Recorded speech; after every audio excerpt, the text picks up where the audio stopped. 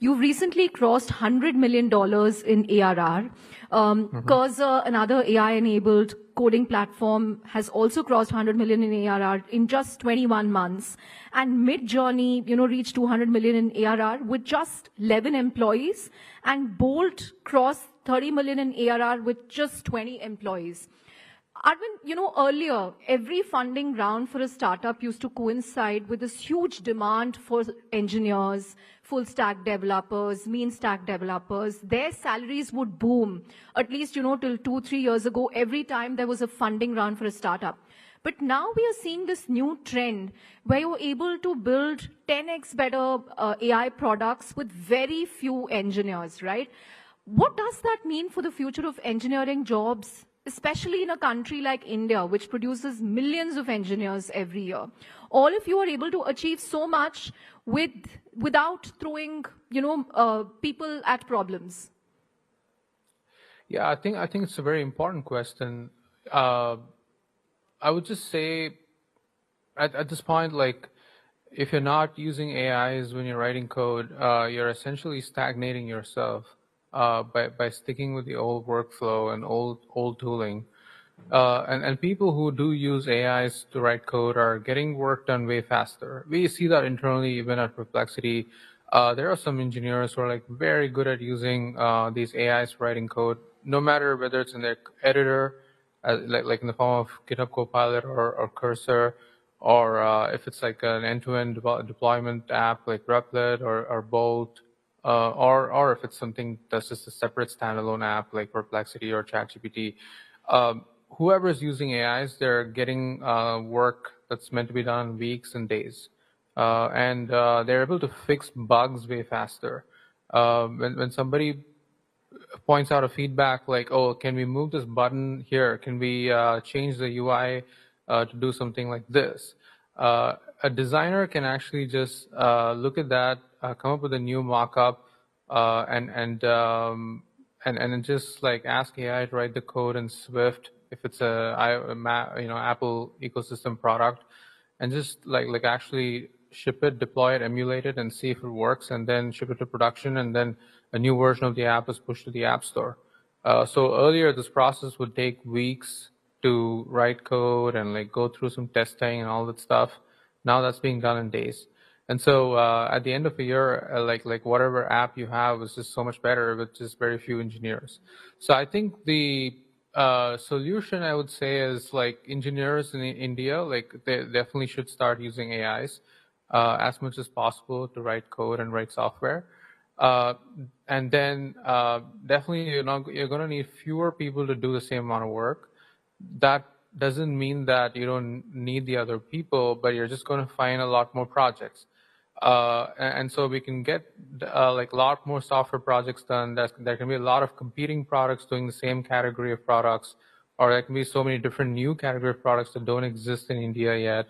And then it could also mean that, like, people with a lot of creative taste no longer need to feel like code monkeys if they want to like just get paid for something, right? They have an AI to do all that for them now, so they can truly be liberated, have all the freedom to go push new ideas into production themselves, own the users, build businesses on their own, potentially get to like $1 million in revenue annual recurring with just like a 1-person company or 2-person company. And that can lead to a completely different kind of economy too, where people publish all these apps that they made for themselves or their friends, and a few others find it interesting and pay for that.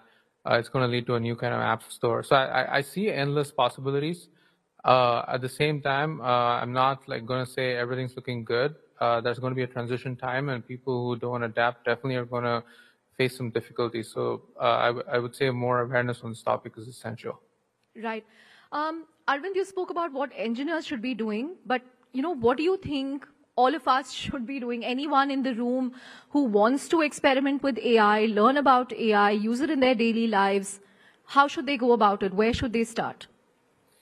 I think you should start literally from everything. And by the way, this applies to me. It doesn't mean people who are running AI companies know how to use AI is better. In fact, like I still check emails in the same kind of way, or I'm still like moving around meetings and calendar appointments in the same kind of ways I used to do before. And now I've been thinking, okay, well, shouldn't you ideally be asking an AI to do these things for you, and preparing ahead of a meeting. Suppose you're going to meet somebody, or like you're going to meet like 5 people in a meeting, um, getting their bios ahead of time. Like you can enter anybody's name on Perplexity now and get a pretty good bio. You can enter 5 people's names together and it'll still do that for you. Automatically annotating your day ahead of time, being even more prepared. Sometimes you're going to a sell call, you're trying to sell your product to somebody. Precisely doing your research on what that person likes to hear, and catering your message according to that. These are kind of things I used to do manually before. I just use AIs for it now. Similarly, like when I'm trying to like ask new questions about a topic I don't understand, whatever is going on in the global economy right now, I'm not that financially or economically literate, so I can learn about a new topic as soon as something happens, without needing access to any expert. And I feel like that's a completely different future we're living in. So this is all like every common day-to-day person, all the research, making sense of the world. Everything can be done with AIs now. And then you can also customize it to your profession if you're a product manager or like a business development professional, coming up with strategies to getting better at one particular task you're doing. A lot of our product managers have to use our products themselves to get a taste for like what to improve there. Consolidating customer support, like all the feedback people give about the product on so many different platforms, and AI can actually read all of that and like triage into the right set of issues based on the frequency of complaints better than a human can today. So you got to take advantage of all these tools. Right. Arvind, we are at the Rising Bharat Forum. We had Prime Minister Modi with us yesterday. He made a very rousing speech. I want to understand about what you think India should do to improve its research prowess in AI. Last week, for instance, we had Commerce Minister Piyush Goyal comparing India with China, where he said, it's very well that we are one of the largest startup ecosystems in the world, but we are building delivery apps, we are building, we are making fancy ice creams and cookies, but where is the hard innovation and hard technology that China has been able to do, whether in semiconductors or EVs? So what would your, reading be? How can we build a Perplexity out of India? I mean, you studied in IIT Madras, you went to Berkeley and then built Perplexity out of the US. It's now going to be valued, I think, at $18 billion on your next funding round. Why can't we build a world-beating product out of India? What will it take? I certainly think we can. And just to comment on the code, I think it's a very positively provocative comment, and generally those comments are meant to instigate, like, okay, let me come and show that I can do it, sort of a reaction. So I hope that's what it leads to.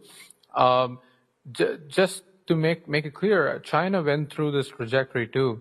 Whatever India is doing right now, of like trying to build clones of apps that already exist, but for the Indian market, China did that for a long time. In fact, there's a whole joke in the TV show Silicon Valley about it, of how like every single startup you just prefix a new to it and then you do it in China. That's how like the new Pied Piper. I think that's essentially what happened for a while there, and they built all that muscle to like ship products pretty quickly and iterate, and and only then they started building new products that did not exist, and captured a global audience beyond the Chinese market, like TikTok, for example, right? And so India can certainly produce its own like TikTok, or which again is not deep tech, but it's still one product that would get the global audience rather than just the Indian audience. It's certainly possible, and I was with in a podcast with Nikhil Kamath. I think he was discussing the same question with me of like, what would it take for India to build an Instagram rival? And I think all these questions should be explored, like that more people should be encouraged to try these ideas. And venture capital scene is very essential. I think VCs in India are still very risk averse.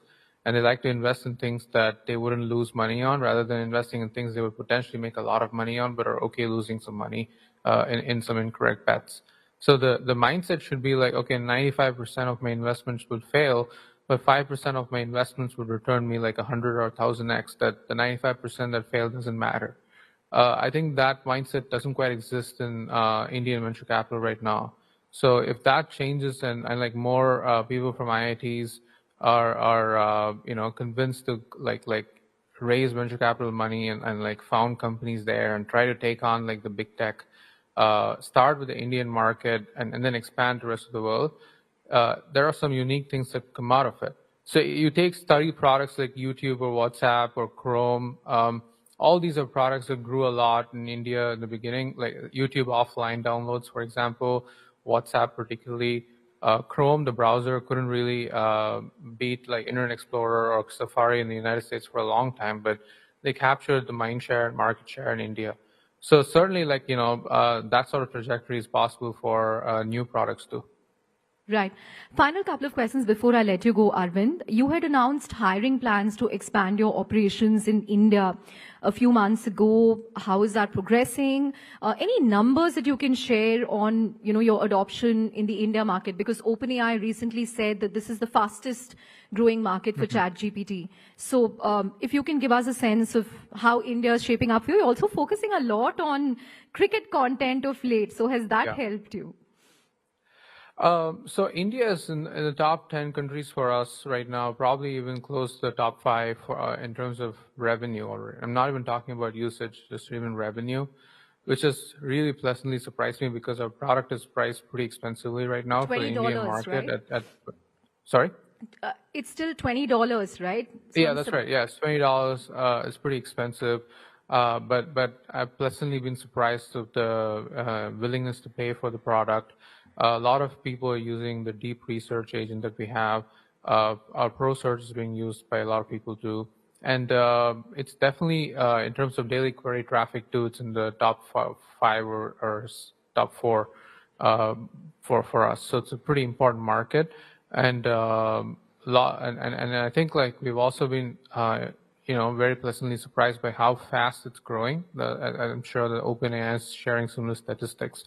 And I did my research on this in terms of enterprise, like knowledge worker adoption. India is quite far ahead of like even countries like the United Kingdom, according to some research that's been done.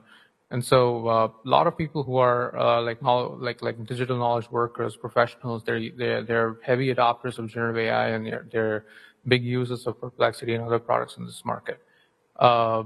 As for our hiring, I think it's honestly gone slower than I would have liked. We haven't actually hired that one person to really grow our business in India yet. We've got tons of applications. I definitely went through some of them, but to be fair, like we couldn't like go through the entire list. It was pretty complicated, and I would have to spend a little more time on this because the expectation was only people with like some amount of experience with like general manager or like business development would apply. But basically, the interest was so big that wide array of people with different set of skills applied, and so many referrals from people I know as well. So it got overwhelming to a point where I decided I would wait for a while and make sense of like what we really need there before expanding. And yes, like focusing on cricket is very important. There are lots of searches on cricket that are already happening on Perplexity, and we want to keep growing that. And we plan to also incorporate other content that's interesting to Indian audience, like entertainment, TV shows, movies, all local results, better support for languages. All these things need to be there for a product to be widely useful to the Indian audience. Right. India-specific pricing coming, Arvind? Yeah. Okay. I don't know the number yet, but we're definitely thinking about it. Yeah. So we can expect a lower number to subscribe to. Yeah, absolutely. Yeah, I think that's the right strategy. Many other consumer subscription apps have done this, like Netflix, Amazon. So definitely that's the way to go. Obviously, our inference is expensive. We don't want to like put a lower tier quality product just for like, saving costs there. So we are trying to figure out a way to like, distill some of the, open source models, make it more efficient, and like what should be in the lower tier plan and what should be in the higher tier plan. Like we're trying to think about it. Right. Last question before I let you go. What's the one piece of advice in the AI industry that you deliberately ignore? I think I can say two things. One is people often want to plan ahead, right? People want to have a strategy and a plan for 1 year or 2 years and stick to it no matter what happens in the world. I think that used to be a fine strategy when the world was moving a lot slower. It doesn't hold true anymore. Like everything changes pretty fast. Whatever you think doesn't work well, and so you kind of build around that. You're just like flummoxed when something happens in like reasoning, for example. So if you assume agents don't work and then agents start working, like what do you do? And similarly, if you assume something's really going to work and speed of progress is like slow there, what do? So you have to be pretty flexible and fast moving. And so I don't actually plan the company for more than 3 months right now. This is not the best way to run any company, but in AI, it happens to be like a perfect strategy for us. The second thing I would say is a lot of people try to work backwards from what the user wants, narrow down the problem into like a very specific set of things, and build for one particular demographic or vertical. It's a very established advice in any kind of company, be it consumer or enterprise. The problem with AI, though, is you're building with a generic piece of technology. It's so hard to bake in custom constraints into it, and the more custom you try to make it, the more it loses its magic of generality, which is what people love about using AIs. And so without actually having an end user or like an end demographic or vertical in mind, it's so hard to actually build anything as a product builder. But you kind of have to figure out the sweet spot of still being useful for a particular set of users, but making the product as general and horizontal as possible. And I think these are the two main reasons I would say a lot of people struggle to build AI native products in companies, but it's absolutely essential. Great. On that note, Arvind, thank you very much for joining us. You can get back to your work, but thank you very, very much for joining us at Rising Bharat. A huge round of applause, everyone, for Arvind Srinivas of Perplexity. Thank you. Thank you so much. Thank you, Arvind.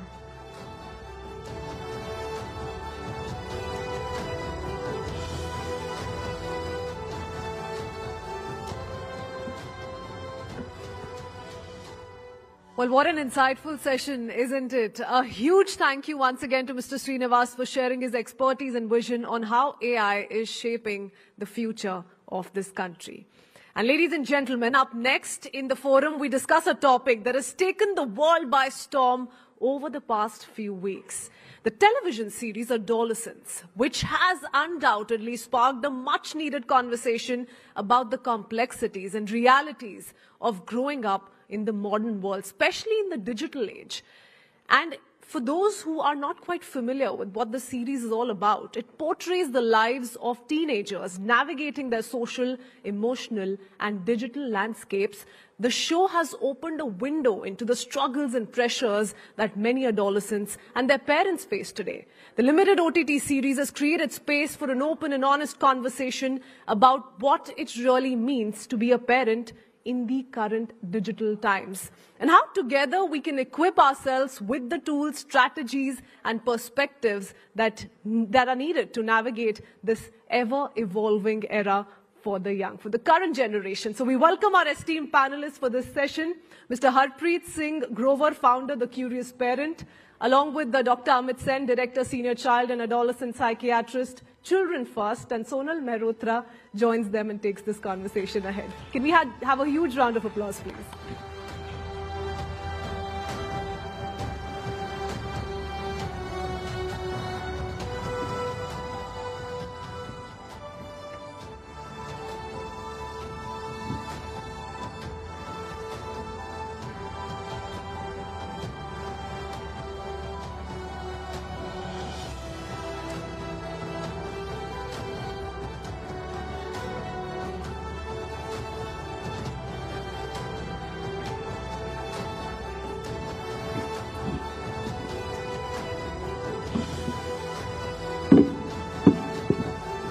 All right then, we are making quite a pivot now.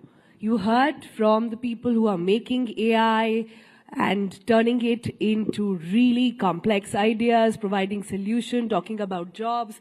But here we are to talk about the flip side. So can I, before I begin, get a quick raise of hands on how many sitting here are actually parents?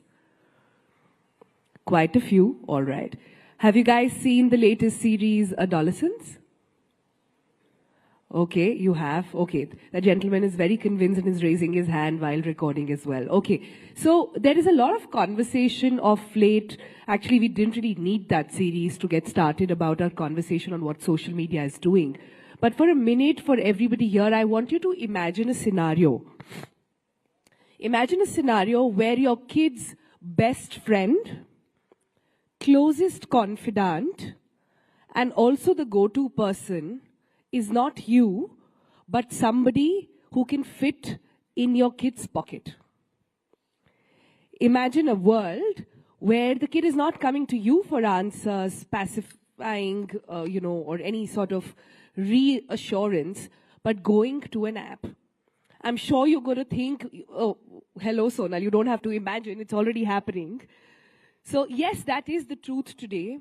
We are in times when an entire generation is growing up along with AI. And neither do they or we, to be honest, understand what it means and what it can do. So over the next couple of minutes, I am joined by these really sweet and really knowledgeable gentlemen who will help us understand a couple of questions. Number one, is social media really the culprit? Number two, is social media parenting our kids? Number three, at what age should you then give your phone to your child? And number five, if your child at home, your kid, boy or a girl, acts out and says, there's peer pressure, what to do? Everybody has a phone, everybody's on WhatsApp, why can't you give it to me? What should you do? All right?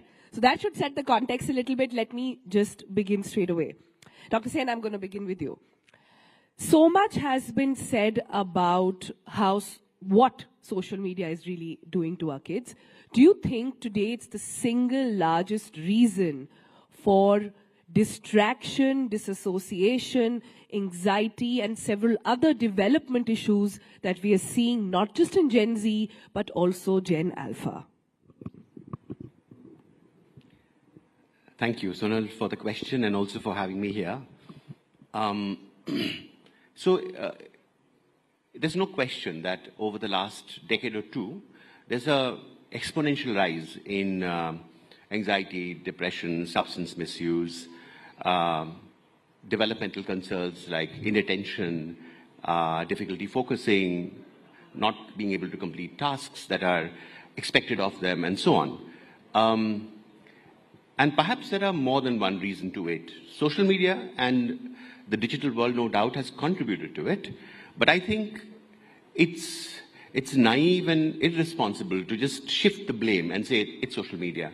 Who has brought social media after all? Who has given the kids all the digital space? Who has created it, right? What kind of control do we have? Yeah, and the other questions that you asked as to what age do we introduce them to it? And also other big questions as to what kind of role as adults do we play in our children's lives? What kind of agency or responsibility that we have over there, right? So to shift the blame and say social media it is, and all the digital gadgets that they have surrounded, they are surrounded with, that I think is a little callous. Okay. I was expecting Dr. Sen to say that and push the needle towards parents, saying, "Aap hi to phone de rahe hain. So, fix yourself. Why are you blaming social media?" I was expecting him to say that. He's done exactly that. But here we have another voice of parents. Harpreet is here. Harpreet, social media is both a device for endless possibilities, but also a Pandora's box of absolute risks. How much of it is actually only the parents' fault? And I want you to be a little kind towards all the parents sitting here in the audience today, who are hardworking parents, who are double income households, where the mother and the father both go to work. Largely, most of the work at home is the add-on that the mother has to do. In that time, to put the blame solely on them, is that really correct? So I would say two things. First, the show is about a 13-year-old who kills a girl, okay? And that is what the show is about and how that has happened. And what struck me about the show was that this entire family seems normal. It's a hard-working father, a mother who really cares. एक बच्चा भी नहीं है, दो बच्चे हैं घर में, so they have the mother is stay at home. Sorry? The mother is stay at home. The mother is stay at home and full-time mom. And she genuinely cares. All of them care. Like the father and the mother, in the end, they're talking and saying, could we have done something different? Like that is their conversation. Like where did we go wrong? And I think, like you said, today we are busy as parents. And this is the story of each and every home, right? And I want to take and like all of us are good parents, but sadly, being good parents, having good intentions about our child is not good enough now. And I want to take a step back to history on why this has happened. If we go about, so human beings are 2 million years old, industrial level, and always babies have grown alongside parents. Look, for these 2 million years old. About 300 years ago, when the Industrial Revolution happened, the first time parents were separated physically from a child's life. So they had to now go to factories and the child had to be sent somewhere. Okay, so the child could no longer be the parent. That is the first thing that happened. Wo bhi theek hai, that was also okay. The second thing that happened was when technology came, parents start to use it. Then we have some time with the child, but we are mentally absent. Yeah, so that was the second blow. And the third blow that happens is when the child also uses the same technology. Now, all of this happens with a tired parent who's going to work to earn enough for the house, for the home, a mother who's also tired. Everything happening with good intentions. So let me go back. This is the first time in history that this is happening. Being a good parent is no longer good enough. One needs to understand a little bit about what constant screen can done to a child. For example, a 2-year-old, when they see screen for too long, they will not learn to speak. They will actually not learn to speak. And a child at the age of, like what happens in the series, can kill somebody just because they are not emotionally regulated and they are not connected to their parents. So, guys, did you notice what happened here? My first question was on, can you blame social media? The answer was no. My second question was, can you blame parents? The answer was again no. What are you guys saying? No, who is to be fixed here? Dr. Sen first, yeah. Can I respond to that? Yeah, so there's social media, there are parents, there's school and education system. There are other things that are happening out in the world which affect children, in the playground, amongst the peer group.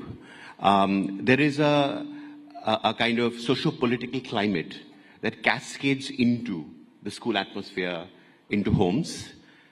So it's not one thing that you can blame.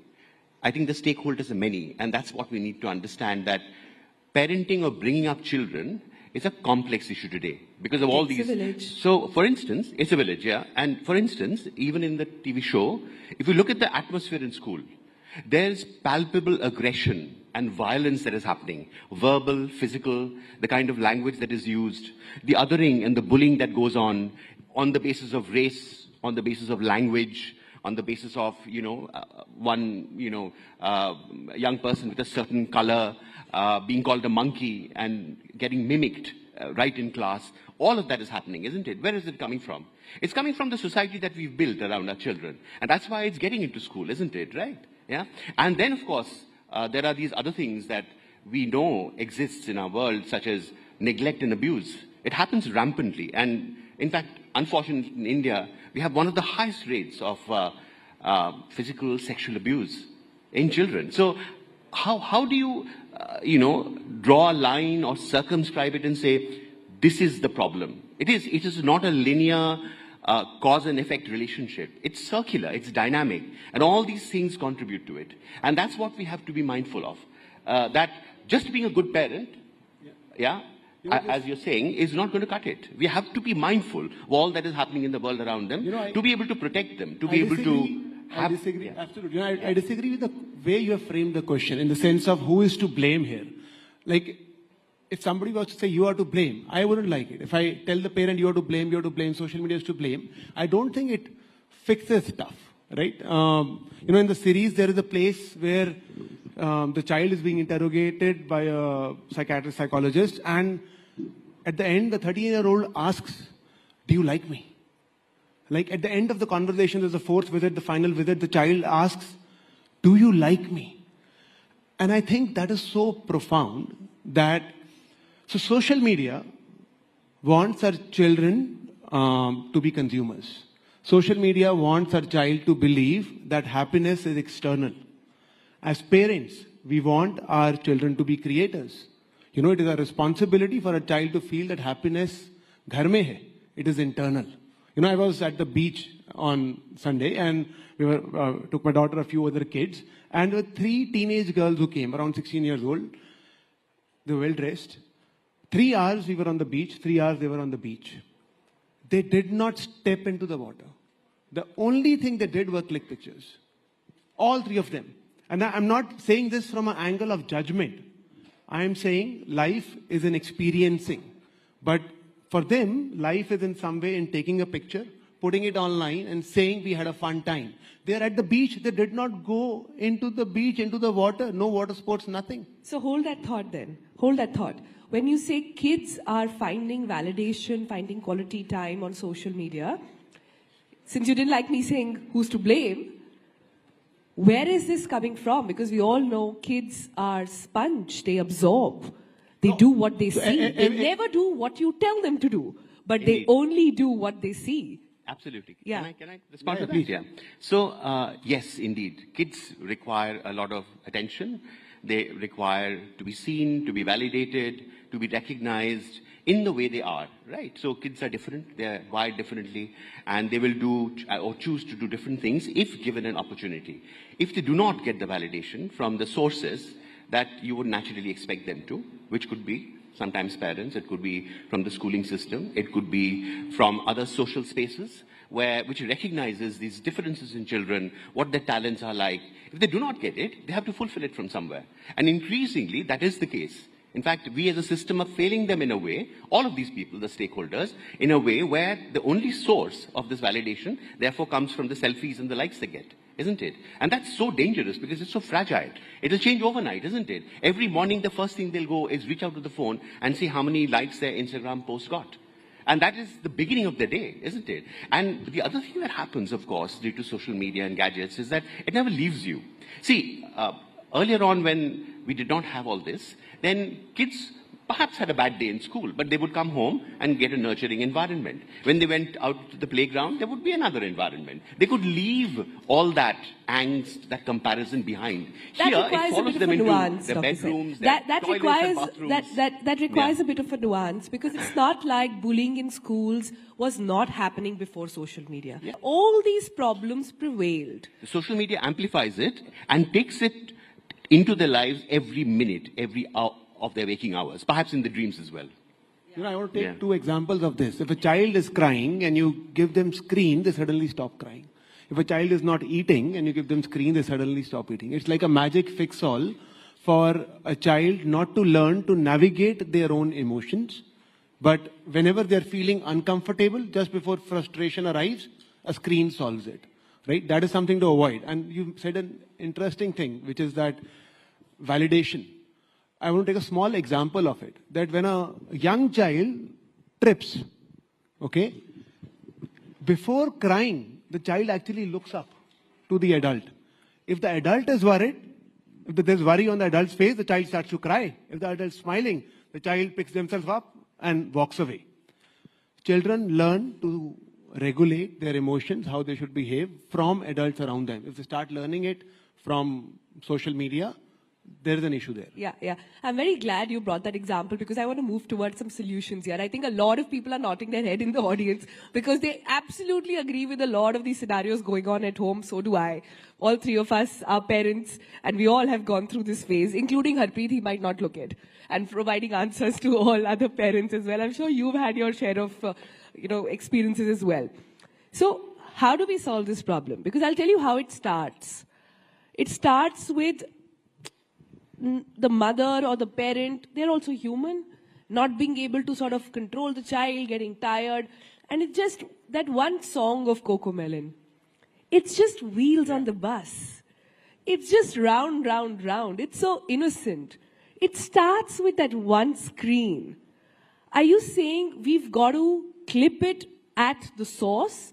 Are you saying we've got to ensure that if we want to safeguard our kids from any kind of social media abuse, distraction, we've got to clip it there and put a deadline? Do what other countries have done. 13 countries I counted yesterday in my research have now said that there will be no social media until 13. Are you saying we've got to cut the umbilical cord right there? Harpreet first and then Doctor. Social media cord, 100%. There is no doubt about that. Till the age of 13, maybe even couple No of... phones. No smartphones Okay, to 13. so I'm saying, I'll tell you. The parent will say, but the school gives homework on phone, right? Or the parent will say, my child goes out. You know, let me take an example. A 13-year-old actually said, my father does not allow me to go to tuitions alone. वो बोलते हैं किसी को साथ में लेके जाओ. And we have always been so worried about the child's physical security but we have forgotten about this mental security about the child, right? So replace the smartphone with a feature phone. Give the child a smartwatch. I'm saying both of these are enough from a safety perspective. Give the child a laptop. Ensure the child understands that their history and etc., all of that are open to you. There is no question of privacy on internet for a 13-year-old or a 12-year-old. There is no such question. For a child to say, this is mine, you cannot see, that doesn't work because their brain is still not developed. Not in India, but clearly in other places. I'm saying so many of Even us are... India. So far. You know, and the last thing I want to say is that it is important to remember that when we give our child a smartphone, we not only give our child access to the world, we give the world access to our child. And who will access our child is something that as parents we should know. And having simple rules in the house can just help everything. Like in our case, screen time, our daughter's 9.5, is on weekends, 1 hour each. That's it. That's the screen time. Okay. I'm saying this also because there are movements now going across the globe on smartphone-free childhood.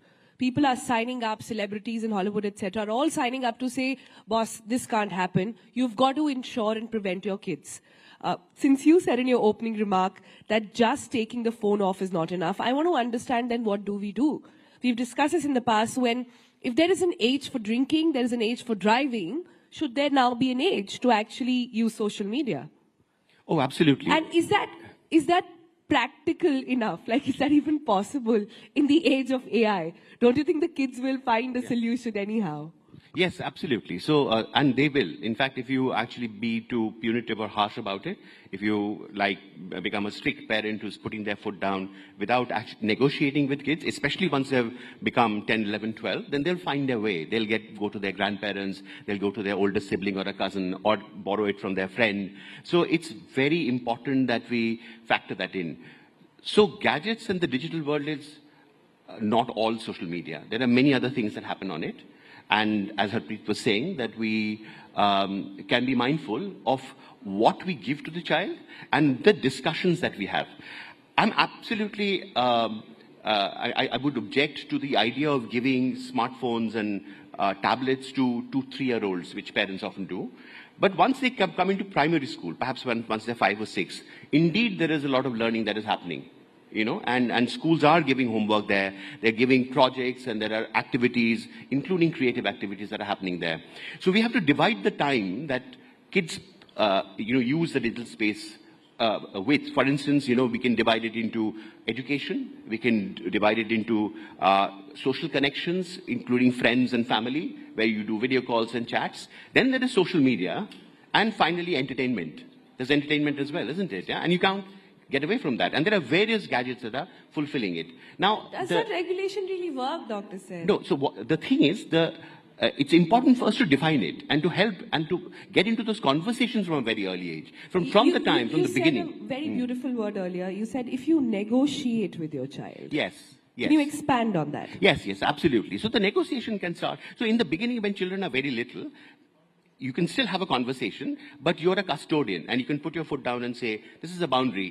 Yeah, like you have half an hour of any gadget in the weekdays and maybe 1 hour in the weekends, and that's that. That's all you'll get, right? But once they begin to get into tweens, as they call it now, and all their peers are doing it, right, and they're watching it, they'll come and fight with you about it, right? That's when the negotiation starts. That's when asking questions about, so what do you think this screen is doing to you? What do you need it for? What are these different categories that you use the screen for? And that's when you can together collaboratively establish boundaries. As children grow up, when they become 13, 14, they will have their say. And it's important to respect it. So as long as we are able to make these decisions through negotiation and collaborative, then chances are that they will not do it behind your back. And if they have indeed crossed the boundary, they might come and tell you. You have to have the relationship first. And in fact, your question was, how do we deal with it? The first thing you deal with is how do you build on your relationship. It keeps changing. It's a very dynamic process. Your relationship with a baby to a toddler to, tweens and then to teenagers is entirely different. And how do you negotiate through that is another big question. Many times I find, if I can just finish with one last thing, many times I've found that parents, when, children become teenagers, say that, oh, ab to bade ho gaye. They'll look after themselves, They have their own world. They have their own friends. And little do they realize that that world is going to completely take over their lives. And parents will have little to contribute then. I loved what you said about negotiating. I find it so beautiful and so hard. So, Harpreet, what's the toolkit? What's the magic mantra here? Like we were discussing earlier, a perfect parent, do they even exist in today's world? And is there a code to achieving that? I know a lot of it is mirroring, and I know a lot of it is what they see in their own surroundings. But when social media, when you think that your child is in your house, under your care, in their room, even then they're not alone now. They are with the gadget. And no matter, like Dr. Sen also said, no matter how hard you try, they will find a way. So what do we do? What is the way out here? Can I take an example? Can I read out something? Is that okay? I'll read out a little bit few lines. But I'm saying I met a husband and wife with a 15-year-old, and we were sitting on the grass, and I meet less parents generally, but they had requested, and we met. And they said, our daughter is completely into her smartphone. She keeps ordering stuff from Amazon and keeps taking pictures and putting them online. We are worried that she's not serious about her 10th exams. What do we do? And very intense about it. And so I asked that, आपने नहीं पूछा कि आप कितना time spend करते हैं social media? I think it is okay for adults to see smartphones. I genuinely feel it is okay. Our brain is developed. We can self-regulate. I don't think I think when a child says, आप देख रहे हो मैं क्यों नहीं देख सकता, I don't think that's a valid question. I would say to the child, आपकी height बड़ी नहीं हो रही है, आपकी height बड़ी हो रही है, मेरी नहीं हो रही है. So I can see because my brain is developed, your brain is still developing, you can't see. Like I have no shame in saying it. You can see only for 30 minutes, I can see for 4 hours. That is how it is. And I think that we don't need to be apologetic to our children for it. So I asked this 15-year-old that, do you see phone for so long? Is it hard for you to resist? She said, yes. And so I told the family that you are such a wonderful family, that your child has actually come with you, is sitting with you, is agreeing with this, what this is happening. So, you have a connection that is very apparent. And I think that is the magic thing, that your child is more, even though child is not able to resist the phone, they have more connection with the parent than with the mobile. And when I saw Adolescence, the series, at the end of it, I wrote something. Please. And it was that what I wrote was lessons from adolescence. And I said that I will not let my child below the age of 16 have access to social media. I will replace my child's smartphone with a feature phone, with a smartwatch, with a laptop. I will not be bullied by my own guilt when my child says everyone has it. I will not think to myself, oh, I am giving it for studying. If my child feels left out of groups because he is unable to chat with his friend after school, I will explain to my child why that is okay. If my child is quiet, I will not think of that as okay. I will not think kids nowadays are like that only. I will find time for my child, time to connect, time to chat. I will not work with my imaginary child. I don't want a child who's good at what I want them to be good at, like boxing, football. I will see what my child enjoys doing. I will see my real child, not my imaginary child. I am responsible for my child. I love my child. Beautiful, beautiful. Huge round of applause, please. Harpreet, that is very, very thoughtful. Very, very nicely said. I have to wrap up, but not before asking this last question. To be a more present parent today requires work. It requires work. It requires a lot of work. It requires building up a lot of other skills as well. What my worry is that in order to do that, more and more women will have to take the lead, and more women will then lead to outside of the workforce. Is the key here then to try and not just talk about parenting, but try and talk about fatherhood first? Yes, and why is it that the women have to take the time off? Not at all. It's a responsibility of both the parents. And I can say that, vouch for it from my own experience, that I think that both of us, me and my wife, have been working parents all through. And we have, given our capabilities, our interests, the connect that we share with our child, we have divided responsibility. And it is an equal duty and responsibility of both parents to find the mind space, to find the resources within and in their immediate vicinity to be able to give to their child. And it definitely takes work. It has to have investment of your energy, of your mind, and other resources that you have. And you have to prioritize parenting as one of the top things that you do. Indeed, in my opinion, if you are engaged with your children as they grow, you grow as parents, as human beings. And that is the most wonderful thing, actually. It's challenging. And of course, I'll wait to hear from you, Harpreet, as your kid becomes a teenager, and how many of these plans work, because sometimes they don't. And you have to work on, you have to constantly think on your feet. And that is what challenges you as a human being, Yeah. And you're constantly growing. You're constantly confronting the realities in the world. But one of the things that you said really touched me was seeing your child as who they are. Understand that every child is wired differently, and my child is also different, unique, and we'll welcome and accept them just the way they are. I think these are complex questions with very nuanced answers. And like I said, a perfect parent does not exist, but the journey towards reaching that is somewhat beautiful. Thank you both for joining us. I'm very glad we could have this chat as we're talking about youthful aspirations right here on Rising Bharat. Thank you both. Thank you so much. Harpreet and Dr. Amit Sen, please, ladies and gentlemen. Thank you. Thank you. Thank you very much.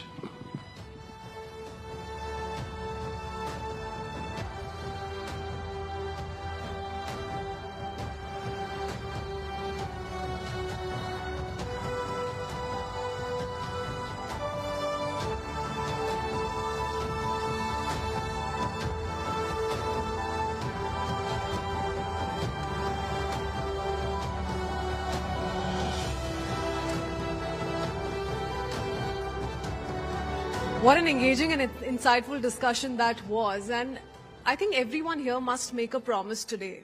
Parents, future parents, to take all of these lessons back home and continue to have these open discussions in our homes, communities, and beyond. A special thank you once again to our speakers for sharing their expertise and for bringing with them all those thoughtful insights.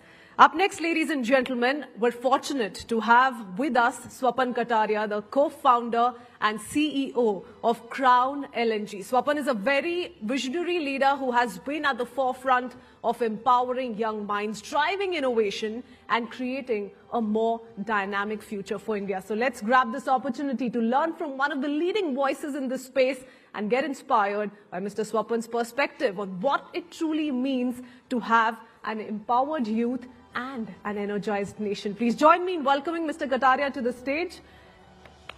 I would also like to call on stage Palki Sharma, who will be taking this conversation forward.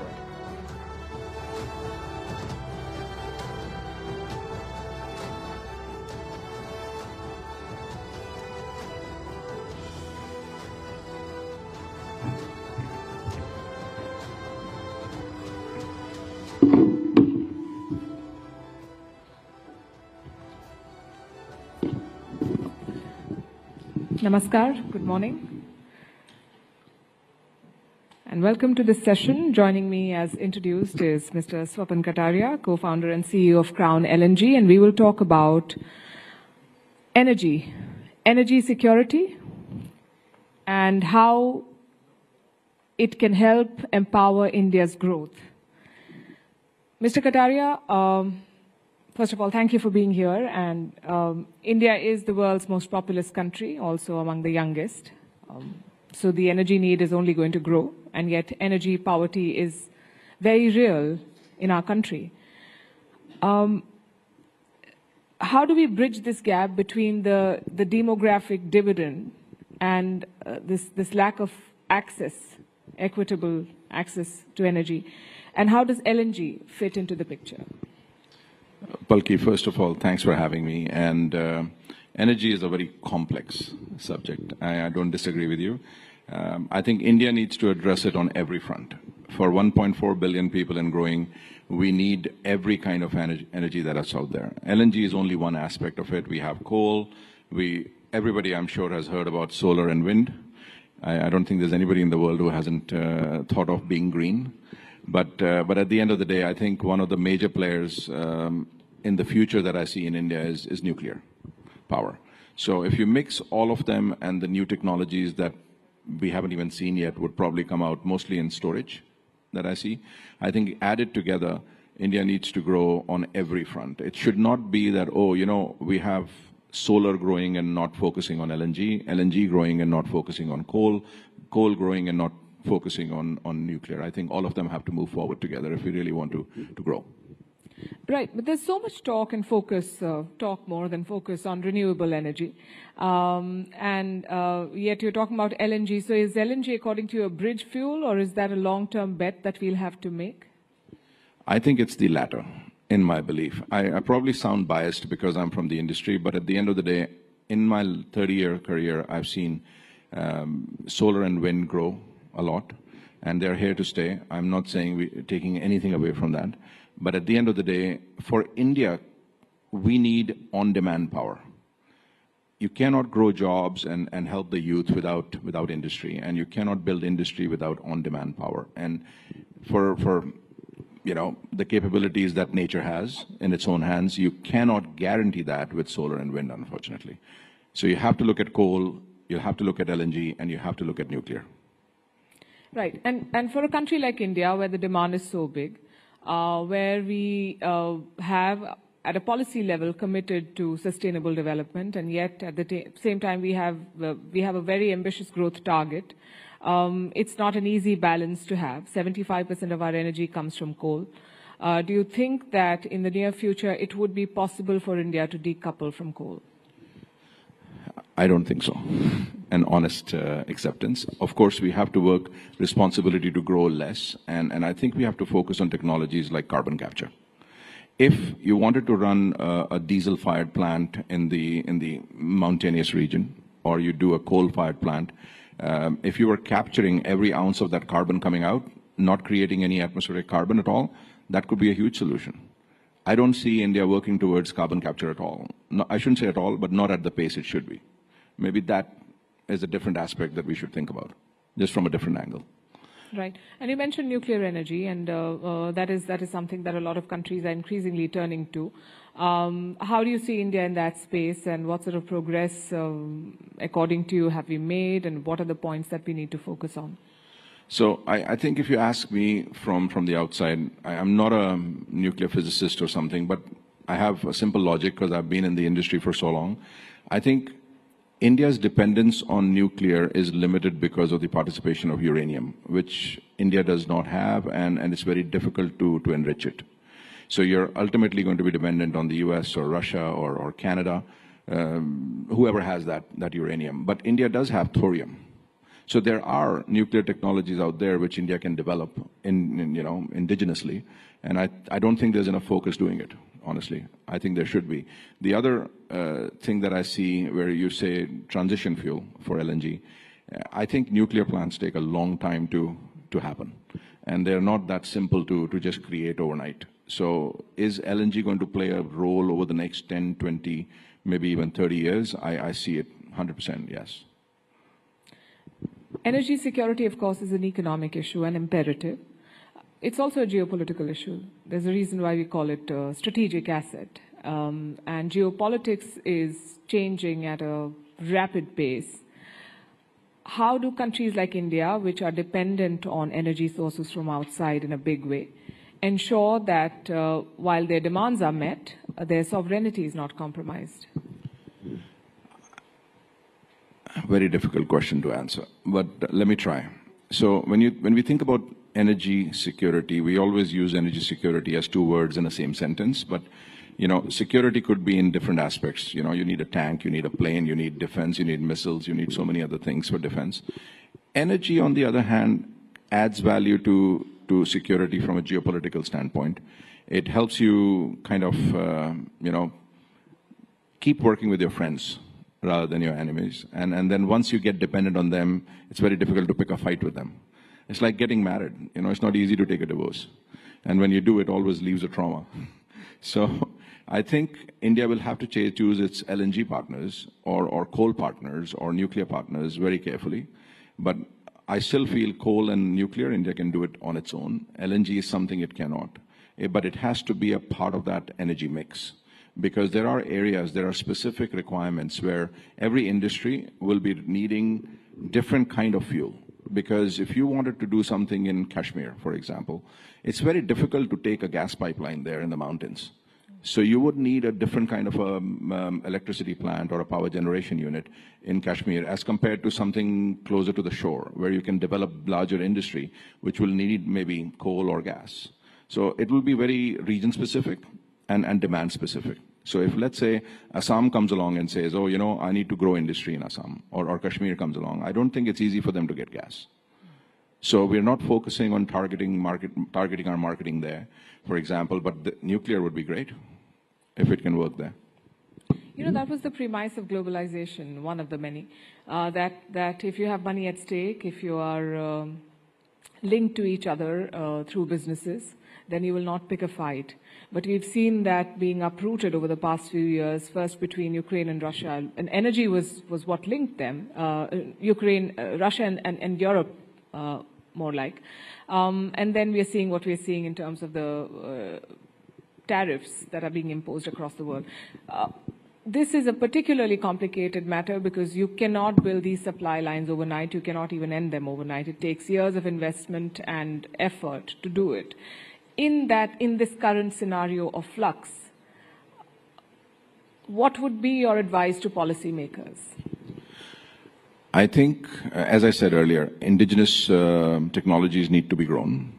Like even for us, if we're in the LNG business and we operate in various countries in Asia, in Africa, in South America, and Europe, and we see that India is not doing enough to grow its own technology. So if I had to make a plant, I need a compressor, I need a power plant, I need some special alloys which can take minus 165 degrees of liquid, which is LNG.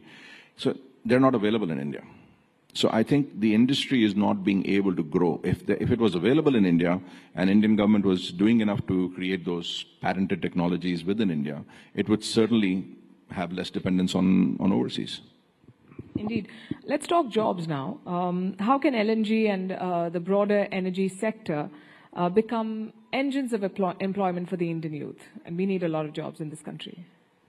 Actually, it just baffles my mind. Most of the kids that I meet, they want to go into IT. They want to move their keyboards. And the real jobs are in the energy sector, in the oil and gas sector. People don't find that working for an oil and gas company maybe is that, glamorous. I think that the mindset has to change. Even if you look at most of the colleges and universities, they have petroleum courses, very limited universities have them. I think that skill set development has to be there because, we are having, power plants which don't have skill set available for people to run it today because there are not that many youngsters going into that field. So I don't think the government can do it alone though. I think the private sector and the government have to work together to get that skill set up. And I think there are tons of jobs. This is one of the biggest booming sectors for jobs, and the young people should be training themselves into nuclear, into gas, into coal, into power sector, into ancillary industries which can operate on these, related to these energy industries. Is that a conversation that you've initiated as a leader in this space? Because from what I understand, the current government has put a lot of focus on skill development. We've had a ministry in place for more than a decade now, and you think that there's a skill gap to engage the Indian youth in the energy sector. Is that a conversation that's even happening? We are trying to rock the boat wherever we can. I don't think we get too many responses, but if we, shake 10 trees, we might be seeing maybe 1 or 2 of them move. But I think 9 of them should be moving, actually. I agree.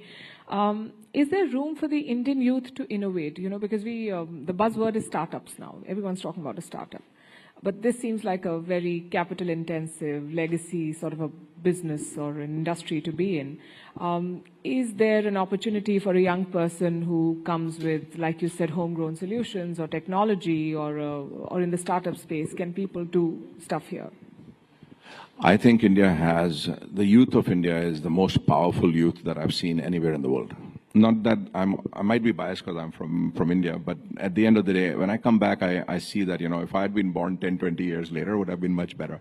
Because you get an ecosystem of so much energy in people and in kids these days. And I think they don't have that support mechanism which they need to grow. Because it's easy to say that there is a startup community in India, but it has to be nurtured. Right? Not just nurtured by helping them get orders, getting them also trade finance. And I think one of the biggest missing pieces that I see between startup and realization into commercial activities is the capital aspect of it. And I don't think there's enough capital being spent. There are few people that I've seen in the private sector doing whatever they can in their own world, but I don't think that's enough. I think there has to be a centered focus on startups from the government where, let's say, if I were to be an investment office, for example, give me a tax rebate. I'll invest it in there. So I don't know if there's enough being done to nurture those startups. Yes, they're being given a huge promise that, okay, do it, you get a 5-year tax rebate. But I don't think after that there's anybody hand-holding them to make them into an industry. So you're saying we need more mentorship and we need more incentives, of course, but more mentorship. 100%. Right. When we talk about infrastructure or policy making, one of the challenges that we see in countries like India is the urban-rural divide, and that applies to energy as well. Energy access. We are heading into a summer that looks, by all indications, is going to be a punishing summer. How do we bridge this divide in the energy space? I think the only way to bridge it is having better planning. This summer is not happening this year alone, Palki. It's been happening for years. And the bureaucracy is still thinking, we can't move this because that has not happened and that cannot happen because this guy didn't say anything. We have to give up those excuses and just take a call. And somebody up there has to put its foot down and say, okay, enough is enough. We've looked at this for 10 regular years. The summer's growing.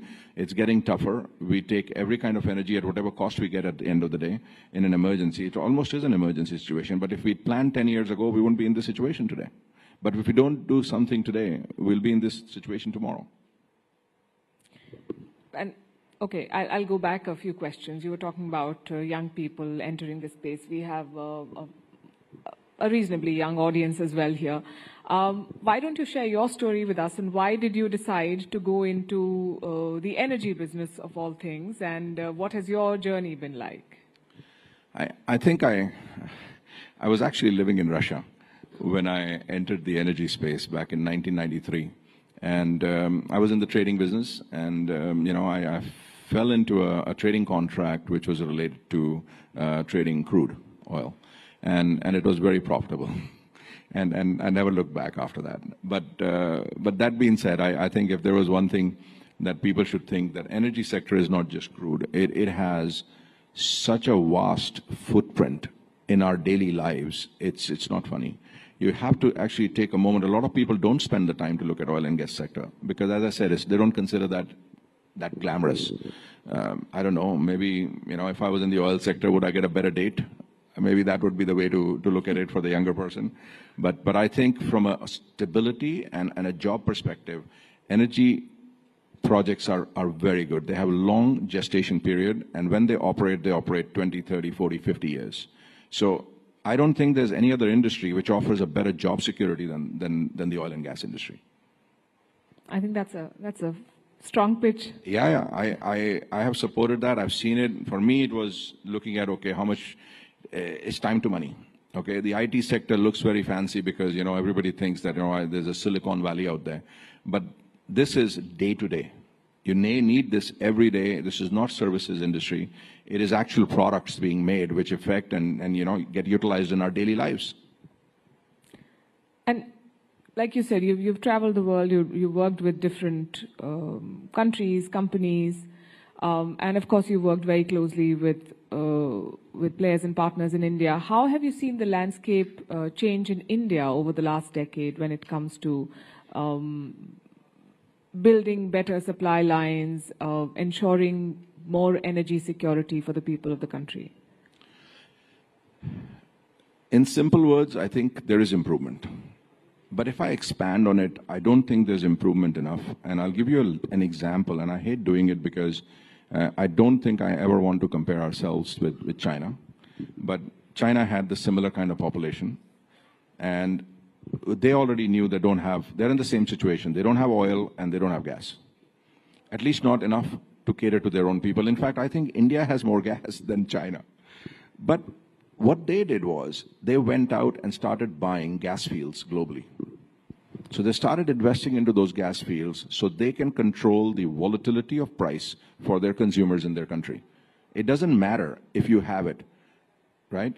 So when I was brought up with only a little bit of thinking from my father. It doesn't matter if you have it today or not. What did you do today to have it tomorrow? So I don't think we're doing enough today to have it tomorrow either. That's my biggest worry from my perspective. Even now? Even now. I think we are trying to do contracts for buying. We are trying to discuss long-term contracts with countries which have it. We are trying to do very good diplomatic relationships with those countries. I don't think we're investing enough. We should not be giving our product requirements into the hands of other people. We should go and buy it ourselves. We should control the value chain. We're not doing enough to control the value chain. We've set ourselves a target to become an energy secure country by 2047 as part of our larger Viksit Bharat dream. Do you think we'll get there? Is that a very tall target to have set? So I think I'll be blunt about that as well. Doing what we are doing now, we won't get there. But given the time frame between now and 2047, we have the ability to do it. But the steps have to be taken now. So you're saying that the gap is at the policy level? That's what I see. Right. I hope the policymakers pay heed to advice from you and others like you. I was reading about what you've said in the past, and I understand that you've been a big champion of artificial intelligence in the energy space. How do the two sort of come together? Actually, they came together because of the demand in electricity, and ultimately the gas fills that electricity requirement. So we started, because we had access to, or we have access. So when you look at India and you want to bring LNG into the country, you have to go through a very rigorous process which has been put together by the Indian government to actually go and enlist and get approved for a license to import product into India. So at the moment, Crown LNG is establishing a project in Kakinada in Andhra Pradesh, which is 7.2 million tons per annum, and which is approximately 10 to 11% of India's total import licenses available today. So when the larger, hyperscalers, they wanted to put these things here, they approached us and said, hey, we need access to on-demand power. We cannot survive on solar and wind, because what if there's no electricity? Then it's not like we cannot operate our data center. So that is how we started our first conversations with them, and we realized that how important on-demand power is. And it's not just about running a data center. Then we started getting into complexities that does your data center have double redundancy, a triple redundancy, or a quadruple redundancy? So now, not only that, if you need a 200 megawatts power plant, for example, they want you to build 600 or 800 megawatts of power for it. They'll use only 200, but the other one should be standby. If the one, conks off, the second one starts working. So when you start thinking of that much of built-in optionality, you start thinking about that kind of a cost infrastructure. We felt that it's something which we can certainly support. And that's what got us into the AI. That's very interesting, actually. And the way you put it, one would have thought that that's common sense and most people would do it, but I'm surprised that it's not happening. I thought the same before I got into it. Right. Swapan Kataria, thank you very much for your insights and for your policy prescriptions that we hope reach the right people and trigger the changes that need to be made. Well, I'm always here to help if they need me. Thank you very much, and thank you for being such a fabulous audience. Thank you, everybody, for listening.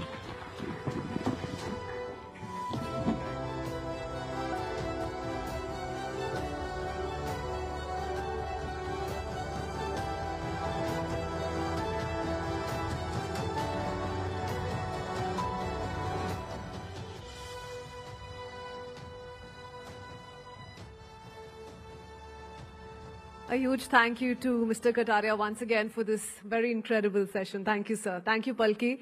And to all of you for being such an engaged audience as we continue to build an environment where our youth are not only inspired but given the tools and the opportunities to make a lasting impact.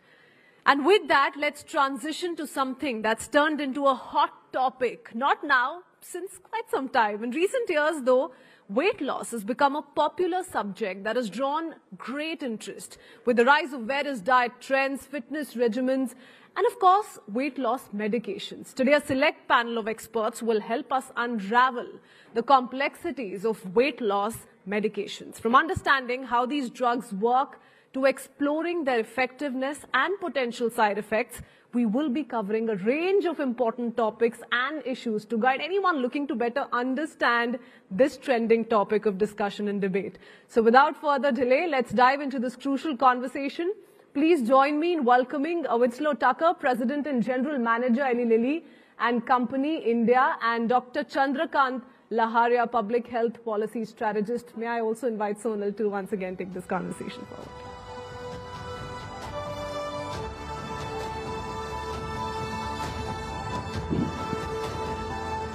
All right, almost good afternoon there, and we are back this time with another fascinating chat. I think if there's one thing that connects us all in this room, no matter your age, no matter your gender, no matter your nationality, is our health. And it is so important to sort of address that at the Rising Bharat Summit here, where we're talking about youthful aspirations. I'm so thrilled to have our panelists here with us on stage who've taken out the time to discuss about this topic, which a lot of people are talking about, but very few know about. There is a lot of information, not so much that is true. So over the next few minutes, the idea is to decode the science behind weight loss drugs. The idea is also to understand who is it for. And the idea is also to get a better grip on how to approach this as a society, as a nation. So let me take the first question to Dr. Laharia then. Dr. Laharia, we are the obesity capital in so many ways.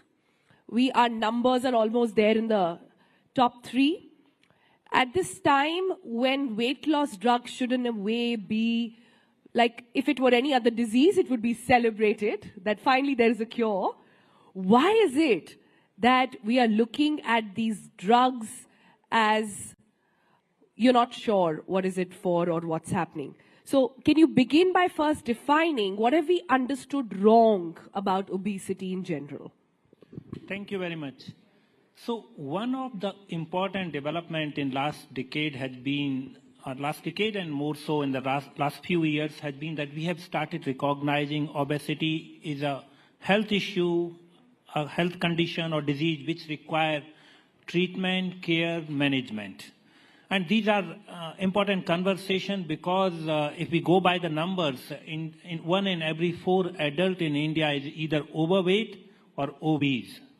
And there are other ways to look at it. For example, if we talk about generalized obesity, that is 1 in every 4 adults, but abdominal obesity, which is an important risk factor and parameter to measure obesity, is 1 in every 3rd adult. And another approach to look at it, which has implications in terms of heart disease and other, is dyslipidemia. So the level of cholesterol and lipids are deranged in 1 in every 5 adults. So these numbers are worrying, and they all come from extra fat in the body. So first point, if we talk about the important part is that we have lately started recognizing that obesity is something which requires care. But if Dr. Laheria, you could tell us the difference between being fat and being obese. Well, that's a very interesting point, and that's why I gave a longish introduction. So the point is that there are a range of definitions for obesity, and for long, the approach which was used as a body mass index. So WHO said that more than 25 is overweight, more than 30 of body mass index is obesity. But over a period of time, this definition has changed, and they are contextual also. For example, Asian Indians, there is a concept called thin fat Indian, which means for the same body mass level as of European, Indians and Asian population has a higher body fat. And the composition of body fat is a major factor. So the definition keeps changing. For India, the definition was always lower, BMI.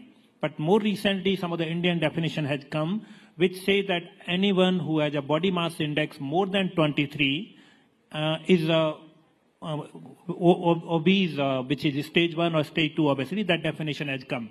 But I want to delve briefly into this. There are new other parameters to look at obesity. For example, your waist circumference. For the male, it should not be more than 90 centimeter. For female, it should not be more than 80 centimeter. There are other approach to waist circumference to height ratio.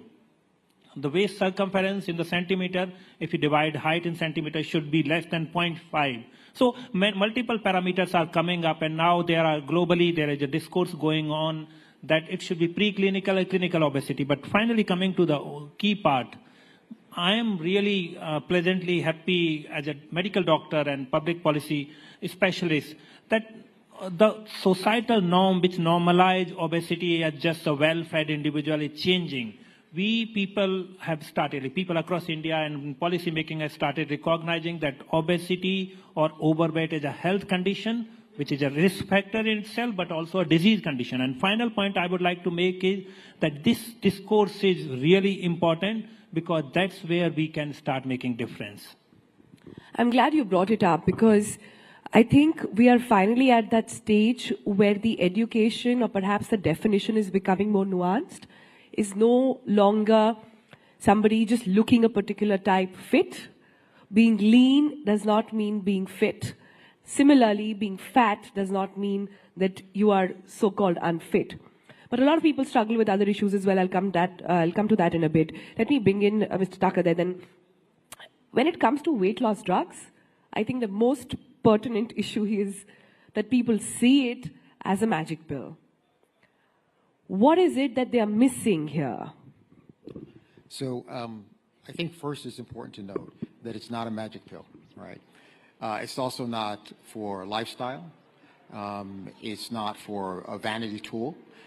These are medications that are approved for use with a prescription, and therefore a chronic disease, which is obesity, right? We had a definition of obesity, and I think it's important to note that when someone is overweight or obese, their body is set a new level of weight. And we call that like a set point. And so the body wants to maintain that set point. And when we think about these medications, they operate on two different levels, right? They target incretin hormones, and there are two, GLP-1 and GIP. And so they either target those individually or both at the same time. And what they do is they work on a brain level to regulate appetite, regulate hormones, regulate metabolism.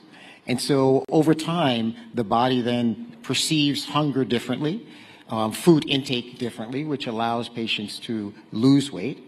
But importantly, over time, it also resets that weight set point. so that the body's not working against the patient and that they can actually maintain long-term weight reduction. Now, it's also important to note that they also impact glucose control, which is sometimes dysregulated in patients who have obesity. And so there are metabolic benefits as well that go beyond just weight loss. And so, once again, they are prescription products that work best when they are used with lifestyle changes as well as under medical supervision. And they need to be tailored for the individual patient. But once again, not a magic pill, but part of a comprehensive weight management program. A comprehensive weight management program. Dr. Laharia, then I want to understand from you, then who is it for? The question I think in the audience is going to be, can everybody take it? Can only diabetics take it? How does it work? Well, I would go overall holistic approach for weight management. And let's understand, let's put some human face to it.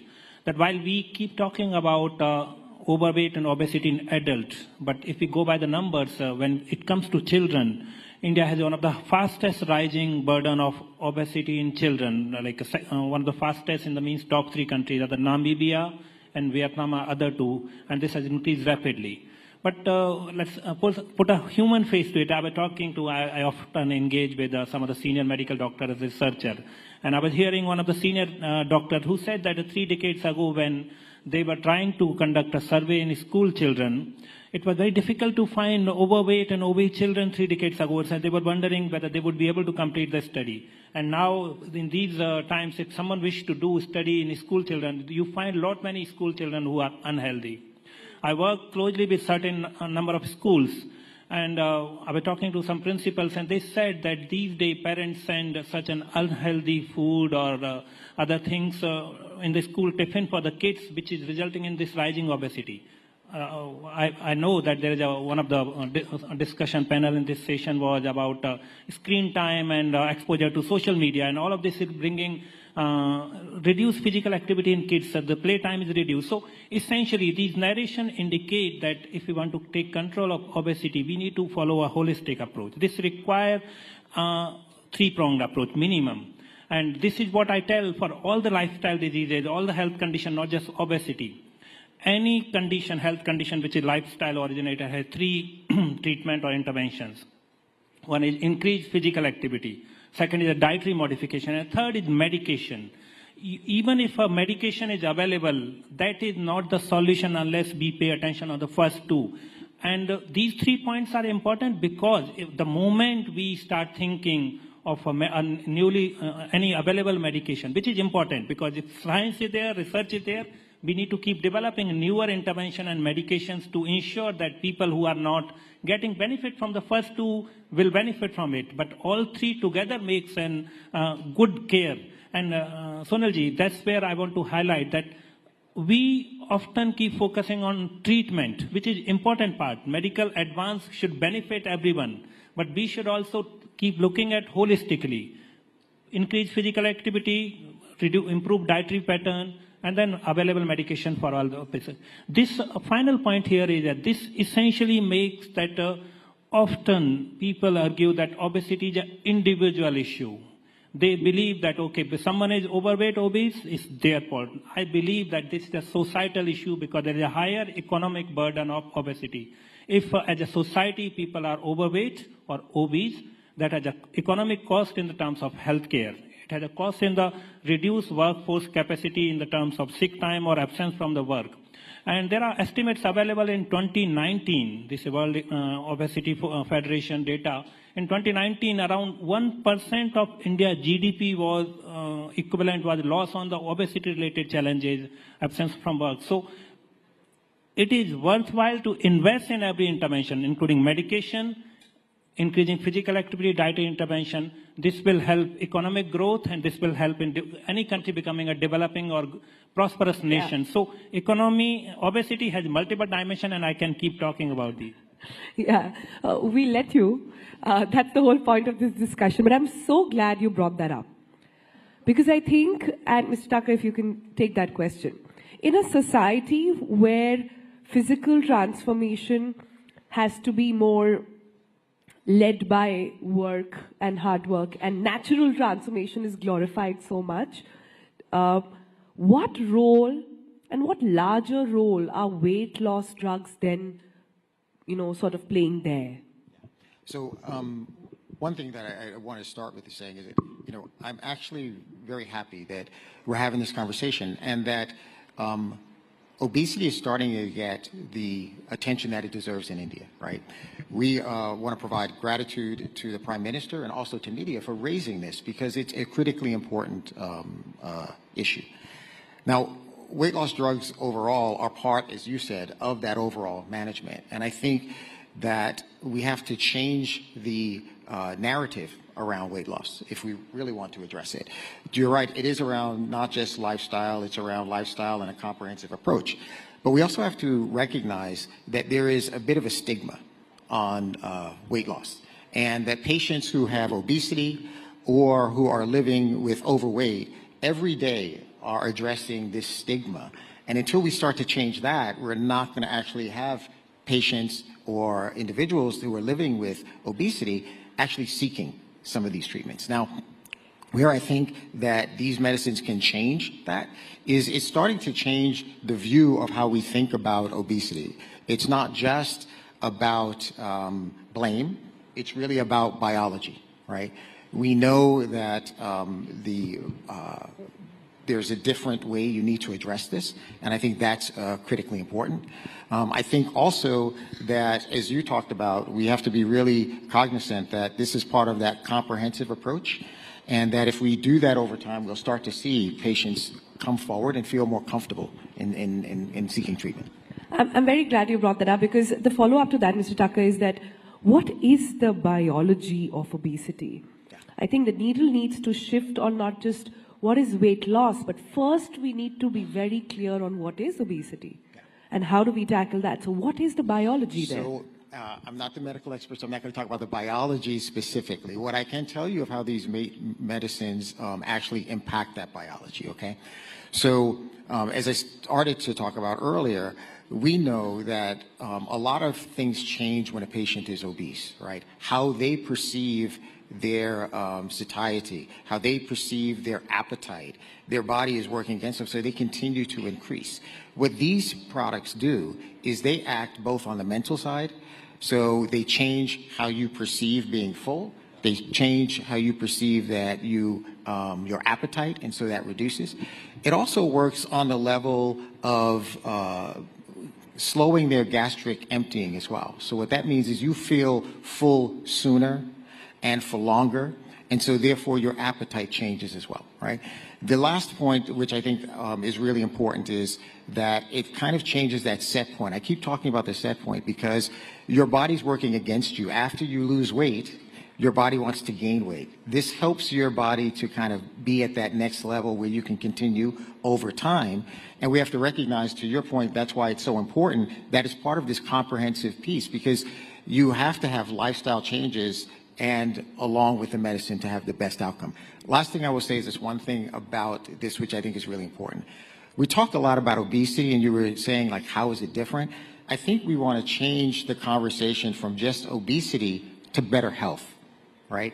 Because ultimately, these products will help patients to not progress to some of those long-term complications like diabetes, cardiovascular disease, dyslipidemia, that really impact their overall health and cost to the system. And so I think if we start to change that stigma, we can actually have a broader I think that's impact. very important, and I'm glad you brought it up. But just to expand on that, and if Dr. Lahiriya can also come in on this biology of obesity and how it works here, because a lot of people still feel that, oh, just take these injections and that's it. That's all you got to do. I don't need to hit the gym. I don't need to put in that extra hours. It'll control my appetite, and that's that. Can you sort of drop some truth bombs there? See, across the world, and most of the guidelines from Endocrinology Society, other society, categorically say that the first line of management is a dietary modification and lifestyle changes, increased physical activity. And one of the component in that is anti-obesity medication. So these are definitely entire gamut of things, but not the first line. That's part one. Second part is that these are prescription-only medicines which are provided by a medical doctor based upon individual case-to-case discussion with the patient.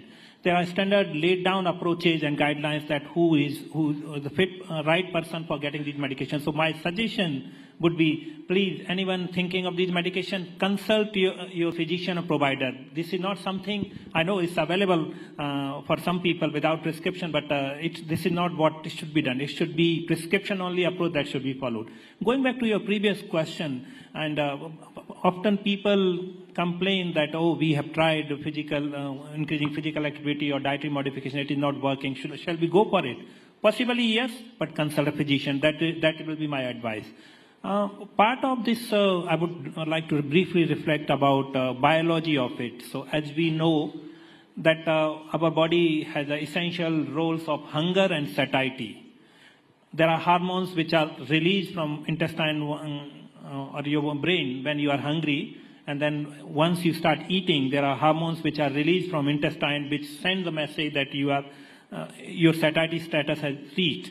But what has happened, and some of this is genetic and biological, but what has happened in today's lifestyle, when you eat very fast, so there is not enough time in your intestine and brain to register that message that you have eaten this much, and then you keep eating. So changing in the lifestyle is one of the factors. Of course, there are people, for example, I would say that there are people who have tried all of these things. There are some excess weight, like BMI, certain BMI threshold which is crossed. For them, if a prescriber suggests, and these are the medications which can wonder, and we know that we now have medications which can reduce 15 to 20% of the weight over a period of 3 to 6 months. But I'm again warning that this is something that doctor-based, prescription-based approach which need to be followed. And even if you are being prescribed medications, there is definitely a role of lifestyle modification, physical activity, and other aspects. But let's look at the other side of the spectrum then. And I want to understand the struggle. So many people I know today are struggling to shed weight. So many people I know today are trying everything. They lose weight, but then it comes back. How should they be approaching this? Dr. Lahiriya, to you first. This would be, again, an individual one-to-one question, but often... I say this, you know why? Just to sort of build in a context here. Because we as a society shame people who don't look a particular way. We as a society want that perfect Instagram filtered face and body. So how are we to approach that problem? So I'm going to talk about some certain approaches to, for example, when we talk about a medical provider about improving dietary habits. Essentially for me, when I talk to my patients, I say that diet has a 3 component. One is a quantity. If you are overweight, obese, definitely you are taking more calories than you need. So reduce the quantity of that meal. That's a part 1 of the meal, and that's often people discuss. But then second component of that is a quality of the meal. If you are taking high sugars, packaged food, ultra-processed food, that's a problematic. And if you have extra oil and fat, that is problematic. So you need to alter quality of the meal, which essentially means reduce fat, reduce carbohydrate, and increase protein. So first part was reduce quantity, second is improve quality of a meal. Third is the sequencing of meal also, the way you eat, how quickly and how slowly you eat. So I just gave you an example of that, how the same meal or same approach which they are following, but bringing the nuance to it. Another approach to it is, for example, there are many patients who are overweight and obese. Definitely, in very likelihood, they would have a fatty liver. Now, what people do not understand that why fat is a problem. I tell them, and this is the unscientific reason, that anything which should not be somewhere, if it's there, it is problematic. So when your body has extra fat, it gets deposited in liver, viscera, other organs, and other places. And since it should not be, for example, it should not be in the liver, and it is a fat there, then your liver starts recognizing that's a foreign antigen. So it starts inflammation. And inflammation means your immune system gets activated, your antibodies start forming, and this results in damage to that organ. So obesity or overweight is an inflammatory condition which activates immune system, which makes you prone to multiple diseases. And that's why one of the recent Lancet paper on endocrinology and metabolism had talked about that obesity or overweight can essentially affect all the organs. But I bring you a good part of this thing. Whatever mechanism you follow, anti-obesity medication, physical activity, lifestyle, or dietary modification. If anyone, no matter what is the weight of that person, if that person can reduce 7 to 10%, let's not go to 10%. If 7% weight reduction, the first place where fat is deposited liver, first place from where the fat will disappear is liver. And you will control many other conditions.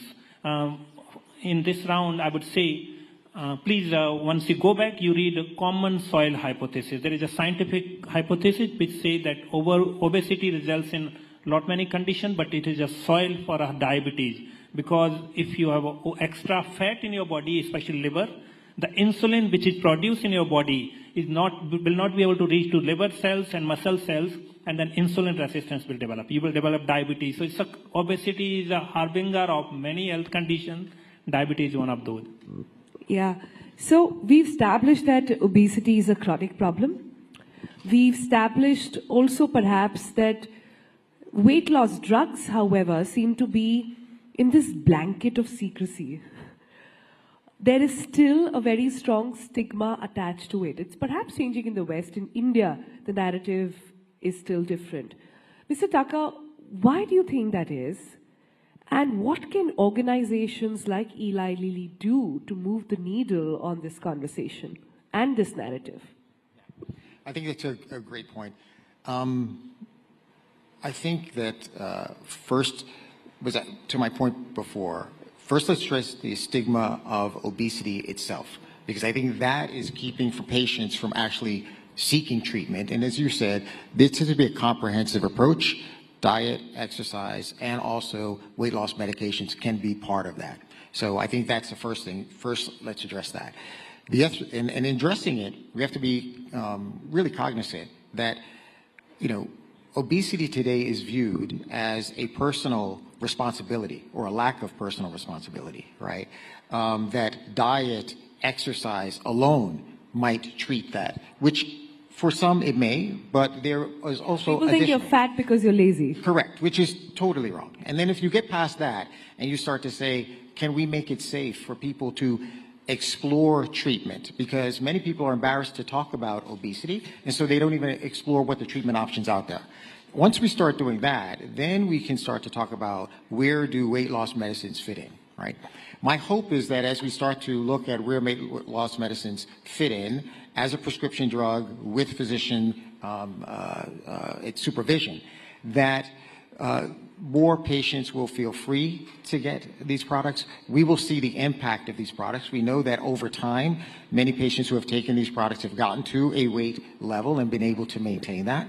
There are obviously side effects that we have to be cognizant of, but that will allow people to figure out where these can fit in and how they can help impact overall health of patients as well. Right. So as we come towards the end of this session, I also want to address some misconceptions. Sure. And I'll go to Dr. Laheria first and Ms. Tucker right after. Dr. Laheria, what are some of the misconceptions, if you were to state? You can give me your top 3 on weight loss drugs. What is the misconception of weight loss drug? Yeah. I think one of the misconceptions is that weight loss drugs are magic remedies.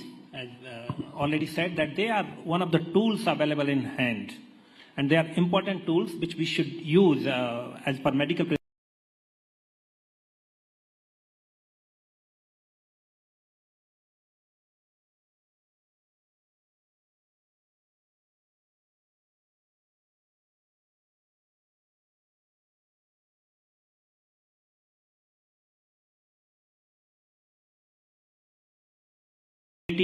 Society and government responsibility. Everyone need to play a role in this approach. For example, if someone advised that you do physical activity, but that requires school should have a playground, that requires city should have a space for bike ride and other things. So it requires intervention in multiple levels. I think I've done 3. Yeah. Your top 3. I think the first one would be that there's a myth that weight loss is due to not would say personal responsibility as much.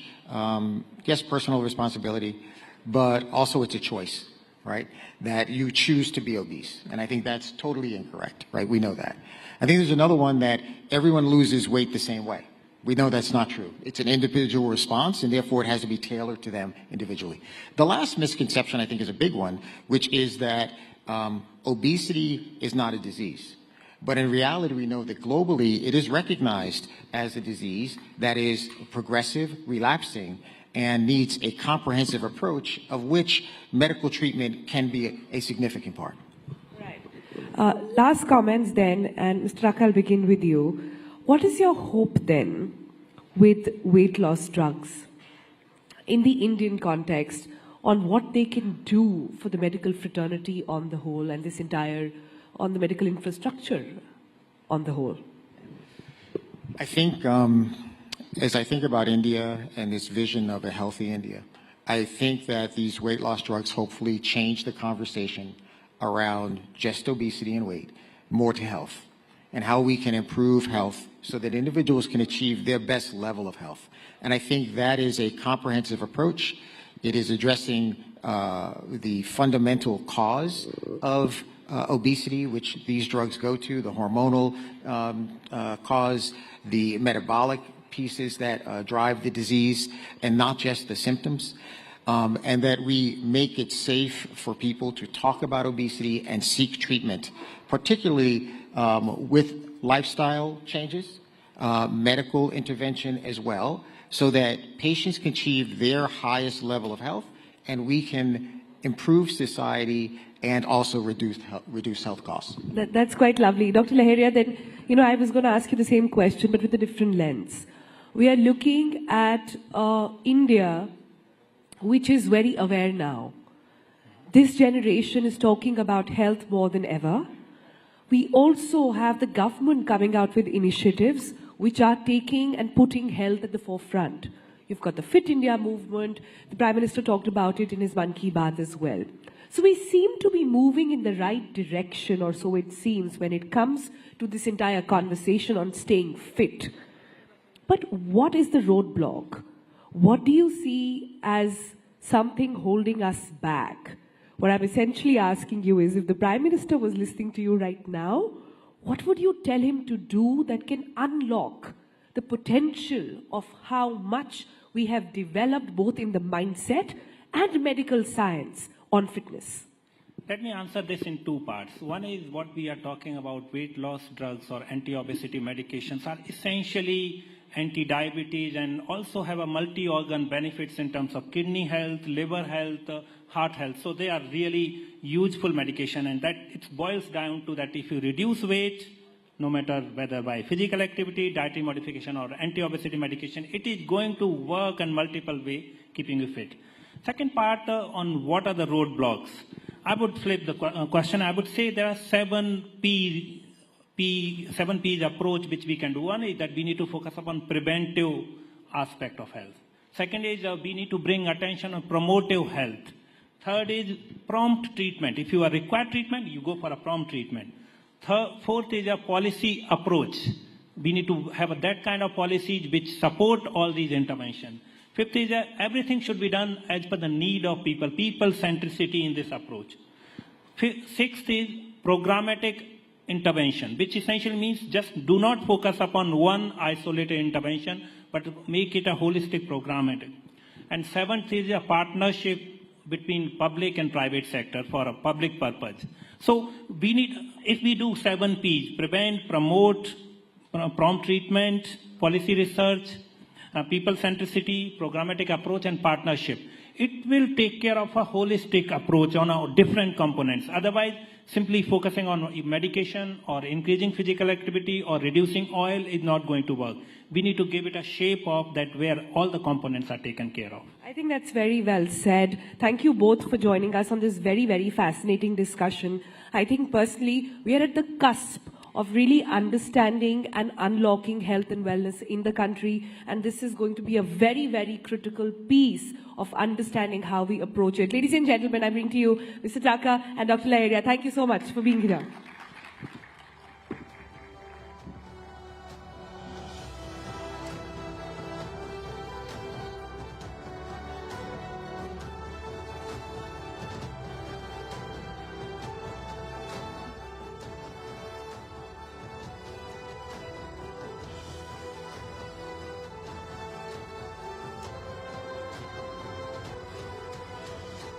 Thank you so much, gentlemen. Thank you, Sonal. This conversation indeed was a reminder of how any journey to losing weight must be undertaken in a healthy way. And now we get down to discussing two genius minds present amongst us here in the audience. Youngsters who have captured the imagination of scholars and mathematicians around the world. We're in for an incredible session today as we are about to hear from two extraordinary young minds who are redefining the boundaries of intellectual achievement. First, we have amongst us Vishwa Rajkumar, a 20-year-old memory champion who recently won the prestigious Memory League World Championship. Vishwa has set new benchmarks for whatever is possible in the world of memory sports. And joining him is Aryan Shukla, a 14-year-old prodigy known as the human calculator, and we'll hear more from him. But he has amazed audiences worldwide with his lightning-fast mental arithmetic skills. Let's get ready to be inspired by two masterminds who are joining us here. And welcome. Let's welcome Vishwa Rajkumar and Aryan Shukla to the stage. Toya Singh, my colleague, will be taking this conversation forward.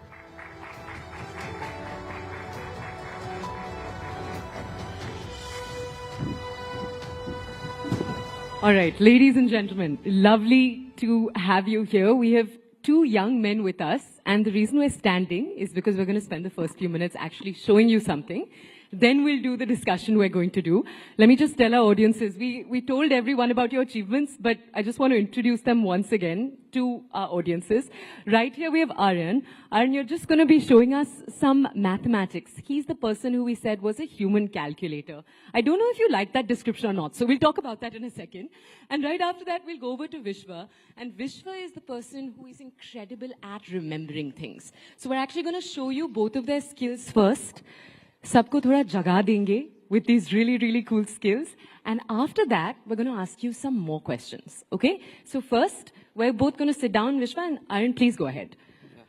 So, screen. We're going to actually pull it up on the screen behind. Yeah. Let's go. So basically, this subject is called Flash Anzan, where numbers will flash on the screen and we have to add them. So basically, this is a demo of it. So now these are the three parameters. First one is the digits. So basically how many digits would flash. Like there is one digit, that means it will be 1, 2 till 9. There is the duration in seconds for per number. So here it's 1.0. That means one number, 1 second. Means for in 1 second, one number. And third is the problem numbers. Means how many numbers will flash. What is the problem number? Just means, explain. How many numbers will flash. Like okay. 10 numbers, 100. So now this thing should be tried by everyone in the audience on the stage. So and tell the answers after it. So let's start.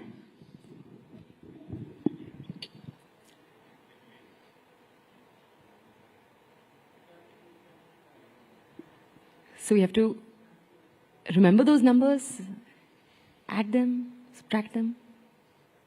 He's concentrating. Yeah. So had anyone got the answer? Yeah. Love it. So 57. Yeah. So that's what, right? Now we will going to get decrease. more tough. Huh? We're going to get more tough. Yeah. We will go one by one. So now we have decreased here the duration, means 0.3 per number. In 1 second there will be more than 3 numbers. So now we will do it again. So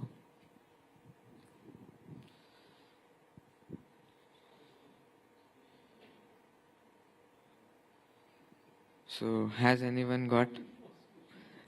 55.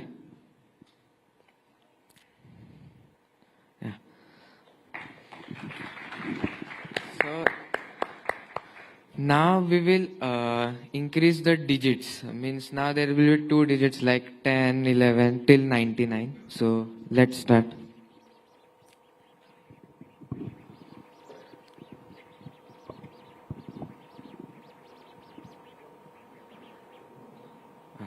The answer is 6, 7, 1.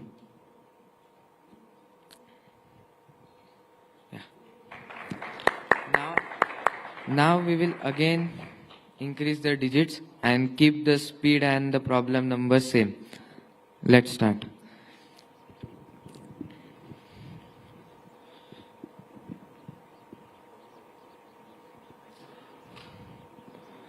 The answer is 4990. Let's compare. Yeah. So now we will show. So now we will again increase the digits, and here we will, instead of doing 10, we will do 100. So let's try.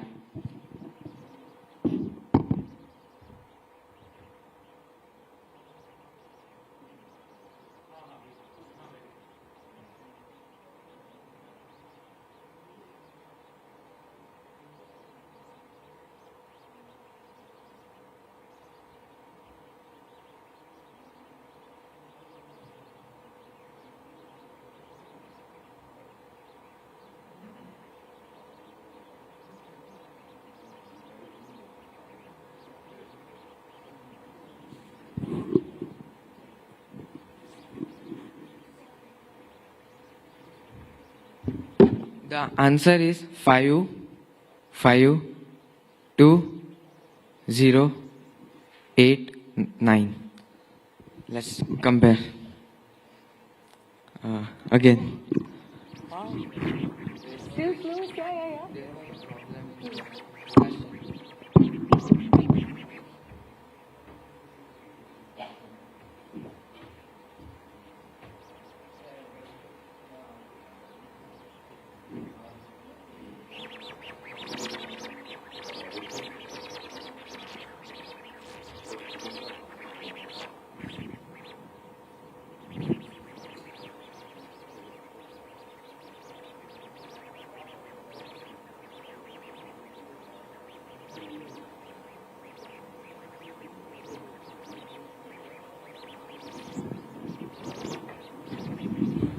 The answer is 5, 6, 0, 1, 5, 8.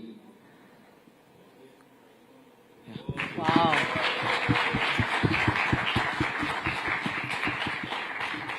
Yes. Can I ask you to sit now? And Haran, I have to tell you, it's so cool to watch everyone just looking at the stage and trying to calculate, and all of us realizing that your brain is just leagues ahead of all Thank of us. you. Now, someone who can, I don't want to say give you competition, because this is not a competition at all. But Vishwa, if we could now also see your skill, because it's a different set of skills.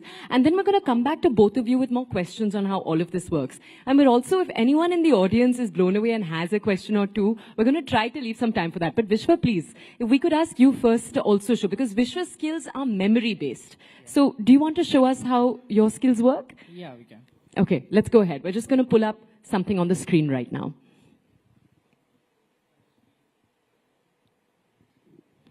Okay, so on the screen, let me just check if they're ready. We're going to be pulling up a sequence of numbers. Wait, one second. Can you stand? Yeah, of course. Go ahead. Do what makes you comfortable. So before starting, I'm asking, how many digits can a person memorize within a minute or so? Shout out a number. Can you memorize anyone here 100 digits by just seeing them once? No, right? Okay. So as I'm on stage, I'll try to do a bit slow. But still, I hope it would impress everyone. Okay. Can we start? Yeah, okay.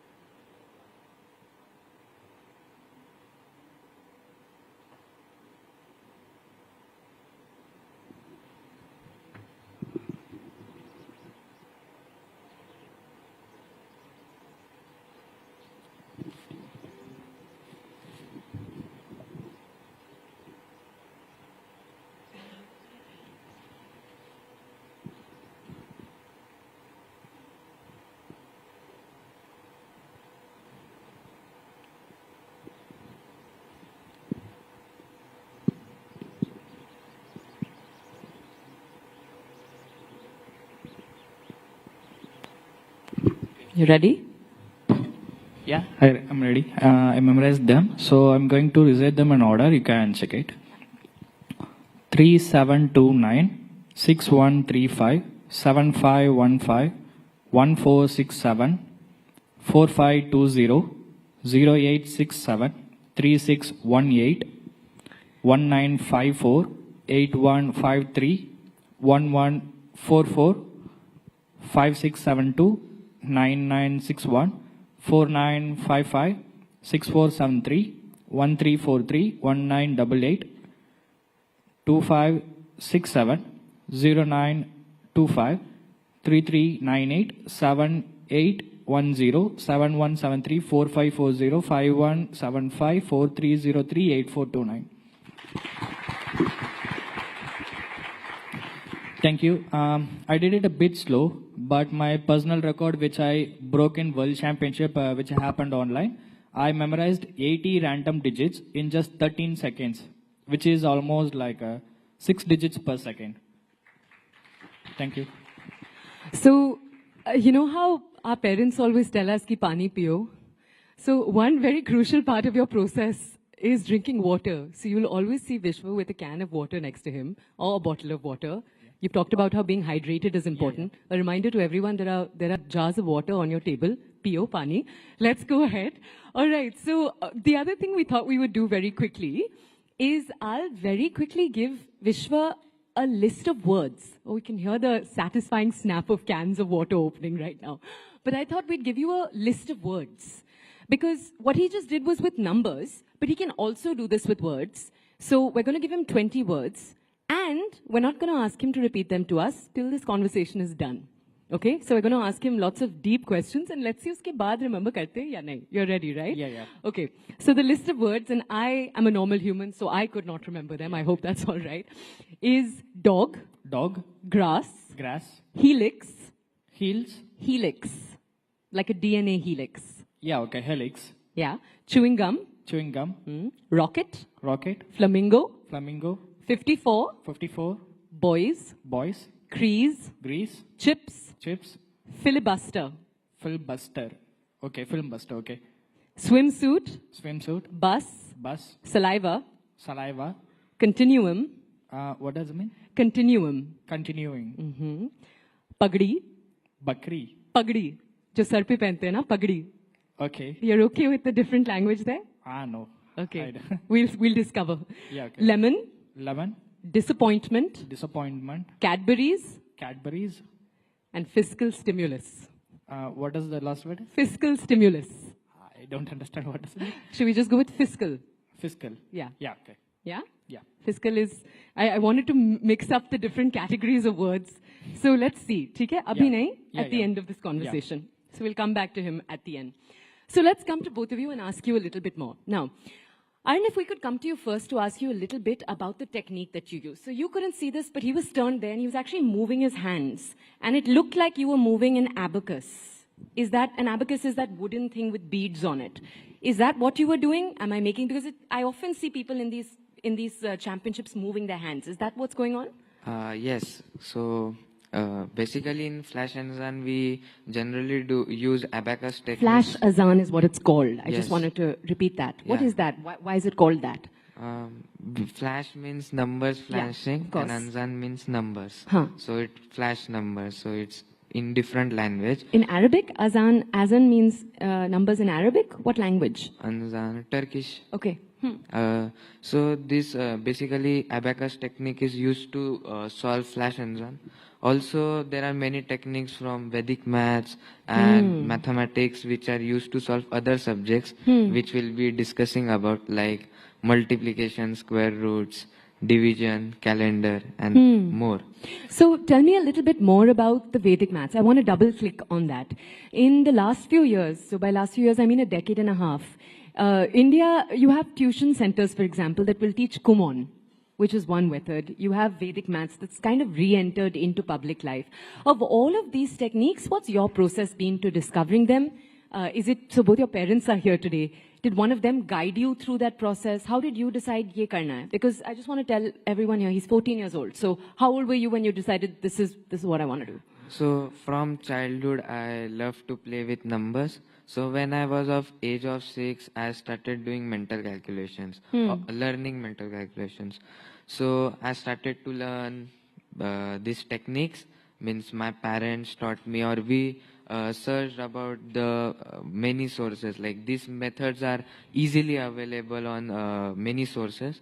So I started learning them, and then I learned and get a mastery, means not mastery, but started getting good at it. And then I researched about more competitions and the programs which happen, and then I started to taking Take part in them. participate in that competitions.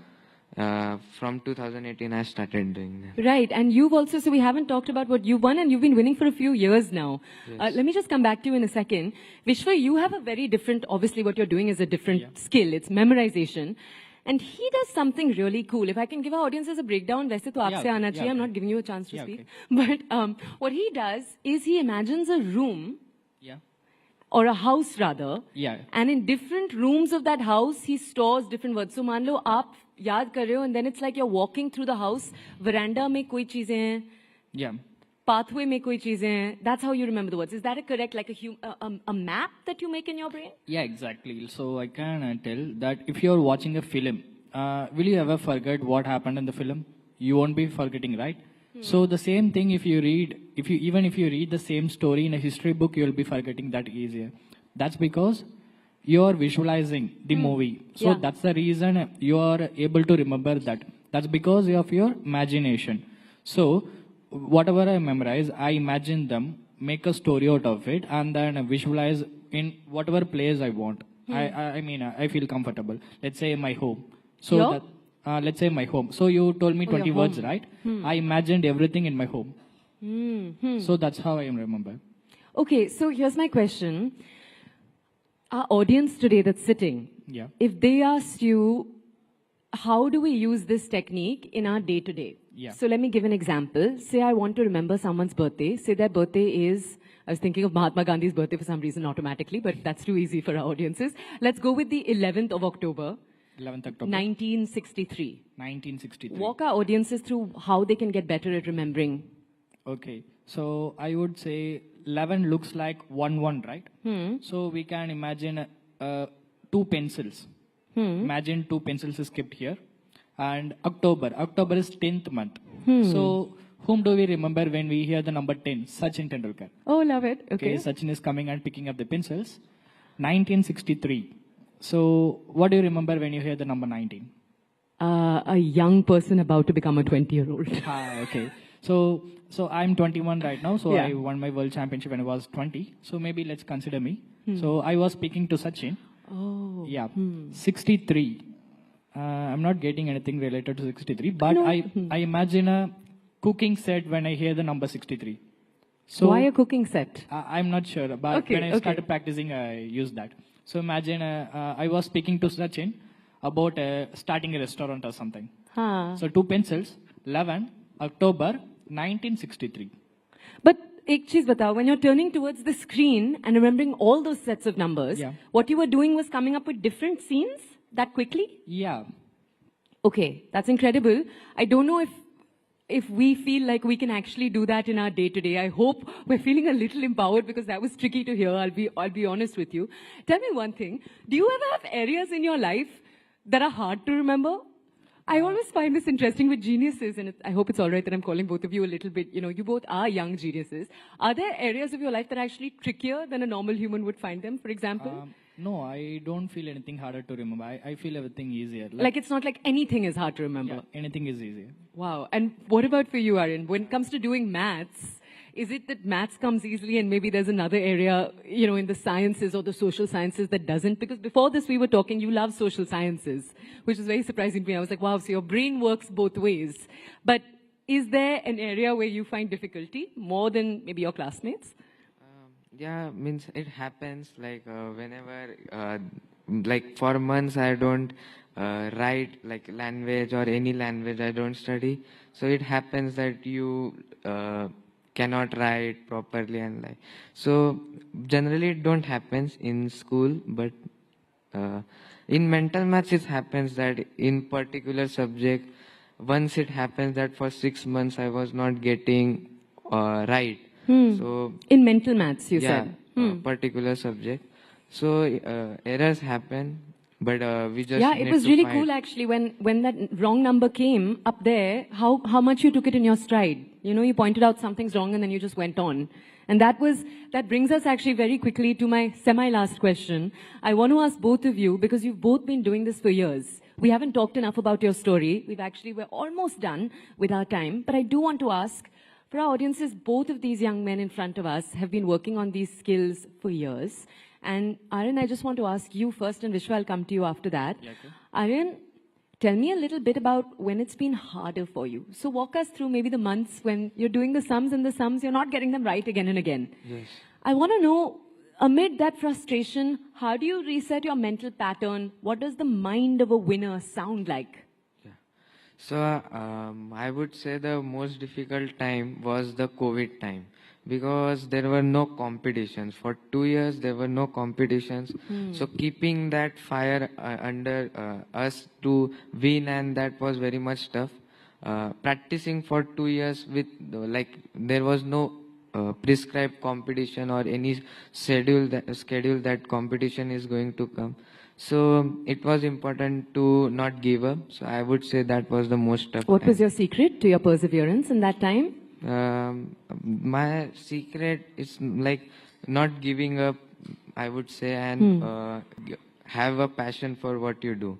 Yeah, so my passion for mental mathematics keep me going. Yeah, it's been very cool to speak to both of you and realize that you both really love what you're doing. And I think it's a love for it that fuels more than anything else. Yes. Right? And that's really cool. Can I ask you, Vishwa, a little bit about what it's been like for you? So you're older. You're about 6 years older. I think that's fair to say. You're 6 years older. You've been also doing this for the last few years. Yeah. Your parents are not here today, but I'm sure they really, really support this and think it's really cool. But what have the difficult times looked like for you? With memorization, it's a different set of skills altogether. Yeah. Are there days where things are just not sticking? I want to know if, you're going through something emotionally turbulent. Yeah. It's there. Does it become harder for you? Yeah, What does that look like? Yeah, I started my training in the year of 2021 myself. I just bought my laptop and started logging into the Memory League website and trained myself. So that's how I started. When I started, I trained like 10 hours a day. But later, I stopped my training because I couldn't focus. I don't know what happened. I couldn't focus, so I just stopped my training. But I was participating in every competitions consistently, but not training. What happened, like in the year 2024, when I was in a competition, I'm about to win it. It's happening online, but there was a sudden mental fog. But I started losing every point, and I just got eliminated. I realized at the moment I'm going to quit the sport. But what happened? Before quitting the sport, I accidentally registered for another competition, which is happening next month. Yeah. So I just thought to myself, before quitting, I'm going to participate there. Even I'm going to lose, I'm not going to bother. I just trained 10 days before the competition. You won't believe, I won the competition. It's an international slam. And after winning, the next year, the World Championship is happening. It was also online, which happened in 2025 January. People were telling that the top 2 players of the world was Alex Molan. He is 6-time world memory champion from America. Yeah. And another person was Matteo Silo. He's from Italy. And these 2 guys are like too amazing in sports of memory. And none of them spoke about me. They just telling that the final is going to happen between these 2 guys. I got emotionally sad. I started practicing a lot. And you won't believe that in the finals, they both didn't appear. Instead, me and my friend Nasser Ali, he is from Saudi Arabia. Yeah. We both are same age. He too got emotionally sad, and we both practiced really hard for 2 months in the month of November and December. And in January, Alex and Matteo just got lost to 2 persons. Was it We you and both. him? Yeah. Lovely, huh?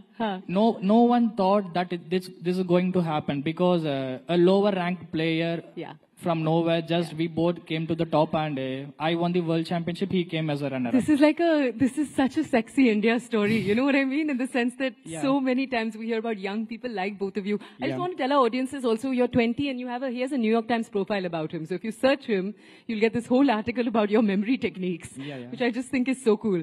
Okay, we're going to have to wrap up, and I want to thank both of you. But before we do, we have a list to ask of him. So we're going to do that. I hope you're ready, Vishwa, for your moment of truth. Let's go. Do you want to start from the top and tell us? Dog, grass, helix, chewing gum, rocket, flamingo, 54 boys, grease, chips, flimbuster, swimsuit, bus, saliva containing Bugdy, lemon, disappointment, Cadbury's, and fiscal. Yeah, this is the fiscal stimulus. All right. It's been lovely to speak to both of you. And I think I saw a hand up in the audience. You're going to have to be very quick. We just have a minute left. Please go ahead.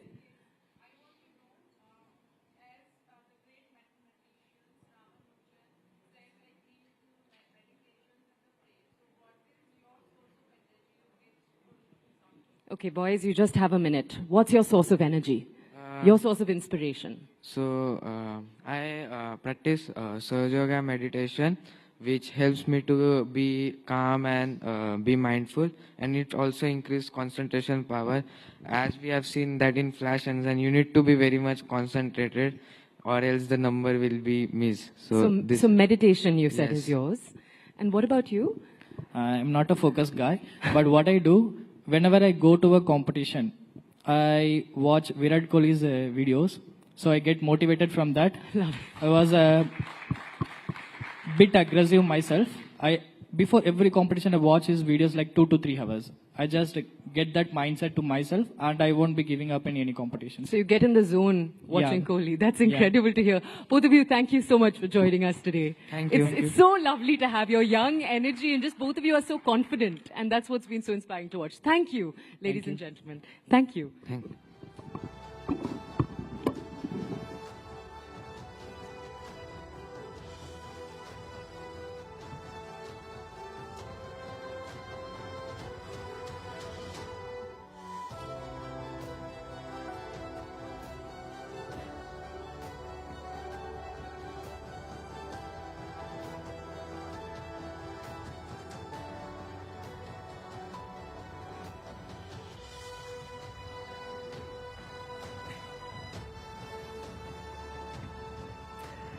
Well, to say that everyone was mind blown would be an understatement. Thank you so much, Vishwa and Arya.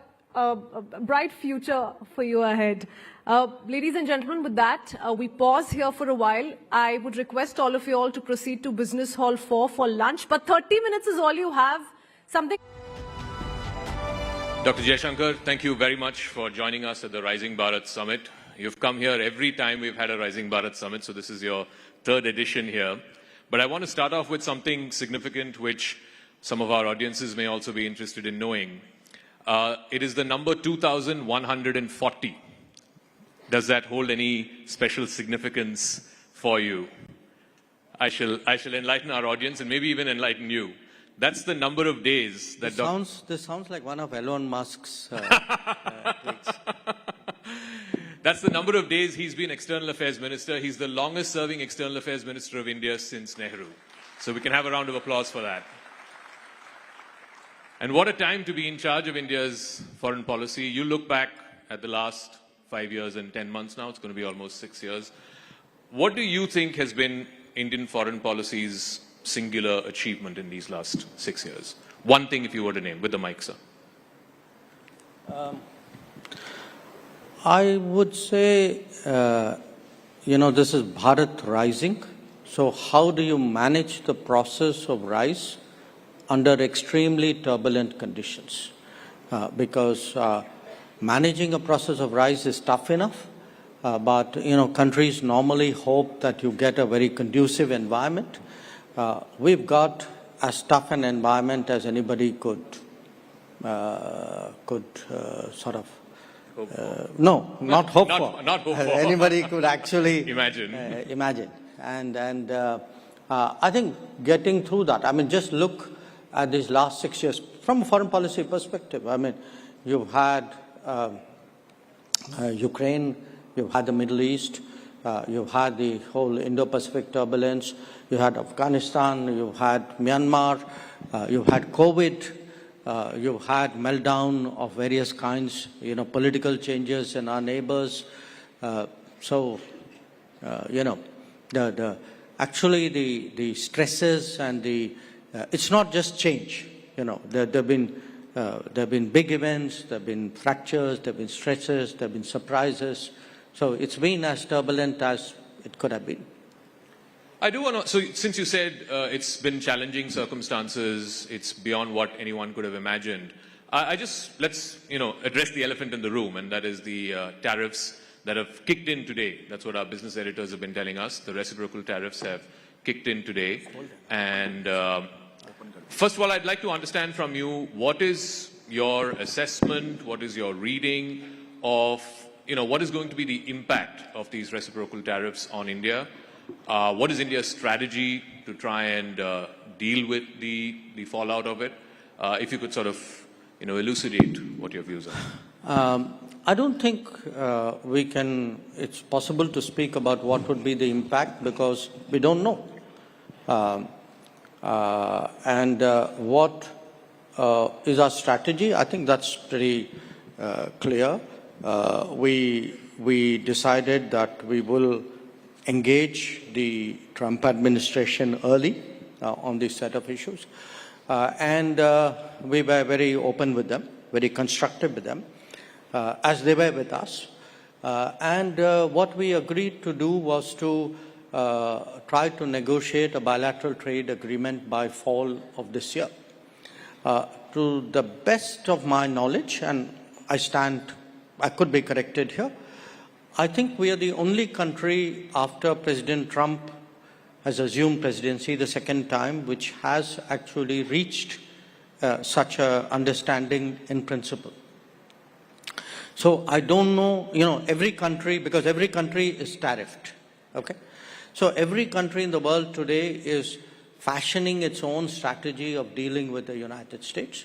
In our case, our strategy has a goal, and the goal is to see whether it's possible to actually deal with this situation by concluding a bilateral trade agreement. And I should add that in an interesting way, this has long been our objective. The present situation may have created the circumstances for such a serious conversation. But if you look at President Trump's first term, we were actually negotiating a trade deal which could not fructify. And if one looks even at Biden's administration, we discussed trade possibilities and we ended up with the IPEF initiative. They were very averse to doing a bilateral agreement. So from the Indian perspective, actually doing, working out something bilaterally with the United States is not at all a sort of a negative or a sort of unwanted situation. On the contrary, it is something which has long been our objective. But tell me, Dr. Jaishankar, as you take a moment to drink water, you've been part of many bilateral negotiations, trade negotiations in the past. These things take time. You said we're hopeful that the BTA will be wrapped up by the fall. Two things. What happens if it doesn't and if it takes longer than that? And two, how confident are you that you can actually wrap it up by the fall? Well, I've always wondered why it takes such a long time. Frankly, I've never figured it out. You tell us. No, I've never figured it out because, I see, we have trade negotiations which have been going on for decades. And the negotiators meet, I think, every 6 months or 3 months or 4 months. And I wonder why. I mean, if I were doing a negotiation, I'd be at it till I got the job done. And I think today, when I look back at the last, since the Prime Minister's visit, I'd say mid-Feb, so we're about 6 weeks since then, we've actually had multiple rounds in this period. I think we've had more periods, discussions with the Americans in the last 6 weeks than I suspect we've had with the Europeans in the last 2 years. Wow. more discussions with the US in the last 6 weeks than what you've had with Europe in 2 years. But you're also sort of accelerating the FTA talks with EU, with UK and so on. Do you think that, this is a 35,000 feet view question, do you reckon that Mr. Trump, by doing what he's doing, is forcing other countries to, start trading more with each other and start, processing these FTAs in a quicker fashion? Look, you are attributing everything in a way to President Trump. I understand why. But I want you to look at it for a moment from an Indian perspective. Sure. Okay? Since, let us say, since the beginning of reform, 1990s, in 30 years, what are your FTA agreements? They're largely to the economies east of India, with the ASEAN, with ASEAN members, with Japan, with Korea, Australia, which is not the same. Now, where are actually your big, many of these are competitive economies. Yeah. Okay? In fact, with most of these countries, we are running today trade deficits. Now, where is the natural growth potential for our exports? It's to the countries west of us. It's in the Gulf, it's in Europe, it's in the UK, it's in the United States, possibly in Latin America. And actually, those are the agreements which have lagged behind. So it's been our endeavor, I can tell you. From 2014, for example, we've been pressing the Europeans saying, look, can we re-engage, because we had stopped engaging.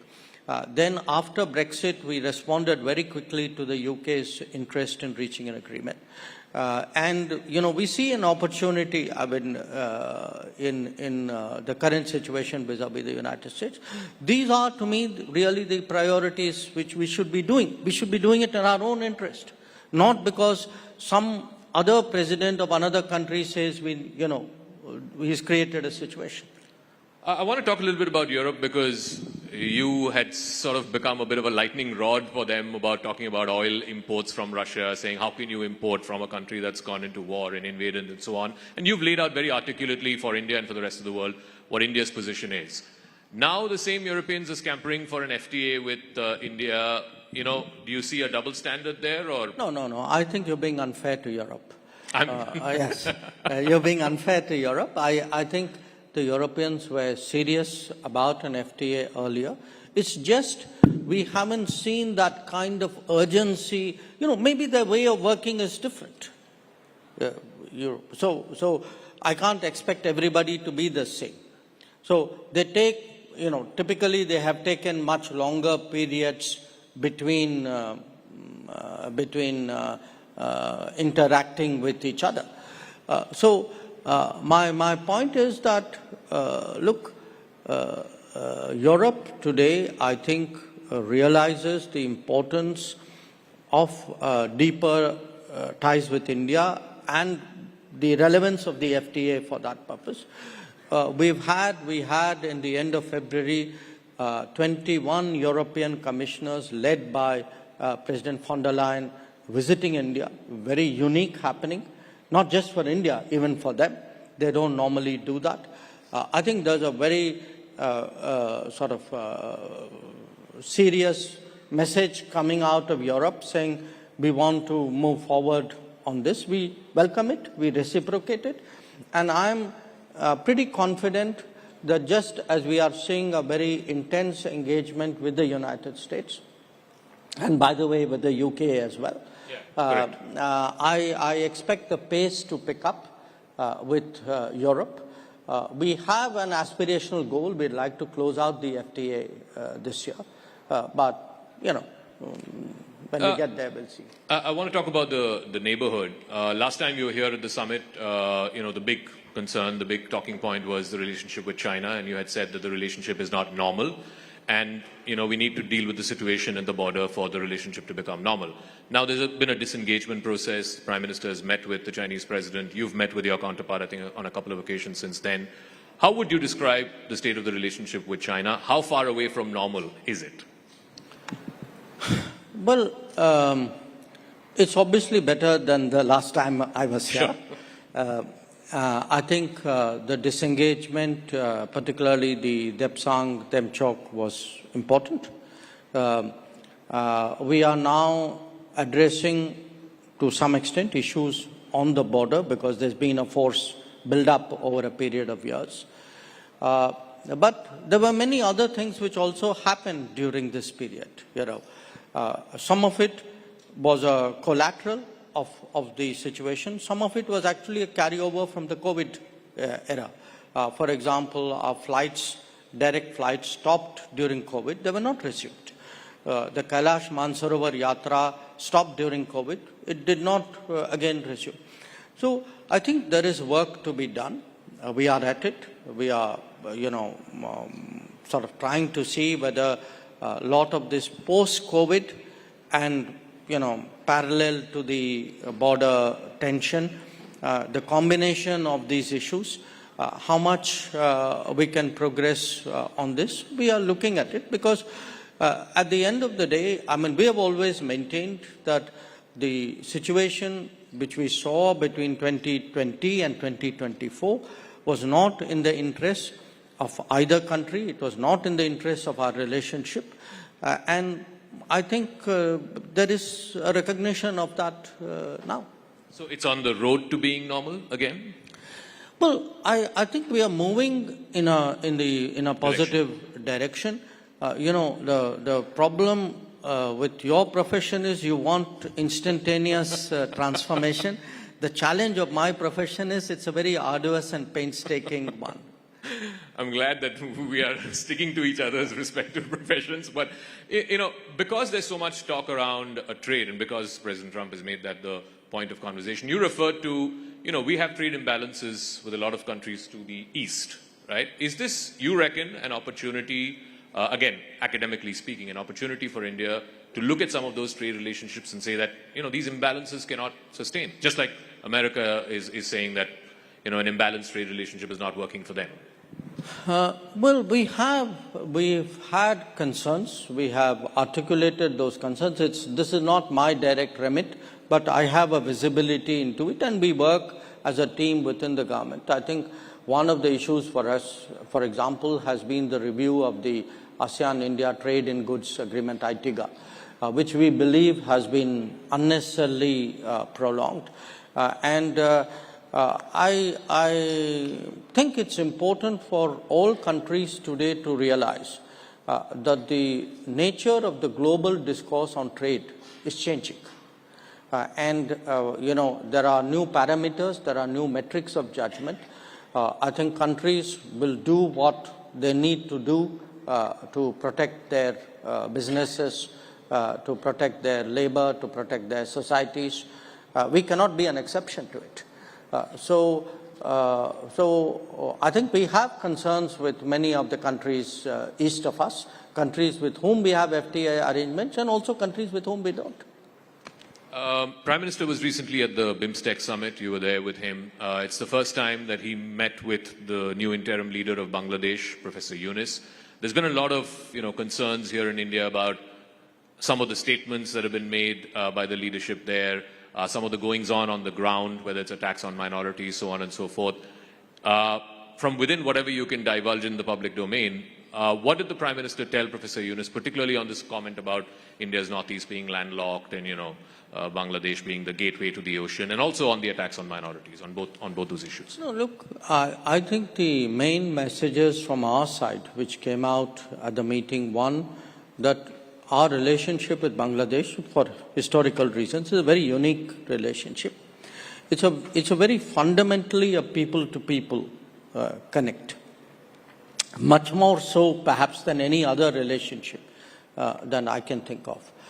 And that's something we need to recognize. So, it's not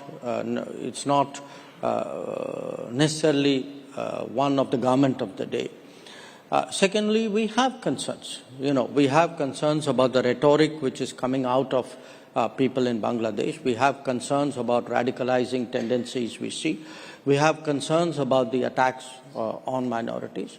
And I think we were very, open about sharing those concerns.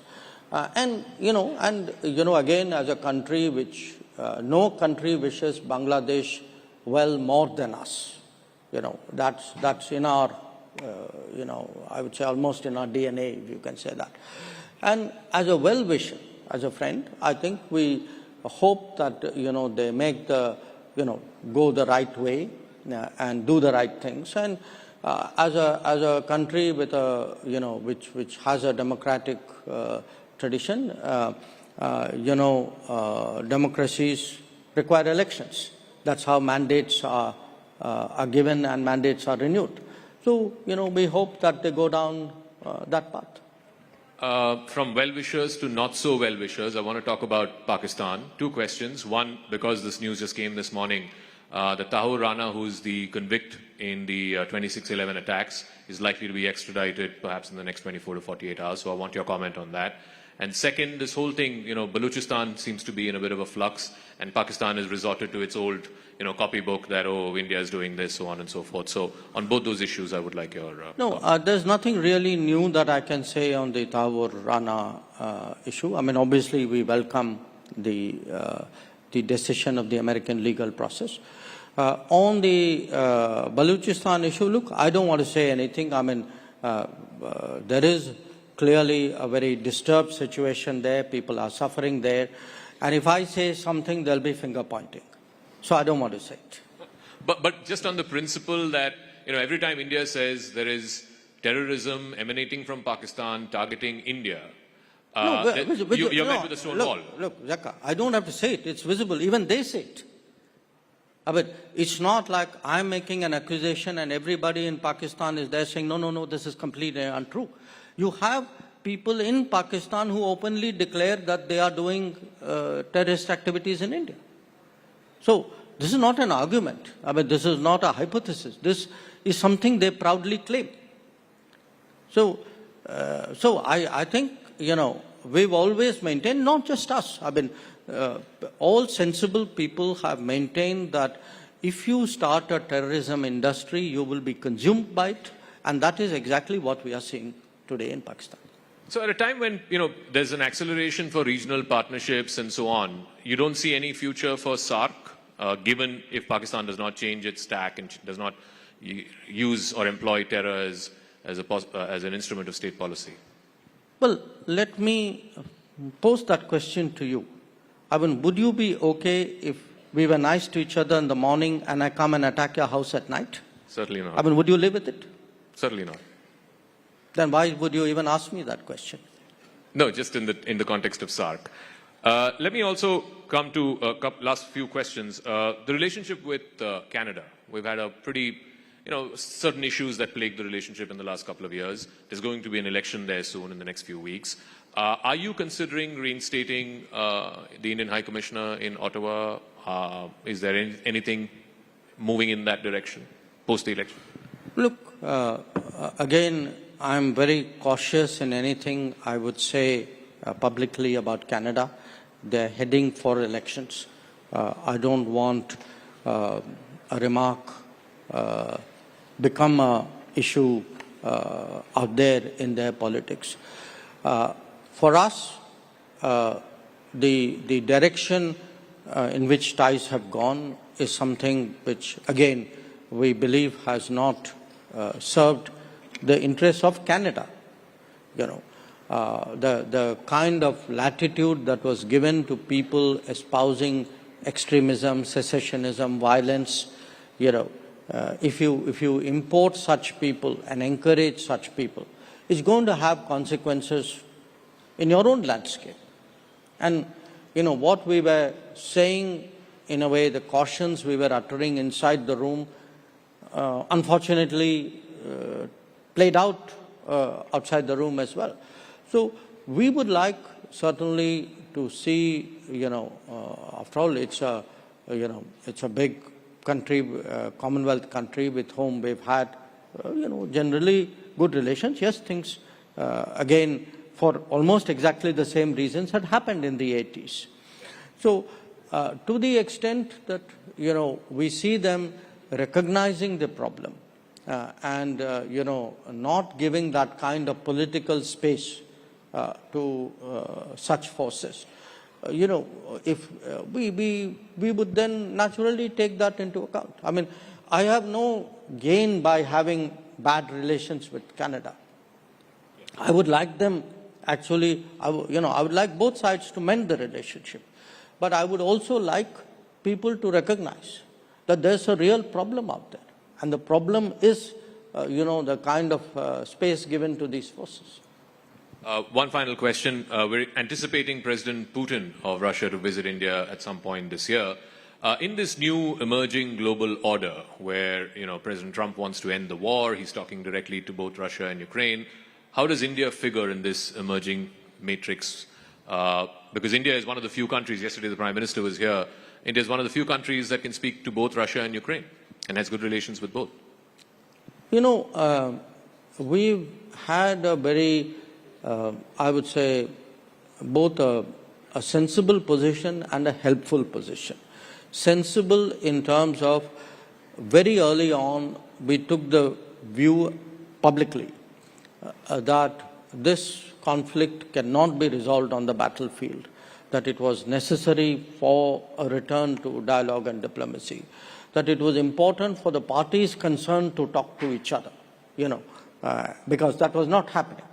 And there was actually a view at that time that everybody else will gather together and somehow produce a solution, and the other party, in this case Russia, would be confronted with that as a choice. Now, much of what we held in 2022, 23, 24 has actually come to pass. There's no vindication in it.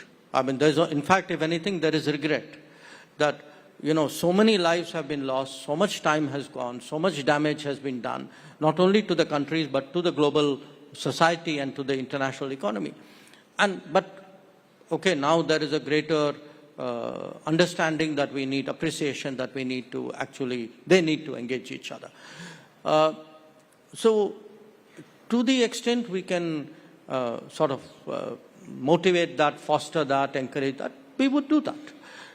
Again, I maintain that we've always, what we said in Moscow was not different than what we said in Kiev and what we said in third places. And we've tried to, have conversations here, take those there with the approval of each party. And so that's one part of what we've tried to do. The other is, there have been different dimensions of this conflict which have popped up from time to time. Different countries have weighed in, and I think it's such a really serious issue. It's natural. It's not a single or a small number of countries. We approve of all of that. I think anything which any country can do or any group of countries can do to help, we welcome that. We've tried to do a few things ourselves. We weighed in with other people. It could be some of the nuclear-related issues, or it could be grain corridor, or whatever it is. But the objective is to help. The objective is not to put yourself ahead. I mean, we're not, actively searching for a role. But if, either of the parties or any other country comes and says, look, can you help out on this? We'd be open to doing it. All right, and I'll wrap up. I know you like cricket a lot, so these 2,140 days as the longest-serving foreign minister post-Nehru, you look at it as a test match, as a T20, as a one-dayer, or this is your career with an asterisk, not out. S. Jaishankar batting at 2-1-4-0, not out. No, I think on this one, look, it's been, again, it's been a very interesting heading to 6 years as foreign minister, but I treat it to some degree as a continuum of what I was doing earlier. In a way, I think the next few years will be extraordinarily challenging. It'll be challenging for the world. It'll be challenging for us as a country, precisely because we have to keep rising through all this clutter, through all these tensions. And to be associated with that process, to be given responsibility of that process, I think is a great honor, it's a great responsibility, and I'm very, very grateful for it. We have the best batsman batting at not out on that. Thank you very much. Ladies and gentlemen, Dr. S. Jaishankar, the External Affairs Minister of India.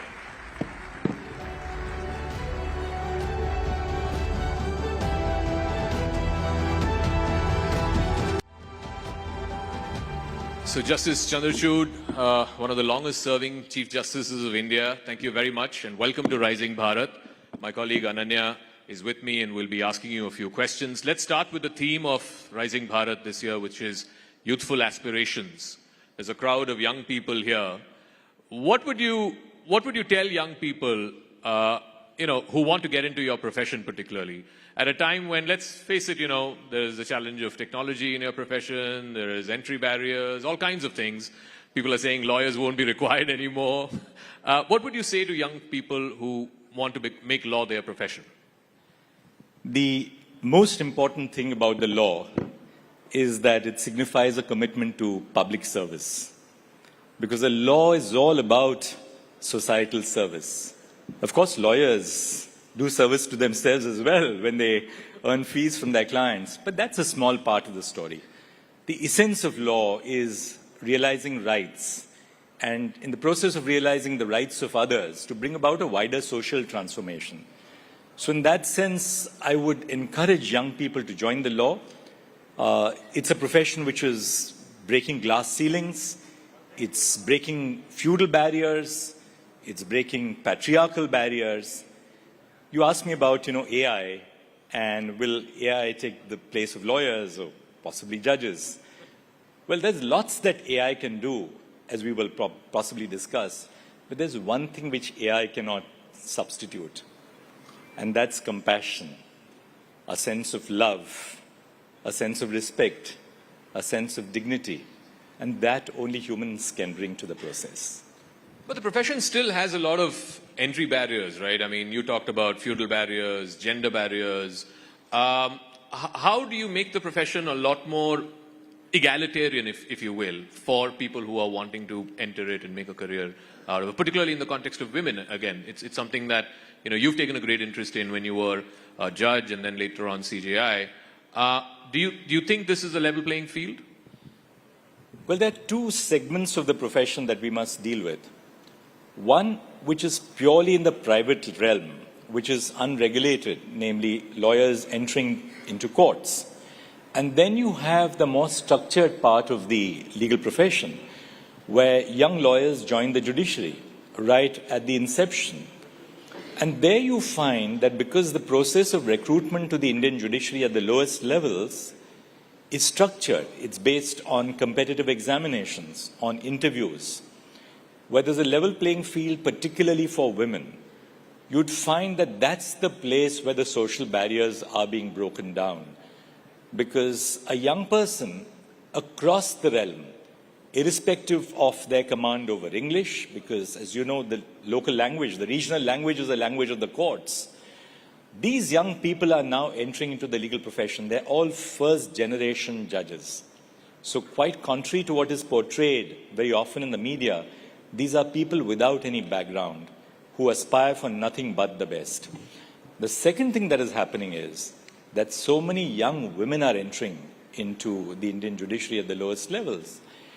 You asked me about women, and should we deal with that briefly right now itself? I mean, I'll leave it to you, because there's something very important that, we need to focus on about women. The issue about creating a level playing field for women is not just an issue of the legal profession. A child. There's a parents-teachers meeting in this class. Who goes to those parent-teachers meetings? The mother?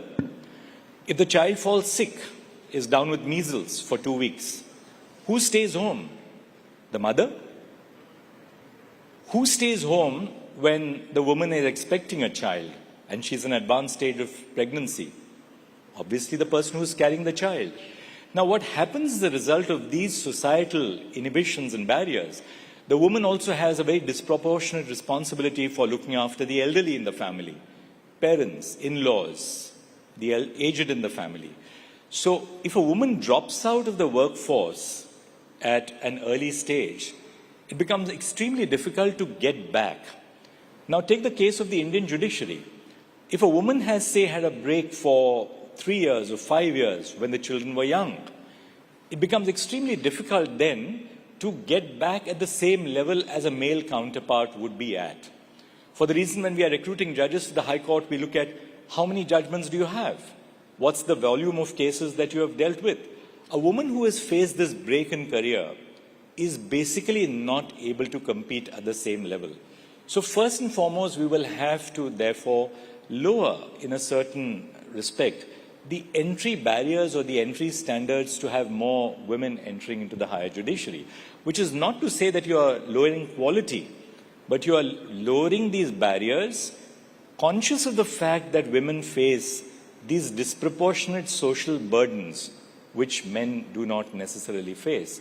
But as I said, Zaka, this is not really so much an issue of the legal profession as a broader social issue. In the legal profession, there are certain peculiar things which women have to combat. One of them, for instance, is that, the high mobility at the workplace. You don't go to one job or one desk and sit there the whole day, right? Going to your office is only a very small part of a woman's or a man's role in the legal profession. You're working in the court all day long, but your work doesn't come to an end after court hours are over.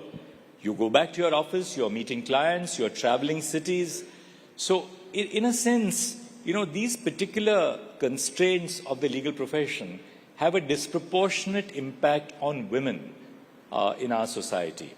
And really speaking, therefore, there has to be a broader societal response to ensure that more and more women enter into the workplace. But as I said, India is changing. I mean, you just look at the audience in a court and you will find an overwhelmingly large number of young women today in our courtrooms, which is just a sign of the changing times. But at the same point, while we have a lot of women entering into this profession, but at the same point of time, they exit too soon as well. So because, we have seen how delicate the washrooms in the trial courts would be, they're into very bad shape, they cannot go. And there are a lot of infrastructural issues also. Do you think that if they are addressed or some other things are adjusted, there could be better workplace management for women, and there might be a chance that more and more women could actually stay in the profession for a longer time itself? Well, of course, I completely agree with you. For instance, in the district judiciary, we have very standard and well-established rules which allow for maternity leave, for leave at different stages of a woman's career. When a child is, say, for instance, appearing for a 10th board examination or a 12th board examination. So where you have structured rules which provide for a level playing field for women, women are able to really respond to the challenges of the profession. The problem arises in the unstructured market-based system, which is the private space in the legal profession, where you have individual lawyers recruiting juniors. There's no overall structure, in the sense that there is no overall regulation on how you will treat women in the workplace, because you don't have one large corporate entity like a big law firm only employing women. So where you find that, the interface of women in the legal profession is with a structural organization like the judiciary or law firms, there you would find that more and more women are extremely, successful. On the other hand, when it comes to solo practitioners, how much will you pay? Will you stop paying a woman because she's on leave for 3 months in your chamber? She's gone on leave for 3 months because a parent is seriously unwell. A woman has gone on leave for 3 months because she has a child coming up to deliver. How do we ensure that, you have a more socially responsible and socially responsive legal profession? And that's therefore something which the law can do only to a certain extent. The law is not an answer to everything. The change has to come through, and it has to take place within society. Chief Justice, there's a lot of talk around judicial reform of late, and I know we don't want to get into the specifics of anything because, some things could be still under investigation, some matters could be sub judice. I just want your 35,000 feet view on judicial reform. Is it a good time to have this debate in this country? You were part of, various judgments which talked about judicial reform. There is a view that, something needs to be done. I want your 35,000 feet view on whether it is an apt time to have that debate in this country about whether some certain things need to be reformed in the higher judiciary? 35,000 feet above sea level, when you have an air pocket, the pilot tells the passengers to fasten their seat belts and navigates that air pocket. Now, there is something to learn from that, and that's something which I have learned over, years of being in the judiciary and before that as a lawyer, which is never take decisions which are reactionary. When you have a problem on hand, deal with that problem on hand. Allow the dust to settle. Have a broad stakeholder consultation, a broad reflection on what needs to be done, and then take decisions which will be in the interests of the institution and the nation. Never take decisions on the spot because you may be reacting to a situation and your decision would be a decision which may not be well thought of. Talking of judicial reform, I think reform has to begin at the very base of the pyramid, namely the district judiciary, because that's where common people come into contact with the judicial system. A young couple which has a matrimonial dispute, where do they go to? They don't go to the High Court or the Supreme Court as a matter of first instance. They go to the family court. Now you see that in the family courts, there's a huge backlog of cases for the reason that we have used the adversarial system for resolving family disputes, which is so completely incorrect. Family disputes have to be resolved by applying non-adversarial systems because you have a child. If the couple has a child, there are issues of child custody, of child welfare. So we have to adopt a more non-adversarial system at the level of the district judiciary. The second important reform which we need to focus on is the huge vacancies in the district judiciary. Recruitment to the Indian district judiciary takes place in the states. It's never at the national level. I am a proponent of at least some national deliberation taking place on should we have an all India judicial service in India. In other words, we must make some effort to attract the best into the Indian judiciary at the district judiciary level, apply reservations. Now, the states do have some concerns because we are a federal nation. So will having an all India judicial service impact on the responsibilities, the authorities, the constitutional role of the states? That has to be obviously thought of, and I don't discount the concerns of the states. But having said that, we can at least have a national level examination and then allow for recruitment by the states on the basis of the merit list in the national examination, applying reservations in relation to each state, whether for the SCs, the STs, or the OBCs, as the case may be. So that reform has to take place at the lowest level. Just one final word on this question, which is that the government, the state, is the largest litigator in Indian courts. The largest volume of litigation into Indian courts comes from the government. Now, I think the government has to rethink its policy on litigation and reduce the amount of litigation which governmental agencies take resort to. If that is done, you will find that more and more efficient means of resolving disputes take place. Unfortunately, we live in a culture of distrust where, the ordinary feeling is of every officer, say at the middle level or a senior level in government, go to court. If the court tells us to do it, well, we are protected because the court decided in a particular way. I think we have to answer that and allow for less and less disputes to go to litigation and allow for less and less disputes to go to trial. I saw, for instance, in the Supreme Court that every case goes to an oral hearing. Even a case where, say, 3 courts are in agreement with each other. We are probably one of the few Supreme Courts in the world where oral arguments are the predominant method of resolving disputes. Should we have reliance on oral arguments to that extent? Because they place a burden on the productive time of the courts. Then which are those cases where you should have oral arguments, which are those cases where you should not have oral arguments. Some serious conversations across the nation on these aspects is necessary, because we now have gathered experience over 75 years of the functioning of the judiciary.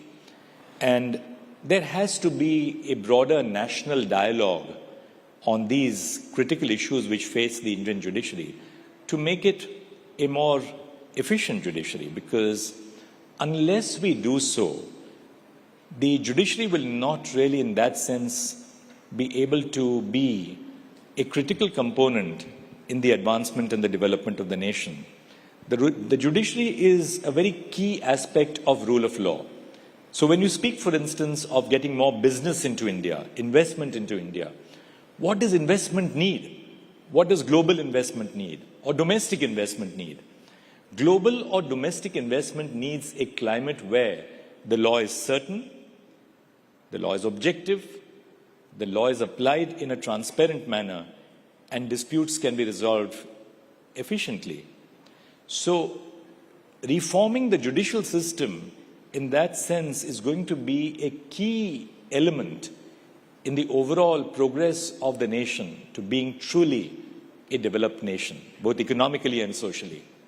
You know, judiciary often walks down the tightrope between activism and restraint.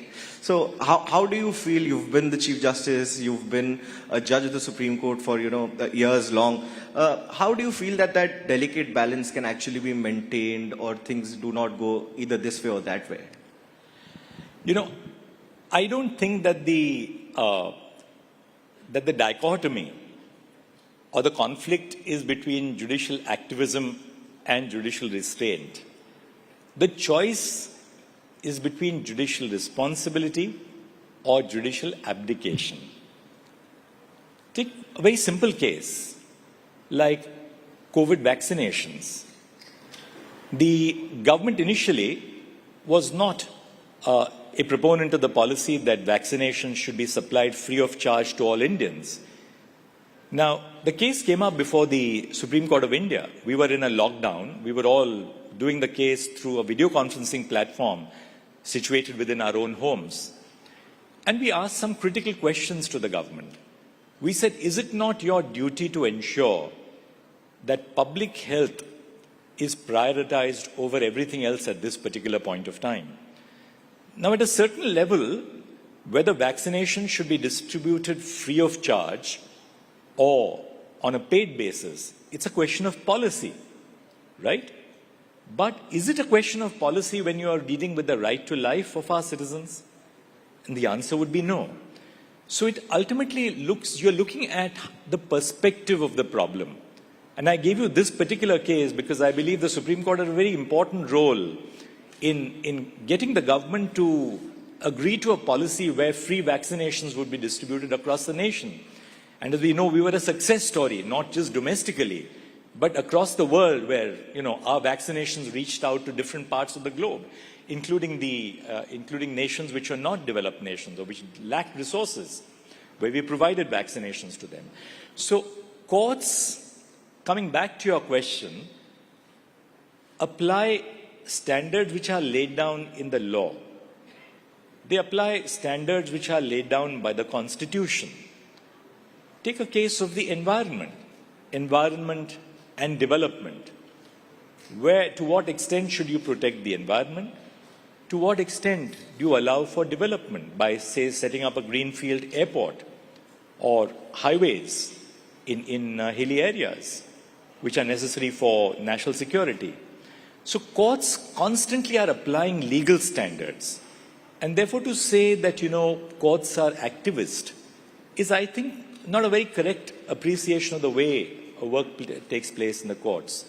The courts have a responsibility under the Constitution. If they were not to fulfill that responsibility, it would amount to abdication. And therefore I said the question is of responsibility versus abdication and not really activism versus restraint. So I just wanted to follow up on that. You say that the choice between activism versus restraint is a false one. It's more responsibility versus abdication. There's also the balance that needs to be found between judicial, the right to fair reputation of a judge versus the right to transparency of the public to know what the judge holds, right? There is now a new move that your successor has made that all judges have to declare their assets. I know it started under you, and at the last time we met, I think you said 30 out of 35 judges have already declared their assets and put it on the website. Now he's made it mandatory for everyone. Do you feel there is a need in this country to restore full faith in the judiciary when it comes to the question of assets, when it comes to the debate that we're having about judicial reform, etc.? And how do you speak to that need?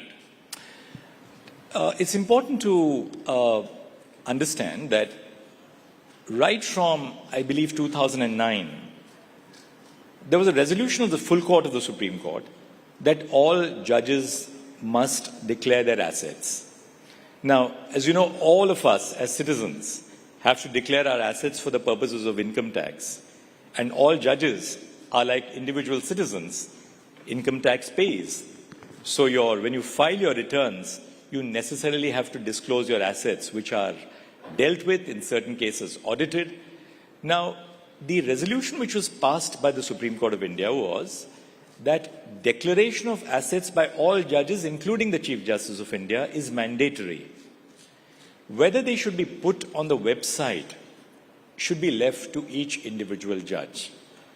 Because there is more to be said on both sides of the picture. Should you have judges' assets declared on a website so that just anybody can scrutinize what kind of assets which you have? Or should this be subject to some level of responsible institutional mechanisms? What is the purpose of declaring your assets? To identify whether a judge has recorded a sudden spurt in the assets during the course of the judicial career. Now, does putting that on the website necessarily pursue the aim of transparency? Or does it only give an opportunity to social media to pick up a judge and target a judge, not knowing where those assets came from? You have judges, for instance, let me share with you. You have judges who have come to the Supreme Court from the district judiciary who have been salaried employees from the first day of their joining the judiciary. On the other hand, you have lawyers who have been extremely successful, lawyers who have been recruited directly from the Supreme Court, bar, to become judges of the Supreme Court. Their asset base would be very different. Then you have people like me, who were lawyers for a while. I practiced for 20 years and then became a judge of the High Court in 2000. So there is a broad diversity within the Indian judiciary itself, in the higher judiciary.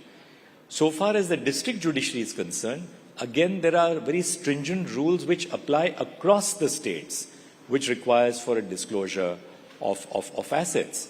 So yes, I completely understand and I support the decision which has been taken. I support the decision which was taken by my predecessors a decade ago on the declaration of assets. To what extent should you have transparency? That's a very important question, and that's a more vexed question. We shouldn't, in the name of transparency, be doing something which will prevent genuinely competent people from entering into the institution of the judiciary. And that's the one danger which we have to balance out.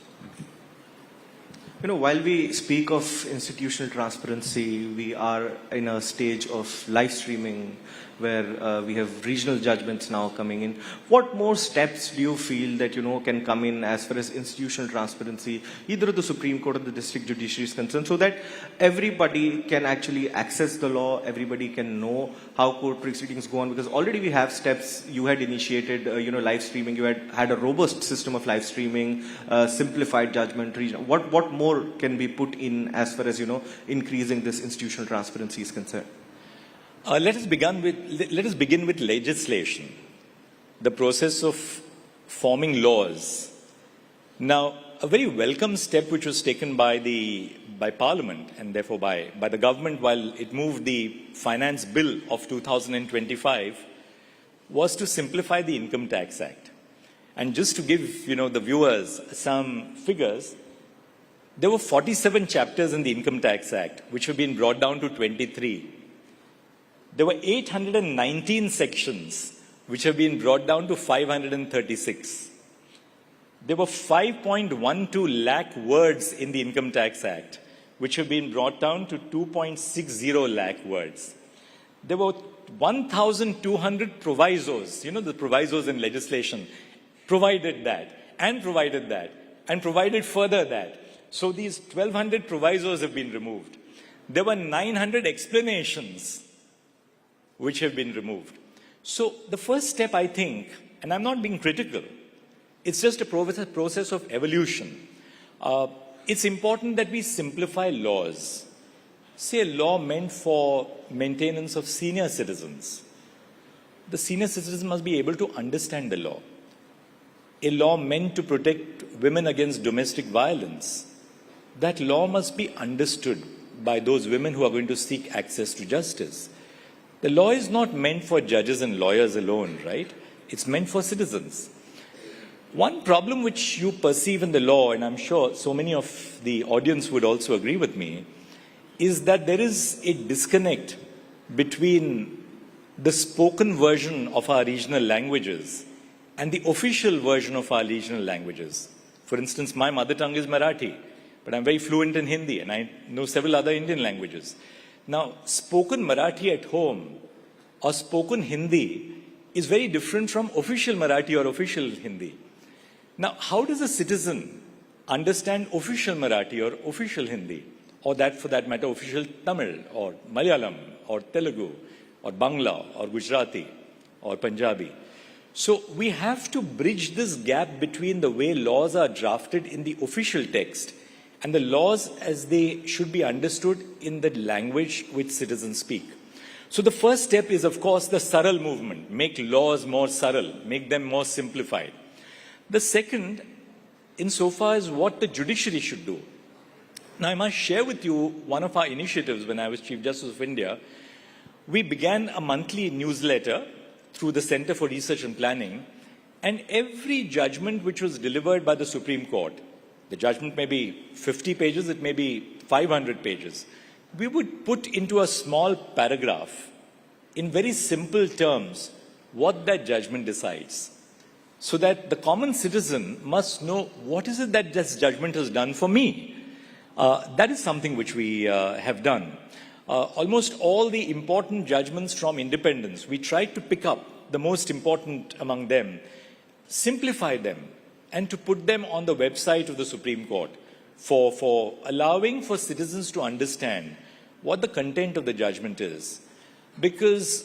And the third and final thing, which is that the language of judgments has to also be simplified. Legal language is extremely complex. It's all jargon.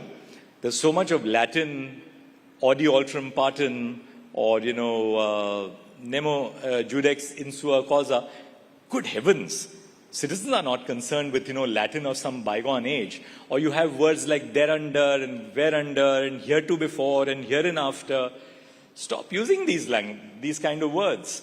I think we need to simplify the way we write, because who do we write for?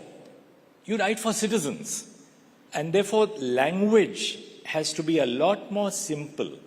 It's extremely difficult to be simple. It's very easy to be complex. That's one thing that we need to do. Final thing, live streaming. Live streaming, I think, has been a very critical part of our outreach to citizens. Live streaming of court proceedings has taken the work of particularly the Supreme Court and the High Courts to the homes of Indian citizens. It's also, democratized access to justice. A citizen across India, a citizen sitting in Meghalaya, can appear and watch proceedings before the Supreme Court. When we had the Lok Adalat, we had citizens all over India watching what we were doing in the Lok Adalat. So it sort of allows for citizens to participate in the work of the courts. I do want to ask you, the Supreme Court recently delivered a judgment, upholding the right to freedom of expression, particularly in the context of comedians and poetry and satire and so on. So you have that on the one hand, and then you have, and earlier on in one of the answers you talked about how judges are at the receiving end of social media criticism, right? And you have been a victim of that as well. One day you're celebrated as a poster boy of liberalism. The other day you're criticized because somebody didn't like a judgment that you wrote. How does one balance the two? The larger debate about freedom of expression and, should it be absolute or not? And two, what do judges do when you're this is the day and age that you live in. You are, whether you like it or not, subject to social media scrutiny. There are things you cannot say, but, your image gets tarnished. So how does one draw the balance? Speaking for myself, free speech and a marketplace of ideas is critical to Indian democracy. And that's why the framers of our Constitution incorporated Article 19(1)(a) into the Constitution. Freedom of speech and expression is non-negotiable. And that's why we are here today on this platform, because our society, our Constitution allows for this discourse. Now, when you have discourse, that discourse is not going to be as civilized as, say, the discourse in a rational forum. Sometimes the discourse can be very pungent. But my own take is that so be it. Let people decide. If you don't like a movie, don't watch it. You don't like a book, don't read it. Nobody compels you to watch a movie. Nobody compels you to read the book. The danger arises when you have prior censorship. And that is the danger to the freedom of speech and expression, which you had, for instance, in the emergency. But having said that, we have robust law. We have robust law in India, which deals with issues such as obscenity, defamation, causing hatred between religious groups or religious communities. And our laws, I believe, are robust. Now, the process of creating the infrastructure for implementing the laws is a different thing. And that needs to be strengthened to make these laws more effective.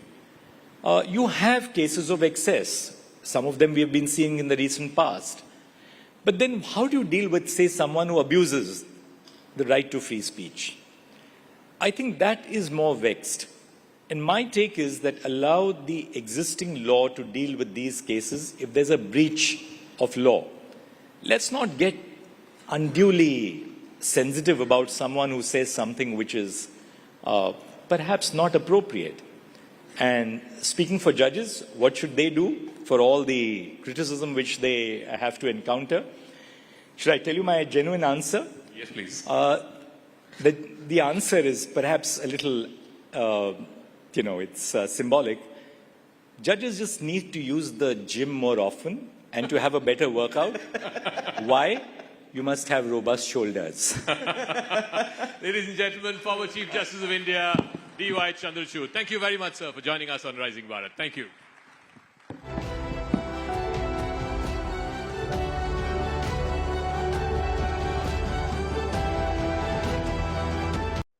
Hi, Arvind. Good morning.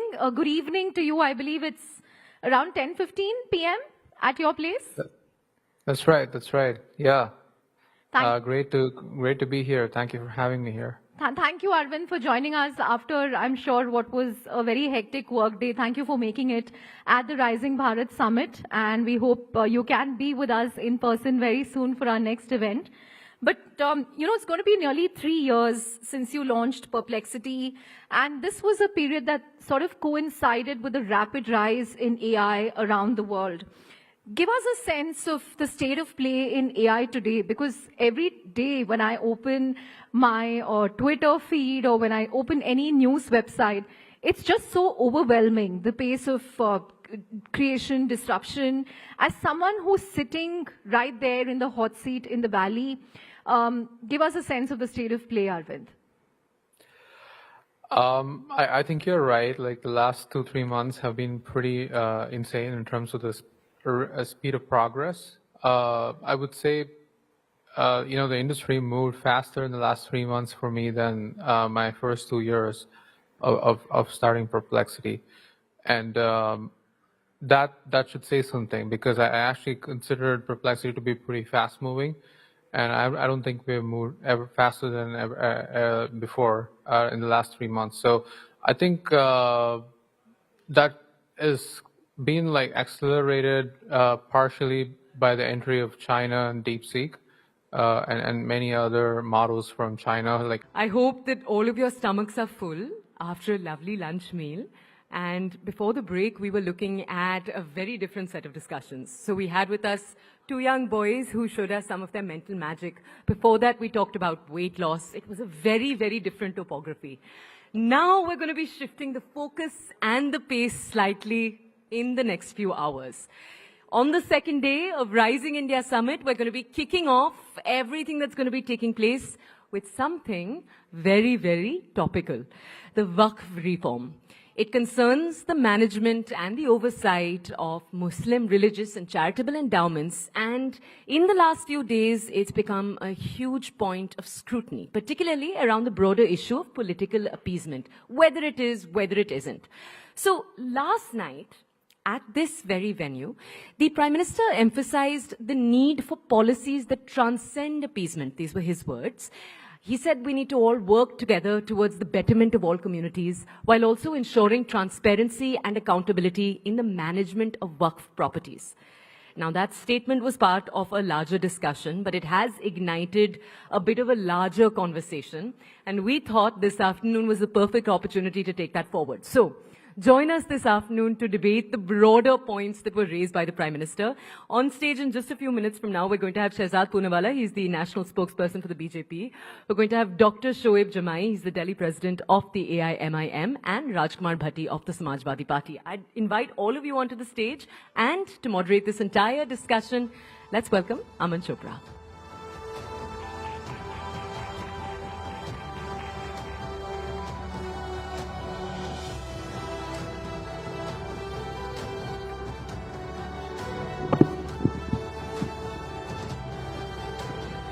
तो देखिए, कल प्रधानमंत्री नरेंद्र मोदी ने वक्फ पर चर्चा करते हुए एक बात कही। प्रधानमंत्री ने कहा कि जब भारत आजाद हुआ तो भारत के साथ, भारत से पहले, भारत के बाद कई देश आजाद हुए, लेकिन भारत को आजादी बंटवारे के साथ मिली। ये प्रधानमंत्री के शब्द थे कल।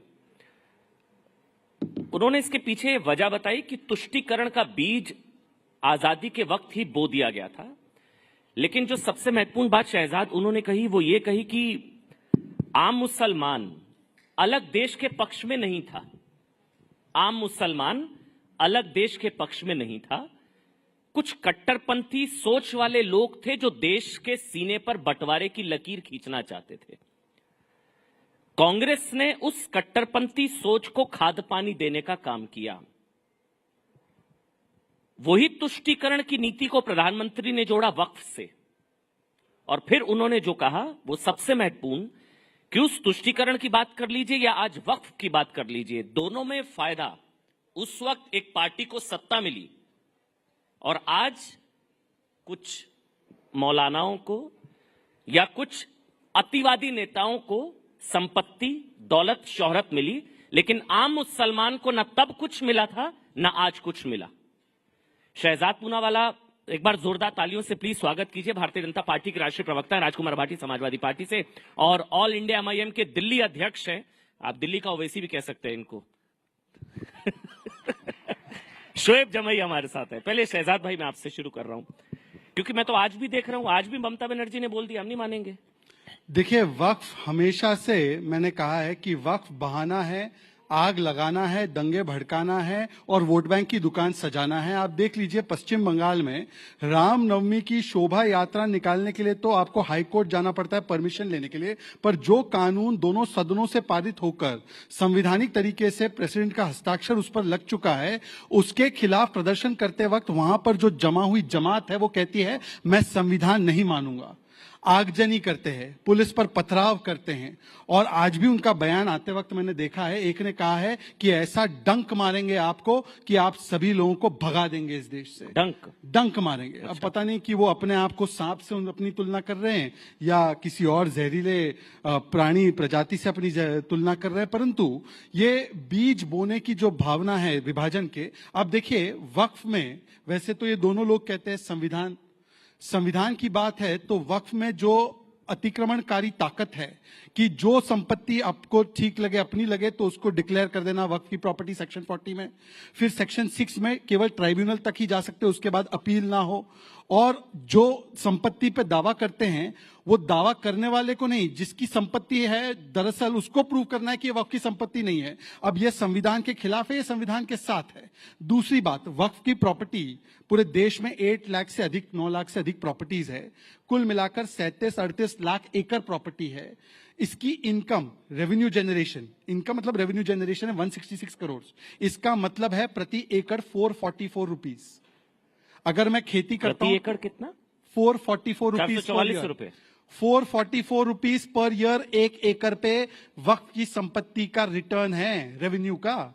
और अगर आप किसानी की देख ले या अगर आप अर्बन एरिया में कोई लैंड की पार्सल देख लीजिए जिसको डेवलप किया जाए, तो मिनिमम 1 लाख से 5 लाख रुपए प्रति एकड़ आता है। तो इसका मतलब क्या है? अभी देखिए, हम लोगों ने नवरात्र भी मनाए, तो नवरात्र में आपने देखा होगा माँ कात्यायनी के हाथ में, एक हाथ में प्रतीक होता है, कमल चिन्ह होता है, और दूसरे में हथियार भी होता है। तो एक तो ये संपन्नता का और सामाजिक न्याय का एक हथियार है कि जो गरीब, पसमानदा मुसलमान, जो बेवा है, जो यतीम है, जो अनाथ है, जो आगा खानी है, बोरा है, दरगाह के लोग हैं जिनके अधिकार मारे जा रहे थे, उनको अधिकार सुनिश्चित करेगा।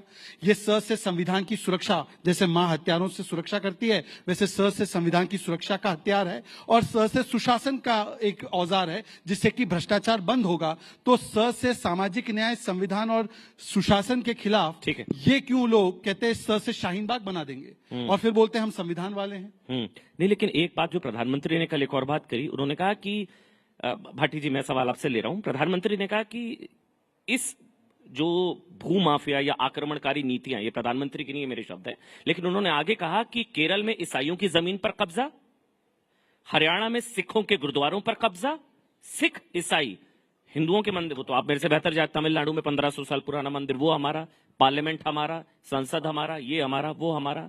तो आपको नहीं लगता कि कुछ क्रियाकलाप ही इस तरह के थे कि बदलाव लाना बहुत अनिवार्य, अपरिहार्य हो गया था, लाना ही पड़ता? जो किरण रिजिजू ने कहा कि ये नहीं आता संशोधन, तो साहब पार्लियामेंट भी शायद वक्फ का होता। राजकुमार भाटी जी, क्या क्या बदलेंगे प्रधानमंत्री जी?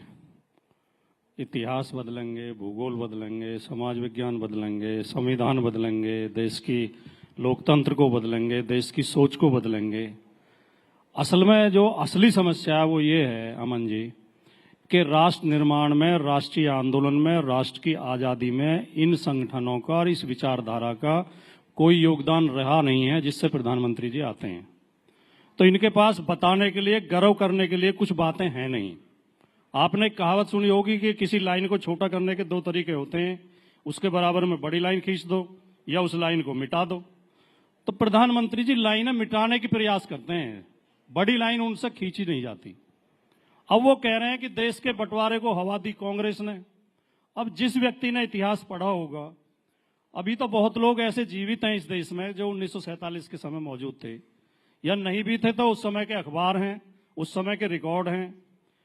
देश की आजादी की जब लड़ाई चल रही थी 1857 के बाद ही अंग्रेज इस बात को समझ गए थे कि भारतीयों को बांटे बिना हम इस देश पर शासन नहीं कर सकते। तो उन्होंने डिवाइड एंड रूल की पॉलिसी अपनाई, हिंदू मुसलमान को आपस में लड़ाओ। तो अंग्रेजों ने ही मुस्लिम लीग का गठन कराया, मुस्लिम लीग को वही फाइनेंस करते थे, और हिंदू महासभा को भी अंग्रेज ही फाइनेंस करते थे। हिंदू महासभा का गठन भी उन्होंने ही कराया। कोई मुझे जवाब दे दे, शहजाद भाई दे दें कि सावरकर को 60 रुपए महीना किस बात का देते थे अंग्रेज? और 60 रुपया जब देते थे जब प्राइमरी के टीचर की सैलरी 15 रुपए महीना होती थी। आज प्राइमरी के टीचर की सैलरी 50,000 रुपए है, यानी कि आज का 2 लाख रुपया देते थे अंग्रेज। किस बात के लिए देते थे? जिन्ना से कहते थे हिंदुओं के खिलाफ बोलो, और सावरकर से कहते थे मुसलमानों के खिलाफ बोलो। इन दोनों के बयानों ने, इन दोनों की नफरत ने, इन दोनों के 2 राष्ट्रवाद के सिद्धांत ने भारत का बंटवारा किया। कांग्रेस कभी भारत के बंटवारे के पक्ष में नहीं थी। गांधी, अंबेडकर, पटेल, नेहरू कभी बंटवारे के पक्ष में नहीं थे। दुर्भाग्यजनक बंटवारा हुआ, उसका सबको दुख है, पूरे भारत को दुख है। हमारा एक हिस्सा कटा, लेकिन उसके लिए आज ये कह देना कि प्रधानमंत्री कहेंगे तो कौन विश्वास करेगा कि कांग्रेस ने हवा दी थी और ये नहीं चाहते थे बंटवारा। इस देश में 2 राष्ट्र की सबसे पहला जो सिद्धांत दिया वो सावरकर ने दिया। दो राष्ट्रवाद की बात पहली बार की सावरकर ने की। सावरकर का आप हिंदुत्व वाली किताब उठा के पढ़ लें या गोलवलकर की आप बंच ऑफ थॉट्स पढ़ लें, वो कहते हैं कि ये देश हिंदुओं का देश है। अभी ना भाटी जी, जब मैं डिबेट में आ रहा था, तो जो मेरे गेस्ट कॉर्ड में सेतु हितेश हैं, वो कह रहे थे कांग्रेस के प्रवक्ता नहीं है। मैं कहा कमी नहीं महसूस होगी, आपने मुझे सही साबित कर दिया। बहरहाल मैं एक बार अब शोभी में हो गया ना, मैंने बोला ही नहीं कुछ। आपकी दोस्ती इतनी गाड़ी है कांग्रेस के साथ, कांग्रेस पूछ नहीं रही है आपको, और आप कांग्रेस के बचाव में आप ऐसा मैदान में उतरे हैं प्रभु, कांग्रेस के सम्मान में आप ऐसा मैदान में उतरे हैं कि कांग्रेस भी कहेगी इतना तो हम अच्छे नहीं जितना भाटी जी बता रहे हैं। बहरहाल एक बार शोएब जमाई, कानून तो मानना पड़ेगा शोएब भाई, कानून तो मानना पड़ेगा ना। ममता बनर्जी कह रही है हम नहीं मानेंगे, आप भी शायद कहते हैं हम नहीं। कानून तो, संविधान से ऊपर तो कोई नहीं है ना शोएब, संविधान से ऊपर तो कोई नहीं है ना। देखिए ऐसा है कि झूठ को जो है ना भव्यता मिल गई है, the lie has been glorified, और दुर्भाग्य से हमारे टीवी चैनल और मीडिया भी उसी को एजेंडा को चलाते रहते हैं, और जनमानस के दिमाग में आ जाते हैं कि अच्छा ऐसा है, वक्फ बोर्ड ऐसे कब्जा कर लेता है और ये कर लेता है। एक बात बताइए, वक्फ बोर्ड कोई मुसलमानों की स्वायत्त संस्था है, ऑटोनोमस बॉडी है, या स्टेट गवर्नमेंट के द्वारा एक रिकमेंडेड, बल्कि उनके अंडर में, जिसमें स्टेट के सेक्रेटरी, जिले का डीएम, चीफ मिनिस्टर के द्वारा अपॉइंटेड लोग, उसके ही द्वारा यहाँ से अपॉइंटेड जज उसके ट्रिब्यूनल में होते हैं, बल्कि एक कानून के तहत वो एक बॉडी होती है किसी भी स्टेट में। और किसी भी जमीन पर जो रजिस्ट्रेशन एज अ वक्फ होता है या कोई वक्फ करता है, वो बिना सर्वे के नहीं होता। सर्वेयर भी गवर्नमेंट का, स्टेट गवर्नमेंट, अगर बीजेपी की सरकार है या कांग्रेस की भी सरकार है, सर्वेयर उसको सर्वे करके रिपोर्ट देता है, डीएम उसको सही पाता है, तो ही वो वक्फ में रजिस्टर हो। अब इतने तमाम प्रोसेस से कोई चीज गुजर के आती है तो आप कहेंगे कि अरे मुसलमान तो वक्फ बोर्ड के नाम पे कब्जा कर रहा है। अरे तो कब्जा कर रहा है, अगर किसी गांव में, तमिलनाडु के किसी गांव में किसी ने गलत क्लेम कर दिया, किसी सर्वेयर ने गलत रिपोर्ट दी, या किसी डीएम ने उसको अप्रूव कर दिया, इसमें मुस्लिम समाज का क्या दोष? नंबर 1, ये झूठ फैलाया। अब दूसरा कि वक्फ बोर्ड के पास जो है ना तीसरी सबसे ज्यादा जमीन है, पहली होगी रेलवे, और ठीक है, ये रेलवे और रक्षा तो देश की है ना, ये निजी है, इसलिए पहली है दुनिया में सबसे अमीर जी। अभी एक डेटा, एक आंकड़ा उठा के देखिए, जो हिंदू इंडोनमेंट बोर्ड है, हर देश में, हर समाज के पास, हर धर्म का एक एक बोर्ड है। जैसे हिंदुओं में हिंदू इंडोनमेंट बोर्ड है, गुरुद्वारा प्रबंधक कमेटी है, क्रिश्चियन की एक अपनी इंडोनमेंट बोर्ड है, उसी तरीके से देवी स्थानम बोर्ड है, हिंदू इंडोनमेंट बोर्ड है। उसमें सिर्फ 4 राज्य, तमिलनाडु, उड़ीसा और आंध्र प्रदेश और तेलंगाना, इन 4 राज्यों के आंकड़े उठा के देखेंगे तो लगभग 12 लाख एकड़ जमीनें जो है वो सिर्फ ये 4 राज्यों में है। फिर आप क्यों झूठ बोलते हैं कि इतनी जमीनें हैं इनकी? अगर जमीनें हैं भी तो जिन्होंने वक्फुल औलाद किया या जो कुछ भी जिन्होंने डोनेट किया, उन्होंने अपनी प्रॉपर्टी की है। भाई मेरी प्रॉपर्टी है, मैं किसी को डोनेट करना चाहता हूँ, वक्फ करना चाहता हूँ, it should be go under a process. ये अच्छी चीज है। अब सुनिए, एक मिनट आप कंप्लीट करिएगा। ये अच्छी चीज है, यानी कि 9.4 लाख एकड़ जमीन डोनेटेड है। इसमें वक्फ बाय यूजर भी है। नहीं, मैंने पूछा हाँ या ना। 9.4 लाख एकड़ जमीन डोनेटेड है, सिर्फ डोनेटेड है, ये सिर्फ डोनेटेड है। तो आप तो कहते हैं मुसलमान इतना पिछड़ा हुआ है, इतनी जमीन, ये तो बात है ना। गरीब मुसलमान, पिछड़ा मुसलमान, जमीन 10 लाख एकड़। इस बात को मोदी राज में अच्छी तरक्की हुई है। नहीं, मैं इस बात को लेकर कभी नहीं कहता कि वक्फ बोर्ड के अंदर करप्शन नहीं था। स्टेट गवर्नमेंट की निगरानी में, चाहे बीजेपी की सरकार हो या कांग्रेस की हो या किसी अन्य पार्टी, हर राज्य सरकार के अंदर जो भी वक्फ बोर्ड रहा है उसके अंदर करप्शन हुए हैं, उसमें सबने फायदा उठाया, सभी पार्टियों ने, ये मैंने। लेकिन सुधार के नाम पर आप और उसको बिगाड़ रहे हैं। क्या कि देखिए, इनका कानून इन्होंने बनाया कि भाई आप अगर वक्फ करना चाहते हैं तो you should be practicing Muslim for the at least 5 years। Practicing Muslim का क्या क्राइटेरिया होगा? दाढ़ी टोपी होगी तब। उसके घर में नमाज पढ़ते हैं नहीं पढ़ते आप कैसे देखेंगे? लेकिन प्रैक्टिसिंग मुस्लिम होना जरूरी है वक्फ करने के लिए। लेकिन आप वक्फ बोर्ड में, सेंट्रल काउंसिल में 2 नॉन मुस्लिम अनिवार्य हो सकते। कोई हिंदू वक्फ नहीं कर सकता, लेकिन बोर्ड मेंबर में होंगे और स्टेट में होंगे, ये गजब का कानून। अच्छा, इसी बात को 1955 में और 1995 में जो संशोधन हुए थे उसमें ये था कि वक्फ बोर्ड में सिर्फ मुस्लिम ही वक्फ कर सकते, लेकिन 2013 में एक संशोधन आया था जिसके बाद ये तय हुआ था कि नॉन मुस्लिम भी वक्फ कर सकते हैं, डोनेट कर सकते। और उसको कौन समर्थन किया था? लाल कृष्ण आडवाणी जी, सुषमा स्वराज जी, बीजेपी ने ओवरवेलमिंग ये से जो है सपोर्ट किया था। आज इनको लगता है कि शहजाद पूनावाला आप उनसे बड़े नेता हैं, मोदी जी, योगी जी, क्या आडवाणी जी से और सुषमा स्वराज जी से बड़े नेता हैं? अरे तय कीजिए ना भाई, झूठ कर रहे हैं। तो मैं ये कह रहा हूँ कि लाई हैज बीन ग्लोरिफाइड, झूठ ये जो जनमानस के दिमाग में लाया गया। शोएब कॉन्क्लेव है, एक एक करके बोलेंगे। आपने अपनी बात रखी, ये आप अपनी बात का मामला नहीं है। बिल्कुल, मतलब हिंदुओं से जमीन लेने में दिक्कत नहीं है, लेकिन हिंदुओं को बोर्ड में शामिल लेने से प्रॉब्लम है। बस हो गया। अब शहजाद बोलेंगे, एक एक करके प्लीज। शहजाद, वक्फ के अतिक्रमण को हटाने के लिए एक एक करके बोलेंगे। वक्फ के अतिक्रमण को हटाने के लिए तो कानून है, डिबेट में अतिक्रमण कोई कर ले तो बेचारा पसमानदा कहाँ चला जाए। तो मुझे लगता है इसके लिए भी डिबेट अतिक्रमण कानून भी लाना पड़ेगा। अब सुनिए, एक एक करके मैं जवाब देना चाहता हूँ। दोनों विद्वान प्रवक्ता हैं। राजकुमार भाटी जी ने पहले शुरुआत कर ली कि सावरकर जी ने 2 नेशन थ्योरी की कल्पना की थी। भाटी जी वैसे इतिहास का बहुत ज्ञान रखते हैं, पर सबसे पहले ये बात सर सैयद अहमद खान ने कही थी। दूसरी बात, सावरकर जी अगर इतने ही बड़े देशद्रोही थे तो इंदिरा गांधी ने 1970s में उनके नाम पर पोस्टेज स्टैंप निकालकर उनको ग्रेटेस्ट सन ऑफ इंडिया बोला। मतलब इंदिरा गांधी भी देश के बंटवारे करने वाले के साथ थी। और बंटवारा क्या सावरकर ने किया? सावरकर 47 में सत्ता में थे या नेहरू थे? अब दूसरी बात, इन्होंने कहा कि देखिए हम तो चाहते हैं कि देश का बंटवारा ना हो, हम एकता चाहते हैं। बहुत अच्छी बात कही है भाटी जी ने, इससे सुंदर बात क्या हो सकती है? एक ही तो चीज है जो एकता लाएगी, एक यूसीसी का समर्थन कर देंगे। यूनिफॉर्म सिविल कोड, मतलब कि अलग अलग जो धर्म है उनके पर्सनल लॉ क्यों होने चाहिए? जैसे यूनिफॉर्म क्रिमिनल कोड है। ऐसा तो नहीं है कि अमन ने गुनाह किया तो उनके लिए अलग सजा है और शोएब ने किया तो शोएब के हाथ काटे जाएंगे। दोनों के लिए एक क्रिमिनल कोड है। तो बोलो कि अब इन्होंने एकता की बात की है तो बोलिए कि यूसीसी यूनिफॉर्म सिविल कोड के साथ खड़े है कि नहीं खड़े। अब आते हैं शोएब जमाई की बात पर। शोएब जमाई जी, पहले तो आप काफी ज्ञान रखते हैं इस पूरे मसले पर और आपने इस पर स्टडी भी की है, ये अच्छी बात है। परंतु वक्फ बाय यूजर का कॉन्सेप्ट 95 के कानून में आया और 95 के कानून का हमने विरोध किया था। दूसरी बात, इस्लाम के नजरिए से अगर देखेंगे तो आप एक चीज कल्पना कीजिए, अमन जी, आप मक्का मदीना जा सकते हैं इबादत करने? नहीं। हज में जा सकते हैं?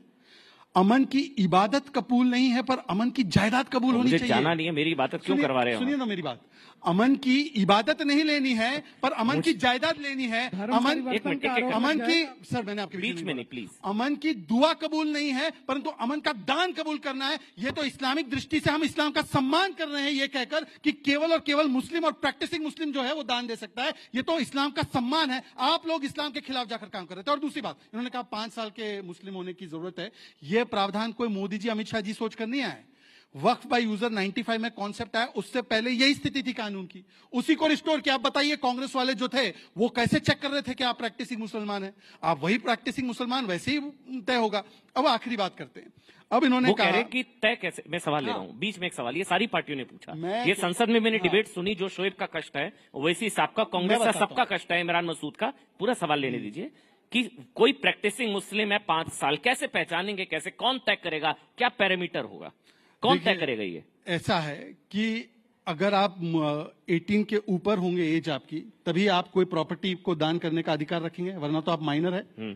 18 की उम्र से ऊपर होंगे तो इसका मतलब आप बर्थ से मुस्लिम हैं, तो 5 साल तो वैसे ही हो गए, तो आप मुस्लिम ही पैदा हुए हैं। हाँ, पर जो कन्वर्ट किए हैं, अब ये क्यों चाहते हैं कि कन्वर्जन केवल दान के लिए हो? आप तो चाहते हैं कि अगर कोई कन्वर्ट करे इस्लाम में तो उसको तो इस्लाम के सारे फायदे मिले ना। तो आप केवल कन्वर्जन करवाना चाहते हैं जायदाद लेने के लिए, वरना वो क्यों अप्रोच करते हैं इस प्रावधान का जो प्रावधान कांग्रेस ने बनाया। दूसरी बात, अब मैं आना चाहता हूं, उन्होंने टेम्पल बोर्ड की बात की। 30 सेकेंड। टेम्पल बोर्ड की बात करने वाले लोग बताएं कि टेम्पल तो टैक्स भी देता है इस देश में, टेम्पल ट्रस्ट भी चलाते हैं अपने अलग से, जिसमें कि हॉस्पिटल और एजुकेशन संस्थाएं चलती है। आप वक्फ के नाम पर कितनी चल रही है जहां पे फ्री ट्रीटमेंट या फ्री एजुकेशन, 10 ऐसे संस्थान के नाम बता देना। परंतु टेम्पल ये ट्रस्ट चलाने के बाद टैक्स भी सरकार को भरता है। और आप बताइए कि यहां पर ये वक्फ बाय यूजर चाहते हैं, मतलब हिंदू की प्रॉपर्टी चाहते हैं, पर वक्फ जो कि एक स्टैट्यूटरी बॉडी है, सुप्रीम कोर्ट ने बोला है, उसमें हिंदू नहीं चाहते और फिर बोलते एकता की बात। एक चीज कह रहा हूं मैं, एक मिनट भाटी, एक मिनट में एक कमेंट लूंगा शोएब। मैं एक चीज कह रहा हूं, यहाँ जितने भी लोग बैठे हैं, आप लोग हमेशा संविधान संविधान संविधान की बात करते हैं, वो अच्छी चीज है, वो करनी चाहिए। मेरी नजर में ये सारी डिबेट संसद में पूरे देश में हो चुकी है, अब तो राष्ट्रपति के हस्ताक्षर हो गए, चैप्टर क्लोज, मानना पड़ेगा, है ना। मैं ये कह रहा हूं कि संविधान से ऊपर या देश के कानून से ऊपर तो आप भी नहीं है, ना मैं हूं, ना मेरा धर्म है, कुछ भी नहीं है। संविधान सबसे सुप्रीम अमूल आ रहे हैं ना, है या नहीं है बताइए ना। संविधान बड़ा है शरिया, अच्छा मैं गलत बोल गया कुछ, संविधान बड़ा है शरिया, संविधान है ना सुप्रीम। सवाल पूरे कर लीजिए। अच्छा ये सवाल, एक मिनट रुकिए पहले। मेरी नजर में मेरा धर्म छोटा है, संविधान बड़ा है, आपकी नजर में संविधान बड़ा है शरिया? संविधान ही हमें यहाँ से अपने धर्म को फॉलो करने की इजाजत देता है। तो संविधान बड़ा है? संविधान ही, आप संविधान को मानते हैं ना? तो संविधान बड़ा है शरिया, इतना मुश्किल सवाल नहीं। मैं माफी चाहूंगा, मैं गलत सवाल पूछ लिया आपके लिए। आपके लिए शरिया बड़ा है? संविधान को मानते हैं? संविधान बड़ा है शरिया? नहीं आप पहले भले, अरे चलिए मैं आपका जवाब दे दूंगा। आप नहीं बोल रहे ये संविधान मानते हैं? जिनके लिए शरिया बढ़िया था 47 में चले गए वो, हमने क्या हो गया आपको? आपके लिए देश तिरंगा पहले है। संविधान और देश से बड़ा कुछ नहीं है ना। हाँ, आपके लिए नहीं, मुझे पता, मेरे लिए तो है, आपके लिए संविधान और देश से बड़ा कुछ नहीं है। धर्म भी नहीं है आपके लिए भी नहीं है। अरे संविधान बड़ा है शरिया। अब मैंने जवाब दिया। आप संविधान मानते हैं ना? मैं आर्टिकल 40 की बात करना चाह रहा था। संविधान मानते नहीं मानते आप? जी मानते हैं। उसके बिना तो संविधान ने जो है 1937 का शरिया एक्ट भी अपनाया था, उसको मानते हैं आप? ठीक है, नहीं मानते, पूछिए। कौन? मैं क्यों मानूंगा भैया? आप मानेंगे शरिया, मैं क्यों मानूंगा? संविधान का हिस्सा है। शरिया आप मानेंगे, मैं क्यों मानूंगा? संविधान का हिस्सा है। अरे तो हो गए ना। तो संविधान बड़ा है शरिया?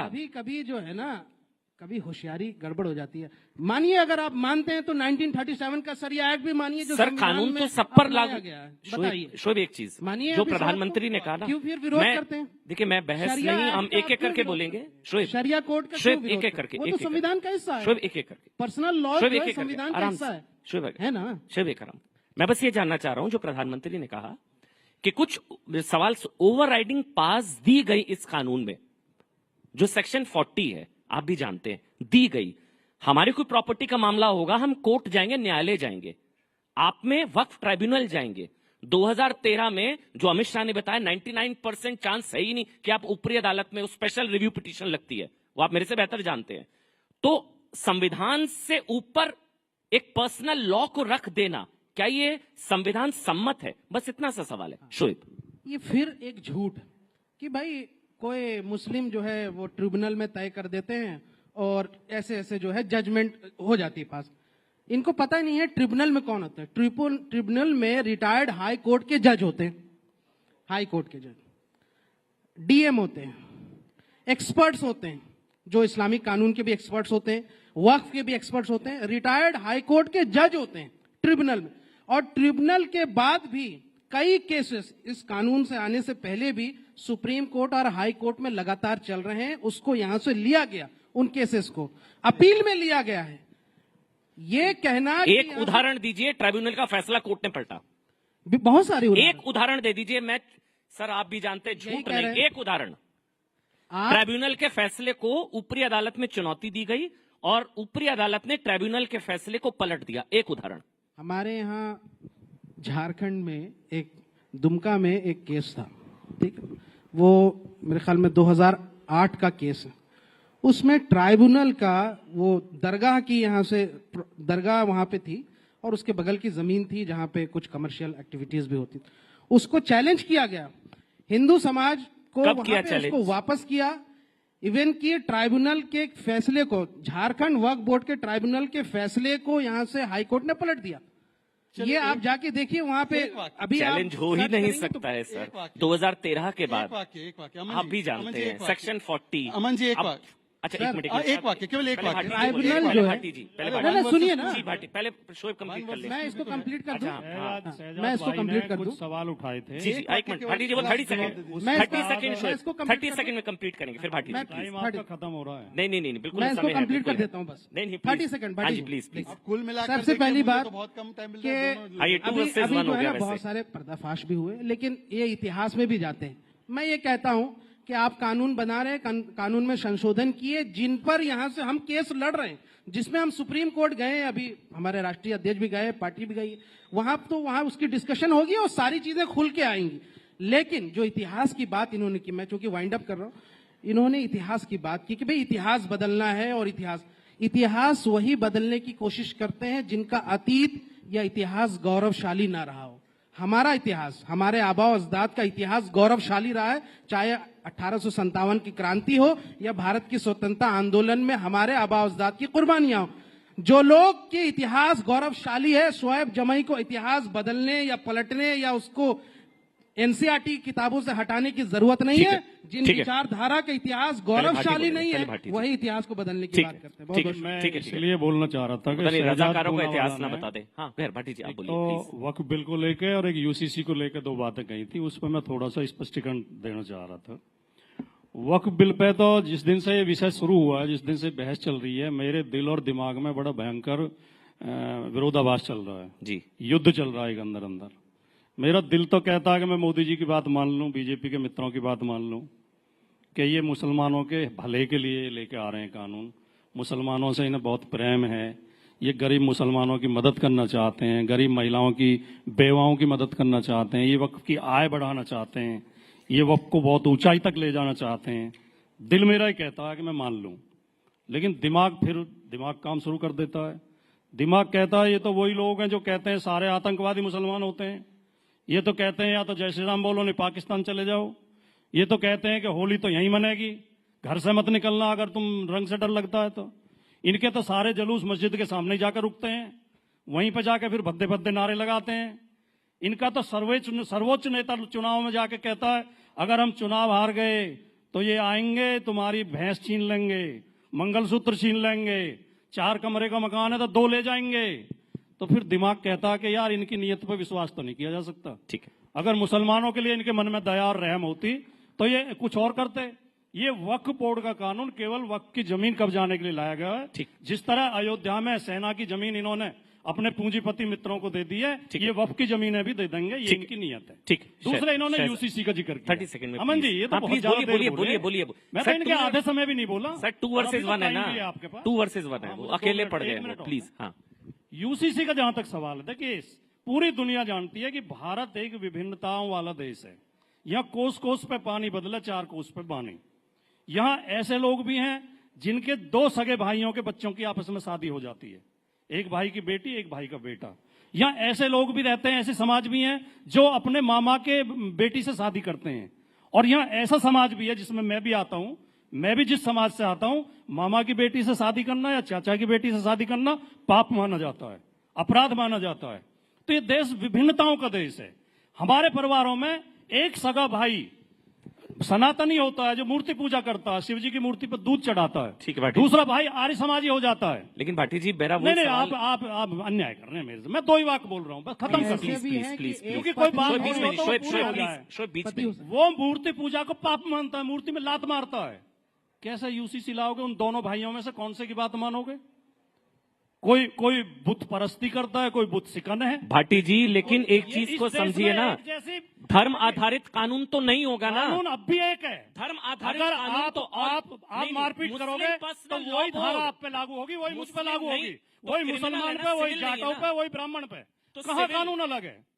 मुस्लिम पर्सनल लॉ बोर्ड क्या है? अमन जी जवाब देने का मुस्लिम पर्सनल लॉ बोर्ड क्या है? अपने धर्म का पालन करने की आजादी हमारा संविधान देता है। अपनी धार्मिक संपत्ति तो पॉलीगैमी क्या है? प्रबंधन करने की ठीक आजादी हमारा संविधान देता है, उसे छीनने का प्रयास मत करिए। अब ऐसा है, सुनिए, अब देखिए मैंने दोनों वक्ताओं को बहुत धैर्य से सुना और बीच में कोई नहीं बोलेगा। अभी इन्होंने क्या बोला कि यूसीसी आ जाएगा, एक बुत परस्ती करता है, एक जो है मूर्ति को नहीं मानता है। क्या पूजा पद्धति तय होती है यूसीसी से? अगर ऐसा है तो यूसीसी लाने वाले तो नेहरू जी और आंबेडकर जी थे संविधान में। यूसीसी को पहली बार इंप्लीमेंट किया गोवा में तो कांग्रेस की सरकार थी, सुप्रीम कोर्ट ने वकालत की। यूसीसी का पूजा पद्धति से कोई लेना देना नहीं। आपको अपनी बहन से शादी करनी है, कीजिए, पर हाँ अगर आपकी बहन 15 साल से कम उम्र की होगी और आप 60 साल के होंगे तो अगर हिंदू को सजा होगी तो दूसरे वर्ग को भी होगी सजा। सुन लीजिए, जानबूझ के प्रयोग कर रहे हैं, गाली गलौज बीजेपी के लोगों के बीच में नहीं बोला। शादी नहीं करता हूँ, अपनी जुबान को लगाम दीजिए आराम से। अच्छा, ये जानबूझ के इस तरह की बदतमीजी कर रहे हैं। अपनी बहन से शादी आप लोग करते हैं, मैं नहीं करता। नहीं, आपके लिए नहीं बोला, मैंने आपके लिए बोला आपके लिए नहीं। ये शब्द का क्या मतलब? मैंने जनरली बोला आपको अपनी बहन से शादी करनी है? किसी को भी जानबूझ के, किसी को भी भाटी जी इनके पास मसाला होता नहीं। अच्छा ठीक है, इनके पास तर्क होता ही नहीं। अच्छा ठीक है, इनके पास ज्ञान होता नहीं, तो बदतमीजी पे उतर आएंगे। ठीक है, हो गया भाटी जी। और फिर ये बेइज्जत नहीं, आप बोल दीजिए, आपने उनके लिए नहीं कहा, नहीं कहा उनके लिए, हो गया। कोई ऐसा भाटी जी, उन्होंने आपके लिए नहीं कहा। बड़ी महफिलों में बेइज्जत करके निकाले गए हैं। अरे बस ऐसे तो भाटी जी प्लीज, इन्हें तो आदत पड़ी हुई है। राजकुमार भाटी, उन्होंने आपकी फैमिली के लिए नहीं कहा। वो क्या आपने कहा है शहजाद, बोल दीजिए, आपने कहा है, आपने नहीं कहा। मैं कहा होता तो तालियां क्यों बजती? नहीं, और वो मुझे मैंने कहा कि खामखा का ड्रामा मैं बोल रहा हूँ, मैंने कहा आपको मेरे पे है, मैं बोल रहा हूँ, मैं नहीं अलाउ करूंगा, बस बात खत्म। ये जो चैनल आजकल चला रहे हैं कि बीजेपी भाटी जी, उन्होंने आपकी फैमिली के लिए नहीं बोला है, उन्होंने बोला कोई भी अगर करना चाहता है परिवार में। एक दिल्ली की मुख्यमंत्री हमारे राष्ट्रीय अध्यक्ष के लिए एक चैनल पर बैठ के गाली दे रही है, एंकर ने नहीं टोका। ऐसे एंकरों को भी बेनकाब करना पड़ेगा। ये एंकरिंग नहीं है, ये गुलामगिरी है, ये नौकरी है किसी पार्टी की। शहजाद, ठीक है, माफी मांगी आप इसके लिए। नहीं बोला, आपने आप शब्द बोल रहे हैं के लिए नहीं बोला, नहीं बोल दीजिए, एक मिनट बोल रहे हैं। इन्होंने कहा कि आप अपनी बहन से शादी कर सकते हैं। अरे कोई आप प्लीज क्लैरिफाई, ये इंपॉर्टेंट है, फैमिली पे नहीं। मैं भी बोल रहा हूँ, नहीं बोलना होगा फैमिली पे। मैं भी आई ऑल्सो, आप इतने अपशब्द बोल रहे हैं। चलिए, हाँ प्लीज एक मिनट। ऐसा है, सुनिए। और शर्म नहीं अरे वो बोल रहे हैं भाटी जी, शो में बेइज्जत होती है। लेट इन स्पीक। कभी A1 A2 B2 पता नहीं क्या करते हैं, कभी कुछ करते हैं। भाटी जी, लेट इन स्पीक, बैठिए, लेट इन स्पीक। भाटी जी बोलने दीजिए, माफी मांगे, बोलने दीजिए, उसके लिए बोलना होगा उनको। माफी चाहता हूँ अगर अगर आपको, हाँ प्लीज शहजाद, प्लीज अब बीच में नहीं, प्लीज। ऐसा है, भाटी जी प्लीज। अगर मैंने किसी, मैं भी बोल रहा हूँ, परिवार पे नहीं होगा। इसके अलावा कोई शब्द नहीं होगा कि मैंने गलत बोला। मैं भाटी जी, आप, मैं बोल रहा हूँ ना, परिवार पे नहीं, परिवार पे नहीं बोला है। मैं बोल रहा हूँ, नहीं, किसी की हिम्मत नहीं है। मैं बोल रहा हूँ, किसी की हिम्मत नहीं है। भाटी जी, आई रिस्पेक्ट यू। पूछ लीजिए क्या मैंने इनके परिवार पे बोला है। आप एक बार बोल दीजिए, देख लीजिए, यहाँ पे देख लीजिए, यहाँ पे देख लीजिए। मतलब कि डिबेट को डिरेल करना है। आते हैं ये, इन्हें सब जानते हैं हम। ठीक है, ये जो क्लोजिंग कमेंट। अच्छा, क्लोजिंग कमेंट प्लीज, हो गया भाटी जी। सारे RSS मुख्यालय, भाटी जी, RSS मुख्यालय बताइए, ये इनको बोल दिया RSS के, ये ठीक है। 3-4 आदमी ने फंड लहराया, ये बताइए, केवल 3-4 आदमी ने फंड लहराया है। ये 3-4 आदमी RSS मुख्यालय से। चलिए, हो गया भाटी जी। RSS मुख्यालय से सब लोग बताइए। कह रहा हूँ, नहीं कह रहा। RSS मुख्यालय से, आप लोग RSS से मुख्यालय से आए हैं क्या? अरे ये फंड वाले RSS के मुख्यालय। अरे बस भाटी जी, भाटी जी, पूछ लो, बुला के आ जाओ, इनका पर्चे पूछ। राजकुमार भाटी, वहाँ से बैठ कर। राजकुमार भाटी प्लीज, आप अपना नाम अच्छा बताइए। प्लीज, आपने नहीं, अच्छा मुझे वाइंड अप प्लीज अपनी बहन से शादी करिए। बस चलिए, वाइंड अप। आपके कान में रुई थे क्या? हो गया भाटी जी, नहीं सुना क्या आपने? चलिए, हो गया भाटी जी, प्लीज। यार बदतमीजी के लिए बुलाए जाते हैं, मैंने बोला ना उनको। चलिए, बस कंक्लूडिंग कमेंट है। शहजाद प्लीज, चलिए आप प्लीज, शहजाद खत्म कर रहे हैं हम। अब आप ही बोलेंगे। नहीं, या तो माफी मांगे वरना मैं बोलने नहीं दूंगा। करना पड़ेगा, ऐसे नहीं होता। आपने बहुत अपमानजनक शब्द ऐसे कहे हैं। गुंडागर्दी नहीं। आपने मुझसे कहा कि आप अपनी बहन से शादी करिए, इसके लिए आपको माफी मांगनी पड़ेगी। नहीं मांगोगे तो मैं बोलने नहीं दूंगा, इस शो में तो बोलने नहीं दूंगा। करना करिए। गुंडागर्दी किसकी आदत है, किसकी फितरत है, समझ में? उन्होंने ये वाक्य बोला था या नहीं बोला था? नहीं बोला। आपने क्या बोला था, एक बार क्लैरिफाई कर दीजिए। ठीक, आप बोल रहे, आप ऐसे पास मत आइए। चलिए, आप, चलिए मुझे वाइंड अप करना होगा। ठीक है, कोई दिक्कत नहीं है। शुक्रिया आप सबका, शुक्रिया सोहेल भाई आपका, भाटी जी आपका बहुत बहुत शुक्रिया। हाँ प्लीज आप बोल लीजिए, एक मिनट भाटी जी, एक मिनट बैठ जाइए। इस कंप्लीटिंग, एक मिनट प्लीज, एक मिनट। ये नहीं चलेगा। चलिए ठीक है, ओके, माफी चाहता हूँ। ठीक है, शुक्रिया आप सबका, नहीं रहा शुक्रिया। मैं शहजाद पूना वाला, आप मेरी इतनी बेइज्जती करोगे? चलिए, धन्यवाद, शुक्रिया। एक स्वाभिमानी शुक्रिया, मैं अपनी इज्जत की रक्षा करना जानता हूँ। Thank you.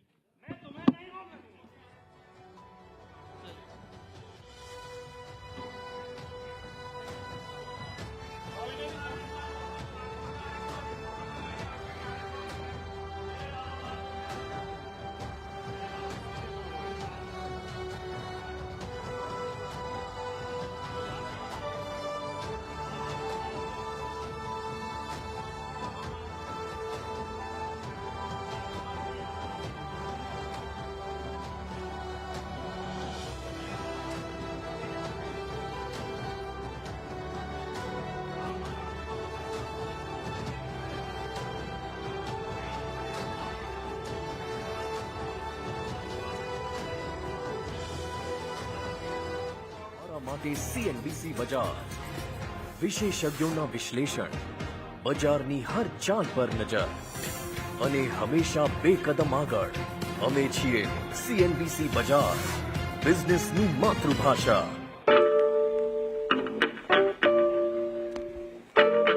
All right, so we're doing this for the third year. Don't think anyone's ever achieved this before. And we're on top all the time, no breaks.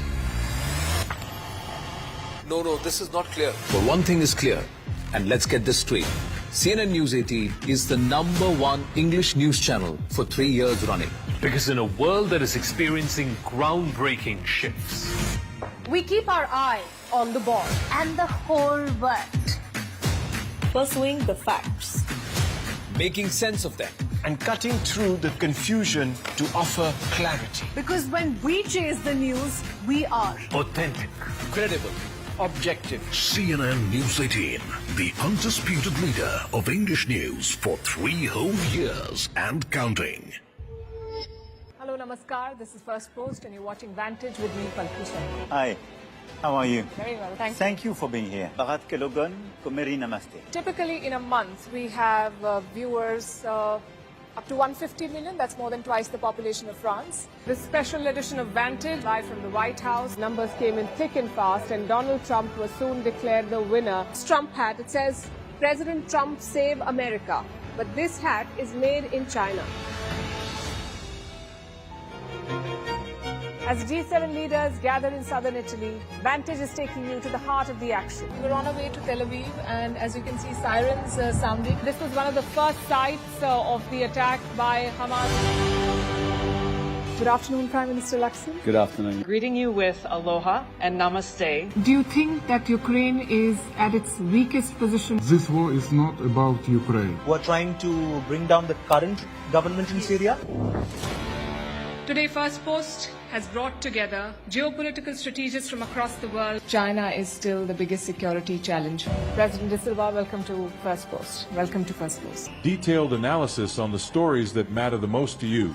We throw a spotlight on global issues from an Indian perspective. We are trying to make our mark in the digital town square. We are building a news platform with a video nucleus. Today we begin in Asia. Indian Prime Minister. Ladies and gentlemen, please take your seats. The show will begin shortly. You are requested to keep your mobile phones on silent mode.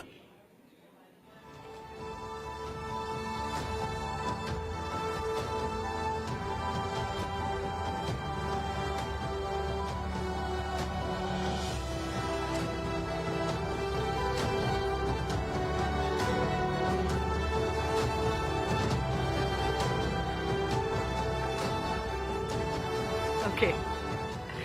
Ladies and gentlemen, I know it's a lot to ask of you after the last few minutes, but I'm going to ask you to sit down quietly for a little while. There's a lot to discuss, I know. All right. We'll just give everyone a few minutes. Right from the back where people have stood up. Sit down, sit down. We'll just wait for all the chairs to be filled. Okay, you're going to have to bear with me as we wait for some little bit of running. Okay.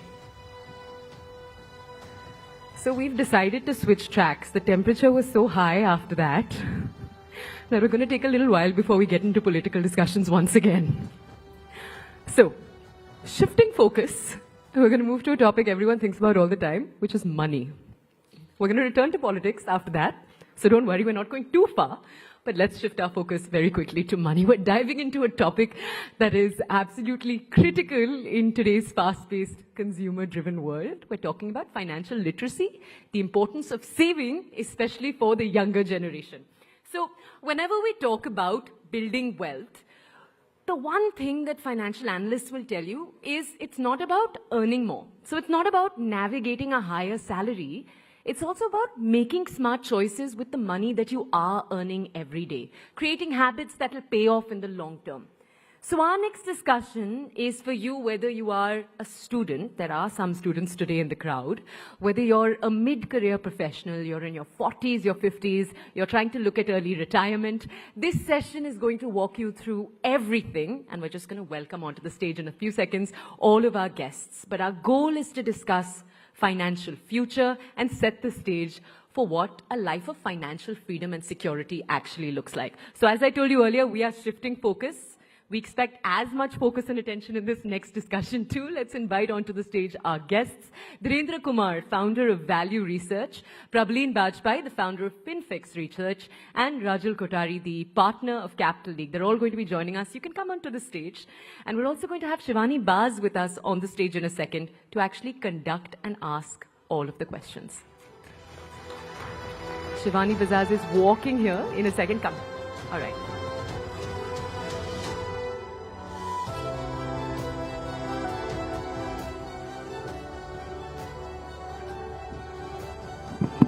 Thank you so much, Toya, for that.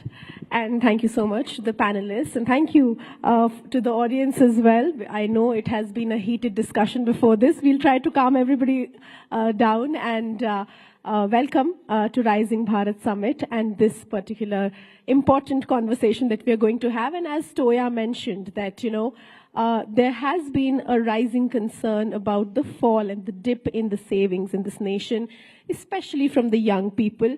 But, there is a dichotomy of sorts, Dhirendra, that we are seeing that a lot of interest among young people who want to invest more, get into stock markets more, want instant gratification, want instant results, returns. And, the most important question and the most asked question that I personally have whenever I speak to young people, people who are 19 years old, 22 years old, is that, which fund gives the maximum returns? Is there a fund which gives 50% returns? Dhirendra, and I know that on Value Research, there are questions like that every day. So, is savings mindset more important? Let me just, begin by asking you that question. As a country, are we looking at a time where that is going to be very important, because we are seeing that young people now in India are not investing and saving that much? Yes, your investing journey doesn't start till you save. So you can't borrow money and save. You will get bankrupt without having the money. But more importantly, there is a significant change in something that has happened, which was not available when I was growing up. My parents, or most parents in my surrounding, in the vicinity, they had a fairly regular, predictable income for life, which is unlikely. Ever since I started, I was very unsure that, I might be growing, I might be declining, I might be, languishing, but I don't think I got into a career which was a job for a life or any such thing. Then the instant gratification bit. In my times, the waiting time for getting a scooter was 8 years for my father. And for me in Delhi, when I set up Value Research, the waiting time for getting a telephone connection was 9 years from MTNL. If you actually refer to all this, and today if you wish something, you get it. So, this is instant gratification is the new default. Then people are, these are very significant societal changes which we have seen in the last 20, 30 years, which is, lifestyle inflation is considered normal. If you are growing in life, then you are spending your way to demonstrate growth. Otherwise, you are not good enough. You are not prospering. You are not doing. So, that is one. That is another. Third is that, fear of missing out is something real. A lot of people are very upset, very disappointed with themselves. It actually hurts their confidence. If they are not able to demonstrate that they have really achieved it, they are not left out, they are not in the backstage. Then comes spending is visible, savings is not. You can't demonstrate that, you are a thoughtful guy who has a reasonable thing, and if you lose your job, you can take care of yourself, your dependents can bank on it. So that is thing, and then financial discipline, is a life skill which is not being told. I grew up in a family where my parents, I was unable to discover, or know when I was graduating that whether my parents are well off, poor or rich, because for different things their reaction will be very different. I wouldn't know that. That is not the case. Today it is getting demonstrated. Then comes, schools teach you algebra. They don't teach you affordability. So that's a very significant, so I would not say that, today youth is reckless. I think they are, completely, what to call it, they're untrained in risk. They are, they're unaware of it. Well, I think that is a very important point, Dhiren, and I would want to go to you, ma'am, with that point particularly, because the world has changed and the teachings and the learnings that kids should have about financial discipline, about investments, about savings probably are not moving as fast as we are seeing the world move. You were absolutely right. There is a social media generation out there which believes that if you have 1 lakh rupees, you should show that you have 1 lakh rupees, right? So that is sort of, there is a sort of gap that exists between that. How do you think financial literacy can be brought as early as possible? Also, how do we use that literacy, that discipline, to make a new generation of youth who are more into savings, into investment, and more thoughtful when it comes to spending? So you're very right. From the time, like Dheeraj said, we grew up in a situation of scarcity, and now our kids are in a situation of abundance. So that very thought that they have to think twice before buying something or before spending on something, that thoughtfulness is missing. Now, to your question as to how early we can inculcate such kind of habits, I think society on various fronts has to deal with it as a collective force. So first stop is obviously the parents, because kids spend a lot of time with their parents. They learn by example. And I would give my personal example that at home I have 2 boys, 27 and 20. And from a very young age, I opened their bank accounts. I would, anything they would win or, some competition, good marks, you deposit a small amount in their bank account. And then when it would collect to, let's say, like a 5,000, 10,000 kind of an amount, you invest in it. When they would get the portfolio, you sit with them, you show them how your money is growing. That, I gave you a gift of 1,000 and now look, it's looking like, 1,000 something. Similarly, with pocket money, we can teach them budgeting. We can put like a condition that you need to save something from your pocket money. We can reward if they save at the end of the year by giving them some kind of an extra money, which acts like a return. So those kind of steps could be formed in early age. As we grow up, simultaneously, the school is also teaching them something about such things, like if they have a school picnic, then, if there is a budget, then how would the kids like to spend? So in a classroom setting, if they can be explained or, given responsibility, that also it has to be fun. It can't be boring. The moment it becomes boring, the mind tunes off, right? So these are habits which unknowingly then they inculcate of thoughtfulness before spending. And why savings is important? It is linked to sacrificing the current gratification, the consumption, the pleasure you get out of spending your money now. On the other hand, saving it for a future where you can fulfill your ambitions with it. So that is the key, point they so need to basically, it shouldn't be how we were taught taxation, because all of us learnt it in school clearly, but when the tax season arrives, we are all looking for help. So probably on that note, I would want to come to you. There is all talk about how we can inculcate this habit, what we should do, what parents should do, what schools should do.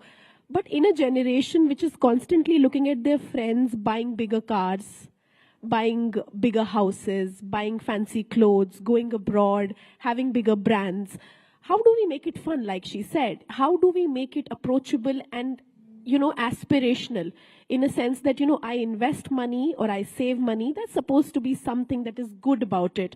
That feeling, I believe, is missing these days. It's more on how much you spend. It's more on what brands do you wear, what car do you drive. How do you strike that kind of a balance? I think one of the most scary trends which I feel is there in the society today is the growing comfort with credit and loans. Because most of our pictures that we post, that have gone on a foreign trip is probably out of a personal loan that the person has taken. I know somebody, in fact, my RM from the bank, he came and he said, "Ma'am, kuch bata do, mere finances theek karo." And I said, "Where do you invest? How much and all?" I said, "Start with 5,000, you're getting 25, 30, kuch shuru karo." He said, "Nahi ma'am, maine shaadi ke liye personal loan liya tha, abhi main wo pura kar raha hu." So an event like marriage, where your budget can be probably from 10,000 to 10 crores to, further figure. Anything. You have to put a capping. And Shivani, wo jo purane time pe kehte the, jitni chadar hai, aapko utna hi pair pasarna hai. So basically, you need to limit yourself. You have to have a budget. And it's not that you shouldn't buy a fancy handbag or you shouldn't go on a foreign trip, but you should plan for it. And it's really hard in today's world because everything is so instant. So, on nature, it doesn't work. So it's like if you plant a tree, it'll take those 5-10 years to grow. And creating wealth is something similar. And unless and until we learn to keep that patience, become a little uncomfortable with the growing comfort with credit debts, because we don't see affordability with, can I afford a 1 crore home? We see, okay, maybe I can afford a 1 lakh EMI. So the way we check affordability has changed. So at the end of the day, I think it's so important that you start with the basic simple exercise of tracking your expenses, where what is spent. See what can, the leakages are always there in your home budget, you're spending. Put a capping to it. Try and put some money aside in the beginning of the month. Please just usko gayab kar do. Put it in a different bank account. You have to save at least 20-25% of your income. Otherwise, 30 years later, you would repent.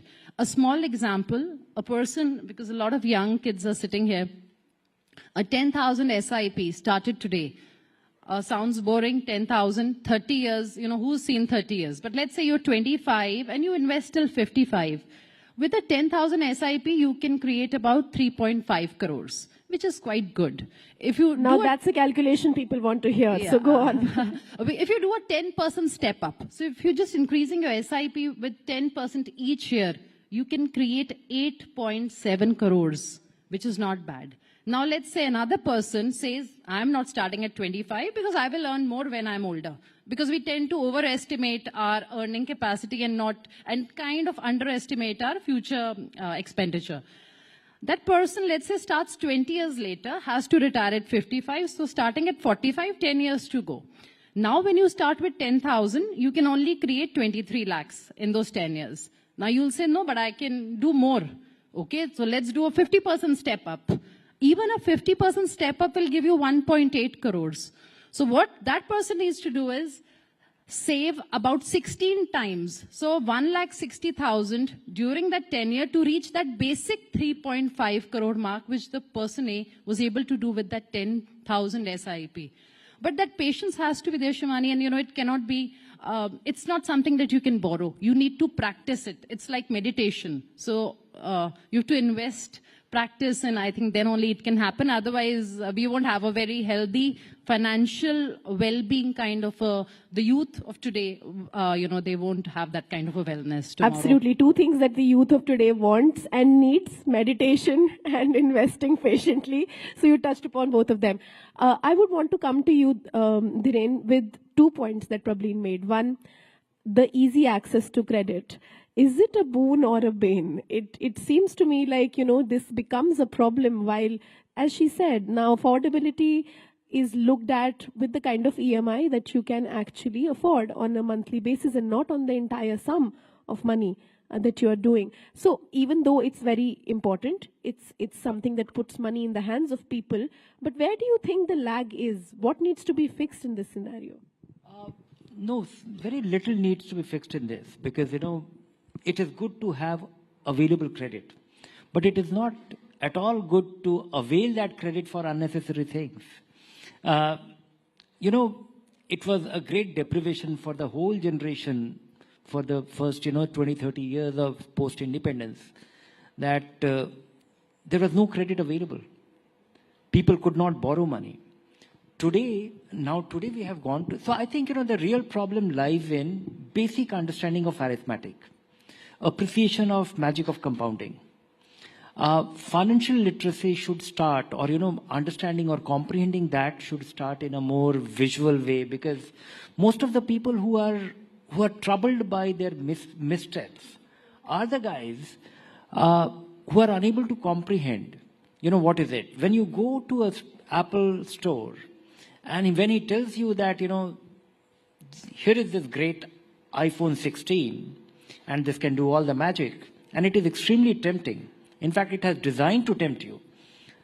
Amazing, a store which is very difficult to get out of, and, it is displayed, and there is a whole science and psychology and behavior and design to it. And then when he tells you that, this is not 1.5 lakh rupees, this is 4,300 rupees per month. And you actually forget asking that whether it is for 5 years, 3 years, or 7 years. This is financial illiteracy of an unusual kind. So I think, the root lies in some very basic comprehension of arithmetic. And these values are not built. You will have great apps, you will have great facilitation. And the whole, about financial services, I have my feeling, not feeling, a deep belief that everybody is out there to get you. And if you are not, you have to really start with the premise that what all can go wrong. How will I lose money? Because people lose principle in the first place. In fact, the bigger problem is not this. The bigger problem is before borrowing. Of course, this is one thing which will hold you back, but you still have a different pleasure of at least not being stupid.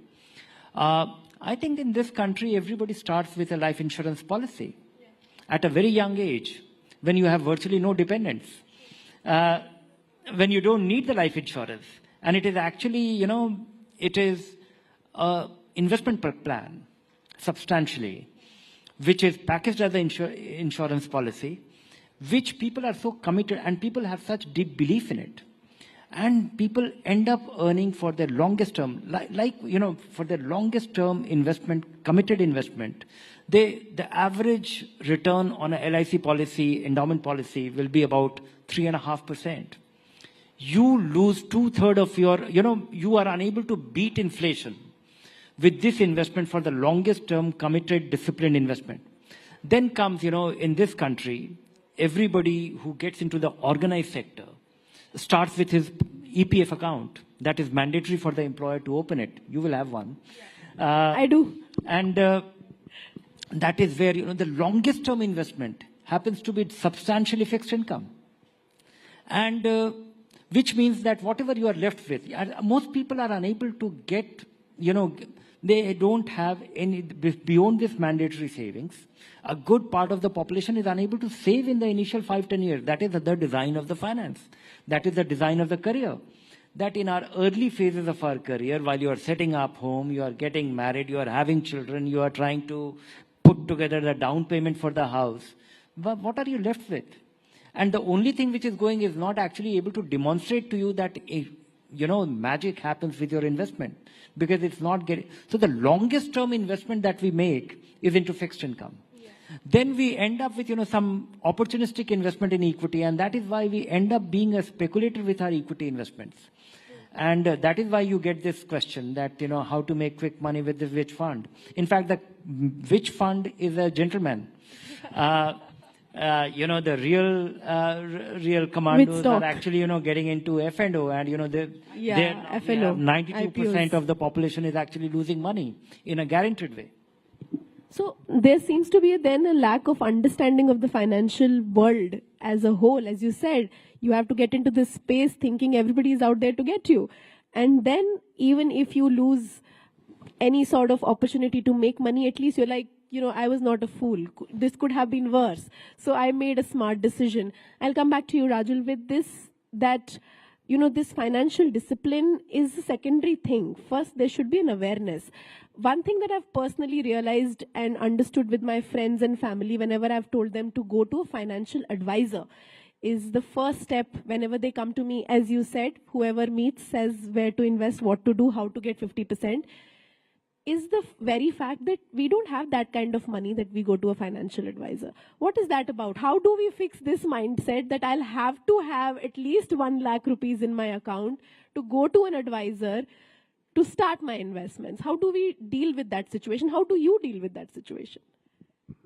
So actually, that is a very reasonable question, given India's population and the number of financial advisors out there. Obviously, it is not possible to provide customized solutions for each one of them, and nobody today has the time also, these individuals who would like to invest. There comes in the role of these fintech platforms where they have been investing, but these have no guardrails in place.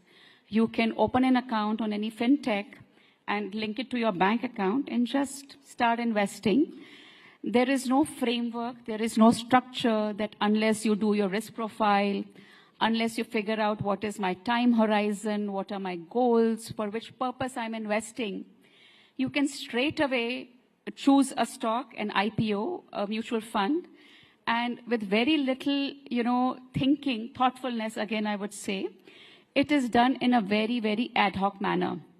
So for these fintechs, I don't want to blame them. It is a game changer, actually, because they can reach millions of people in one go with a very, very standard solution, which will actually work for a lot of people. If you just say that, my time horizon is 5 years, 10 years, I want to save for my child's education, they can create a plan for you. But most people do not avail of it. And there is nothing which debars them from not investing in a stock without going through this process. So basically, just to interrupt you in between, these fintechs, the fintech revolution that we are seeing is not actually that great without the financial awareness that we must have. That is true. Is what you're saying. Please continue, ma'am. So yes, so first comes awareness, thoughtfulness, and the same platforms can be, leveraged to create that awareness. At the same time, I think it is the responsibility of institutions like banks, AMCs. Today, what are the youngsters most influenced by? Even when they're buying something, consuming something, they're influenced by these so-called influencers on social media that, okay, which, sneakers or which dress or which even makeup stuff I should buy. And they will watch reels endlessly and be driven by purchases based on that. Similarly, why don't we leverage similar influencers to create that financial literacy? Let's try, rather than teaching it through the typical book method, which these people do not, this generation would not so, openly listen to. Get them where they listen, where they're present, where they're applying their mind. So today there are a few financial influencers, but it is like a drop in the ocean. For every 1,000 influencers whom these millions of brands use to influence their sales, you have a handful of financial influencers. So we would need more of them. People like us can cater to a very, very small segment, and that is difficult to replicate without the use of technology.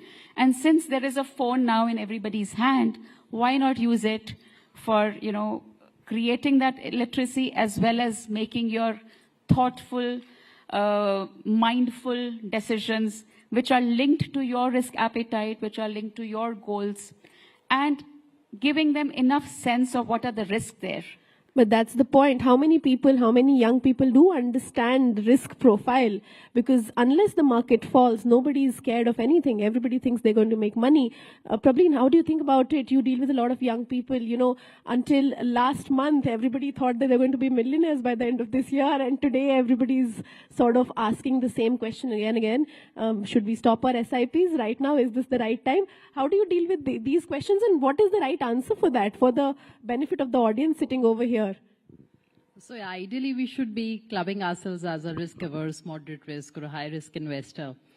But interestingly, our risk profile keeps changing with the markets. So when the markets are doing well, we're all okay with a small cap, and we want those 104% returns because we're all smitten by the recency bias because we see what has been there in the recent past 6 months and 1 year data. And that should not be the case, of course, Shivani. So what we really need is that you have to know what your risk appetite is, and you only get to know or realize it when the markets are in times like we are in at present. So I think in the last 6 months, a lot of people, 7 months, must have realized that, okay, maybe I'm not okay with a 20% fall or a 25, 30% fall in my portfolio.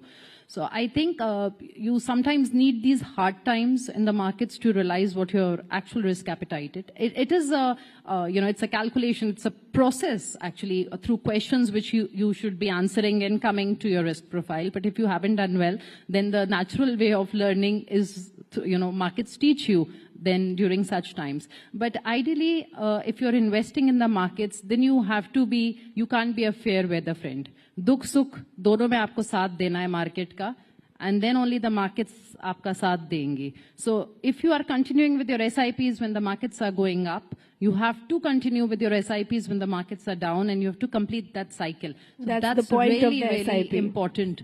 The SIP is based on the premise of rupee cost averaging, which we borrowed from dollar cost averaging. How do you average? You have to buy, like she says, when markets are going up and when markets are going down. If you only invest in while the markets are going up and stop when the markets fall, then actually you are at a loss. You've invested in a rising market. In a very easy manner, when my friends ask me, I say, when do you go to a mall to buy more stuff? When there is a sale. So, we all have to look at it like there's a sale in the market, so you put more money. We are running out of time, but I'm going to put the last question to the entire panel. I'm going to start with you, Dhiren. UPI has been a game changer in this country. And I would want to ask you, in a precise, concise way, what do you think will it take for the country's youth to move from UPI to SIP? Just like we are enthusiastic about quick sending money, how do we do that with the SIP? No, I think, the kind of thing that has happened with SIP, I don't think it is difficult. People have to go through this cycle. And there's a growing awareness, and I think we will have the next generation of apps which will nudge you on every spend. Your UPI spending can well be a point of nudging you that, okay, what will be the worth of this in 10 years' time? And, depending on the kind of, because there are necessary spending being done through UPI, and then there are not so important.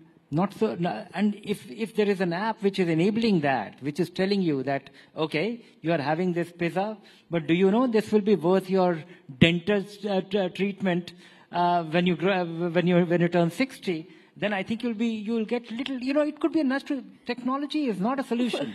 It can only enable you. From a positive reinforcement, what we need now, the next generation, is a negative reinforcement. Rajul, from UPI to SIP, how do you think SIP can become the new next boom? There are already some ideas out there. So I know of a company called, I think, Change Jar.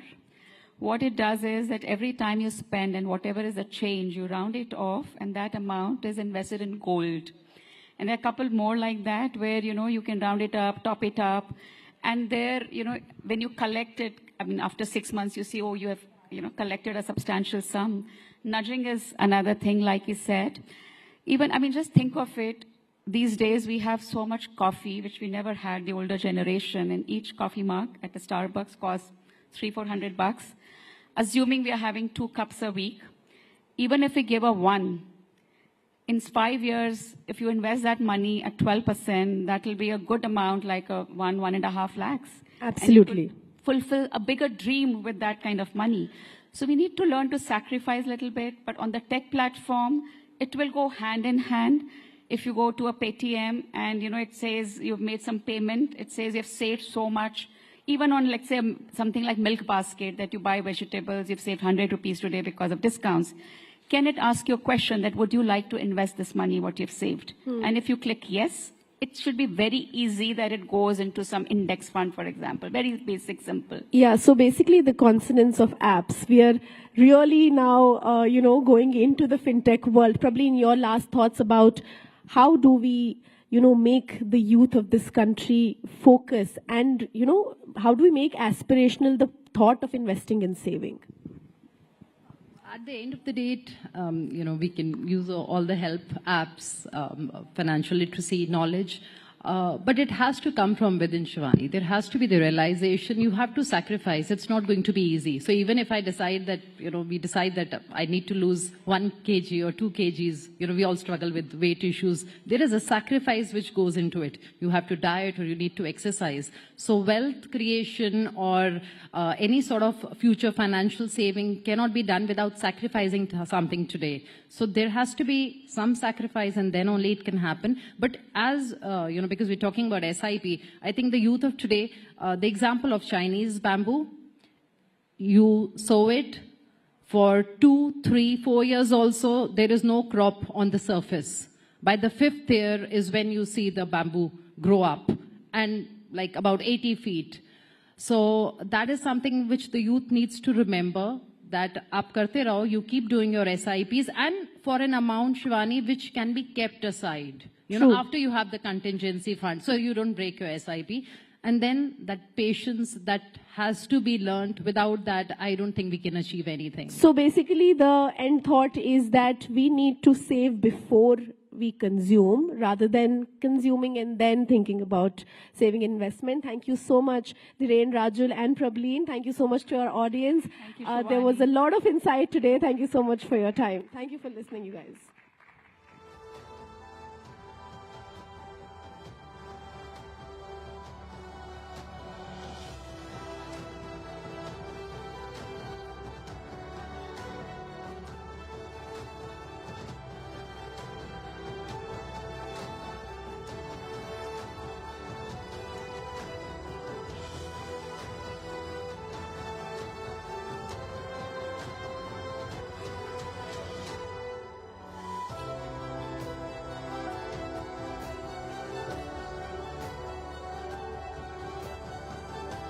Okay, all right, let's move on now from that conversation about finances. A little while earlier, we had a political conversation. This one is slightly different from that. Let's talk about India's future. So in this audience, towards the back are some young faces. This next conversation is for you. In a world where the pace of transformation is faster than ever, young leaders are emerging right at the forefront of politics, of activism, and of social causes. They are questioning the status quo, innovating new solutions, and advocating for inclusive, sustainable progress. In just a few minutes from now, we're going to have a panel on the stage. And these are dynamic young leaders who are going to share their challenges and their visions for India's future. So let's dive into this very exciting conversation. Let's gain a deeper understanding of how young leaders are influencing the world today and paving the way for a better tomorrow. So we're going to invite onto the stage Anand Narasimhan to take this conversation forward. And joining him on that panel, let me just introduce you to all of our speakers. We have Ghanshyam Tiwari. He's the national spokesperson for the Samajwadi Party. Priyanka Kakkar, she's the national spokesperson for the Aam Aadmi Party. Varun Kumar, he's joining us from the Telugu Desam Party. And Siddharth Yadav, he's the national spokesperson for the BJP. A lot of Bonhomie love back there. Anand, do come onto the stage to carry this conversation forward.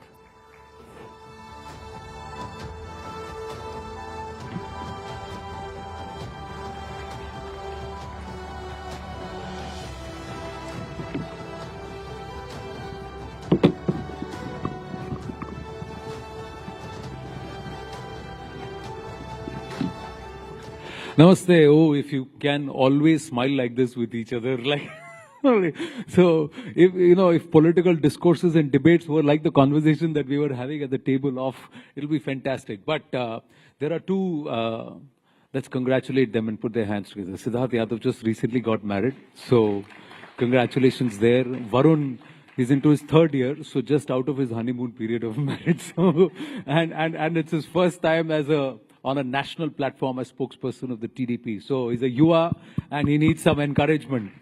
So, long honeymoon then. जो शादीशुदा उनको पता है 2 साल बाद क्या होता है, अब तो अभी तो शुरू हुई है कहानी.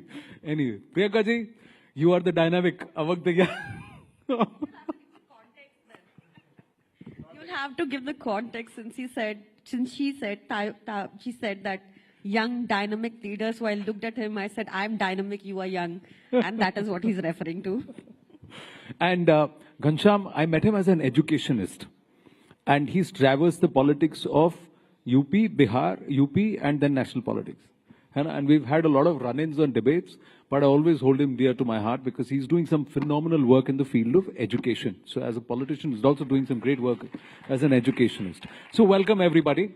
So we're going to traverse the length and breadth of your own personal journeys into politics, and then, of course, some real politics.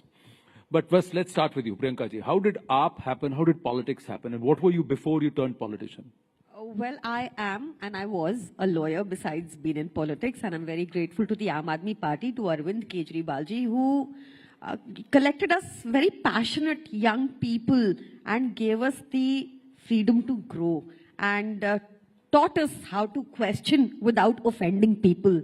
And you will see Aam Aadmi Party, I can with great pride say, is the only party which has no parivarvad. You know, it was all us people from no political backgrounds. We got such a platform. I know he wants to jump in on this one, but you will have to be better behaved than Shehzad Poonawala.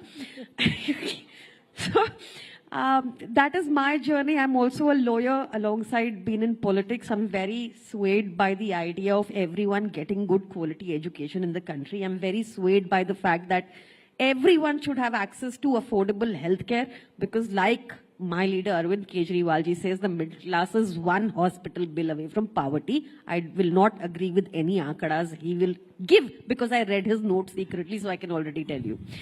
And besides that, I mean, that's the little about myself, and I do want to come to the political part, because that is more... No, but what is this with lawyers and politics? I think her political party में आप मानेंगे ना? ये भी lawyer हैं. हाँ वही तो. हाँ ये भी lawyer हैं. Basically, I think it just allows us to question without much fear or fervor. I would think it also gives us an analytical bent of mind and see both sides of the coin, more perspective. I mean, I'm glad to be a lawyer. I can argue either way, I would say. No, but I don't know, why the political bug bites you, or you... No, actually, you know what happens in the court? You see so many cases. You see the injustice. You see what is happening with the country in a more broader perspective than what the media influences you through. Sorry, I don't mean it in a negative way. No, sure. It's just Again, that the problems there is a dynamic and there is a perspective. Yeah, the problems there are manifold. And then you get to read about them, indulge in them, you get to know the perspective. It's a much broader field which gives you... Kabhi aisa hua, you had a run in a heated debate with another spokesperson, and next day you are on the same side arguing in court, or you got to work together on a particular case? Yes, it has happened. And I think that is the beauty of a democracy, where I can fight with Siddharth Yadav currently and maybe have a cup of coffee thereafter. You think that happens even today? Okay, Not because so a lot of seasoned politicians say कि वो ज़माना और Not था. so much. I agree. Not so much. It used to happen, but not so much anymore, which is sad. Why is that, Ghanshyam, as we get into your journey as into politics? Thank you so much for this stage. My journey into politics, my father served Air Force. I grew up studying in Kendriya Vidyalayas, became passionate about social sector, traveled the country from Punjab to Tamil Nadu to Maharashtra to UP, Rajasthan, studied in Karnataka, became a semiconductor engineer. Worked in Bangalore, now semiconductor is a buzzword, worked in Bangalore with Texas Instruments and Intel. But eventually my fascination to enter social sector motivated me to pursue higher education. So went to IIM Bangalore, Kellogg, some of these good institutions, Harvard.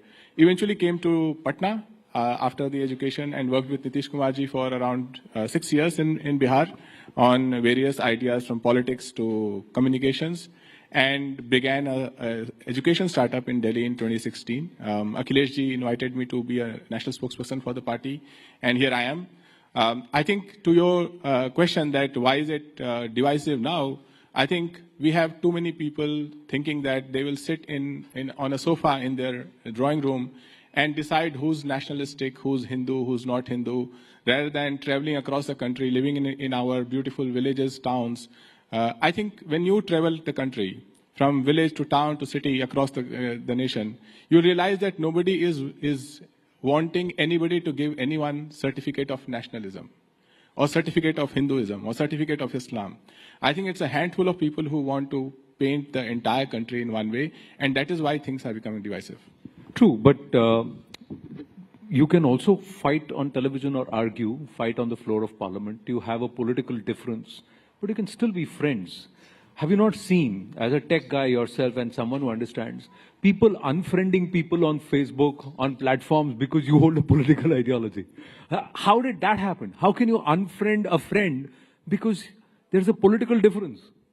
You may oppose Prime Minister Narendra Modi, he may support Prime Minister Narendra Modi. You may oppose the BJP, you may support the Samajwadi Party, he may oppose the Samajwadi. But that doesn't stop the two of you from being friends, right? Why do you unfriend people based on their political... Vishnu Jain is in the house. Big round of applause for him. Namaste. Yeah. Let me append that question with the thought that we are in the age and era of AI. Just in the previous panel, they spoke about how technology can nudge you based on your various habits. You will be in a time when you can speak to your phone and it will talk to you in a conversational AI in any language about your account, the habits, the kind of scams you can be exposed to, the kind of investment you can make. Similarly, you take Siddharth's phone, you take everyone's phone here, Anand's phone, my phone, right? And you ask the phone in due course, based on the messages on my phone, am I a hateful person? Do I get everyday messages of hate? And you will know the answer. If your phone tells you, it's not Ghanshyam Tiwari or Priyanka Kakkar or Anand, it's not Modi ji. If your phone tells you that based on the history of your messages on your phone, you are a hateful person or you're not a hateful person, you get so many messages related to hate. It could be related to any community. But if your phone is telling you that for 10 years, your message history tells you you've been a hateful person, then there's no way you can sit across the table for a cup of coffee with somebody who thinks differently. Fundamentally, we have to decide for the youth and for the future, whether it is through television, through YouTube, we're talking about adolescents as well, are technologies, messages, this continuing barrage of painted, single-minded narratives making us hateful or not? If we don't decide, technology will decide for us. One final point. When you get a call, those of you who have Truecaller on your phone, if the number says it's a spam, you'll probably not pick up. So before you knew that person, technology has already marked that person as spam. In due course, the same technology, if somebody is speaking, Siddharth is speaking, I am speaking, and a bottom ticker, which is AI generated, says that this person is hateful, you may not listen to him. But there's a fundamental difference in the comparison that you make, and I hope the audience appreciates that. When you unfriend a person, that person is already your friend. It's not technology or a number. A number is spam. A person is not. And I said you're unfriending people. I'm not saying you are befriending people or deciding not to accept it. Hanji, ji. And then we'll get Varun one and has to agree and admit that what has happened in today's time is it's my way or the highway. So if you don't, it's the government has imposed it such. You have a different view. You are an anti-national. The area and space for discussion, that has become very narrow. And that is one thing which percolates from the top, you know, when it trickles down from the top and we also think similarly, and then the person will unfriend you. This is what I think. No, I'll tell you one thing. Let me ask you. There are political parties who have, I will tell you personal experience, who have decided not to come on my show because they believe this person's point of view is not akin to us or whatever their position. All right, that's your professional position as a politician. Does that mean you will not come and sit and have a coffee and have a conversation of life? There's a difference there. Why is it that what is your political position is deciding your personal life and how you will behave and interact with it as people? Sorry, I'll get Varun in. Yes, Varun. And as an ally, as somebody that is a TDP, which was part of the NDA, then moved out of the NDA, and I was back thick in the NDA and propping it up largely, you know, along with the JDU. What is your point of view? And as a youngster, you must have got into politics in the last 8-10 years, correct? 16 plus. All right. So I have a cycle party along with me. Our symbol is also a cycle. I have an ally already, so I have 3 friends already on the stage. So 3 things, Anandji. In politics, there are no permanent friends and permanent enemies. First thing, let's get that right. Second thing, in social media, you add friends, you don't make friends. Okay, friends are made outside and you add them on social media. Please don't get confused. We have a tendency of feeling people as friends on social media, they are just your contact list. That's what is my personal opinion. Third thing is that we have come over from a transition phase wherein believing politicians, so for example, if I'm a politician, if Mr. Ghanshyam is also a politician from another party, we've forgotten the fact he is my rival or competitor, but he's not my enemy. Okay, we have now come with an agenda where you are from another party, you are my enemy. I know you for 10 years, 20 years, I know your personal affiliations, etc. No, you are my enemy, no matter what. If that's the case, then nothing can change us. They say ideology is thicker than blood, so friendship has to be thicker than ideology if you have to get out of this. So anybody who comes with that mindset of unfriending someone, even in personal life, not social media, even in personal life, because he believes in a different ideology, I think that has to be evolved at a personal level. It has to come from the inner side. So if you believe ideology is thicker than blood, then keep friendship is thicker than ideology, or relationship is thicker than ideology. Very well said there. In fact, someone told me those who are unfriending you because you hold a particular view, then perhaps were never your friends because they never understood all of you. Now, that's one perspective. The other perspective is, listen, if I disagree with this person, I don't want this person in my life. So that's another point of view. We all have to individually decide where we are. Siddharth Yadav, where are you? And how about this foray into politics? Are achhe khase lawyer the, you're doing very well, badhiya practice, why get into politics? Thank you, Anand, for having me on your show. About my journey, I think I come from a defense background. I have most people in my family, I think more than 30, who are either serving or have served in the armed forces. I lost my father in the Kargil war, and I think I was very young then, I was just 4 years old.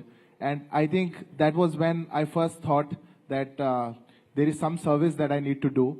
I need to choose the way, I need to choose the platform, but there is something that I have to do for this country. I wanted to join the services, but as one would understand, the family who goes through this is never keen for another person joining the forces again, and I had to just fill my NDA form and not go for the examination. But, you know, having said that, I joined the Delhi University. I got into the SRCC college. I then went on to do law. I became a student activist. I worked as a student activist with Akhil Bharatiya Vidyarthi Parishad for 10 years. Working in the ABVP, I served on various positions. The zeal was continuous. We have to do something for the country wherever we are. And then, you know, I'm very grateful that the largest party, as we say, the Bharatiya Janata Party, and the one in government, gave a chance to such a young person to represent the thoughts of the party on national television.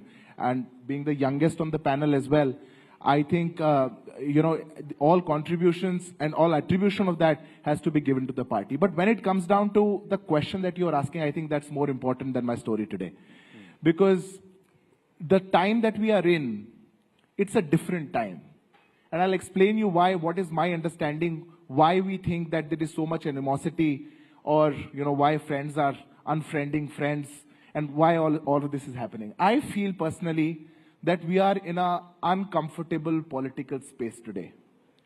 That uncomfortable political space is because the comfort in this country of a political space was when one party ruled the country for 50 years. Now system is challenged. New people came in. The entire atmosphere is changed. When one party was ruling this country for 55 years, things were very different. Probably we were always in the opposition. We knew how to be in the opposition. Probably we only knew how to be in the opposition. We had never even dreamt of, you know, how do we do if we get into power. But in the past 10, 11 years, when the people of this country gave a solid mandate, a government after government, a clean majority, choosing one leader, backing one leader, transformations happening, a lot of systems are challenged. When that happens, and when we stand at that juncture, it is difficult to accept, and I'm not, you know, blaming anybody or any political party that they cannot accept the defeat or they cannot accept the change. But it is difficult to accept that this can also happen. Now in India, we are in power from past 11 years, and we accept that we are not going to be in power probably for the next 100 years, next 50, 55 years. But the reality is that governments can come and governments can go. The reality is that the people are backing ideologies. If a Congress will go, no unstable governments will come. If a Congress will go, stable governments will come. If one thought which was there, which was prevailing in the country, if that goes away, there is this thought which is challenging what we were told and taught for so many years. When that happens, I think, these differences grow up. And it also becomes so. And I'm going to make a political point now, which probably will have to be answered, because I think this session should not be like the last one, and also not should be like the previous one. But I'm going to make a political point. When a prime minister in this country is elected by the people, an official campaign by the party which ruled this country for 55, 60 years is that Chaukidar chor hai. Ye Prime Minister chor hai. If I have to speak for Priyanka ji, in 2015, his party leader made a tweet कि PM Modi is a coward and a psychopath. If we say such things, if top leaders say such things, अब मैं और प्रियंका जी उसके बाद बैठ करके coffee भी पिएंगे अगर, और मैं इनको बोलूंगा कि आपके लीडर ने गलत बात बोली, she is bound to defend what. No, I'll tell you. I think if we, I just conclude in 10 seconds. Yeah, I think if we go beyond that, and we as young politicians, I think, because all of us are young, if we start to draw that line and say कि नहीं चलो ये चीज मेरी party ने गलत करी या आपकी पार्टी की ठीक थी, I think कि वो unfriending वाला काम कम हो जाएगा और we can have more coffees. I'll say just one quick thing. I think when the language of the Prime Minister and the culture that Prime Minister communicates will be visible in the language of anchors, will be visible in language of spokespersons, will be visible in the language of members of parliament in the debates. And because our debates in parliament are visible to everybody, you can see the language of debates. It was not long ago that a Delhi MP abused openly in the parliament and not one BJP MP stood up against it. In fact, senior leaders were laughing and cheering him. So I think as far as language of the Prime Minister is concerned and things that has been said up to the Prime Minister, whether it is Chandrababu Naidu ji, he has said, I think this is the new normal that has been set up. But we are here to discuss what is the newer normal that is possible for the youth. My worry is that when the top leadership demonstrates poor language, we're talking about protests from Samajwadi Party on the language of Delhi Chief Minister, then the language of society goes for a toss. And when there's a barrage of hateful messages that are sent to mobile phones of the largest party in the country, then there's a problem. I'm going to make one final point, which is not political. So, Ghanshyam, one final point. Okay. I think today in our country, some things which have become very important have stopped being political. For example, you look at the newspaper, you will read 3 lakh Indian students. I studied abroad. 3 lakh Indian students are at the risk of losing their OPT.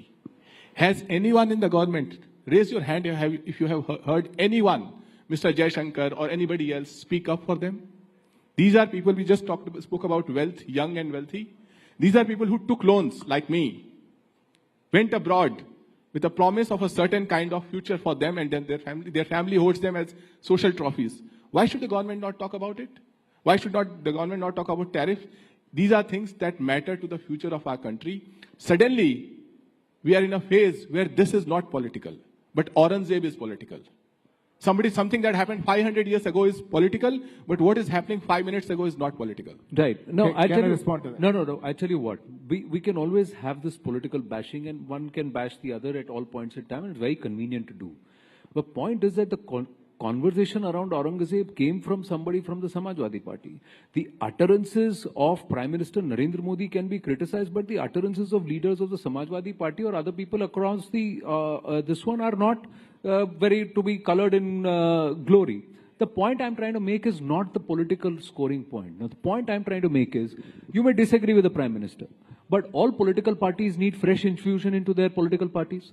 So if there is a whole vision of 1 lakh fresh faces into politics, non-dynastic people into politics. Now, the PM did not say they're going to join the BJP, right? The PM said, we need at least 1 lakh people over the next 20 years joining politics, so that there is fresh infusion of political thought. Now, whether they join AAP, they join any Samajwadi Party, TDP, any of the political party, Congress or BJP, any political party, you need fresh infusion.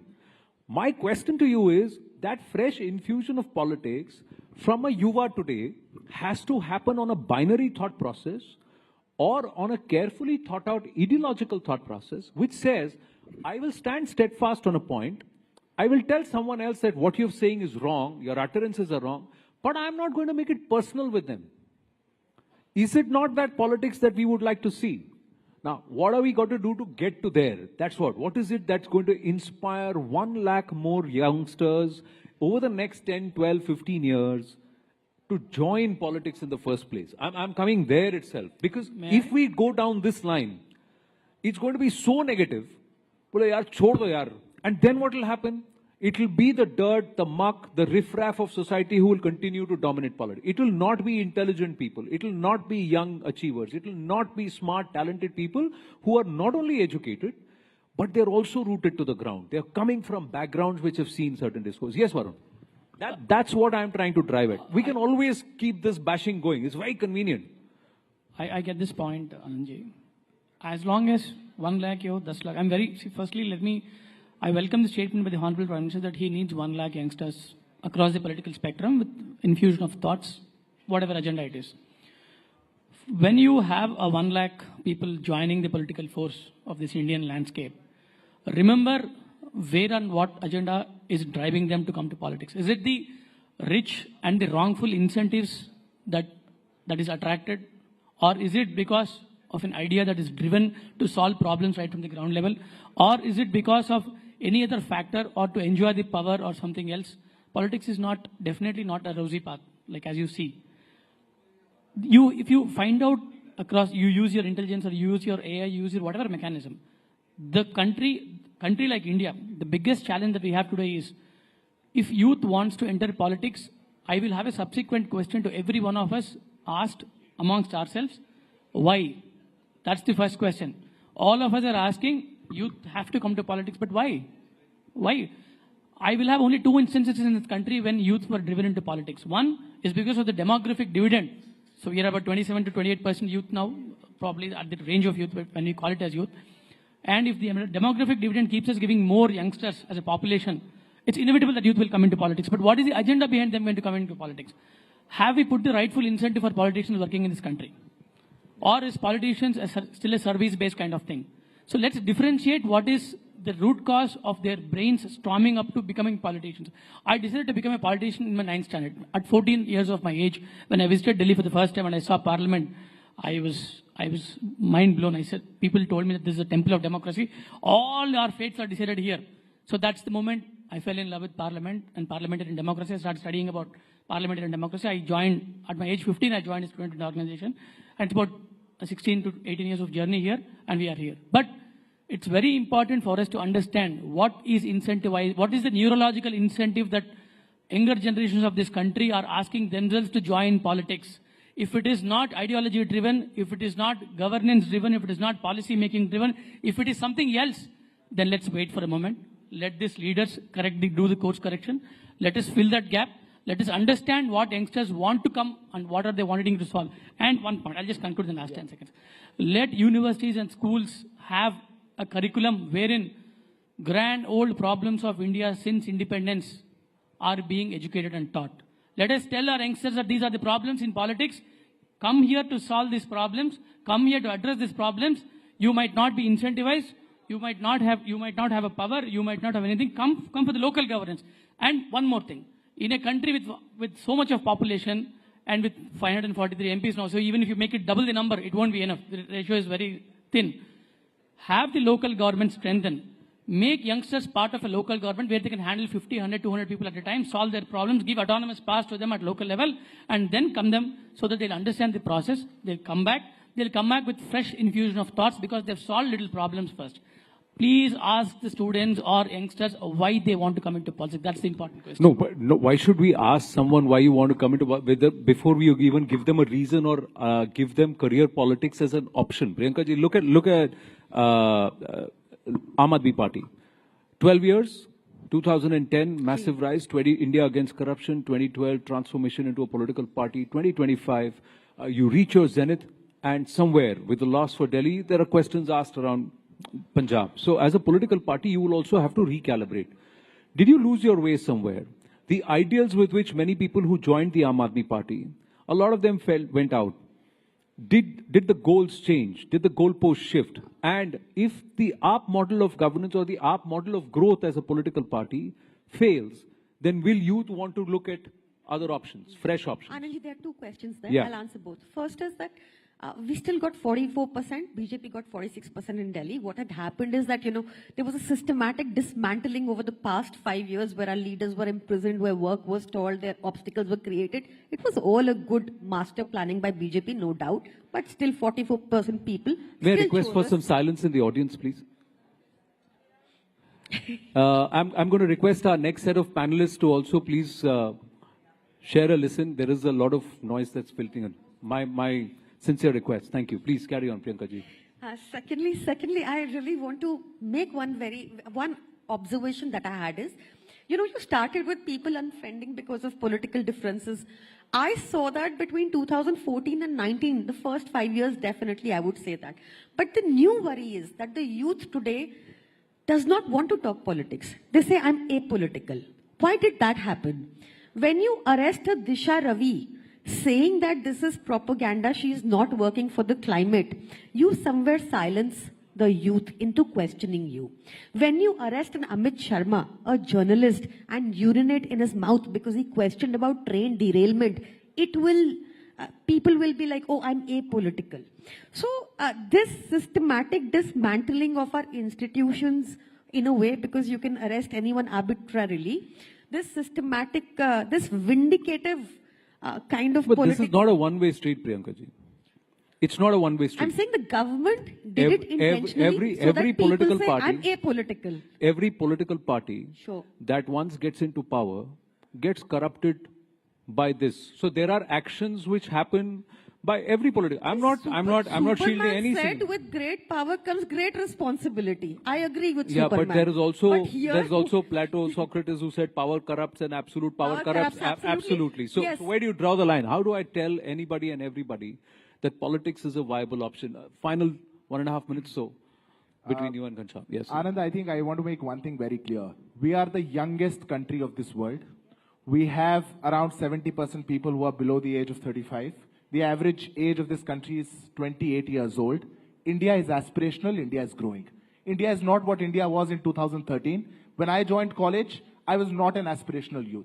When I joined college, the headlines of my newspapers that I used to read were that इतने scams हो रहे हैं India के अंदर, हमारी forest reserve deplete होती जा रही है, we are a fragile 5 economy. A lot of such things were there.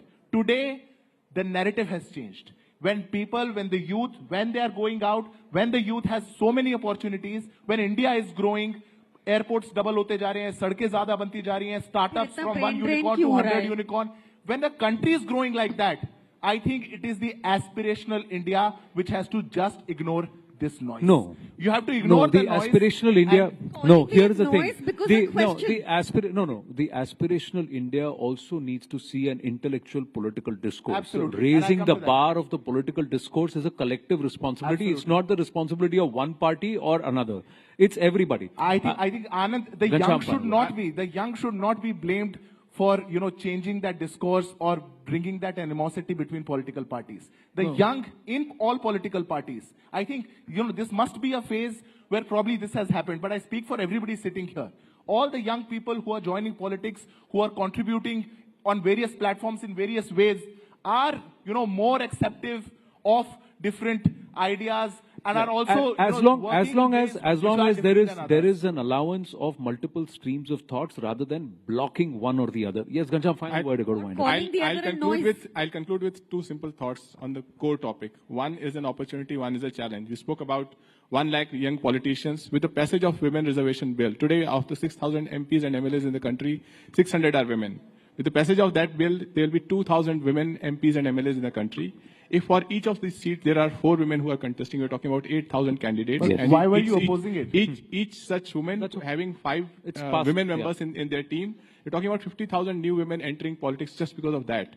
The challenge for the youth is going to be, if you just look at the data, and no matter what the government says, the average wealth of a politician is rising. When you think about the average poverty lowering in the country, when you start with a prospect that jobs are not there, a lot of people are becoming delivery boys, the challenge that you will face due to wealth in politics, due to crime and corruption in politics is rising at a very rapid pace, and it will be your biggest hurdle no matter what the ruling government says. Well, I think we're going to wind up on that note to say that it is the responsibility of every individual political party, its patrons, its leaders, to ensure that this does not happen. What you highlighted does not happen. People don't join politics to make money, to turn it into a corrupt practice, rather than to look at policy and clean governance. Thank you for an engaging conversation. Future looks bright with voices like these. Thank you very much. Thank you.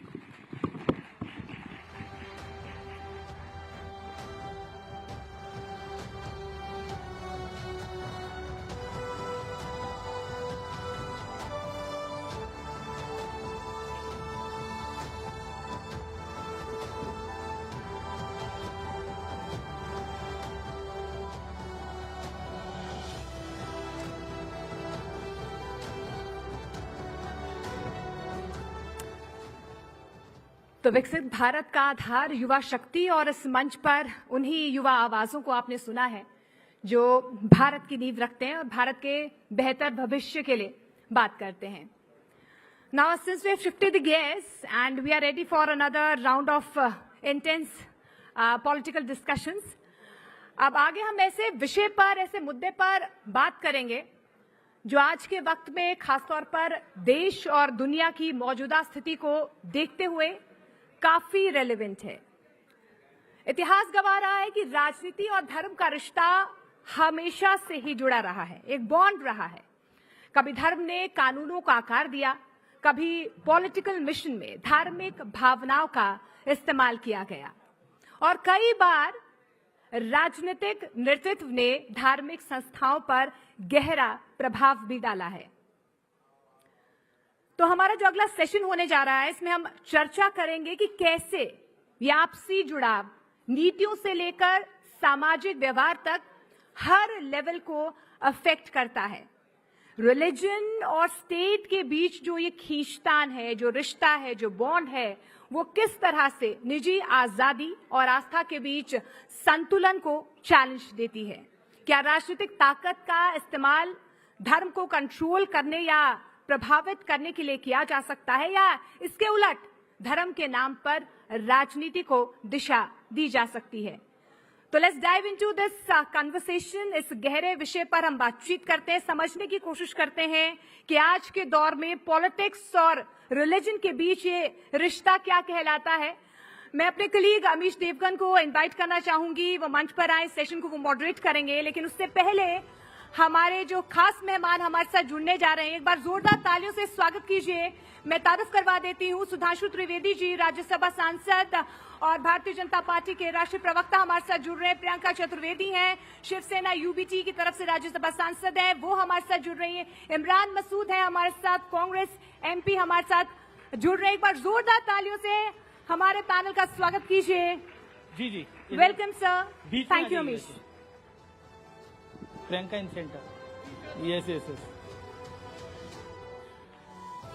तो house full है. मेरा आप सबसे निवेदन है, हमारे cameras बहुत अच्छे हैं, उनसे भी रिकॉर्ड करिए, और प्लीज टेक योर सीट्स. जहां जिसको बैठने की जगह मिल रही है वो बैठ जाए, नहीं तो पीछे खड़े हो जाएं कैमरा से.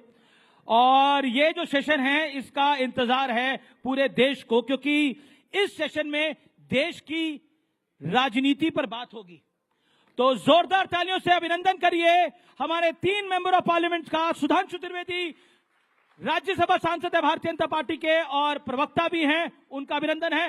प्रियंका चतुर्वेदी शिवसेना उबाटा की नेता हैं और राज्यसभा सांसद हैं, उनका भी अभिनंदन है. इमरान मसूद कांग्रेस पार्टी के लोकप्रिय नेता हैं और मेंबर ऑफ पार्लियामेंट हैं, उनका भी अभिनंदन है. तो जोरदार तालियों के साथ अभिनंदन करिए. इस देश में बहुत से मुद्दे हैं जिस पर चर्चा होनी जरूरी है, और इसीलिए हमने इस सेशन का नाम रखा है सियासत जो है वो बहुत गर्म है, क्योंकि उसमें धर्म संकट भी है, टैरिफ वाला धर्म संकट भी है, वक्फ वाला धर्म संकट भी है, और भारतीय जनता पार्टी सब कुछ बुलडोज करना चाहती है, उसका धर्म संकट भी है. तो शुरुआत प्रियंका जी से करते हैं. और प्रियंका चतुर्वेदी, सवाल आपसे है कि देश में सब कुछ ठीक ठाक है या ठीक ठाक दिखाने का प्रयास हो रहा है? आप मुझे बताइए अमीश जी, आपको सब ठीक ठाक लग रहा है? कि अभी 2 रुपए एक्साइज ड्यूटी बढ़ाई है पेट्रोल और डीजल के प्राइसेस में, जबकि पूरी दुनिया भर में पेट्रोल के दाम गिर रहे हैं, ऑयल प्राइसेस नीचे आ रहे हैं, क्या आपको ये ठीक लग रहा है कि एलपीजी गैस सिलेंडर 50 रुपए से बढ़ा दिया गया रातों रात, उस समय पर जब जनता को राहत की सांस मिलनी चाहिए थी? क्या आपको ये नहीं लगता है कि हमारे पार्लियामेंट में देश के प्रधानमंत्री, क्योंकि अगर सिंगापुर के प्रधानमंत्री को आप देखेंगे, देश विदेशों के प्रधानमंत्री को आप देखेंगे, वो जनता के बीच जाकर बता रहे हैं कि टैरिफ, जो यूएस टैरिफ इम्पोज हुआ है, वो किस तरीके से हमारे ट्रेड पे प्रभाव डाल सकता है। जनता को कॉन्फिडेंस में लिए हैं, नहीं लिए हैं? क्या हमारे जो कॉमर्स मिनिस्टर हैं उन्होंने एक भी बार पार्लियामेंट में टैरिफ्स के बारे में बात की है और क्या इम्पैक्ट पड़ेगा? बल्कि कॉमर्स मिनिस्टर को स्टार्टअप इंडस्ट्री को एनकरेज करने की बजाय महाकुंभ में जाकर कहते हैं क्या जिंदगी भर दुकानदार बने रहोगे, चाइना को देखिए। अरे चाइना जैसा आप सपोर्ट भी तो करिए, पॉलिसी से सपोर्ट करिए, फंडिंग से सपोर्ट करिए। आज देश के 80 लाख लोग राशन पे निर्भर हैं, रोजगार कहाँ है? तो मैं मानती हूं कि मेरे देश में बहुत कुछ अच्छा चल रहा है और अच्छा चलना चाहिए, पर हमारी जो प्राथमिकता है, जनता से जुड़ी हुई प्राथमिकता है, उस पर ज्यादा चर्चा होनी चाहिए। जिस दिन यूएस के टैरिफ रोल आउट हुए थे, उस दिन रात के 3 बजे तक हम लोग पार्लियामेंट में चर्चा कर रहे थे वक्फ अमेंडमेंट को लेकर। मैं उम्मीद कर रही थी कि कुछ हमें बताया जाएगा कि किस तरीके से हमने इस कदम उठाए हैं, क्या डोनाल्ड ट्रंप से बातचीत हुई है, क्या वहां के ट्रेड सेक्रेटरी से बात हुई है और कैसे हमें राहत मिलेगी, पर उसके बारे में कोई चर्चा नहीं हुई। तो बस यही है कि पटरी पे लाने के लिए वो डिरेलमेंट जो होता रहता है ना, उसको काबू में लाना जरूरी है। तो सुधांशु जी, विपक्ष के अनुसार तो सब कुछ ठीक नहीं चल रहा, आपका वक्फ पे ज्यादा ध्यान है, टैरिफ पे कम है। क्या आपको लगता है कि ये आपका भी सियासी धर्म संकट है? क्योंकि मैं ऑपोजिशन जो बात बोलती है उसको कोट कराऊं कि बीजेपी मुद्दों को इसलिए भटकाती है कि उनको पॉलिटिकल फायदा हो सके। देखिए, यहीं पे समझ में आता है कि विपक्ष की सोच और समझ क्या है। टैरिफ को लेके पूरी दुनिया में किसी को समझाने की जरूरत है कि क्यों हो रहा है? मैं चैलेंज करके पूछता हूं, दुनिया के एक स्टॉक एक्सचेंज बताइए जिसमें क्रैश ना हुआ हो पिछले 48 से 72 घंटे में। चाहे जापान का निकेई हो, चाहे हांगकांग का हैंगसेंग हो, चाहे चाइनीज हो, चाहे ड्यूटिश मार्क हो, यूरोपियन स्टॉक एक्सचेंज हो, न्यूयॉर्क का डाउ जोन्स हो, हमारा 3.4% गिरा है। आपको पता है हैंगसेंग तो 13.5% गिरा है, 15% तक जापान का गिरा है, और अकेले अमेरिका में $7 ट्रिलियन डूबा है, 420 लाख करोड़। भारत में 17 लाख करोड़ रुपए। भाई, इसके बाद भी किसी को लगे कि समझाने की जरूरत है। मजे की बात यह है कि वो पार्टी कहे जिसके नेता सबसे ज्यादा विदेश घूमते हैं, विदेश घूम घूम के खूब भारत के बारे में प्रचार करते हैं, ऐसा नहीं हो रहा, वैसा नहीं हो रहा, और उसके बाद उनको समझ में नहीं आ रहा है कि बाहर क्या। इसके लिए कहा जाता है, अमित जी, समझ समझ के समझाओ उसको जिसके की समझ है, और जो समझ के भी ना समझे, समझो कि वो ना समझ है। तो ना समझ को कैसे समझाया जा सकता है? अब रही बात इसकी, तो ना समझ कौन है? अब मैं एक सीरियस बात बता दूं। देखिए, टैरिफ्स के ऊपर रेसिप्रोकल टैरिफ अमेरिका ने लगाने का निर्णय लिया। सिर्फ भारत पे नहीं, सारा दोष ये लोग मोदी जी की गवर्नमेंट को दे रहे हैं, 60 देशों पे लिया है। और चाइना को तो अभी थ्रेटन किया है 50% लगाएंगे। हमारा उनके सामानों पे टैरिफ है 52%, उन्होंने 26% लगाया। दो चीजों में हम चाह रहे थे कि हमें छूट मिल जाए, एक फार्मास्यूटिकल और एक एग्रीकल्चर। फार्मास्यूटिकल में उन्होंने एग्जेम्प्ट कर दिया, जो भारत सरकार की एक बड़ी उपलब्धि है। इसीलिए अगर आपने कल का ही डिटेल पढ़ा हो तो यह आएगा, फार्मास्यूटिकल इंडस्ट्री में भारत की ग्रोथ रेट 8.4% है। सबसे ज्यादा हम कंट्रीब्यूट कर रहे हैं, $9.8 बिलियन अकेले अमेरिका को एक्सपोर्ट करने पे कंट्रीब्यूट कर रहे हैं। तो देखिए, ये बता रहे हैं, इसको एक लाइन में बता रहे हैं, टैरिफ पे क्यों नहीं? होता क्या है कि दुनिया में जलजला आ गया है, ठीक, मगर उसके बाद भी अगर अपना जहाज हिल भी रहा है ना, कहें जहाज के कैप्टन की गलती है, अगल बगल के जहाज उलट पलट गए, वो मत देखो भाई, वो पलट गए तो क्या हुआ, वो सुनामी आ गई है समुद्र में, मत देखो, देखो हमारा जहाज क्यों हिल रहा है, कैप्टन दोषी है। इस मानसिकता से जब चलेंगे तो देश में कुछ भी अच्छा नजर नहीं आएगा। और जहां तक इसकी बात कहूं, जहां तक वक्फ की बात है, तो ये ईमानदारी से एक प्रयास है जो कि भारत के संविधान के अनुरूप व्यवस्था को सुचारू रूप से चलाने के लिए, गरीब मुसलमान को उसका हक दिलाने के लिए। मैं सिर्फ एक बात पूछता हूं, वक्फ बोर्ड भारत का नहीं, दुनिया का सबसे अमीर वक्फ बोर्ड है। भारत का वक्फ बोर्ड दुनिया का सबसे अमीर, 39 लाख एकड़ जमीन है। मैं पूछना चाहता हूं, बताइए, छोड़ दीजिए बाकियों के लिए क्या है, एक बड़ा हॉस्पिटल बनवाया है क्या इस जमीन में? कहीं एक बड़ी लाइब्रेरी बनाई है? कोई मुस्लिम स्कॉलर्स के लिए बड़ी यूनिवर्सिटी बनाई है? गरीबों के लिए, यतीमों के लिए, बेवाओं के लिए कुछ बनाया है? बाकी तो छोड़ो, अरे मंदिरों में तो भंडारा चलता है, गुरुद्वारों में लंगर चलता है, किसी को मुफ्त में 2 टाइम का खाना भी मिलता है। राम जन्मभूमि 2.77 एकड़ लैंड, 3000 करोड़ रुपए की अब तक इनकम है, 400 करोड़ जीएसटी दे चुके हैं, 39 लाख एकड़ लैंड और इनकम 166 करोड़, सरकार को जीरो। अब आप उसके बाद समझ लीजिए कि उसके बाद भी ये कहते हैं कि कुछ देने के लिए जरूरत नहीं है, कुछ समझने के लिए जरूरत नहीं है। तो इसीलिए मैं कहना चाहता हूं, सिर्फ ये बता दें गरीब मुसलमानों के लिए किया क्या है। इमरान मसूद, प्रधानमंत्री भी राइजिंग भारत के मंच पे थे और प्रधानमंत्री ने जो बोला, उन्होंने बोला कि वक्फ से जुड़े बिल का संसद में पास होना सामाजिक न्याय की दिशा में लिया गया एक बड़ा कदम है। लेकिन ये डिबेट जो डिबेट है, मूल रूप से विपक्ष जो है वो अपीजमेंट की कर रहा है, विपक्ष तुष्टीकरण करना चाहता है। ये प्रधानमंत्री का कहना था कल इसी मंच से। देखिए, अभी आपने 2-3 मुद्दों पर बात की। मैं केवल, क्योंकि बहुत ज्यादा उस पर नहीं जाना चाहता, इतना जरूर कहूंगा कि राहुल जी ने जब उत्पादन आधारित अर्थव्यवस्था की बात की थी, तो उस उत्पादन आधारित अर्थव्यवस्था की बात इसलिए राहुल गांधी कर रहे थे कि जो अमेरिका का टैरिफ बढ़ाने की टैरिफ वाला हो रहा है और उससे हम परेशान हो रहे हैं, उससे हमें परेशान होने की जरूरत नहीं। भारत अपने आप में इतना बड़ा देश है कि हमें दूसरे के ऊपर निर्भरता कम से कम होनी चाहिए जी। और मुझे नहीं पता, ये जो टैक्स आपने बताया कि मेडिकल की जो दवाइयों के ऊपर कुछ छूट मिलने का था, चूंकि मैंने जानकारी पढ़ा नहीं, मुझे कहीं दिखाई नहीं दिया, हो सकता है आप सच हो, लेकिन आपको तो बोलने में महारत है, इसलिए मैं 100% कुछ नहीं कह सकता कि उसमें क्या है क्या नहीं। कोई भी चेक कर सकता है जाके, नेट पे जाके। नहीं, वो 5 जून तक है, फिर उसके बाद भी लागू किया जाएगा। सो डोंट भ्रमित मत करिए। एक्सेप्ट कर लिया कि अभी है तो 5 जून के, देखिए 5 जून में कौन सा वक्त है। दूसरी चीज, जब आपने वक्फ की बात, मैंने प्राइम मिनिस्टर को कोट किया जी, वक्फ की बात की, और प्रधानमंत्री ने जब ये एक बार जब आए, उन्होंने कहा कि मैं देश के अंदर मुसलमान के एक हाथ में कुरान और एक हाथ में कंप्यूटर देखना चाहता हूं। गरीब मुसलमानों को हक मिल रहा है। मैं बोल रहा हूं ना जी। जब उन्होंने ये बात बोली थी, तब ये बहुत अच्छा लगा था कि प्रधानमंत्री जी ने ये बात बोली है, लेकिन करना उसके बिल्कुल उलट है। मदरसे में कुरान पढ़ते हैं तो मदरसों पर ताला लगा देंगे। मदरसों का रजिस्ट्रेशन 2016 से रोका हुआ है कि मदरसों का रजिस्ट्रेशन नहीं होगा। और बच्चों की जो स्कॉलरशिप थी, जहां से कंप्यूटर पे बच्चे पढ़ सकते थे, आप सारी स्कॉलरशिप रोक देंगे। अलीगढ़ मुस्लिम यूनिवर्सिटी, जो यूनिवर्सिटी सेंट्रल यूनिवर्सिटी है, उसके लगातार फंड के अंदर कटौती करते चले जाएंगे और 2 सेंटर उसके बंद होने के कगार पर आ जाएंगे। और उसके बाद फिर ये आप उम्मीद करेंगे कि आप मुसलमान की शिक्षा की बात करेंगे। आपने वक्फ बोर्ड के लिए कहा, सबसे पहली बात, मैं चूंकि जेपीसी का मेंबर था, मेरे पास सूचना आई थी जेपीसी में कि हमारे पास 9 लाख एकड़ लैंड है, 9,44,000 एकड़ लैंड है।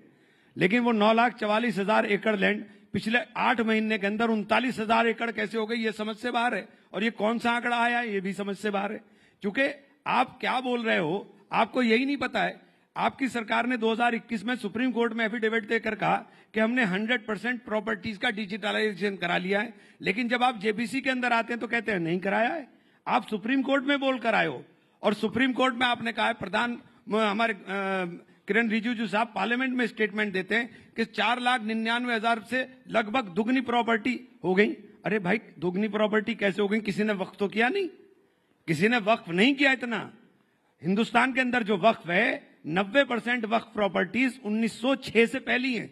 1906 डेट किस लिए कोट कर रहा हूं कि 1906 के बाद ये तो देश की संसद भी किसी ने वक्फ की बोल दी। प्रयागराज में जहां महाकुंभ हो रहा था उसको भी वक्फ पे का बोल दिया। मुझे आप बोलने का मौका दीजिए। जी 20 सेकंड। जब पार्लियामेंट में आप बोलते हो, कि पार्लियामेंट भी वक्फ करना, मैं नहीं बोलता, क्लेम किया। क्लेम किया। एक मिनट, बदरुद्दीन अजमल ने क्लेम। एक मिनट, बदरुद्दीन अजमल कोई मुसलमान इस्लामिक वो थोड़ी हो गए कि बदरुद्दीन अजमल किस हैसियत से वो क्लेम कर देंगे।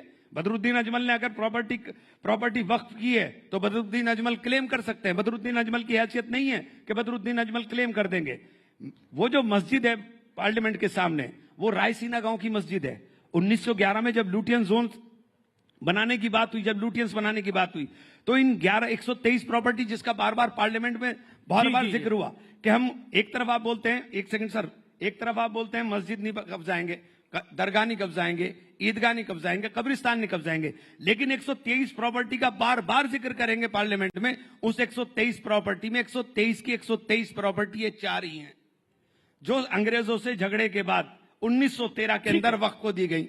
ठीक है, ये वही प्रियंका भी बोल रहे हैं, फिर उसके बाद सुधांशु जी आप एक साथ आंसर दीजिएगा। असल में आपने इतना वाइड क्वेश्चन था, उसे बहुत शॉर्ट में हो नहीं रहा मुझसे। पूरा अगर कर लेंगे, बाकी टाइम मैं आपको बाकी टाइम आप मुझसे ले लीजिएगा, लेकिन इसे पूरा होने हाँ दीजिए। बिल्कुल बिल्कुल बिल्कुल बिल्कुल। तो ये जब प्रधानमंत्री जी ने कहा कि हमने ये गरीब मुसलमानों के लिए, पसमंदा मुसलमानों के लिए, आप इसमें मुझे ये मेरे पास कानून रखा हुआ है, इसमें एक जगह बता दिए पसमंदा मुसलमानों के लिए कुछ करने का किया हो। महिलाओं को दो महिलाओं को इन्होंने मेंबर बनाने की बात करी, 2 महिलाएं पहले भी मेंबर बनती थी। पहले भी वक्फ बोर्ड डिमांड की, एक बात से पूरी तरह से सहमत हूं कि वक्फ बोर्ड की इतनी भारी प्रॉपर्टी होने के बावजूद हम भिखारी क्यों हैं?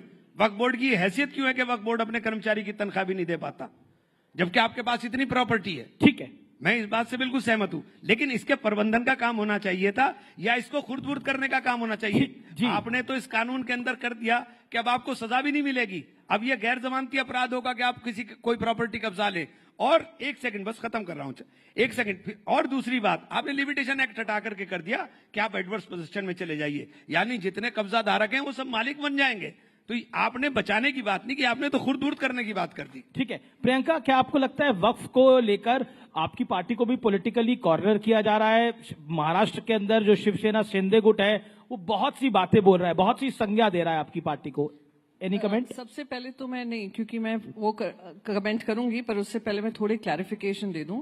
जो फार्मा इंडस्ट्री को भी बाहर रखा है और एग्रीकल्चर को बाहर रखा है वो टेम्पररी सोल्यूशन है, कोई फुल वो नहीं है मेजर जो लिया गया है। डोनाल्ड ट्रंप उसके पीछे भी आएंगे सूनर और लेटर, एंड आई थिंक 5 जून तक उन्होंने कहा वो डिसीजन ले लेंगे। रही बात, मैंने तो स्टॉक मार्केट की बात ही नहीं की थी। Stock market comes crashing down, वो तो ग्लोबली स्टॉक मार्केट क्रैश कर रहा है। मैंने कहीं एक बार स्टॉक मार्केट की बात नहीं की। मैंने कहा हमारे एक्सपोर्ट्स कम होंगे, हमारे एक्सपोर्ट्स पे प्रभाव पड़ेगा, इसके आपको टेंशन होनी चाहिए। आपको जनता को क्या, आप अगर विपक्ष को भी कॉन्फिडेंस में लेंगे कि क्या क्या बात हुई, आप पूरी दुनिया में फैलाते फिरते हैं कि अरे डोनाल्ड ट्रंप ने कुर्सी खिसकाकर प्राइम मिनिस्टर को बिठाया।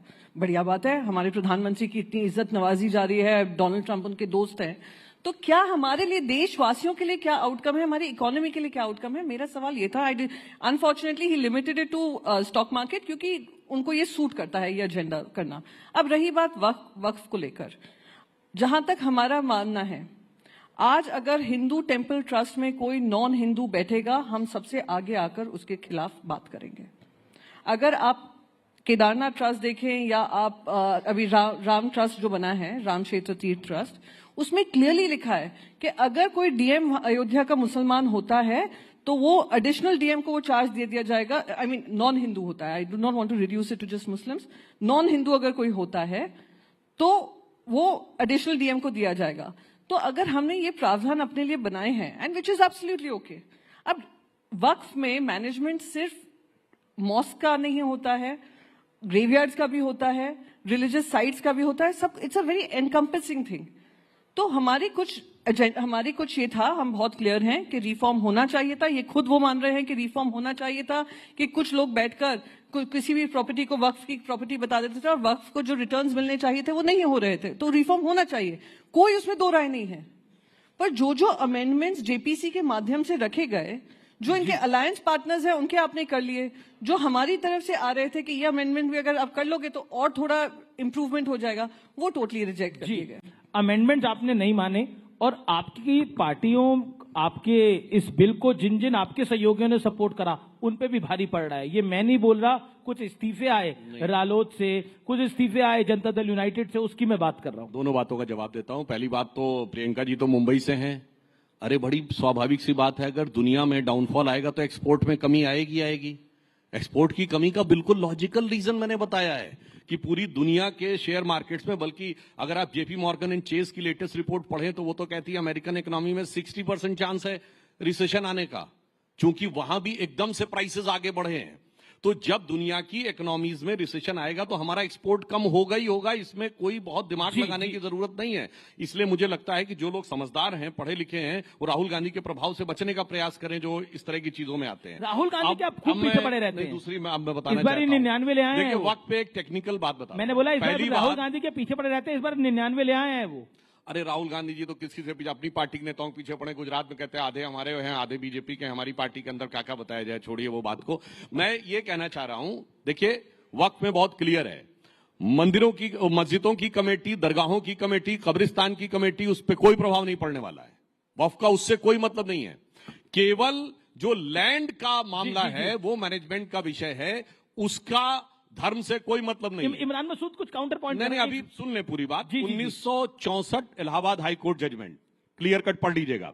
1976 Bashir Ahmed versus state of West Bengal, जिसमें उन्होंने क्लियर कट कहा है कि ये कोई कॉन्स्टिट्यूशन में आर्टिकल 26 का मतलब इसमें नहीं है। अब सुनिए 1993 केरला हाईकोर्ट का जजमेंट, जिसमें कहा मुतव्वली इज नॉट इक्विवेलेंट टू महंत, ये इलाहाबाद हाईकोर्ट के जजमेंट में 64 में कहा गया है।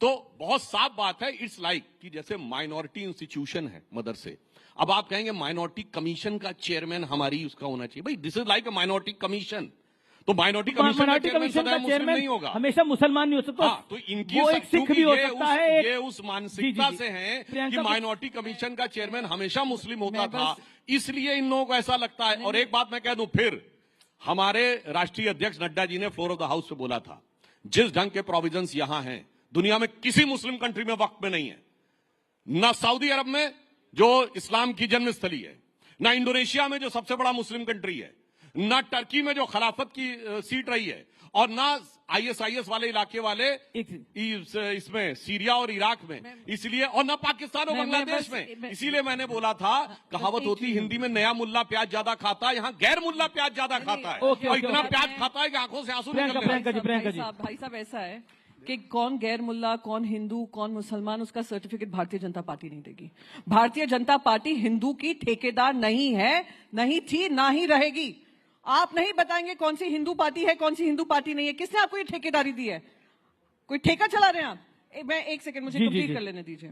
एक बोध गया एक्ट है 1949 का, उसमें 1950 में संविधान आया।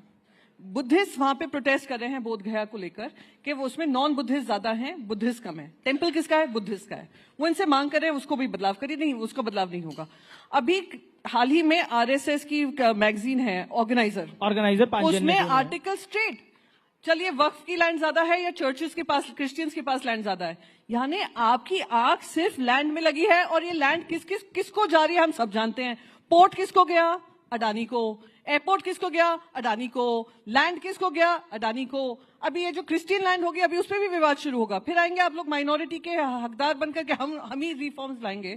तो कहां तक ये लड़ाई चलेगी? यही मेरा एक सवाल। तो क्या शिवसेना में एक सवाल, क्या शिवसेना उबाटा इस वक्त में जो प्रावधान बीजेपी की और एनडीए की सरकार लेके आई है उसके खिलाफ है? हमारे, अगर मैं क्लॉज बाय क्लॉज जाऊंगी, मैं आपको सब बता दूंगी। पर मैं एक मिनट, मैंने कहा Shiv Sena UBT can you please allow me to I am allowing you. हाँ, सो डोंट इंटरप्ट। जी, हम लोग बिल्कुल रिफॉर्म के साथ है। रिफॉर्म होना चाहिए, पर रिफॉर्म ऐसा होना चाहिए जो एक पूरे वर्ग को आगे लेकर बढ़े। एक सेकंड, लेट मी कंप्लीट। जी, रही बात जो मैंने आपको बताया कि नॉन हिंदू अगर कोई डीएम बनता है तो वो उस टेम्पल ट्रस्ट में नहीं आ सकता है। ऐसे ही आप नॉन मुस्लिम्स को ला रहे हैं, तो कहीं ना कहीं एक मुसलमान के मन में शंका होगी कि क्या आप अपने लोगों को भरने का काम कर रहे हैं। एक मिनट। जी। हमने दूसरा हमारा था कि रेट्रोस्पेक्टिव नहीं होना चाहिए, प्रोस्पेक्टिव होना चाहिए। हाँ, वो टीडीपी ने भी कहा, वो जेडीयू ने भी कहा, हाँ हम मानते हैं उसमें अमेंडमेंट हुआ।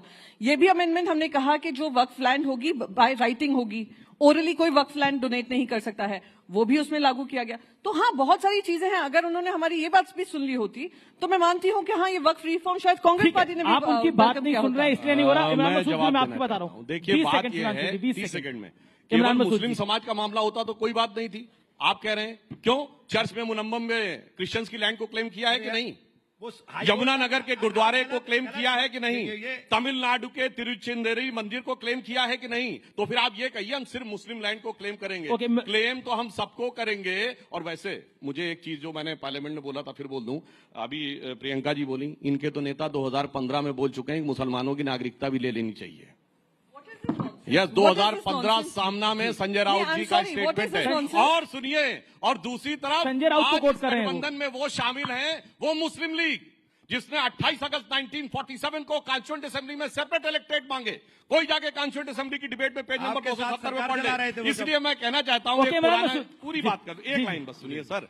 पुराना एक गीत था ना, वक्त ने किया क्या हंसी सितम, तुम रहे न तुम, हम रहे न हम। तो मैं कहना चाहता हूं, वक्फ ने किया क्या हंसी सितम, मुस्लिम लीग और शिवसेना मिलके हो गए हम।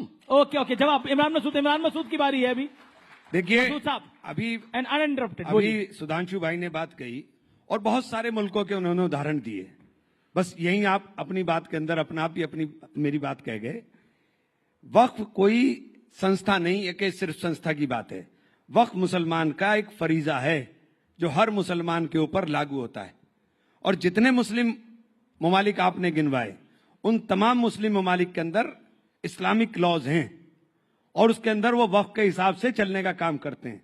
और वक्फ हमारा धार्मिक कृत्य है। बस इतनी बात समझाने की तो बात है जो बात प्रियंका जी ने कही कि आप तमाम जगहों पर काशी विश्वनाथ के अंदर, मैंने एक बहुत छोटा सा बुनियादी सवाल पूछ लिया था अपने एक साथी से, जवाब नहीं दे पाए थे और दे भी नहीं पाएंगे। अगर आप मुझसे कुछ हिंदू रिचुअल्स के बारे में पूछेंगे, सनातन रिचुअल्स के बारे में, मैं सुपरफिशियली आपको सब बता सकता हूं, लेकिन अगर ज्यादा गहराई में जाकर के आप मुझसे बात करेंगे तो मैं शायद नहीं बता पाऊंगा क्योंकि मैं जानता नहीं।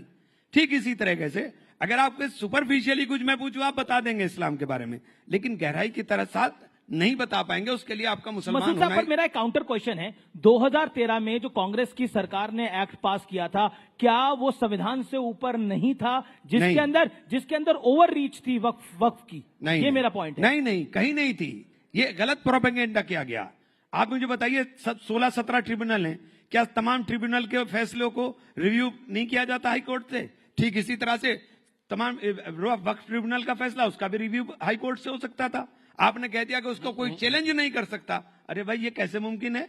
ये कैसे मुमकिन है? आपने कहा कि वक्फ कहीं भी प्रॉपर्टी डिक्लेयर कर सकता है। अरे वक्फ अगर इतना बड़ा पावरफुल था तो हम तो रोज पार्लियामेंट में जरा सा वक्त मिलता है, किसी कोने में जाके नमाज पढ़ लेते हैं, तो पार्लियामेंट भी वक्फ हो जाती। क्या नहीं हो सकता? जब तक वक्फ की प्रॉपर्टी जो वक्फ करने वाला है, जो वाकिफ है, जब तक वो उसका 100% ओनर ना हो, उस पर किसी तरह का कोई विवाद ना हो, तब तक वो वक्फ नहीं किए जा सकती। आप तीनों पार्लियामेंटियंस हैं, मैं आप तीनों के भाषणों में से कुछ कोट करूंगा और मैं मैं एक चीज कहना चाहूंगा। क्यों कहा? मैं शुरुआत कर लेता हूं। मैं सुधांशु त्रिवेदी आपके पास आऊंगा। इमरान मसूद, आपसे शुरुआत कर लेता हूं। इमरान मसूद, आपने बोला कि इस देश में मुसलमानों का गला घोटा जा रहा है, यह आपका बयान था। गलत क्या? नहीं, आपने बयान दिया कि इस देश में मुसलमानों को 2वे दर्जे का सिटीजन बनाया जा रहा है और गला घोटा जा रहा है, क्यों कहा? मुसलमानों के साथ हो क्या रहा है कि मुसलमान, अब वही बोल रहा हूं ना जी, मुसलमानों के साथ हो क्या रहा है कि मुसलमान घर में रहे तो दंगाई घुस करके निकाले बाहर, और बाहर निकले तो पुलिस छाती पर गोली मारे। क्या हुआ संभल में? पहले सर्वे के लिए गए, कुछ नहीं हुआ, फिर 250-300 का टोला गया, मस्जिद में जाकर के नारेबाजी हुई, लोग आए, हंगामा हुआ, और उसके बाद 5 लोगों के गोली लगी और सीधे छाती पर गोली लगी, और जिनके गोली लगी उन्हीं के लोग जेल चले गए। अच्छा, वो संभल वाली मस्जिद एएसआई के संरक्षण में थी और एएसआई वहीं नहीं जा सकती थी। आप मुझे एक बात बताइए, एएसआई का अजीब कानून है। एएसआई का जन्म हुआ 1871 में जी, और उसका प्रबंधन शुरू हुआ 1904 में, और एएसआई प्रोटेक्टिव मूवमेंट जितने भी हैं उन सब की मालिक एएसआई हो गई। सुधांशु त्रिवेदी, उन सब की मालिक एएसआई हो गई। मस्जिद, एक सेकंड, मस्जिद बनाई मेरे पूर्वजों ने नमाज के लिए। अब एएसआई तय करेगी कि हम नमाज पढ़ें कि ना पढ़ें? एएसआई तय करेगी कि हम कहीं वजू खाना बनाए, वजू करें कि ना करें? मैं एक लास्ट के अंदर दूसरा सवाल भी लूंगा, लेकिन अभी हमारे पास काफी समय है। मैं सुधांशु त्रिवेदी, आपने सदन में एक बात बोली जिसपे दिग्विजय सिंह को ऑब्जेक्शन हुआ, देश के गृह मंत्री खड़े हुए। आपने बोला कि इस देश के मुसलमान को कभी इशरत जहां से जोड़ा गया तो कभी किसी और के साथ जोड़ा गया। क्या आपको लगता है कि आप भी, मैं मतलब आपसे मेरा तारुफ भारतीय जनता पार्टी से, मुसलमानों को एक जिसे कहते हैं मार्जिनलाइज करना चाहते हैं? ये आरोप है, मार्जिनलाइज करना चाहते हैं। मैं एक बात कहना पूरा जवाब नहीं होने दिया, लेकिन साहब जी आप कंप्लीट कर लीजिए। आपको पूरा कर लीजिए। आपने गला घोटने 2 ही सवाल किए थे ना? जी, गला घोटा जा रहा है, ये सवाल नहीं, आपने बोला था उसी को। गला घोटा जा रहा है, तो ये आपको बता दिया। मुसलमान को शिक्षा से वंचित किया जा रहा है। आप हालात ये देख लीजिए कि जो मुस्लिम अलीगढ़ मुस्लिम यूनिवर्सिटी है वो लगातार पिछले 10 साल के अंदर नीचे जा रही है। उसके फंड्स आपने रोक दिए, उसके 2 सेंटर बंद होने के कगार पर आ गए। अच्छा खासा रिसर्च इंस्टीट्यूट था, सेंट्रल यूनिवर्सिटी, उसको क्यों तबाह करना चाह रहे हैं? यही प्रश्न है मेरा। उसको क्यों तबाह करना चाह रहे हैं? ये तो पहले भी बोल चुके थे। से निवेदन है, अब मैं जवाब देना चाहता हूं। देखिए, इन्होंने कहा कि भाई इस्लाम के पवित्र कर्तव्य में एक वक्फ है। भाई मेरी समझ तो इतनी है, इस्लाम में 5 ही पवित्र कर्तव्य हैं, रोजा, कलमा, नमाज, हज और जकात। इसमें वक्फ कहां है भाई?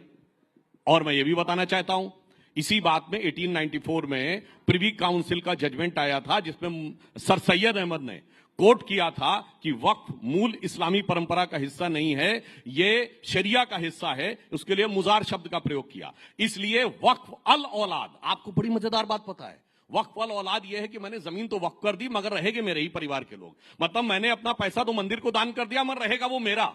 ऐसा आपने विचित्र उदाहरण नहीं सुना होगा, इसलिए वो क्वैश किया गया। मगर कांग्रेस ने 1906 में कलकत्ता अधिवेशन में प्रस्ताव पारित किया कि नहीं नहीं नहीं, वो कुछ गलत हो गया है, दोबारा किया जाए। अब मैं एक सेंटेंस कोट करता हूं, चूंकि वक्फ एक मुस्लिम प्रॉपर्टी से रिलेटेड मैटर है, तो इसका गवर्नमेंट या पब्लिक पॉलिसी से कोई मतलब नहीं होना चाहिए। यही तो आज बोल रहे हैं। ये इंपीरियल लेजिस्लेटिव काउंसिल में अप्रैल 1913 में मोहम्मद अली जिन्ना का स्टेटमेंट है, जो कांग्रेस के सपोर्ट से इन्होंने अंग्रेजों के जमाने में कराया। 1913 से 2013 तक इनकी किस वाकफियत ही नहीं बदली। और मैं पूछना चाहता हूं, इमरान मसूद साहब तो यूपी के रहने वाले हैं, यूपी कह रहे पढ़ाई लिखाई में पीछे रह गए। पता है आपको, सैयद मुसलमानों की रेट ऑफ लिटरेसी 1931 में 24% थी, जब यूपी की 8% थी। और जातिगत सर्वे था तो यूपी में जो सबसे पढ़ी लिखी ब्राह्मण कम्युनिटी मानी जाती थी हिंदुओं में, वो 15%, क्षत्रियों में 13%, सैयद मुसलमान 24%, ब्यूरोक्रेसी में 20%। कहां चले गए मेरे भाई? आज बाकी माइनॉरिटीज को आप देखिए, सबसे पढ़ी लिखी आज कम्युनिटी कौन है? हाईएस्ट एजुकेशन में पारसी 0.001% की माइनॉरिटी। सबसे प्रॉस्परस, जो सबसे ज्यादा कंट्रीब्यूट करती है इनकम टैक्स में, जैन 1% की माइनॉरिटी। सबसे एंटरप्रेन्योर कम्युनिटी कौन है? सिख 1.8% की माइनॉरिटी। उसके बाद आप देखिए क्रिश्चियंस में एजुकेशन का स्तर कितना है, यहूदी छोटी सी माइनॉरिटी कितना है। और ये, जबकि मैं आपसे कहूं आजादी के समय इनमें से किसी एक की भी रियासत नहीं थी, एक दो सिख रियासतें छोड़ दें, जबकि इनकी तो लाइन लगा के रियासतें थी। पटौदी के नवाब, भोपाल के नवाब, रामपुर के नवाब, लखनऊ के नवाब, जूनागढ़ के नवाब, हैदराबाद के निजाम। और आज कहते हैं साहब हम तो मजलूम हो गए। क्यों? जो हुक्मराने वक्त थे वो आज मजलूम हो गए, क्योंकि सेक्युलरिज्म के जाल में ऐसे फंसे और उल जलूल हो गए। और सुनिए ये उल जलूल मामला क्या है। 2013 में आई सच्चर कमेटी की रिपोर्ट, जो कहती मुसलमानों के हालात इतने खराब हैं कि साहब ये तो शेड्यूल कास्ट से बदतर है। और आपको पता है 1913 से 2013 तक 17 लाख एकड़ जमीन आई थी वक्फ में, और 2013 से 2023 में 21 लाख ऐड हो गई। मतलब गजब का आपका लॉजिक है। एक तरफ कह रहे हैं शेड्यूल कास्ट से बुरी स्थिति है, और दूसरी तरफ ऐड होते जा रहे हैं। और सर आंकड़ा तो ऑन उस पे बोला। सर आप तो सदन में हैं, आपको विशेषाधिकार हनन ले आना चाहिए मंत्री के खिलाफ, अगर आपको आपत्ति है तो लाइए साहब। सुधांशु जी, हाउस पे दिया गया मेरे सवाल का जवाब नहीं दिया आपने, जो था मैं उस पर आता हूँ। लेकिन प्रियंका पहले बोले, एक लाइन बोल दूं इस पे। प्रियंका जी, देखिए मुसलमानों के बारे में समस्या क्या है कि आज के जमाने में लोगों को मुस्लिमों की जो लियाकत थी उसके बारे में भी नहीं पता है। एक दौर था जब मुसलमान दुनिया में सबसे पढ़ी लिखी कम्युनिटी होती थी। बैतुल हिकमत का नाम आपने बगदाद का सोचा होगा, that was a centre of knowledge. आपको पता है कि शुश्रुत संहिता का सबसे पहले अनुवाद अल शुश्रुत ने कराया था अरबिक में। आपको पता है कि ये मैंने जो पार्लियामेंट में ही बोला था कि जो पहले हिंदी न्यूमेरल्स वहां पे गए, जिसलिए अरबी में इनको हिंदसा कहते हैं, उससे सबसे पहले अल जब्र ने ट्रांसलेट किया, उससे अलजेब्रा बना। फिर अल ख्वारिज्म ने जो ट्रांसलेशन किया, जो मैथमेटिक्स दी, एल्गोरिथम वर्ड वहीं से आया है। कोलंबस ने जिस नक्शे को लेकर पूरी दुनिया की तरफ चला था, वो बनाने वाला भी मुसलमान था, एक अल इदरीसी। उसके बाद इनका एल्गोरिथम ऐसा बदला कि 700-800 साल में कोई पैदा हुआ। सिर्फ प्रियंका जी को आने दीजिए, मगर अब्दुल कलाम के साथ नहीं, औरंगजेब के साथ जाके खड़े हो ओके प्रियंका, हमारे पास बड़ी लर्नेड ऑडियंस भी हैं। वारिस पठान साहब बैठे हैं, आनंद रंगनाथन बैठे हैं। ओके बोलिए प्रियंका जी। मैं इनकी तरह आवाज रेज करके अपना पॉइंट नहीं रख सकती हूँ कि आप आवाज रेज कर दीजिए कि कोई दूसरा ना बोल पाए। मैं बस एक ही चीज कहूंगी, अभी मैं जब उनको सुन रही थी और इतना पैशनेटली मुसलमानों के अधिकारों के लिए बोल रहे थे, तो मुझे मोहम्मद अली जिन्ना ही याद आ गए। जैसे मोहम्मद अली जिन्ना ने आर्ग्यूमेंट दिया था और पाकिस्तान को अलग कर दिया था, इनका आर्ग्यूमेंट बिल्कुल उसी तरीके का था। तो आज ये मॉडर्न डे जिन्ना कौन बनकर बैठे हैं, आज इनकी भाषा से बहुत स्पष्ट हो गया है। जहां बता रहे हैं अरे देखिए हम लोग क्या थे, हमें क्या कर दिया, तो ये इनका आप कह रहे हैं मॉडर्न डे जिन्ना है। बिल्कुल, जो उस दिन अमित शाह जी ने भी कहा, जिस औरंगजेब की कब्र में मर्सिया पढ़ाने वाले को राज्यसभा आप भेजेंगे। के लिए करते हैं हम, मुसलमानों के लिए करते हैं हम, मुसलमानों के लिए करते हैं, ऐसे ही नहीं। अरे मैंने तो बताया मुसलमानों में क्या था और कहां से कहां पहुंचा। अमित शाह आपने मेरा सुना ही नहीं। हमने अपना तो बोला ही नहीं, सिर्फ एक डॉक्टर अब्दुल कलाम। अमित शाह के लिए जब इतना जोर जोर से चिल्लाते हैं ना, तो सिर्फ अपनी आवाज सुनाई देती है, लॉजिक की आवाज कम हो जाती है। तो कुछ सुनाई नहीं पड़ रहा आजकल। बोलिए प्रियंका जी। आपको समय कम मिला है शायद, मुसलमानों के प्लीज मुसलमानों के अधिकारों का हनन हो रहा था, किस तरीके से वो प्रताड़ित थे, किस तरीके से वो गरीब किए जा रहे थे, सब किया। बेचारा सुधांशु जी ने उनका हक रखा है, और सिद्धांशु जी की वही मैंने बस यही रिपीट किया, अमित शाह जी ने जो पार्लियामेंट में कहा कि हम ही मुसलमानों का हक और अधिकार की लड़ाई लड़ रहे हैं। आपको हैरानी नहीं होती जब बीजेपी ये बात बोले कि हम मुसलमानों का तो कर रहे मुझे हैं? तो ऐसे ही साउंड कर रहा था कि जिन्ना ने कहा मुझे एक सेपरेट कंट्री चाहिए क्योंकि आप मुसलमानों के लिए हक नहीं दे रहे हैं, वही ये काम कर रहे हैं। सुधांशु द्विवेदी, अब ऐसा बीजेपी कह रही है कि मुसलमानों के लिए हम कर रहे हैं, अब कई लोग कह रहे हैं कि हम सपना देख रहे हैं कि बीजेपी मुसलमानों के लिए करना चाह रही है। अमित जी, एक सवाल मेरा जरा सम्राट, मुसलमान हृदय अभी सम्राट। जी अभी मुझे सुधांशु भाई ने बड़ी अच्छी बात है कि बड़ा मुझे अच्छा लगा, चूंकि जानकारी इनको है, इन्होंने पूरा इतिहास का ज्ञान किया, लेकिन इन्होंने जिस आदमी का नाम लिया जिन्ना का, वो तो हमारा सबसे बड़ा मुजरिम है। अगर जिन्ना ने ये गुनाह ना किया होता तो आज इस हालत में हमें आप धमका ना रहे होते। हमारा सबसे बड़ा गुनाहगार जिन्ना है, और जिन्ना आपका साथी था, हमारा साथी नहीं था। औरंगजेब एक मिनट सर, औरंगजेब मत, अभी एक मिनट सर, जिन्ना आपका साथी था, हमारा नहीं। जिन्ना के साथ सरकारें आपने चलाई, हमने नहीं। जिन्ना के साथ श्यामा प्रसाद मुखर्जी। गलत, अरे गलत कोट करिए, नाम कोट करिए, कौन था वो? प्रजा कृषक पार्टी फजलुल हक की थी 1941 में। ऐसी बात, 46 में मुस्लिम लीग ज्वाइन किए। एक मिनट, अरे गलत, अब बहुत जोर से बोल देंगे तो आप कैसे? अरे कोई चक्कर ले जाके भाई, सिंध में किसके साथ सरकार, अरे सिंध में किसके साथ सरकार चला रहे थे? फ्रंटियर में किसके साथ सरकार चला रहे थे? दो राष्ट्र नीति का पहले बयान किसने जारी किया? फ्रंटियर में कांग्रेस जीती थी 1946 में। अरे आप उसके साथ सरकार चला रहे थे। दिक्कत क्या है सुधांशु भाई? आप इतनी तेजी के साथ बोलते हो कि आपकी बोलने वाली महारत हमारे पे आती नहीं, लेकिन हम ये कह रहे हैं कि जिन्ना आपका साथी था। इनकी आलोचना कर रहे हैं, तारीफ कर रहे हैं? नहीं, जिन्ना आपका साथी था, हमारा तो जिन्ना ने बेड़ा गर्क किया है। अगर जिन्ना की बात ना मानता मुसलमान, मौलाना अबुल कलाम आजाद की उस वक्त मान लेता मुसलमान, तो हिंदुस्तान के अंदर ये हालत ना होती जो आप हालत हो गई है। हमारी दोयम दर्जे की स्थिति आपने पूरे देश के अंदर कर दी। किसने करी है दोयम दर्जे की स्थिति? सबसे ज्यादा जिम्मेदार ये है जिसकी पार्टी का हुकूमत रही 67 साल। ओके, नहीं सच्चे देखिए, अरे ये आप लोगों ने 10 साल हो गए, आपने 10 साल से जब सच्चर कमेटी की रिपोर्ट आई, सच्चर कमेटी की रिपोर्ट का आपने हवाला दे दिया वक्फ के अंदर, और आपने सच्चर कमेटी की रिपोर्ट के ऊपर एक जगह अमल बता दीजिए। आप ऐसी बात कर रहे हैं, ये तो बिहार में सौगातें मोदी बांट रहे हैं। हमें सौगात के अंदर शिक्षा चाहिए, सौगात में रोजगार चाहिए, सौगात में मोहब्बत चाहिए, सौगात के अंदर हमें आपकी छवैयां नहीं चाहिए। मेरा पॉइंट है, देखिए व्यूअर्स को मैं बोल रहा हूं ये बात, देखिए इस देश में देश के मुसलमानों को पहले बाबर में उलझा के रखा, उससे पहले जिन्ना में उलझा के रखा, फिर औरंगजेब में उलझा के रखा जा रहा है। मेरा निवेदन सुधांशु जी, देखिए इस देश में विकास की बात भारतीय जनता पार्टी बहुत करती है, विपक्ष भी चाहता है विकास हो। टैरिफ की एक बहुत बड़ी वॉर दुनिया में छिड़ी हुई है। इस समय देश के अंदर चाहिए कि कहीं ना कहीं एकजुटता रहे। प्रधानमंत्री एक लाइन बोलते हैं कि एक है तो सेफ है, वो एक है तो सेफ है, क्या ग्राउंड पर दिखेगा? ये मैं बिल्कुल with reference to context quote करता हूं। दो कॉन्टेक्स्ट हैं, एक 3 या 6 जनवरी 1948 को कलकत्ता में दिया गया सरदार पटेल का statement, anybody can go and check.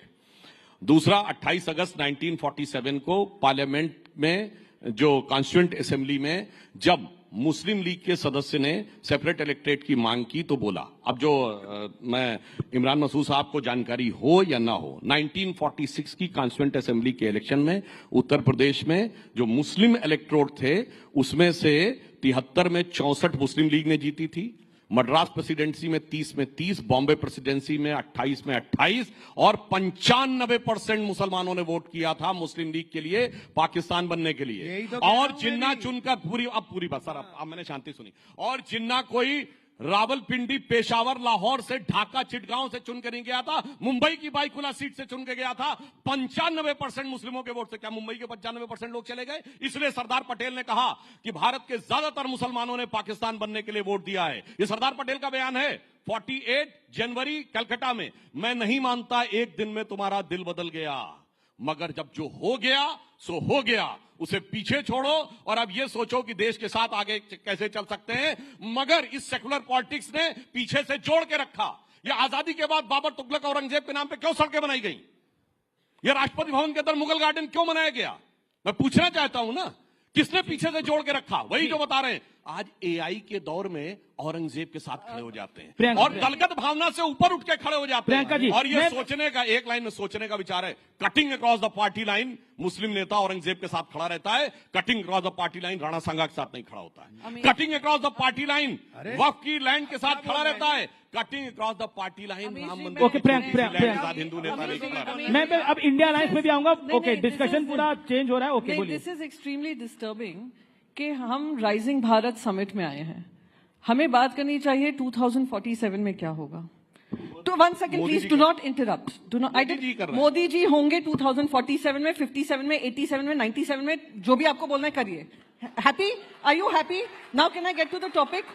Now can I get to the topic? Okay, you are happy? देखिए 2047 में मोदी जी हमारे यहाँ हो ना हो, मगर इनके नेता इन्हीं की परिवार के होंगे। ये पार्टी अलग है। Okay Priyanka, then I come to India alliance. Okay, ऐसा है, आज अगर 80 लाख लोगों के पास राशन जा रहा है, तो कितने उसमें से हिंदू घर हैं, कितने मुसलमान घर हैं, कितने ईसाई घर हैं, कितने उसमें जैन घर हैं, कितने उसमें सिख घर हैं जी, और कितने पारसी घर हैं?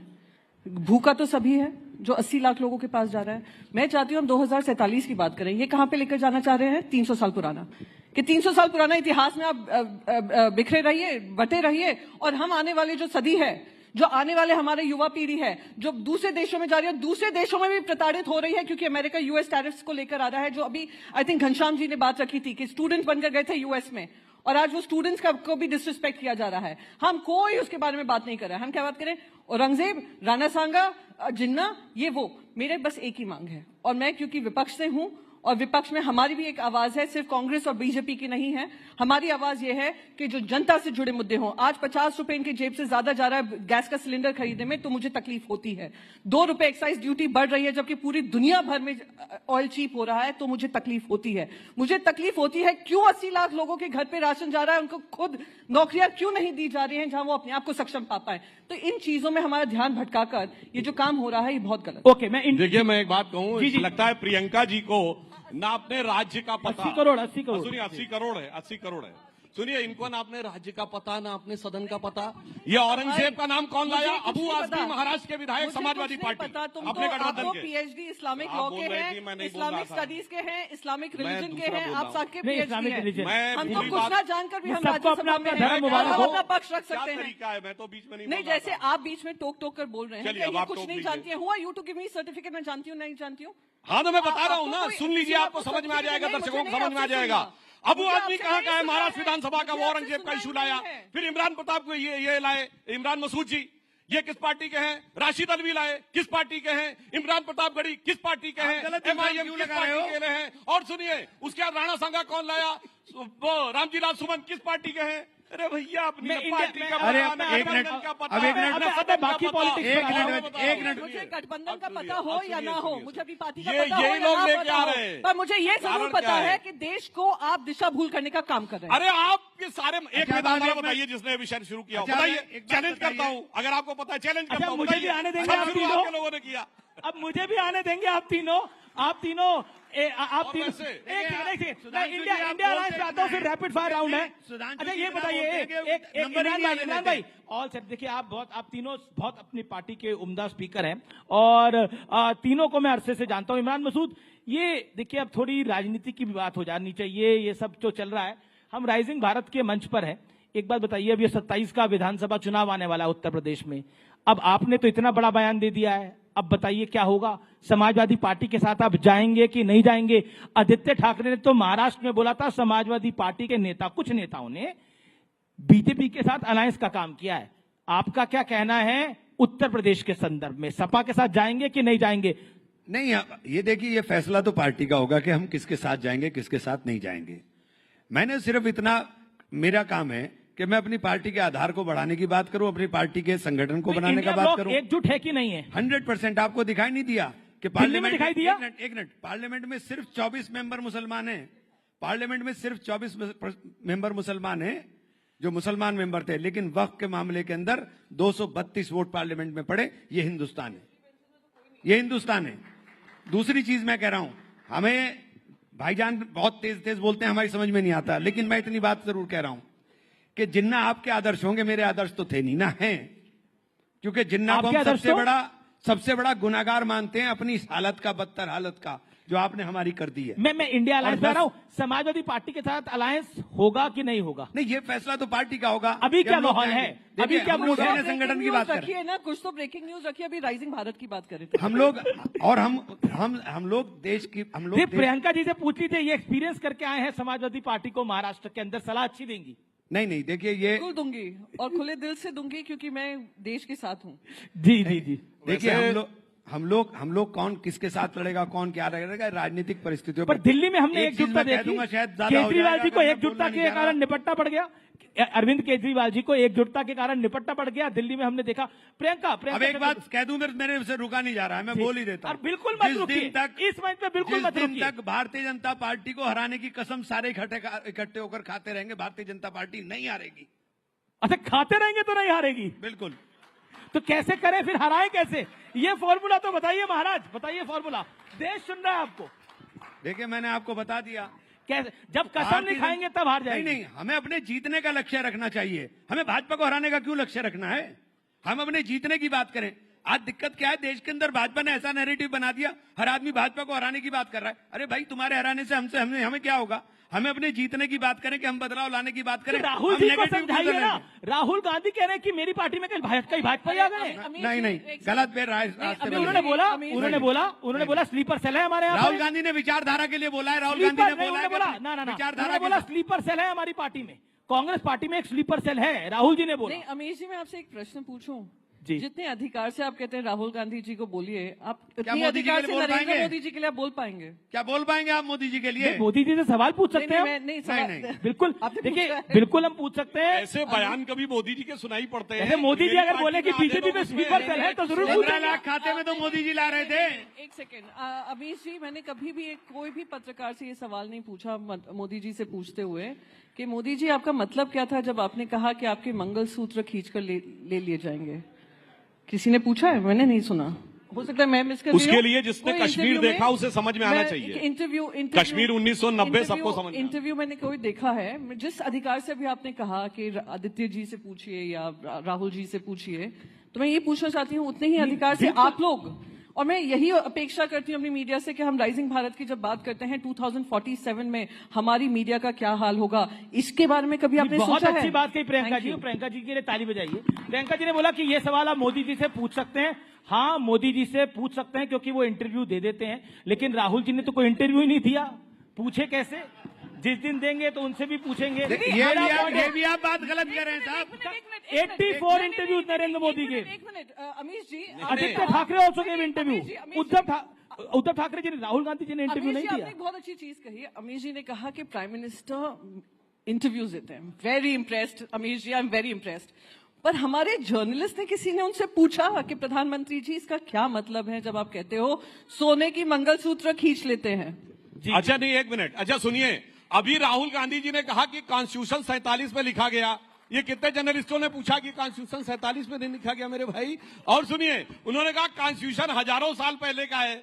तो भाई ऐसा अद्भुत ज्ञान जो राहुल गांधी जी के पास है, वो कहते जिसको तुम देख रहे हो वो राहुल गांधी वो है ही नहीं, वो तो खत्म हो चुका है। तो मुझे लगता है ऐसा ज्ञान। और आप उसके बारे में क्या कहेंगे जो प्रधानमंत्री कह रहे थे मैं नॉन बायोलॉजिकल हूं? क्या बात आप बोल रहे हैं? देखिए साहब, अब कांग्रेस का आप व्यक्तिगत अभी आपने इतना सवाल पूछा, व्यक्तिगत इन्हीं के चैनल पे कहा था हमारे मैं किसी काम से आया हूँ, कोई अवतार। अरे सुनिए, ऐसी बात कर आपने पूछा सपा और कांग्रेस साथ रहेंगे या नहीं, ये जानते क्या सवाल? इसके बारे में आप बोलेंगे? इसके बारे में भी इस पे सिर्फ एक लाइन बोलेंगे। मैं पूछूंगा चंद्रबाबू नायडू और नीतीश बाबू साथ रहेंगे कि नहीं रहेंगे? हमारे तो वो हमेशा साथ थे, 95 से बीच में थोड़े समय के लिए अलग हुए तो हमारे साथ रहेंगे। मगर इनके साथ जानते क्या स्थिति है? लोकसभा में साथ थे, फिर बाई इलेक्शन में अलग हो गए, फिर वक्त पे साथ आ गए, फिर अलग हो गए। इनके लिए एक लाइन है सपा और कांग्रेस के रिलेशन के लिए कि मिलो ना तुम तो हम घबराएं, मिलो तो आंख चुराएं हमें क्या होगा। ओके रैपिड फायर राउंड है। एक सवाल, दो सवाल हैं। सबसे पहले इमरान मसूद साहब आपसे, कौन बेहतर पॉलिटिशियन है, राहुल गांधी या प्रियंका गांधी? Choose one. आप कैसी बात कर रहे हैं? नौकरी खतरे में डाल नहीं, अब मैं डबल माइक लगाऊंगा। मुझे आप एक बात सरिए, आप पूछेंगे रैपिड फायर राउंड का मतलब होता है ना एक लाइन में जवाब। अब एक लाइन में जवाब भाई। नहीं, आप राहुल गांधी और मोदी जी के बारे में पूछेंगे तो मैं जवाब दूंगा। मैं पूछ दूंगा। ओके अब मुझे मौका दीजिए। इमरान मसूद, अगला सवाल आपसे।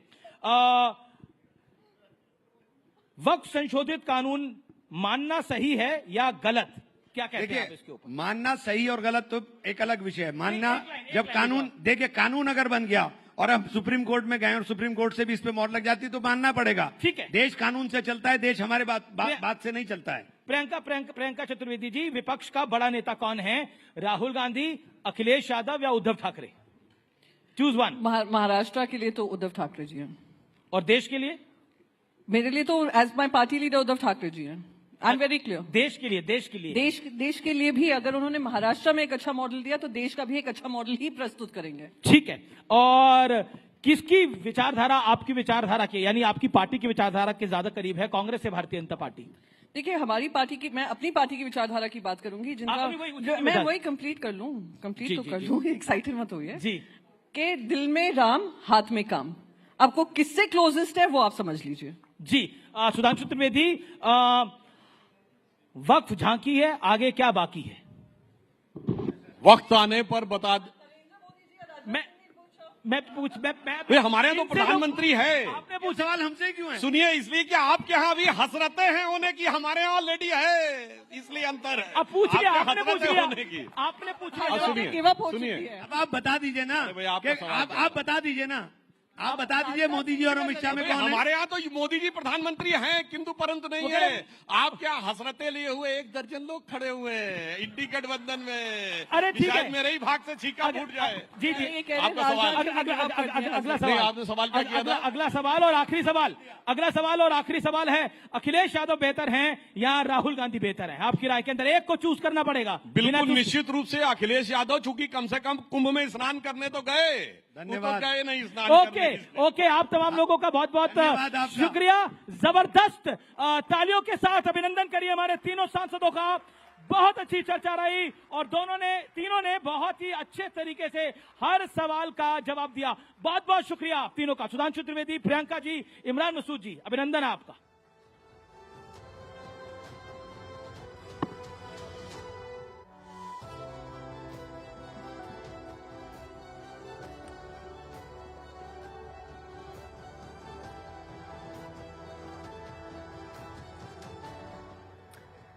That was one fiery and insightful discussion.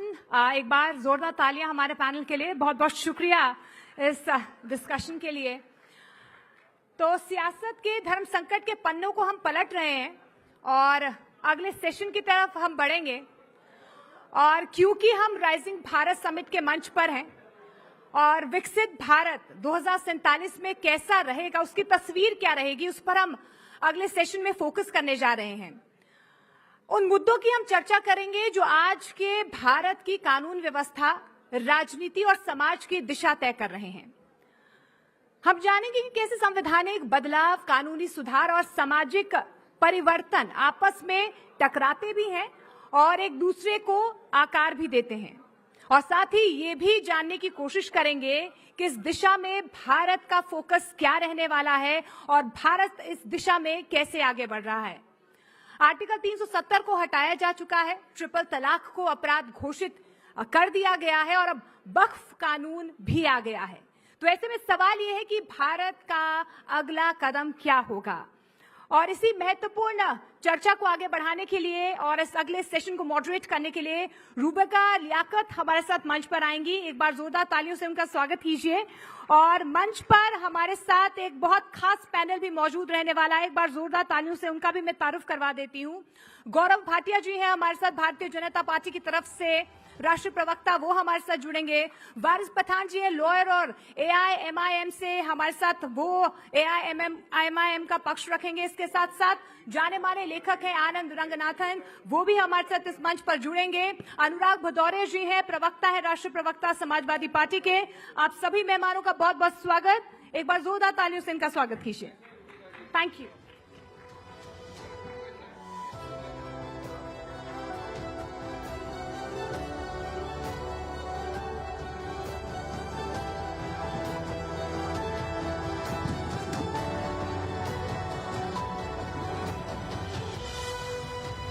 नमस्कार आप सभी को। जनरली गूंज जो है, जनरली क्या, हमेशा ऐसा कभी नहीं हुआ है कि 4:50 आप मेरे लबों से ना सुने कि गूंज की शुरुआत हो चुकी है। लेकिन आज राइजिंग भारत का मौका है और इसीलिए राइजिंग भारत के इस मंच से ये स्पेशल एडिशन इस वक्त आप गूंज का देख रहे हैं। हमारे साथ खास मेहमान जुड़ चुके हैं। आप जानते हैं वक्फ में परिवर्तन जो हुआ है उसे लेकर खूब चर्चाएं चल रही हैं और ये राइजिंग भारत का ही मंच था जहां पर कल प्रधानमंत्री नरेंद्र मोदी ने पहली मर्तबा वक्फ को लेकर उनकी सरकार क्या सोचती है और कैसे वक्फ अब तक तुष्टीकरण का सबसे बड़ा हथियार बनकर रह गया था। इसी मुद्दे पर आज चर्चा शुरुआत करने के लिए आप जानते हैं खास मेहमानों का तारुफ इस वक्त आपको यहां पर गौरव भाटिया जी, भारतीय जनता पार्टी के राष्ट्रीय प्रवक्ता नजर आ रहे हैं। जोरदार तालियों से इनका स्वागत कीजिए। AIMIM के राष्ट्रीय प्रवक्ता वारिस पठान यहां स्टेज पर, आज मैं खुद इनको पहली मर्तबा लाइव देख रही हूं। बहुत बहुत स्वागत वारिस भाई आपका। उनके बगल में समाजवादी पार्टी के राष्ट्रीय प्रवक्ता अनुराग भदौरिया जी आपको नजर आ रहे हैं। अनुराग जी बहुत बहुत स्वागत। आनंद रंगनाथन अक्सर इन मुद्दों पर खतरनाक तरीके से अपनी बातें रखते हैं, पेशे से साइंटिस्ट हैं, लेकिन ये साइंस वाले फॉर्मूले जो हैं वो सोशल इश्यूज और पॉलिटिकल इश्यूज पर भी लगाते हैं। आपका भी बहुत बहुत स्वागत है। तो चलिए शुरू करते हैं। गौरव भाटिया, कल प्रधानमंत्री नरेंद्र मोदी ने ऐलान कर दिया और वक्फ को लेकर उन्होंने कहा कि ये तुष्टीकरण की राजनीति थी, इसकी नींव तो बहुत पहले पड़ गई थी, भारत पाकिस्तान के विभाजन के वक्त। सबको नमस्कार और शुरुआत करूंगा, असंभव को जो संभव कर दे वो हमारे देश के प्रधानमंत्री श्री नरेंद्र मोदी जी हैं। और जब जब ये चुनौती देके कहते हैं नरेंद्र मोदी जी भव्य राम मंदिर बना के दिखाओ, भव्य राम मंदिर बना देते हैं। छाती पीट के कहते हैं अनुच्छेद 370 को हाथ लगा के दिखाओ, नरेंद्र मोदी जी कहते हैं जाओ उखाड़ दिया क्योंकि संविधान में लिखा है टेम्पररी है। और अब के असदुद्दीन ओवैसी के मुंह से निकला होगा जरूर कि वक्फ बोर्ड के साथ छेड़छाड़ करके दिखाओ। नरेंद्र मोदी जी ने कहा संविधान की शपथ ली है, संविधान के अनुरूप जो कार्य होगा वो करूंगा, और भूमाफियाओं की कब्र है जिसने खोदी उस व्यक्ति का नाम है नरेंद्र मोदी। दूसरी बात, क्या ये बहुत गर्व की बात नहीं है? आप मुझे बताइए, तिरुचिरापल्ली तमिलनाडु में 1500 साल पुराना मंदिर और 1400 साल पुराना धर्म, और वो धर्म कहता है ये मंदिर और ये गांव, ये सारी जमीन वक्फ बोर्ड की है। इलाहाबाद हाईकोर्ट को ले लीजिए, उसकी जमीन भी वक्फ बोर्ड की है। तो मैं समझता हूं कि अगर कोई भूमाफिया बनेगा तो जरूर कदम उठाए जाएंगे, और जो संशोधन हुआ है, जो अब कानून बन गया है, ये भारत के हित में। और एक सवाल पूछ लेता हूं, ये जरूर बताएंगे यहाँ पे अनुराग जी से कि वारिस पठान सपा भी बैठी है और AIMIM भी बैठी है जिनके नाम में मुस्लिमीन है जो गैर संवैधानिक है। कृपया करके ये बताइए, वक्फ बोर्ड पे कितने अस्पताल, कितने यतीम खाने, कितने विद्यालय आप वक्फ बोर्ड के बता सकते हैं बनाए हैं बेहतरी के लिए, मुस्लिमों के लिए और जो महिला है मुस्लिम समाज।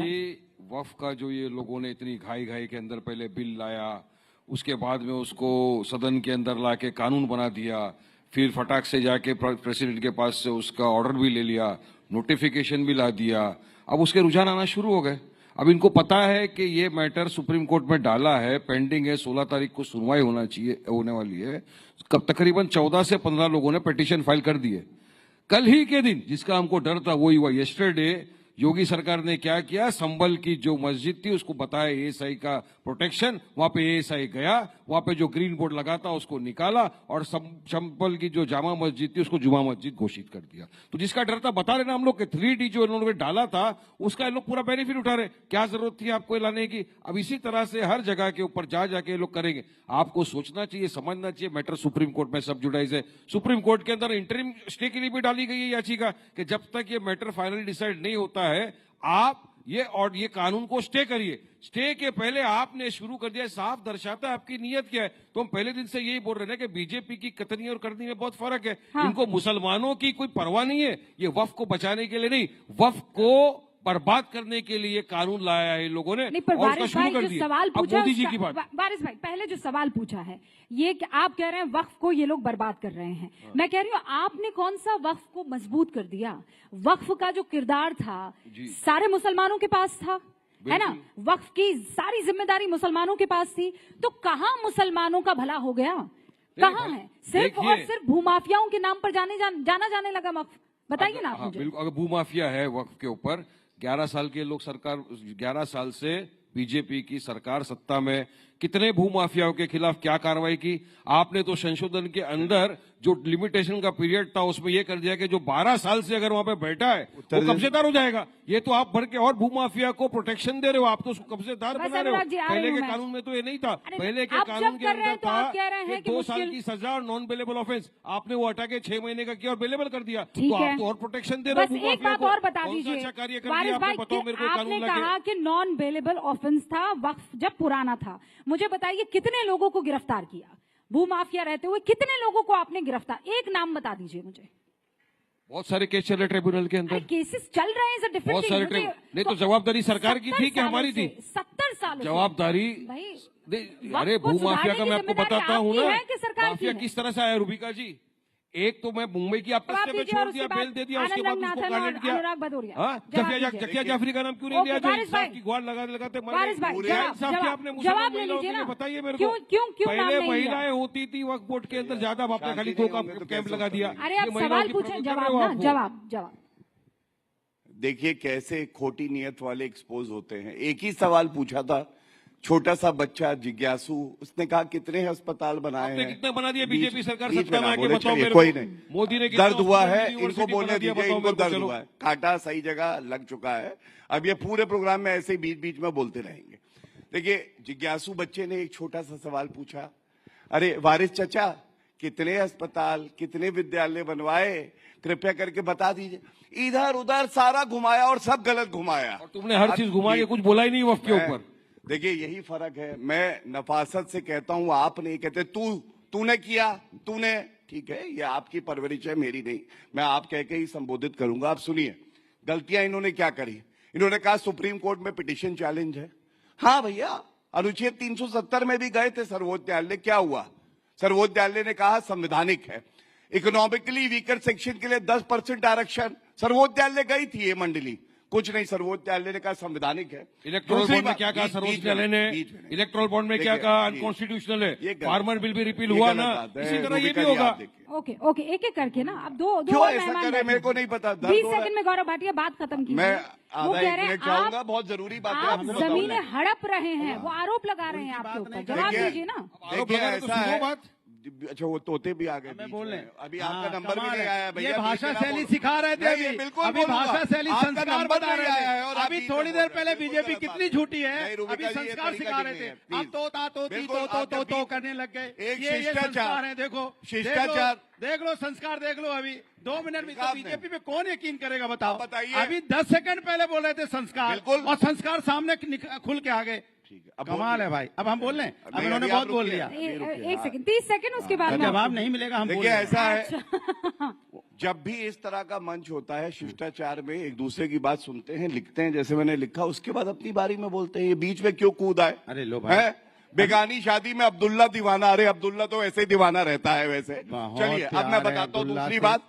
सुप्रीम कोर्ट की इन्होंने करी, कोई भी कानून हो जो कि संसद में पारित होता है, प्रिजम्पशन ऑफ कॉन्स्टिट्यूशनैलिटी होता है, वो वैध माना जाता है और स्टे नहीं होता है।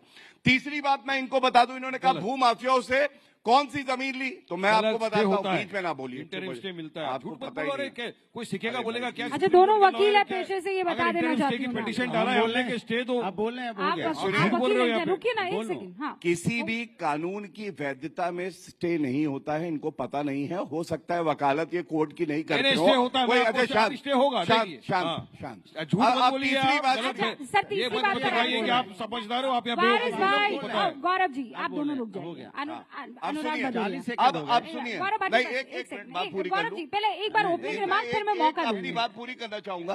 देखिए एक सवाल है, जब ये देश को विभाजित करते हैं धर्म के आधार पे, ये इनका संविधान लेके आया हूं, ऑल इंडिया मुस्लिम जो पार्टी है, मुस्लिमीन, और ये क्या कहती है? ये कहती है इनका कॉन्स्टिट्यूशन, ये पार्टी बनी है मुसलमानों का नेतृत्व करने के लिए, मुसलमानों का सशक्तिकरण करने के लिए और मुस्लिम एकता को बढ़ाने के लिए। मैं पूछना चाहता हूँ, चुप हो जाइए, बीच में ना बोलिए, बीच में ना। इसलिए गलत है कि हर पॉलिटिकल पार्टी संविधान की शपथ लेती है कि वो एकता लाएगी तो सभी भारतीयों में लाएगी, नेतृत्व करेगी तो हिंदू मुस्लिम से एकता करेगी, बीजेपी और एकता लाएगी। लेकिन आप दोनों ये बहस जो संविधान है, इनकी जो पार्टियां है ये भारत के संविधान के खिलाफ काम करते हैं। ओके, ये इनके संविधान गौरव से जी दिखाई। आपको भी रोक रही हूँ, वारिस पठान आपको भी रोक रही हूँ। अब अनुराग जी, आपने कल बयान सुन लिया था प्रधानमंत्री बिल्कुल नरेंद्र सुन मोदी लिया का, लेकिन कई ऐसे दर्शक हैं जिन्होंने नहीं सुना था। मैं एक हल्का सा वो बयान आपको सुना देना चाहती हूँ प्रधानमंत्री नरेंद्र मोदी का, ताकि दोबारा डिबेट ट्रैक पर आए। उन्होंने कहा वक्फ में आज तक इस तरह के तगड़े संशोधन इसलिए नहीं हुए क्योंकि तुष्टीकरण उसके बैकड्रॉप में, बैकग्राउंड में था। एक बार सुनवा दीजिए प्रधानमंत्री नरेंद्र मोदी ने राइजिंग भारत के उस मंच पर क्या कहा। तुष्टीकरण की इस राजनीति में कांग्रेस को सत्ता मिली, कुछ कट्टरपंथी नेताओं को ताकत और दौलत मिली, लेकिन सवाल ये है आम मुसलमान को क्या मिला, गरीब पसबंदा मुसलमान को क्या मिला? उसे मिली उपेक्षा, उसे मिली अशिक्षा, उसे मिली बेरोजगारी। तो ये सुना आपने बिल्कुल भदौरिया जी, आम मुसलमानों को आपने सिर्फ इफ्तार पार्टी के अलावा और दिया क्या? देखिए, मैं पूरी बात बताऊंगा और इसका जवाब भी दूंगा, लेकिन उसके पहले दर्शक बैठे हैं तो शायद वो हमारी बात अच्छी तरह समझ पाएंगे। ये संजय निरुपम जी का एक बार सुन लीजिए, हमें तो उनको भी डिबेट में आना है क्या? मैं बोल लूं? अरे आपके पीछे संजय निरुपम बोल रहे हैं भाई, वो रुकवाने की कोशिश कर रही हूँ, बोलिए। हमें तो चाहिए सिर्फ काम, ना भाषण ना झूठा ईमान।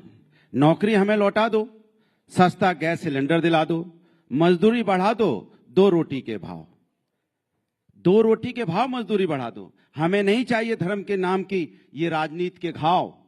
हम जानते हैं इनका क्या है किरदार, कुर्सी पे पाने के लिए कुछ भी कर सकते हैं। मेरे यहाँ मेरे दोस्त, मेरे यार, ये कुछ भी करेंगे, इन्हें कुर्सी चाहिए। ये कुर्सी जीवी लोग हैं, ये कुर्सी किसी कीमत पे चाहिए। मैं कहता हूं अच्छी बात है प्रधानमंत्री जी ने बोला बेरोजगारी की बात की, तो मैं आपसे पूछना चाहता हूं कि हिंदुस्तान में क्या हम नहीं है? इतनी चिंता आज मुसलमानों की हो गई। कैसा लगता है सुन के मुसलमानों की चिंता? सिर्फ वोट के लिए? कौन वोट की राजनीति करना चाहता है इस देश के अंदर में? आप मुसलमान वोट की राजनीति के लिए आप कह रहे हो कि बेरोजगारी की बात करो। मैं कह रहा हूं पूरा हिंदुस्तान तो बेरोजगार घूम रहा है। आप पूरे हिंदुस्तान की बेरोजगारी की बात क्यों नहीं करते? पूरे हिंदुस्तान की में शांति की बात क्यों नहीं होती? पूरे हिंदुस्तान में भाईचारे की बात क्यों नहीं होती? पूरे हिंदुस्तान के विकास की बात क्यों नहीं होती? क्यों इस बीच में राजनीति की बात करना चाहते हो? ये हिंदू है, मुस्लिम है, सिख है, ईसाई है। आज अब वक्फ बोर्ड बिल लेके आए, कल सिख का लेके आ जाओगे, परसों जैन का लेके आ जाओगे, बौद्ध का लेके आ जाओगे। अगर आपको बाकी लोगों का सम्मान करना है तो मैं कहता हूं हिंदू में यहाँ पे नहीं, बहुत न्यास हैं, बहुत यहाँ ट्रस्ट हैं, बहुत सोसाइटियां हैं। आप लाओ उसके अंदर में आप दलित का आरक्षण लाओ, आप उसमें बैकवर्ड का आरक्षण लेके आइए, उनको भी आगे बढ़ाइए। इसके मतलब आप हमेशा नहीं, समाज में जब से भारतीय जनता पार्टी की सरकार आई है। अनुराग भदौरिया जी, नहीं चर्चा देखिए, अनुराग भदौरिया जी नॉन स्टॉप मत बोलिए, झूठ फैलाने की कोशिश मत कीजिए। देश के कई बड़े मंदिर और मठ, वहां पर आपको पता है ना, डीएम और कमिश्नर वो लोग सदस्य होते हैं। आपको पता है गवर्नमेंट का कंट्रोल होता है। रूबिका जी, लोगों को बेवकूफ न बनाइए। अरे क्या बात हुई? मेंबर बनाइए। ये क्या बात हुई? मेंबर को बनाते हो। डीएम कमिश्नर टेम्परेरी आए और चले गए, लेकिन हम कहते हैं जो वहाँ समिति बनी तो जो न्यास होते हैं उनके अंदर में मेंबर बनाइए, परमानेंट मेंबर बनाइए। गवर्नमेंट कंट्रोल की बात कर रहे हैं ना, मेंबर ये है, ये दर्द होता है जब सही बात बोल दो तो दर्द निकलने लगता है, डीएम याद आने लगते हैं। यही तो दिक्कत है। तंत्र से सरकार चलाना चाहते हो आप, जनता के मन से नहीं चलाना चाहते, जनता का विश्वास से नहीं चलाना चाहते। आपने विश्वास खोया है, सच में तोते की तरह बोल रहे हैं। खोया है, अब आप सच में तोते की तरह बोल रहे हैं जनता और रुक नहीं रहे हैं। शक होता है। अनुराग जी की आवाज डाउन कर दे प्लीज, मत बचाइए। अनुराग जी की आवाज डाउन कर लीजिए, मुझे और करना आप की है, बस हो गया। आनंद रंगनाथन जी, सीधा सवाल ये है, जब सबको कहा, वारिस भाई को कहा चुप हो गए ना सर, हैं? इनको कहा चुप हो गए ना। अरे तो आपको यहाँ पर बैठे हुए तानसेन और ये राजा अकबर हैं कि आप तानपुरा बजाते रहेंगे और हम सुनते रहेंगे? आपने अपनी बात बोल दी। बेरोजगारी की बात कर रहा हूँ तो बजाना हो गया। अरे तो आप सुन लिया ना, महंगाई की बात की तानसेन। अरे सुन लिया, आप रिपीट, आपने अपना टेप रिकॉर्डर ऑन कर दिया है, आवाज डाउन कर लें।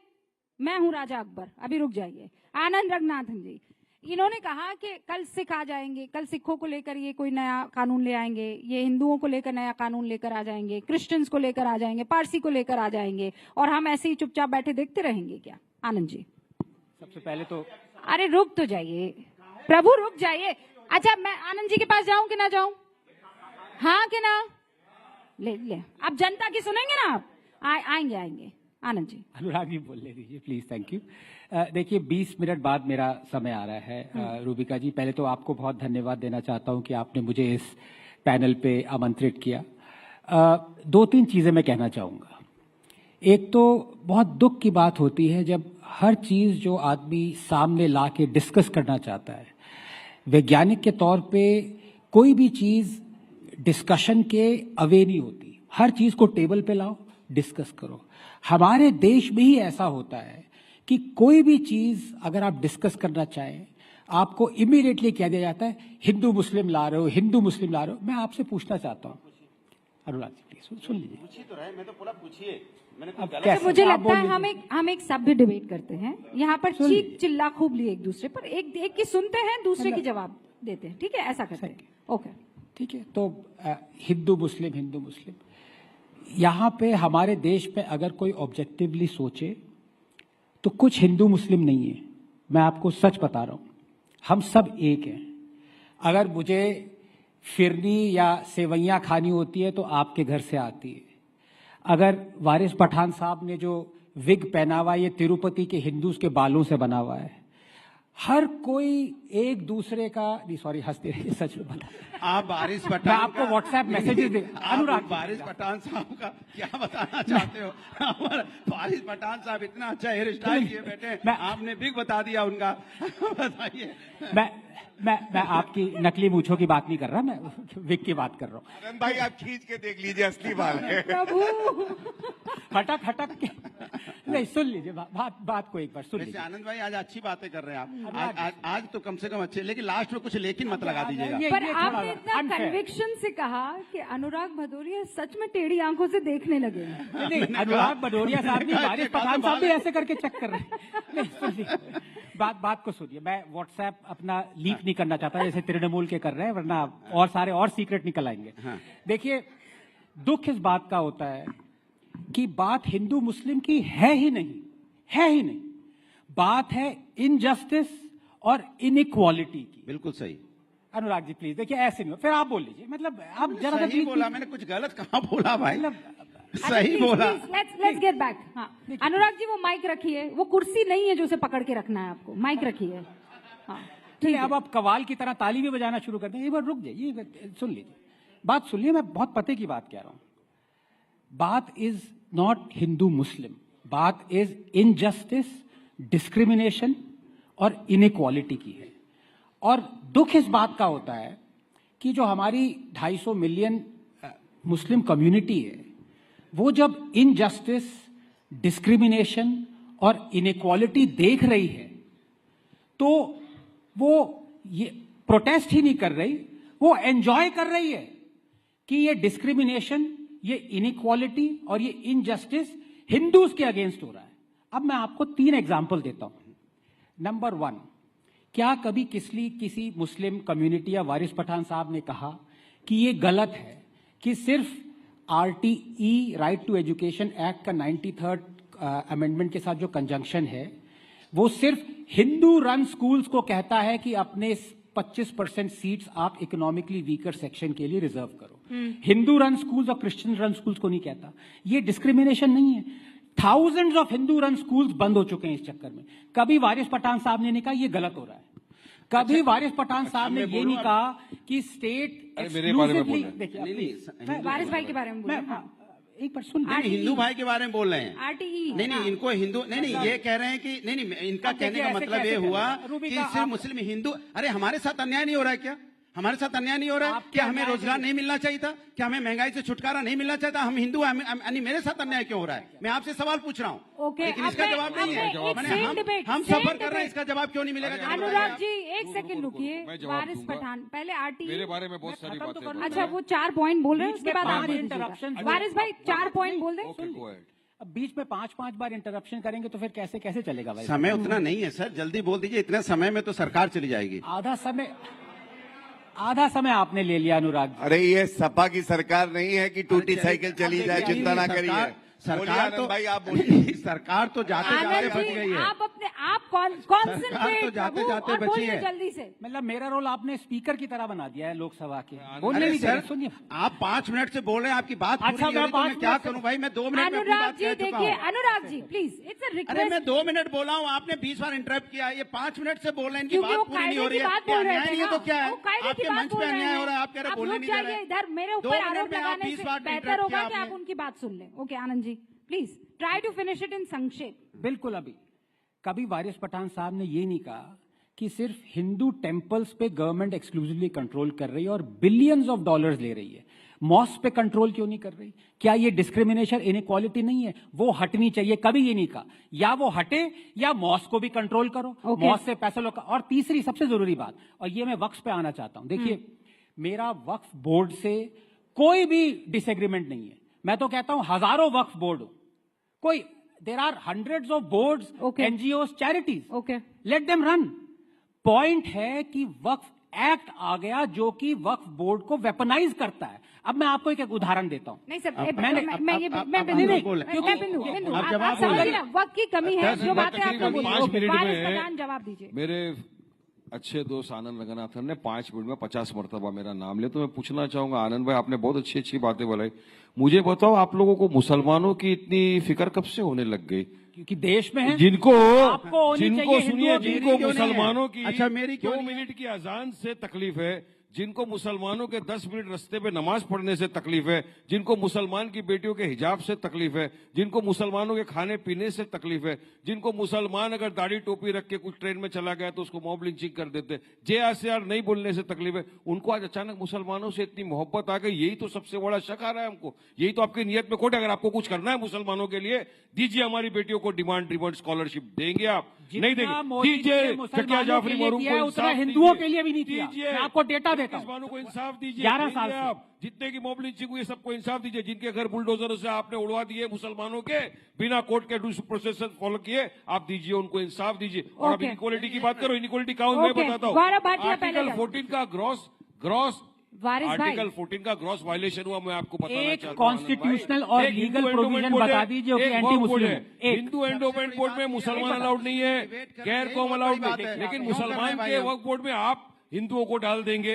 ये क्या अलाउड है? चलिए वारिस भाई, अनुराग जी एक सेकंड। आपने कहा कि आपने एक साथ बोला कि इनको हमारी दाढ़ी से प्रॉब्लम है, इनको हमारी नमाज से प्रॉब्लम है, इनको में हमारे बच्चों के हिजाब से प्रॉब्लम है, लेकिन आपको तो जय श्री राम तक बोलने से प्रॉब्लम है। वो प्रॉब्लम नहीं है, आप बोलिए। आप किसी को नहीं बोलने पे मार डालोगे तो प्रॉब्लम है। इन्होंने गणपति बप्पा बोल दिया था, माफी मांगनी पड़ी थी। आप बोलिए। गणपति बप्पा बोल दिया था, माफी मांगी। आप बोलिए। जबरन नहीं बोलने से केस से निकाल देंगे, नहीं बोलने से एंटी नेशनल घोषित कर देंगे। चीजें जो आप लाते हैं, बाकी कोई चीज से प्रॉब्लम नहीं। यही वो जगह है जहाँ पर गौरव जी ये कह देते हैं रुबिका जी इफ्तार हुई और आना नहीं हो पाया। यही वो जगह है जहां पर सिवैया की बात आनंद रंगनाथन कह देते हैं और आप जय श्री राम को JSR कहने में भी घबराते हैं। रुबिका जी यही वो जगह है जहां हिंदू का जब परिवार होता है रामनवमी में तो मुस्लिम भाई फूल बरसाते हैं। यही बीजेपी को पसंद नहीं है एकता। तो हिंदू भाई मुस्लिम भाई पे फूल बरसाते हैं, हिंदू भाई मुस्लिम भाई पे फूल बरसाते हैं, मुस्लिम भाई हिंदू भाई पे फूल बरसाते हैं। भारतीय जनता पार्टी के दिल में सांप क्यों लौट रहा है जब हिंदू भाई सांप क्यों लौट रहा है आपके दिल में? गौरव भाटिया इसका जवाब दे दीजिए। देखिए सबसे पहले तो मेरे भाई ने अभी बात करी कि ये हिंदुओं का भी है, मुसलमानों का भी है, सिखों का, सब बिल्कुल। मेरे भाई जो अभी आनंद भाई बता रहे थे, एक बार टीवी डिबेट में बोला गणपति बप्पा मौर्य 6 महीने तक गायब हो गए टीवी से। फिर ये भी झूठ और एक झूठ। बोलो मैं अभी आप लोग झूठ बोलते हो तो मैं बिल्कुल हंसता हूँ उस झूठ के ऊपर। फर्क क्या है? 7 साल से झूठ चलता जा रहा है। प्रवक्ता अपने भाई वारिस पठान को आदर देता है, सम्मान देता है, उसकी बात सुनता है, लिखता है, फिर उत्तर देना चाहता है। ये लोग हर लाइन पे टोकेंगे क्योंकि इनको डर ये लगता है कहीं हमारा असली चेहरा सबके सामने ना। हर लाइन पे टोकेंगे, आप देख लीजिएगा। अब मैं बताता हूँ, रूबिका जी आपसे गुजारिश है। अच्छा, ये बात तो सच है ना, ये बात तो सच है हर लाइन कि गौरव भाटिया ने जब बोला बीच में कोई नहीं बोला। हर लाइन पे अनुराग भाई जब आप बोले बीच में कोई नहीं बोला। अरे वक्त में बताओ ना, आर्टिकल 14 का वायलेशन है नहीं है, 25 का वायलेशन है नहीं है, 26 का वायलेशन है नहीं है, 25, 26 आर्टिकल 14 वायलेशन है कि नहीं है? 7 मिनट बोले और क्या चाहिए, हम 2 मिनट बोले और क्या चाहिए बताइए। ओके, अन्याय तो हमारे साथ है ना। जितनी सीटें उतनी बातें ना, रुक जाइए ना, जितनी सीटें आप रुकिए। रंगनाथन जी कितनी सीटें हैं आपकी? गौरव भाटिया 140 करोड़ सीटें हैं मेरी भी। अरे हमारी एक है लेकिन पूरे में भारी है। आप दावेदार थोड़ी हो जाएंगे। विषय पर लौट कर आइए सर, विषय पर लौट कर आइए। गौरव भाटिया विषय पे रहते हैं। अभी एक वक्तव्य खुद का बोला तो शर्मसार हो गए। एक और याद आ गया, कहते 15 करोड़ हैं, 100 करोड़ हिंदुओं पे भारी हैं, ये बोल रहे थे। और जलियांवाला बाग बनाने वाले तुम्हारे साथ बैठे हुए हैं, वो अलाउड है। शाहीन बाग बनेगा तो जलियान बाग बना देंगे, वो अलाउड है। ये गारंटी नहीं करेंगे, गारंटी है। अब सुनिए, उनको रॉन्ग प्रूफ कीजिए ना, बीच में मत बोलिएगा, रॉन्ग प्रूफ कीजिए। अब मैं आपको, क्योंकि वरिष्ठ अधिवक्ता हूं, आपको बताता हूं अनुच्छेद 14 क्या कहता है। हर नागरिक को कानून के सामने एक जैसा देखा जाएगा, कोई भेदभाव नहीं होगा। फिर क्यों ये बिल में डाला? बीच में नहीं बोला, भेदभाव बीच में ना बोला प्लीज। रूबिका जी इस तरह से कोई चर्चा नहीं कर सकता है। हाँ, अब मैं आपको बताता हूं, जब वक्फ का कानून संशोधन हुआ 2013 में, वही भेदभाव की शुरुआत हुई। कैसे आप बताइए, क्या सिखों के लिए, ईसाइयों के लिए, क्या हिंदुओं के लिए कोई वक्फ बोर्ड जैसी संस्था है कि ट्राइब्यूनल में फैसला होगा कि मंदिर की जमीन है कि नहीं? 14 का उल्लंघन तब हुआ, बीच में नहीं, sorry I am not using. आप एक अच्छे पार्लियामेंटेरियन बन सकते हैं अगर चुप रहे तो, वरना नहीं। जो चुप रहेगी जुबान खंजर, लहू पुकारेगा आस्तीन का। खामोश रहे 70 साल, अब खामोश नहीं रहने वाले, हक इंसाफ की बात करेंगे। अक्सर ऐसा होता है कि जो सहिष्णु होता है और खामोश रहता है उसमें ताकत ज्यादा होती है। जो चिल्लाता है अंदर से खोखला होता है। आप तय करिए, आप खोखले हैं। बीच में नहीं। अनुच्छेद 25 सुनिए, अनुच्छेद 25 स्टार्ट होता है, सब्जेक्ट टू के वर्ड्स है, subject to public order, morality and health. ऐसा नहीं है, एब्सोल्यूट राइट है। और सबसे बड़ी बात है, उसमें कानून बनाने का विशेष अधिकार है टू कर्टेल रिलीजियस राइट्स, और ये पार्लियामेंट को मिला है। अब सुनिए, इन्होंने बात करी मुस्लिम महिलाओं की। ऐसा नहीं बोल सकते, ऐसा नहीं बोल। How can you cartel my religious rights? अरे कौन से प्रावधान के अंदर कौन से प्रोविजन आर्टिकल बताओ पब्लिक को, चलो बताइए। कोई मैं लॉ कॉलेज तो हूं नहीं, जो मैंने 20 साल के कड़े अध्ययन से सीखा है वो आपको 10 मिनट में नहीं सिखा पाऊंगा। इसके लिए आपको संविधान पढ़ना पड़ेगा। 2 मिनट में सिखा रहा हूं। सुनिए, अब मैं दूसरी बात करता हूं। मुस्लिम महिलाओं की इन्होंने करी। नरेंद्र मोदी जी से बड़ा सगा भाई कौन है? मुस्लिम महिलाओं को ट्रिपल तलाक को अपराध बना दिया, और ये हलाला और बहु विवाह तकलीफ के हमेशा पैरोकार बनते हैं। आपने बना दिया। अच्छा, अब मैं चाहती हूँ एक बात बस समाजवादी पार्टी पे कर लेते हैं। बाप रे, आप बताइए, अतीक अहमद सांसद रहे, विधायक रहे, 73 करोड़ रुपए की जमीन वक्फ की सरकार किसकी है? भारतीय जनता पार्टी की। अरे आपको मौका दूंगी, मैं बोलने तो दीजिए, एक बार बात खत्म करें, फिर देखिए अभी टाइम है ना, मैं आपको मौका दूंगी। दूसरा उदाहरण, आजम खान, आपको याद होगा, जिनकी भैंसे अखिलेश यादव पुलिस से ढूंढवाते थे, वो जेल में है, वक्त की संपत्ति ले गए। और अंत करूंगा एक ही बात कह के, ये गिराने की कोशिश करते हैं भारत को, नरेंद्र मोदी जी को, हमें। ना मैं गिरा, ना मेरी उम्मीदों के मीनार गिरे, मुझे गिराने में कई लोग 100 बार गिरे, और ये गिरते रहे। गौरव भाटिया ने जो बातें की, सर तुष्टीकरण का आप पर आरोप लगता है ना, वारिस भाई आती हूँ, तुष्टीकरण क्यों? भारतीय जनता पार्टी आज की डेट में वोट बैंक के लिए पूरे समाज में तुष्टीकरण कर रही है। हिंदू मुस्लिम की राजनीति कौन कर रहा है? नफरत की राजनीति कौन कर रहा है? इतनी देर इन्होंने भाषण दिया, इतनी देर बात बताई, एक बार भी देश कैसे आगे बढ़ेगा उसके बारे में नहीं, यूथ कैसे सम्मान से जिएगा उसके बारे में नहीं, सिर्फ एक ही बात, हिंदू मुस्लिम, मुस्लिम हिंदू, हिंदू मुस्लिम, मुस्लिम हिंदू। इसके अलावा कोई शब्द इनके पास नहीं है राष्ट्र को आगे बढ़ाने के लिए। देखिए, आपको याद रखना पड़ेगा, ये देश संविधान और अरे पर ये तो रिपीट टेलीकास्ट कर रहे हैं आप। सुनिए, इन्होंने इसके पहले दलील दीजिए ना। सुनो, इन्होंने 2014 में भूमि अधिग्रहण बिल लेके आए थे, वापस किया इन्होंने, क्योंकि विपक्ष अपनी राय दे रहा था, इन्होंने राय नहीं मानी। किसान बिल लेके आए थे, ये हमने कहा मेरी राय ले लीजिए, चूंकि उसी जनता ने हमें भी चुना है, जिन जनता ने आपको चुना है, आपने मेरी राय नहीं मानी, बाद में आपको किसान बिल वापस लेना पड़ा। जिन किसानों को मौतें होगी उनकी जिम्मेदार कौन होगा? आज आप वक्फ बोर्ड का बिल लेके आए, जेपीसी आपने बनाई, हमने कहा मेरी राय ले लीजिए, जेपीसी ने राय लेके वक्फ बोर्ड बनाए। आप सुनना ही नहीं चाहते। कवि कहना क्या चाहता है, लेकिन इसका कवि कहना क्या चाह रहा है? कवि कहना चाह रहा है, क्या कहना चाह रहा है? कवि बोलना चाह रहा है कि इसको समझ नहीं आ रहा है। तानाशाही अपनाती है, ओके, से बिल पास करती है। ऑलराइट, बोलना चाह रहा है, पब्लिक को समझ नहीं आ रहा है। भारतीय जनता पार्टी आप वालों को भी समझ में नहीं आ रहा है। आप भी हमारे साथ अन्याय कर रहे हैं, कभी ये कहना चाह रहा है। अच्छा ठीक है, सुन लिया, कोई समझ नहीं तो पा रहा है। आनंद, आपने वारिस से जो सवाल पूछे, वारिस ने उनका जवाब दिया। उन्होंने कहा दिया जवाब? नहीं दिया भाई, वारिस आपने जवाब नहीं दिया। हर बात का जवाब दिया। मैंने आनंद भाई से सवाल किया कि ये जो नया वक्फ का कानून आया है, ये किस तरह से वायलेशन नहीं है 14 का, और आपको मुसलमानों से इतनी हमदर्दी कब से हो गई, जो इनसे इतनी नफरत करते हैं। तो आप मुसलमानों के लिए कुछ अच्छा करना चाहते हैं तो उनकी बेटियों को डिमांड ड्रिवन स्कॉलरशिप दीजिए, हमको भी हमारे हिसाब से आजादी दीजिए, हिजाब पहनने दीजिए, एजुकेशन लेने दीजिए, विकास का काम करने दीजिए, हमारा माइनॉरिटी का बजट बढ़ा दीजिए। आप जो माइनॉरिटी का बजट आप कर्टेल कर देते, और जो असंवैधानिक बिल जो आप लाए, मिनिस्ट्री का बजट डबल हो गया है, इनको ये भी नहीं पता। ये मैं पन्ना लेकर आई हूँ।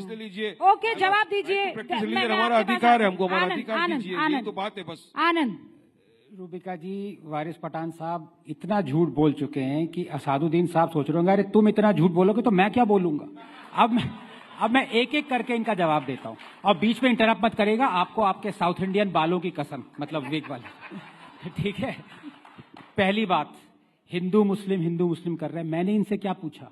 सीधी सी बात पूछी, जो डिस्क्रिमिनेशन हिंदूज के अगेंस्ट हो रहा है आपको वो दिख ही नहीं रहा है। आपको अब वो हमें नहीं दिखा, अगर आपको दिख रहा है तो अरे काहे आप बीच बीच में परेशान कर रहे हैं? कैसे बोलेगा? रुकिए ना अनुराग जी, मेरे आपके बीच में नहीं बोले हैं। कमाल है। अच्छा नहीं लगता आपको? यहाँ वोट देने वाला कोई एक भी होगा ना तो पलट जाएगा, वो देगा, समझिए आप देगा। ओके आनंद, क्योंकि हम गैस की बात पूछेंगे, 50 रुपए बढ़ा है, उसपे कोई बोलने को नहीं तैयार है। एग्जाम्पल मैंने आपको दे दिए। अरे गैस के दाम 50 रुपए बढ़े, आप तो रोजगार पा रहे हो, जिनके पास गैस का पैसा नहीं हो कहां से मिलेगा? जरा बताइए। आप गरीबों से पूछे जाके, आप तो यहाँ बैठे एसी में, उस गरीब से पूछे 50 रुपए कहां से लेके आएगा? जिसके घर में रोजगार नहीं है, पूछो कैसे जिंदगी चलती है। आवाज डाउन करें भाई, सुनिए, हर बार ऐसा ही क्यों होता है? मुझे आवाज डाउन करनी पड़ती है। अनुराग जी, लड़ने से कुछ नहीं होगा, यहाँ सभ्य तरीके से डिबेट हो रही है ना। ओके अनुराग जी, रुक जाइए। आनंद की बात करना आपको आनंद, एक मिनट। सिलेंडर की आवाज क्या उठाई? आप चिल्लाने लगे। अरे सर, आपको सर, आपने गरीबी देखी है कभी? सर सुनिए, गाँव में पूछे लोग कैसे जी रहे हैं। डांट क्यों रहे हैं भाई? डांट ही नहीं, हमको ऐसे नहीं बात करते हैं। समाजवादी पार्टी का ऑफिस थोड़ी ना है। अरे भाई सम्मानित लोग आ रखे हैं, आप आनंद ले रहे हो, सभा का ऑफिस नहीं है।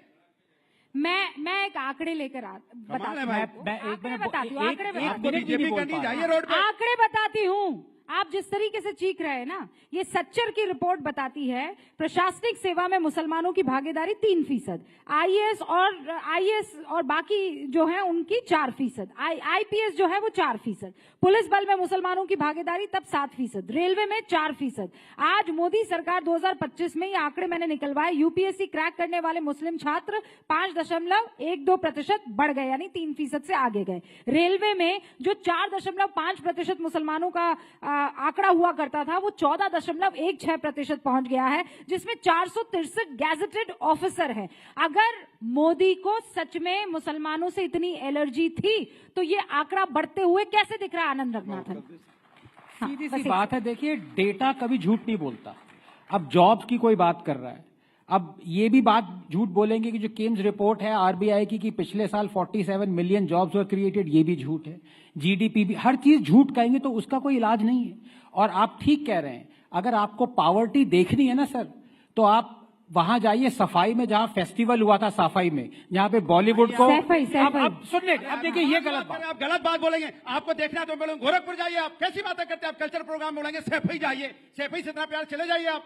आइए आप देखें क्या क्या हमने गांव का डेवलपमेंट किया। अरे तो आप एंग्री यंग मैन की तरह क्यों बिहेव करते हैं? चले जाइए, गरीबी देखनी है तो। अरे गरीबी देखनी है, आपको इतना गुस्सा होने की जरूरत नहीं है। आपको पता है, कमाल की बात कर रहे हैं। आपको पता है, सुनिए मेरी बात सुनिए। उत्तर प्रदेश में नहीं है, अनुराग जी, देश में नहीं है। अनुराग जी, ये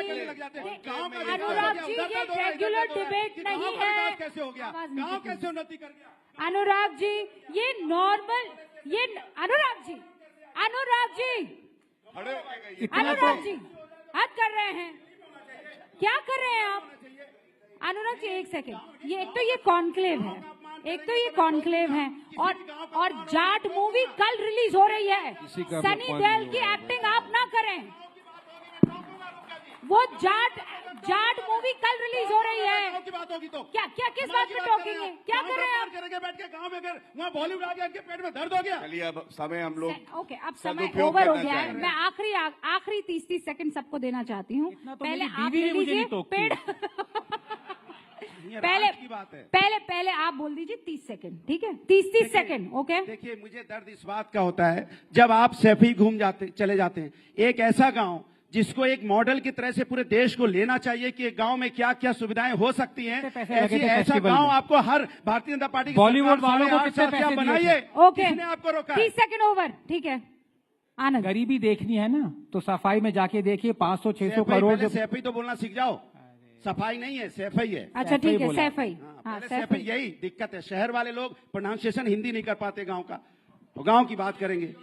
ओके, अब मैं तमिलियन हूँ, अब आप कहेंगे कि मुझे हिंदी अच्छी बोलनी नहीं आती, तो धिकार है मुझ पे मेरी तमिल। आप तमिल में बुलवाऊं आपसे?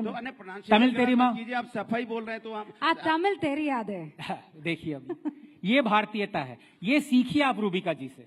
हर चीज में चिल्लाने का मतलब ये नहीं होता है कि आप अपना पॉइंट्स रख रहे हैं, लोग समझ रहे हैं। आपने गरीबी की बात करी, मैं आपको सैफई की बात बता रहा हूं कि जो आपने 100 की तादाद में करोड़ों रुपया खर्च किया, वो गरीबों को भी दे सकते थे। बॉलीवुड हीरोइंस को क्यों दिया नाचने के लिए? अरे भैया, ये बता, इसका आंसर करिए। अरे तो इसके मतलब बॉलीवुड यहाँ जो बुला रहे हैं, तो इसके मतलब क्यों बुलाते हैं बॉलीवुड? ओके सर, अब आखिरी कुछ मिनट में देना चाहती हूँ वारिस पठान, और उसके बाद जवाब देंगे गौरव भाटिया। देखिए, बात गरीबी की हो रही है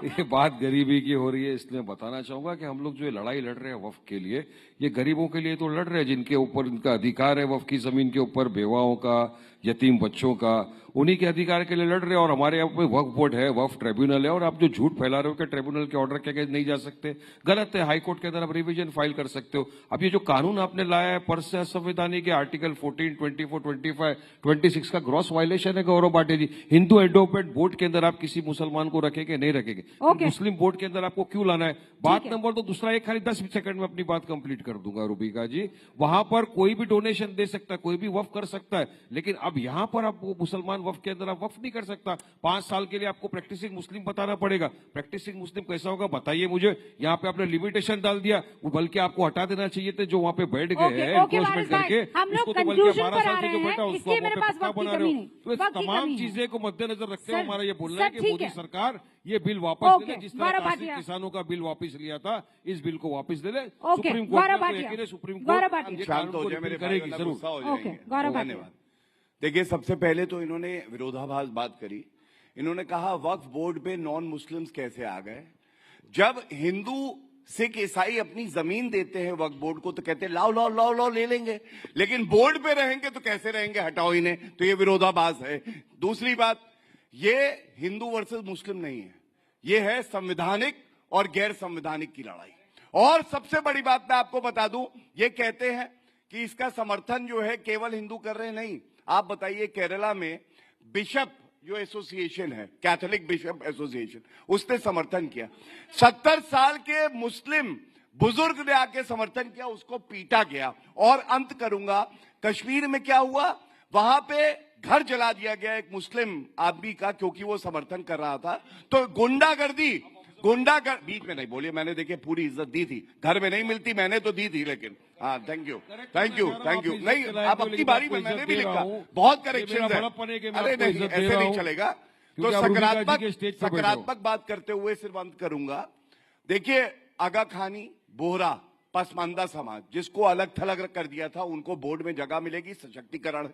महिलाओं को बोर्ड में जगह मिलेगी, सशक्तिकरण है। तीसरा, कानून पढ़ा नहीं होगा इन्होंने, पहले ज्यादा किया, अब तो है। बीच में नहीं, ये अच्छा किया आपने बीच में नहीं। वाह, पहले नॉन बिलेबल था, बिलेबल कर दिया, अच्छा किया ये। सर मेरे पास वक्त की कमी है, नहीं वक्त की कमी है, वक्त की कमी है, एक लाइन बोल के अर्ज कर रहा हूं। हाँ वक्त की कमी है मेरे पास, क्रिश्चियनों की जमीन के ऊपर आ गई है, वक्त की कमी है, अब क्रिश्चियन की जमीन पर अब वक्फ के पास दलीलों की कमी है। बहुत बहुत शुक्रिया आप सभी का मेरे साथ जुड़ने के लिए। गौरव जी, वारिस पठान, अनुराग भदौरिया, आनंद रंगनाथन। मुझे पता है वक्त की कमी थी, लेकिन यहाँ अपनी अपनी दलीलों की नहीं। देखते रहिए न्यूज़ 18 इंडिया। बहुत बहुत शुक्रिया।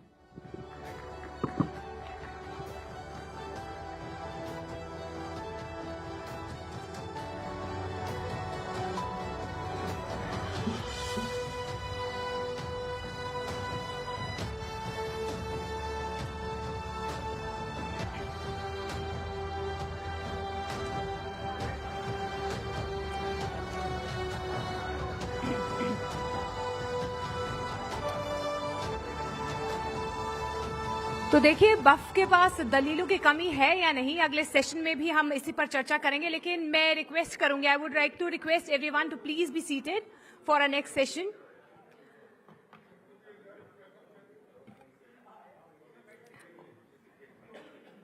तो क्योंकि हम राइजिंग भारत समिट के मंच पर हैं और ऐसी इंटेंस डिस्कशंस हम कर रहे हैं, लेकिन वक्फ को और बेहतर समझने के लिए हम अपने अगले सेशन की तरफ बढ़ते हैं, क्योंकि भारत एक ऐसा देश है जो संस्कृति और धर्म की विविधता से समृद्ध है।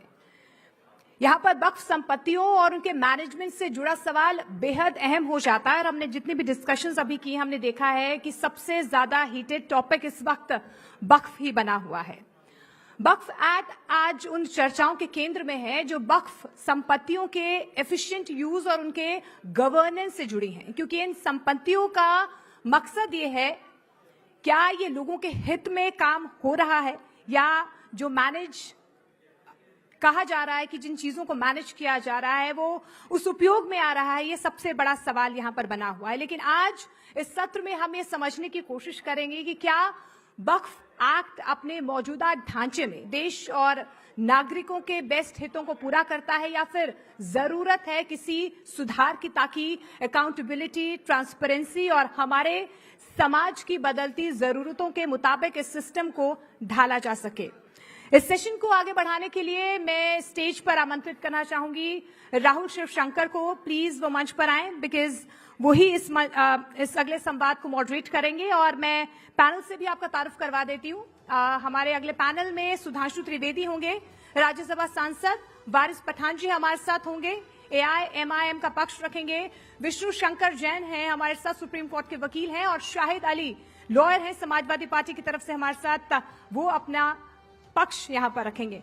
Welcome everyone, thank you so much.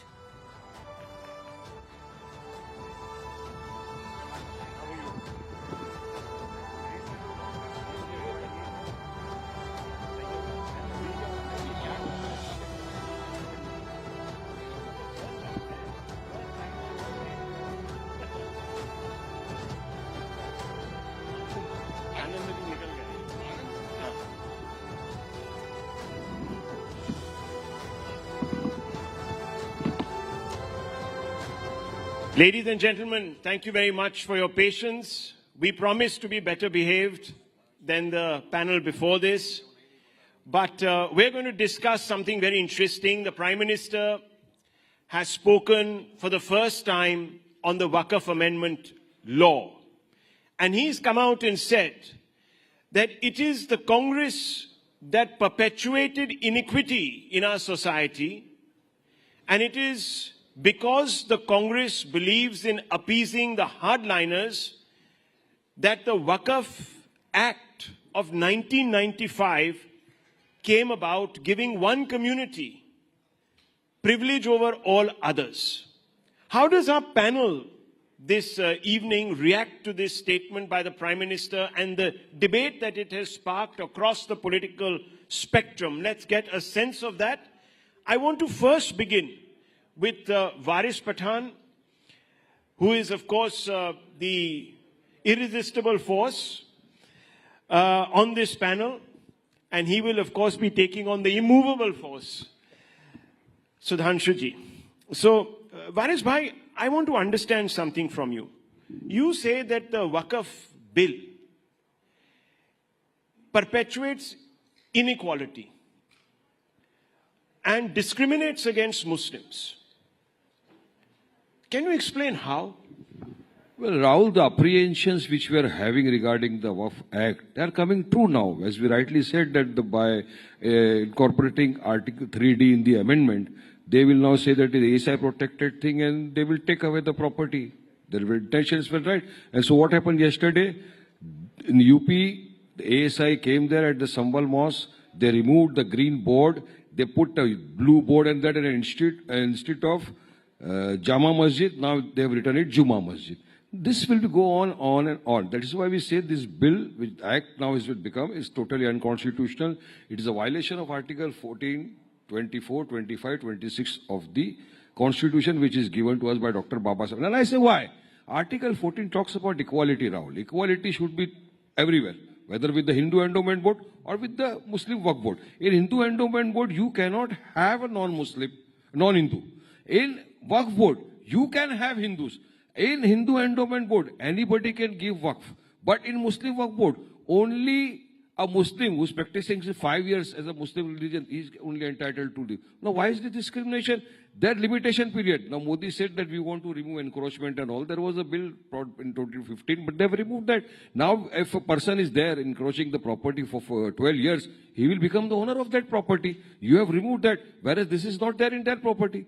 So here also there is a discrimination. The right to practice religion is a fundamental right guaranteed to us by the article which is given to us by the Constitution. Article 26, I have my right. You cannot interfere into what I am doing in my religious affairs. This is the private property. This is a personal religious affairs. You cannot just enter and say, no, we will take up. You talk about corruption. Well, corruption is not there. Corruption is everywhere. When the last time what we saw in the video which is viral everywhere, a judge's home, 15 crore rupees more than that were stashed in a storeroom. So corruption is, does this mean to say that Modi government take away the entire judiciary? Okay. If corruption is there, what did you do for 11 years to remove those corruption? Okay, so you should have taken steps to remove the mafia and everybody. Point by point. That's why we say it's per se illegal and this has to be repealed. Okay, so you're making 3 points. Number one, that the state gets through the back door control over Muslim properties, especially religious properties, exclusively religious properties. You're saying also that on Hindu temple boards, you have now a new dispensation in which you cannot appoint non-Hindus, while this is going to happen on our Waqf board.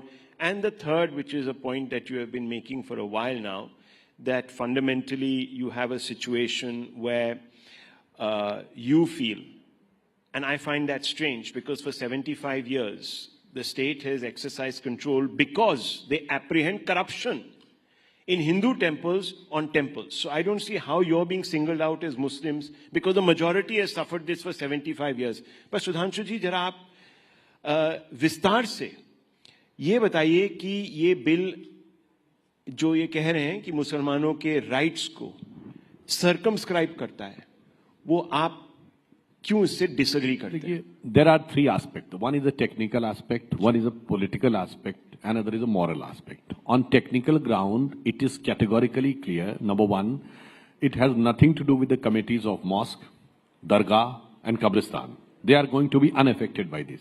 It has to do only with the management of the land. And it is being categorically and unequivocally stated by several high courts. In 1964, Allahabad High Court has used the word that the mutawalli cannot be an equivalent of mahant, because it's not a religious act. In 1976, Calcutta High Court has clearly said that it has having no religious connection and it is not come under the purview of Article 26 of the Constitution. And in Kerala High Court judgment of 1993, they have also clearly said that this is not a religious activity. It is just doing with the management of the land. And now, come to the political question. It's a very peculiar thing to understand that from 1913 to 2013, first I would like to say there is a statement that since the matter is related to the Mohammedans and related to Mohammedans law, so there is no question of public policy arise. Means government should not have any role. You know whose statement this is? This is the statement of Muhammad Ali Jinnah in April 1913 in Imperial Legislative Council while trying to pressurize the British government, and with the help of Congress, they tried to get it done. Today, they are the same language in 2025. From 1913 to 2025, nothing has changed. So, strictly on politically speaking, I would like to ask that they are having, from 1913 to 2013, 17 lakh acre land. And 2013 is the date in which Sachar Committee recommendation came. And it said that the Muslims are in a worse condition than scheduled caste. But from 2013 to 2023, 21 lakh acre land has been added. It's a very peculiar, you can say, mind-boggling logic. And second thing, out of this 39 lakh acre land, I would like to ask, now political question, how many institutions, hospitals, universities, how many libraries, even the centers of Islamic excellence are there? How many for orphans, for widow, for divorcee, for the poor? Nothing. And what is the earning? Just net profit is 1 crore 25 lakhs from 39 lakh acre land. On the other hand, Ram Janmabhoomi is having 2.77 acre, 3,000 crores earning, and 400 crore contributed to the tax.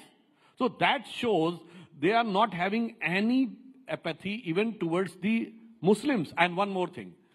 If they are having so much of sentiment for Islam, why there is a separate Muslim Shia Waqf Board and Central Waqf Board? It means no is having any trust if the issue of land has come. There are several examples. There are several examples of having this farmhouse, just one line, farmhouse on land. There are several examples of having commercial property, mall. Lalu Prasad Yadav ji has said, Patna mein sab kabja kar liya gaya hai, kada kanun chahiye. There are examples of 5-star hotel, but quote me a single example of hospital, library, orphanage or others. That shows कि ये सिर्फ जमींदार बनने की एक ललक है और वोट के ठेकेदार बनकर जमीन पे जमींदारी। सुना आपकी बात जरा, मुझे एक सवाल का जवाब दो सुधांशु भाई, आपको अचानक से मुसलमानों से इतना प्रेम कैसा हो गया? यही तो शक की बात है। आपको हमारे 2 मिनट की अजान से तकलीफ है, 10 मिनट अगर कोई रास्ते में नमाज पढ़ लिया उससे तकलीफ है, आपको हमारे हिजाब से तकलीफ है, आपको हमारे खाने पीने से तकलीफ है, आपको हमारे दाढ़ी टोपी से तकलीफ है, आप अगर कोई चला गया शक की बुनियाद पे JSR नहीं बोला आप उसको मारते हो, आपको इतनी सारी चीजों से तकलीफ है, आप बिल्किस बानो के बलात्कारियों को खुले फिजाओं में छोड़ देते हो, जब छूट के आते बेल पे आप उनको गार्लैंड करते हो, टिकट देते हो, जकिया जाफरी इंसाफ मांगते मांगते मर गई, उनको आपने इंसाफ नहीं दिलाया। आपको अचानक से मोहब्बत ये जो आई है ना सुधांशु जी, ये वक्फ को बचाने के लिए, ये वक्फ को खत्म करने के लिए आप कर रहे हो, झूठ फैला रहे हो, आप भरम फैला रहे हो देश में। आप अगर आप यकीन में इंसाफ की बात करते हैं आपके तो जवाब मुसलमान बहनों को दीजिए डिमांड रिवर्स। आपके जवाब देने से पहले मैं एक चीज छोटी बात कहना चाहता हूं। मुसलमान जेल में बेकसूर बंद है, वारिस छोड़िए पठान उनको, क्यों नहीं देते हो बेल उनको? वारिस पठान साहब, नहीं देंगे नहीं, आपको उन मुसलमानों से आज तकलीफ है जो वक्फ एक्ट को सपोर्ट कर रहे हैं। मणिपुर में घर जला दिया, नहीं आप मेरी बात सुनिए। वायलेंस इज कंडेमनेबल, मैं बोल रहा हूं आपको। That is not easy to say, no, because the chilling effect of that act, and it's not just against one Muslim in Manipur. There have been several incidents where Muslims who have supported the BJP's position on the Waqf Act have been attacked. The chilling effect that goes through the community means that hundreds and thousands of other Muslims, women, pasmandas, others from different communities who are benefiting will also now keep quiet. So this is not an exception. And this doesn't mean that there's one incident. But one second, let him respond. Jafar in our community. Mir Jafar. Peculiar gains and benefits are so if people follow the constitution. Because Modi has given them okay, post, so one second. They want something from Modi. That's why they're one second. Are you saying, knowing that they are going are you against saying the that Muslim people orphans? who respect the constitution are Mir Jafars? No, this is the question of not respecting the Constitution. We are respecting the Constitution, okay. and that is why we have moved the Supreme Court. Quick Had we not respected the Constitution, we would not taken the due process of law. We have gone to the Supreme Court. Good. We have filed an appeal before the That's Supreme Court. That's a good thing. I'm not denying. But there are certain yes. people who wants to just see to it that so Modi gives them something. They have a right. And for their peculiar, that is democracy, personal sir. peculiar gains and that benefits. That doesn't matter. That is also democracy. He has used the word that he is against violence, but Afzal Halat ka mara hai, who was the mastermind of attacking parliament. याकूब मेनन की judicial killing हुई है, जाकिर नायक शांति का मसीहा है, इशरत जहां बेटी है, हाफिज साहब है, भारत तेरे टुकड़े होंगे इंशाल्लाह कहने वाले भटके नौजवान हैं। गजब की डायकोटोमी ऑफ द कैरेक्टर है कि I am against violence but I am in favour of those. आप ऐसे मुस्लिम्स के साथ रहते हैं। Let me complete the sentence sir, condemn करो। सुनिए, very important point I want to make. When Manmohan Singh was prime minister, who was invited to prime minister house? Yasin Malik, who was accused of murdering several IAF officers. When Modi ji became prime minister in 2015, which Muslim was invited? It was the 50th year of the martyrdom of Veer Abdul Hamid. His entire family and his wife was invited and respected. That is quite clear कि वीर अब्दुल हमीद जैसे अच्छे और सच्चे मुसलमानों के साथ हम हैं और अपराधी और आतंकवादियों के साथ आप हैं। आपके खुद के एलाय शिवसेना के लीडर संजय निरुपम ने कहा कि अगर आप शाहीन बाग बनाओगे हम जलियांवाला बाग बना देंगे, जनरल डायर तैयार कर देंगे। आप उसका खंडन करते हो नहीं करते हो? बोलिए क्या स्टेप लिया आपने उसके खिलाफ, क्या एक्शन लिया आपने उसके खिलाफ? आप जलियांवाला बाग बनाएंगे, डायर बनाएंगे। उसके बाद भगत सिंह पैदा हुआ था और वारिस पठान बोल रहा है आप बनाएंगे, आप बनाओ जलियांवाला बाग, वारिस पठान आगे खड़ा रहेगा, मारो मेरे सीने पे गोली, आएंगे गोली हक की इंसाफ की लड़ाई के लिए। सुनिए, हाँ ये वायलेंस के अगेंस्ट है। 15 मिनट के लिए पुलिस हटा लो तो देख लेंगे 20% 100 करोड़ में भारी पड़ेगा। जलियांवाला की बात तो जुदा नहीं कर रहे हो। छोड़िए, बुल्ले काटे जाएंगे, राम राम चिल्लाएंगे, उसका कंडेमनेशन करो नहीं करेंगे। प्लीज वारिस भाई, look, we are coming to the serious aspect. We're one stage today. Can he quote a single Muslim country in which Waqf board is having this type of provisions which India's Waqf board is having? I challenge him. Second thing, can he quote a single minority community in India? Does Buddhists have this right? No. Sikhs have this type of right? No. Christians have this type of rights? No. Parsis have it? No. Jews have? No. Even the Christians, the Catholic Bishop Council of Kerala has written a letter on 31st of March this year that this should be amended because 400-acre land of Christians has been claimed by them. This is the fundamental. दोनों में से बता दीजिए। एक दूसरी जगह पे संविधान नहीं क्या? भारत से बता दीजिए। दिया हुआ संविधान नहीं क्या? सऊदी के अंदर कानून आप चोरी करोगे, हाथ काटने के, वो भारत में लाना चाहते हो क्या? अभी आप जलियांवाला तो बनाने वाले हो ना यहाँ पे? बनाओ जलियांवाला बाग, आएंगे भगत सिंह बन के खड़े रहेंगे सामने, मारो गोली। अरे constitutional right, you have a right to protest, you don't have a right to impose full penalty on us. Under what provision of law did you impose full penalty on us? Okay, I'll have to shut down your mic, please. Let's not shout at each other. Please, we're within earshot. For God's sake, there's a whole live audience. Calm down. Okay, let's look at the constitutional question, because the matter now is going to go to the courts. We've tackled the politics here. Let's go to the constitutional question. Vishnu Shankar Jain, you've been arguing. In fact, you might even be moving the courts. I want to ask you, is this bill legally infirm? I see certain precedents that have been cited, and I have them here. In fact, there are several. There is the Shri Adi Visheshwari of Kashi Vishwanath Temple versus the state of UP, where legal precedents support state oversight. There are Supreme Court rulings. So, can you explain a little bit of that, and then I want Ali Saab also to come in. First of all, I want to ask a question: that what does this Amendment Act 2025 has done? Let me give you a very brief glance. Section 40 used to say, Rahul, that Waqf board has the power to declare any land as Waqf property. That has been deleted. Section 104 used to give a provision that a non-Muslim can also donate to Waqf, which was against the Islamic tenets. That has been deleted. Section 107 gave an exemption of the Waqf from the Limitation Act. That has been deleted. The Administration of Evacuee Property Act, which all the properties were of central government, that was given to Waqf by Rajiv Gandhi government by section 108, that has been deleted. So the unfettered and unchecked powers which were there under the Waqf Act 1995 has been curtailed by the present Amendment Act 2025. Now let's come to the constitutional aspect of it. The first Waqf Act in this country was introduced pre-independence in 1913, and the next Waqf Act came in 1923. And Rahul, if you will have the provisions of those two acts, the only provision was there to get the Waqf property registered before the district judge. It is over a period of time, over these 100 years, that so much powers have been given that today we know a very well-known saying is there in the legal terms: power corrupts, and absolute power corrupts absolutely. And it is because of that Surat Municipal Corporation was declared as Waqf property. Allahabad High Court's land A portion of Allahabad High Court's land was declared as a Waqf property matter, traveled till the Supreme Court. Then Ved Dwarka was claimed to be Waqf property. Chandrasekhar Azad Park was claimed to be the Waqf property. So the present Amendment Act has only curtailed the unchecked powers which was given to the Waqf board. And Rahul, let's analyze. The major ground of challenge is what? That you have introduced two non-Muslim members in the Waqf Council and in the Waqf board. This is the major ground of challenge. Now in the Waqf Council, how many members are there? 22 members are there. And these two non-Muslim members will not be ex officio. It is mentioned in the Act. These two non-Muslim members in the Waqf board will not be ex officio. So when you were receiving money from the non-Muslims under section 104, then also they were there. And I want to ask you a question. Waris bhai bhi mujhe bataएं, दो बातों का जवाब दें. Where is, in which Quranic text or in which hadith the concept of verb by user is there?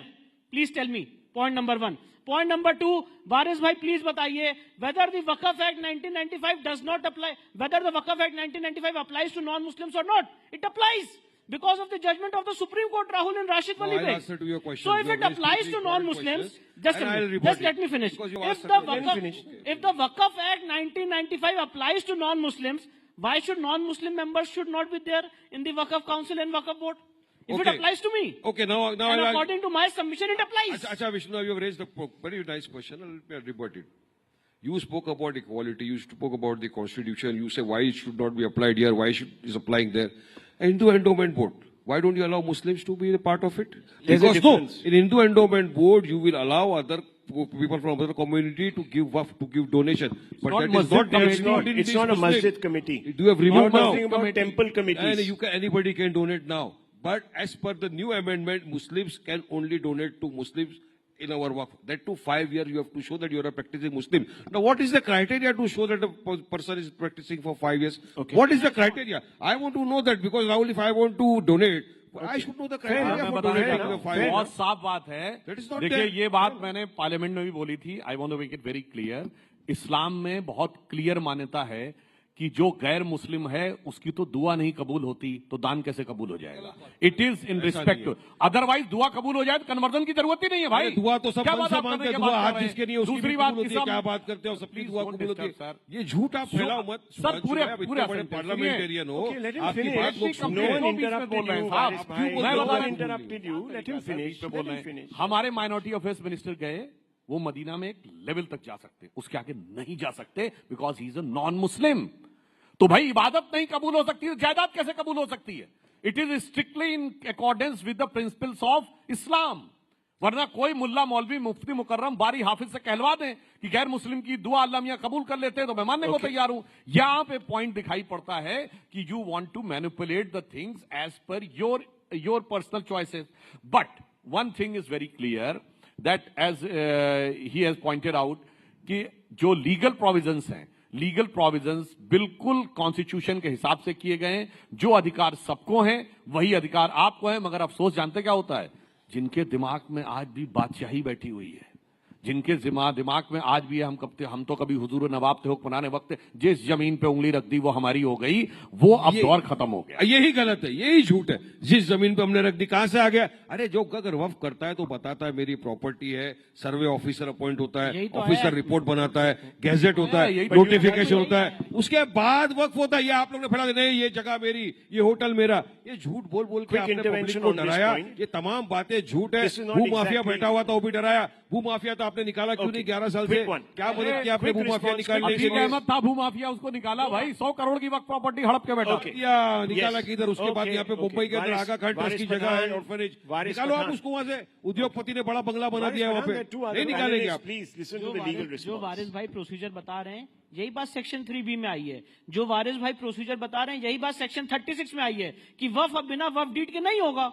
इसमें problem क्या? और मैं एक बात और बताना चाहता हूं, just keep the record straight. Waqf में the manager of the waqf is not the waqf board. The mutawalli is the manager of waqf, not the waqf board. Shahid Ali, let me bring him in also. He is been sitting. और पूछा था कैसे decide होगा कि practising मुस्लिम है. It's very clear.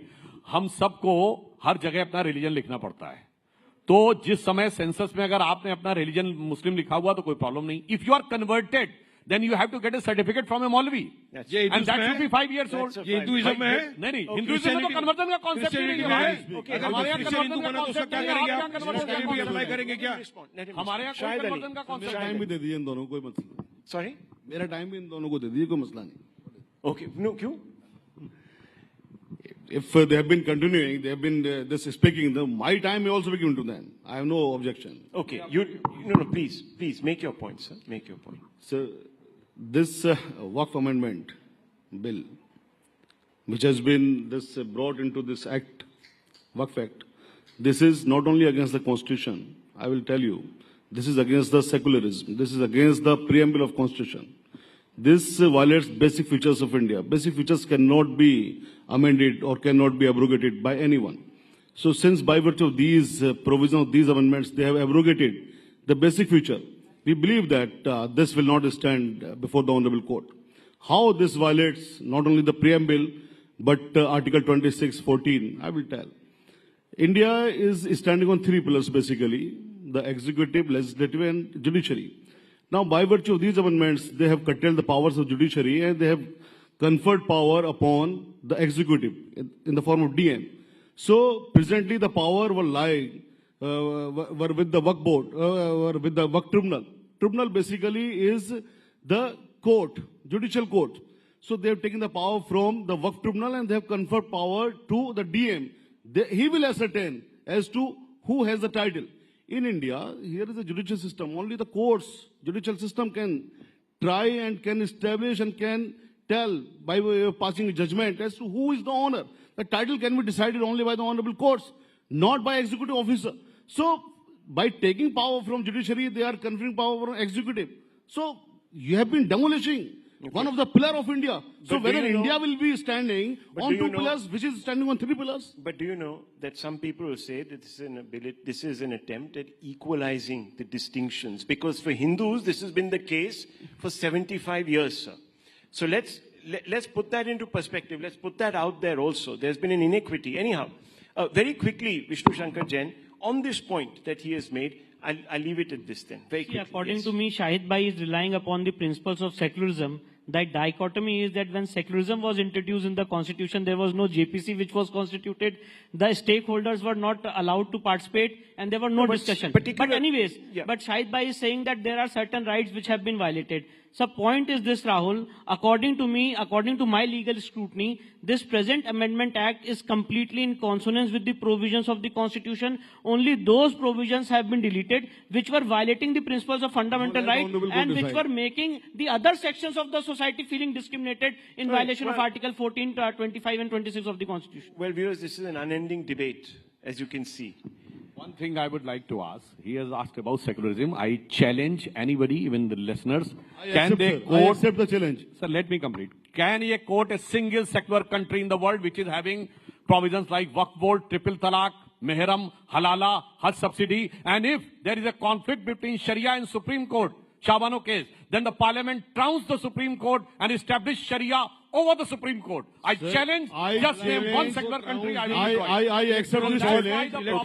I accept this challenge. Farmer bill. I accept this challenge and the debate may be convenient. No, but I'll just say one example. I accept all this. It happens only in Muslim countries. So they tried to convert India a partial Muslim country in the garb of secularism. Absolutely not. Otherwise, we leave it at this. We'll close the debate. Run out of time. Run out of time.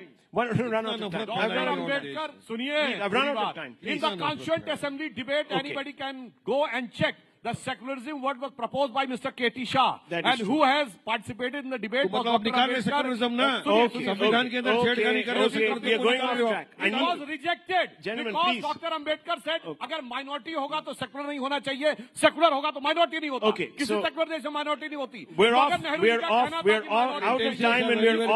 now. I'll leave it at this, please. Too quarrelsome, please. Calm down, everybody. Calm down. It's all over. Thank you very much. Thank you very much. Okay, let's cut this. Thank you. It's over. The debate is over, sir.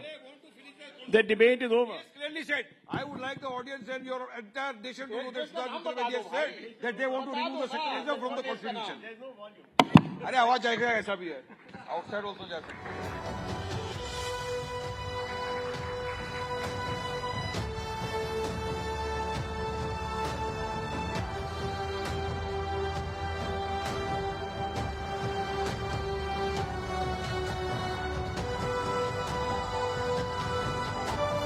Thank you, panelists, and thank you, Rahul, for that very fiery discussion. As many of you are aware, the global trade environment has become increasingly complex in recent years, as has the politics of our nation. And one of the most significant shifts has been the imposition of reciprocal tariffs by the United States. This move has placed India in the spotlight, highlighting the delicate balance between economic growth, trade policy, and international relations.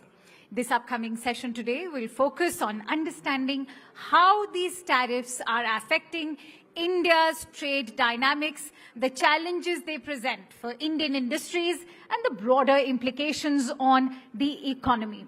To provide a deeper understanding of how India can best respond to these tariffs while continuing to thrive on the global stage. My colleague Shivani Gupta will be moderating the session today.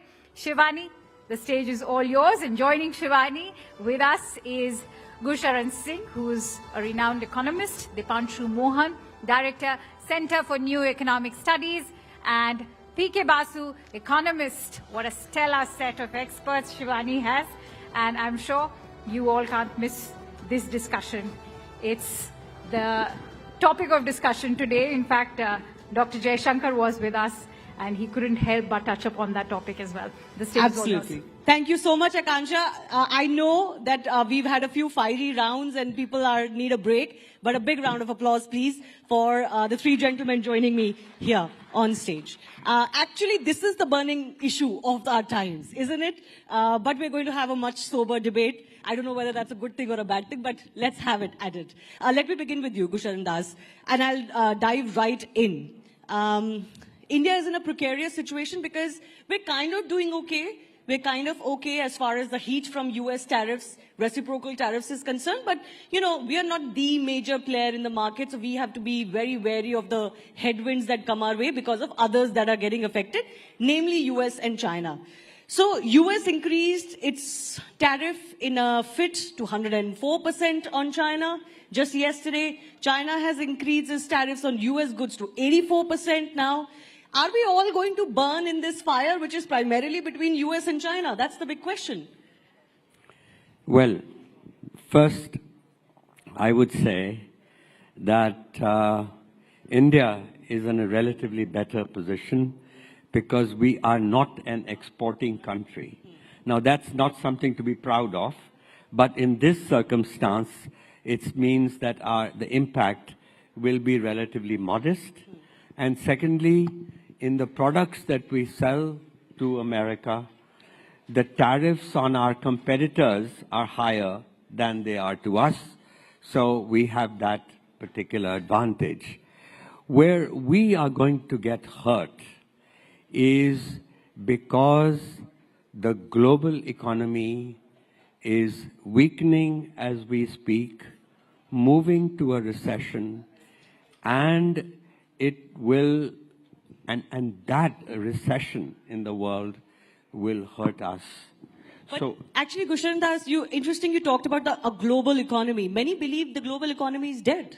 There is nothing called globalism going forward. Well, I wouldn't say quite that, but I would say that this is also an opportunity for India.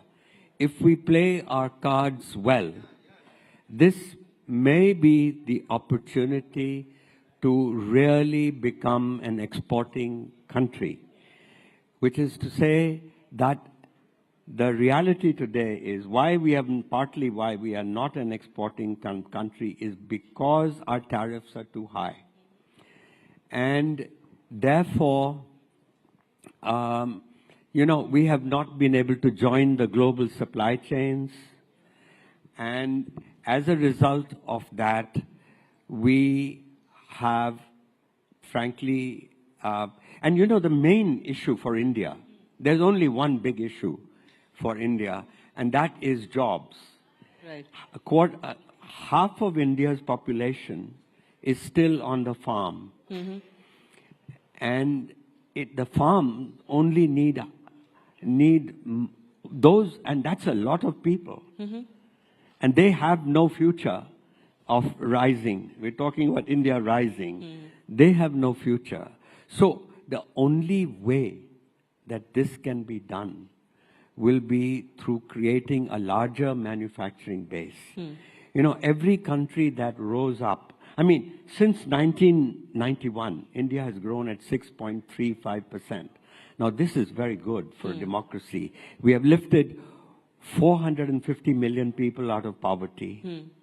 We have, the middle class has grown from 10% to 30%. Now, this is all very good. But we have to do so much more. But we have not created an industrial revolution. Yes, and that has been a pain point for quite some time. We've been hearing about it for the last 15, 20 years at least.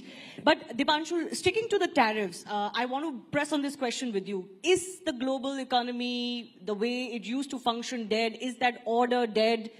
What is going to come after this if this is what is going to happen? Okay, thank you for having me here. Much more civic in terms of what I was listening in the last 2 sessions. So it's a very critical point in economic history and political history for nations. There are turning points in history for every century. This is precisely one of them. So a lot of things would look clearer 6 months, a year down the line. Where I think India is in a relatively better position is that it started aligning with other regional groups much earlier in the conversation. I think thanks to a little bit of foresighted thinking by the current administration, at least on projection purposes. So one good example is what India's been doing in BIMSTEC, within conversations as part of BRICS. It's trying as much as possible to be part of regional groupings where they have strategic interests. Is that the way to go, regional more than global? Absolutely, because in the rise of multipolarity, there are multiple poles of strategic alignment. And you have regional competitive advantages. Where I think India has been affected economically is that it's been very vulnerable on a few sectors, which I am sort of worried, which is agriculture, sectors like dairy, poultry, which will be big contesting points in its FTA conversations with the US. That's under a sort of discussion point. It's been a larger trade issue for many developing countries. Yes. And I think because we have lesser leverage given what the US is doing, you would find these sectors to be very critical in the way how India positions itself. Okay. As of right now, if you really look at the information out, we don't really have a very clear, cohesive trade policy vision. And I'm using the word trade policy because it's different from broader foreign policy. There are strategic, military interests, where you have a clearer understanding who your principal trade partners are, not by the data, but by the vision of your alignment. And India has right now an FTA negotiation even with the EU. I think the diversion of the trade conflict from what you're going to see between the US and China will have ramifications on India as well. And I think it is there where there is a case for a better alignment of India's partnership within the Asian continent and in Southeast Asia. Yeah, you know, of course, a lot of people are also suggesting why don't India and China get together better and kind of ride this out. But we all know the problems we have, the geosecurity issues, the national strategic issues that we have. So if I have time, I'll try and touch on that. But PK Basu, I want to ask you this. Donald Trump is saying countries are coming to him and begging him. Should India also join that queue, or should we stand our ground? What is the best way to negotiate with Donald Trump? Well, let's get away from some of the rhetoric and the sort of abuse of Trump that is now sort of the global consensus. Donald Trump has been very clear, since 1988 at least, that America is being taken for a ride. I think in 1988 he was perhaps a little bit ahead of his time. But the simple fact is that what America faces and the world faces is one economy, China, that is not a market-based economy. And I have been saying this for 25 years, and I'm glad that Donald Trump now also says something similar in roundabout ways. But the simple fact is this. So if you look at China, in the year 2000, I'll just start with steel. Steel is a very basic thing that is produced all over the world. In the year 2000, world steel production was 840 million tons, of which China produced 128 million. And it was already the largest amount of steel produced by any country in history. By 2007, that went to 400 million tons for China. And at that year, in March 2007, 18 years ago, Wen Jiabao, the premier of China, used the 4 uns, that the economy is unstable, uncoordinated, and unsustainable, etc.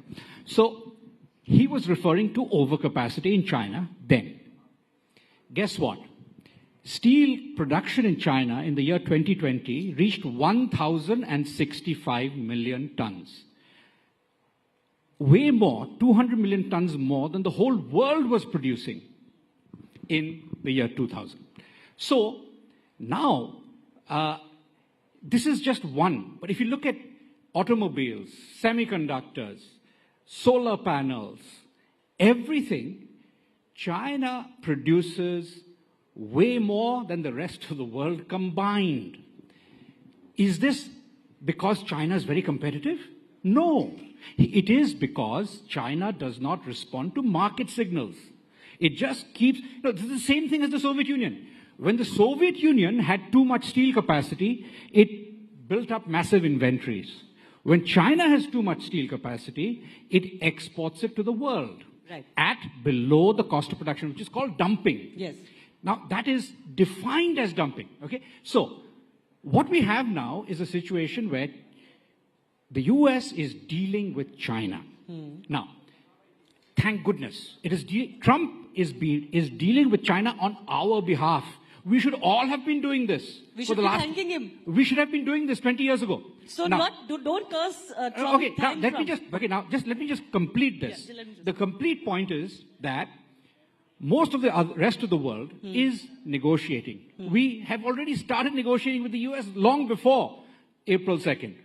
We've been negotiating, and we are going to negotiate a mutual reduction in tariff. Once there's a mutual reduction in tariff, there will be no question of a global recession. But global trade will be very disrupted because at the moment, a lot of what is called these global supply chains, they're all centered around China. They used to be centered around ASEAN before the 98 Asian crisis. So they are now centered around China. If I get you correctly, you're saying this is an opportunity for the rest of the Asian So the simple fact is, for India, the opportunity is this. The opportunity is that most of our competitors are now paying more. So let's just look at Vietnam and Bangladesh. They were paying 0 tariffs in the US for textiles and garments. They will now pay 37% for Bangladesh and 46% for Vietnam. We lost our GSP benefits in the US market in June 2017. Trump took them away. But he didn't take them away from Bangladesh and Vietnam. So now we have a huge advantage. Now, Gurchan correctly pointed out that labor-intensive manufacturing is the one area where we've completely missed the boat. We've missed the boat. We find every opportunity once a decade to miss the boat there. This time we have a real opportunity to do that well. Now, I'll give a minute each to both of our guests. They've raised their fingers. Yes. So, I would just say, let's think of this moment as another 1991 moment for India. Trump could be our best friend because ultimately, and PK has shown the way, that really it is only through labor-intensive manufacturing via the global brands, because we forget Indian market is actually relatively small, and we need the best story for India today is Apple, the iPhone. If we just duplicate the iPhone model to all the labor-intensive sectors, and it can be done, but it means work. Forget the work of reforms but you know, when the Prime Minister of Vietnam heard that India had got the iPhone, he flew to Cupertino, California to talk to the head of Apple, and he said, now we have lost the iPhone, give us the tablet, give us the iPad. And he got it. Now, every chief minister in India has to behave in that way. And it can be done. So opportunity, but it needs to be grabbed. And as you were saying, gentlemen, that we have missed those opportunities in the past. Dipanshu, very quickly, I have a final round of questions. But one thing we have to be clear. We have 10 years of data of the current government and what it has done. My problem is a lot of this has been said year after year. They've had a number of opportunities. What you would find it difficult to understand is the issue around precursor to labor-intensive manufacturing is human capital development. And if you see year after year, the natural weightage of budgetary allocations towards areas of human capital development has repeatedly been falling. Now, where you would find India to become ready is investing in a medium to long-term vision, which I feel is more or less lacking. And I think unless and until, because we're talking about Rising Bharat, if you don't have a long-term vision to become another Vietnam, or to become another Bangladesh, or to become another, South Korea, the evidence right now is we're falling more in a Latin American trap of high debt, government putting a lot of money, private sector not investing enough, consumption demand weakening, and you have a situation where you're sort of battling for yourself. So we have to be very clear that what is our vision, not just in policy, but in action. And I think I am not convinced by looking at the last few years that we're able to do it. We started doing it in 2014. The first 2 years of FDI data is very promising, even for private investment. But America is facing its demonetization moment now, like we did in 2016. Okay.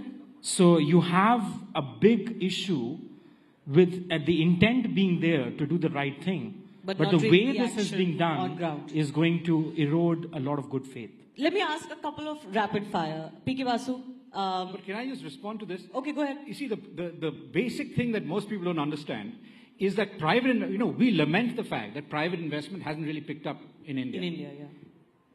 Private investment has been stagnant pretty much around the world for 25 years because of China. You look at the level of investment spending in the United States today compared to 25 years ago. The CAGR is less than 3%.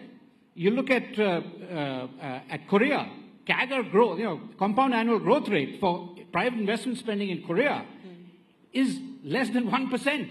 So Indonesia, Jokowi was president for 10 years. And during that time, he came in saying, I want 7% growth. What did he achieve? Less than 5%. Why? Because he couldn't get investment spending going. This is not specific to us. In fact, we are the second fastest growing in terms of investment. He doesn't agree Second with point you. is, it's completely, this is data. Now, the final point I'll make, one more, is that, we often say that we haven't industrialized. We missed the industrial revolution. Not true. India is the second biggest producer of steel, aluminium, cement in the world. We're the fourth biggest producer of cars in the world. Electronics and labor-intensive manufacturing are the two areas where we failed. Electronics is picking up. If you look at electronics, they're now about 10% of our merchandise exports. This year, they've grown about 40%. They've continued to grow strongly for the last 5 years. So we're beginning to see a pickup there. Okay. But there's a lot of I'll take space to grow. precursors from previous panels. If the government has to do its bidding, let the government do its bidding. I mean, you have to look at the facts. Indonesia has done remarkably well in drawing private capital formation. India has not invested enough in human capital development. There have been studies last 3 decades of higher functional illiteracy. You have more enrollment in schools, colleges, but you have a situation of higher youth unemployment than ever before. Okay. And this is something we have to be very practical about. Okay, I have a rapid fire question set for you. So, Bhushan, very quickly, please add to this, then I'll go to my rapid fire. You wanted to add to this? Well, all I want to say is, let's not worry about why we failed so far to become a manufacturing powerhouse, why we seem to have skipped from a green revolution, making agriculture a surplus sector to a leader in the IT economy. What now is a golden moment, because with the tariffs against China being so high, every multinational company is scared. And China plus one, which we have not been able to harvest that strategy, this is almost like waiting, a fruit that's almost falling on the ground that we should grab. But we said that after COVID too. Yes, that's exactly my point, sir. We have been saying this year after year. I've been part of so many budgetary discussions as well. This is your 91 moment. This is an intellectual bankruptcy, because I've been part of those conversations back and forth. I disagree with what he's saying. And I think this has to be put in perspective. I think we have on my left I didn't know this a was going to Senate. be so heated. Sorry. Okay, one by one. No, so let me just point out. Our public debt as a percent of GDP is coming down. Our external debt as a percent of GDP was 24% in 2014. It's now 17%. 82%. It's coming Where down. is it coming down? 24% to 17%. But external The debt IMF has just warned us. So have you looked at the report of the IMF, which has just warned that your government debt to GDP is going over 80%, which is a red marker? I've been studying financial crisis in the United for States, 15 years. what it is in Indonesia, or what it is in Korea. India is not Indonesia. Okay. So the point is, the point I just like to make on industrial. Very quickly. So let us just look at steel, for instance, right? I started with steel. Steel production in China and the world has been declining for the last 3 years. The only one of the top 10 steel producing countries in the world that has seen an increase in steel production is India. It's gone from 100 million tons in 2020 to 149 million tons last year. Let me say there is a silver lining. India's deindustrializing. It is industrializing and growing rapidly. The macro questions from the sectoral questions. If you want to talk about sectors, I mean, we can talk the whole day. So the macro picture has to be put in perspective. The macro picture is really good. I have to intervene, running out of time. So silver lining to the dark cloud. And of course, we can look at it as half glass full or half glass empty. But I do want to fire 2-3 rapid questions very, very quickly. PK Basu, I'll start with him. Because I asked you the question about Trump. Friend or foe? Donald Trump. Friend. Dipanshu? Donald Trump, friend or foe? Yeah. Friend, yeah. Well, the same here. Grab the opportunity. This is the moment. Is he a friend Go to us for or it. a foe to us? Well, thanks to him, China's tariffs are 100 and whatever you said. Yeah. And thanks to him, we have every multinational now wants to leave China, and this is the time to grab the opportunity. Okay, next question then. Tariff war, in the larger scheme of things, good or bad for world economy? Obviously bad for the world economy short term. In the long term?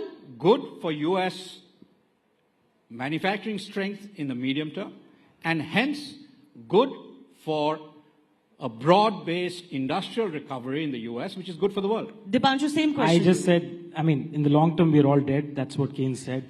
You have to be very honest. Okay. It is bad because, as I said, this is America's demonetization moment. Okay. We can capitalize, but we are not showing Rapid fire. Good or bad? Tariff wars. It is very bad for the world economy. Okay.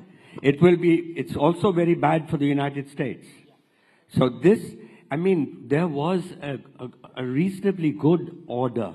And what we needed was to reinforce and return to a multilateral system. Okay, but at the same time, you all agree this is an opportunity for India, right? No, yes, yeah. yes, and yes. I could just say one last thing. I do accept this cynic here. Most people are now saying that China is about to take over the world. You know, you must understand the Chinese economy is a colonial economy. Even China still has 40% of its population living in rural areas. Yeah. They provide the cheap labor that drives China's economy. So 10% of China, which is the Communist Party membership, benefits, and the rest are slaves. Okay, so we can discuss Chinese we system don't want to be part of China. Separate discussion on China. That's a separate discussion. But I did want to end on a nice, slightly better note. The RBI has cut rates today, so consumers are a little happy. We don't know what the markets will do, how they'll behave, but generally speaking, India not But as you have bad to as see the whether rest. it is passed on by the banks to the consumers. Sure enough. Just sure because enough. RBI cut rates doesn't mean Sure banks. enough, the government does need some sentiment boost. And let's hope that at least as far as India is concerned, it's going to be in a better stead than the rest of the world. I do have to thank our guests for joining us. Pleasure talking to all of you. And thanks a lot for making this heated. Thank you. A big round of applause, please. Thank you, everyone, for our esteemed guests. 3 economists never agreeing on anything. That's a good sign. Thank you, Shivani. Thank you, esteemed panelists. As Malcolm X rightly said, the future belongs to those who prepare for it today. And so, as Sir said, let's seize the moment. I'm sure you all enjoyed that very insightful conversation. As I was saying, that External Affairs Minister Dr. S. Jaishankar was also here with us at Rising Bharat. And he also spoke extensively about it, but good to hear all those varied insights. And since we are now talking about future, let's also talk about the past. Up next, we are about to embark on a journey through time, exploring how India's rich history shapes its present and will influence its future. In this session, we will have to ask ourselves those crucial questions. How do we learn from our past to shape our present? What role does history play in crafting the identity of modern India? And perhaps most importantly, what kind of India do we envision for generations to come? Let's dive into this dialogue and see where it takes us. And for that, may I invite Anand Narasimhan to please moderate this session for us. Anand, the stage is all yours. And joining us for this session are Mr. Uday Maharkar, who is a former CIC, Professor Makhan Lal, who's a historian and author, and Sanat Pular, who's a historian and art collector. Many thanks to you, gentlemen, for joining in. Anand, the stage is all yours.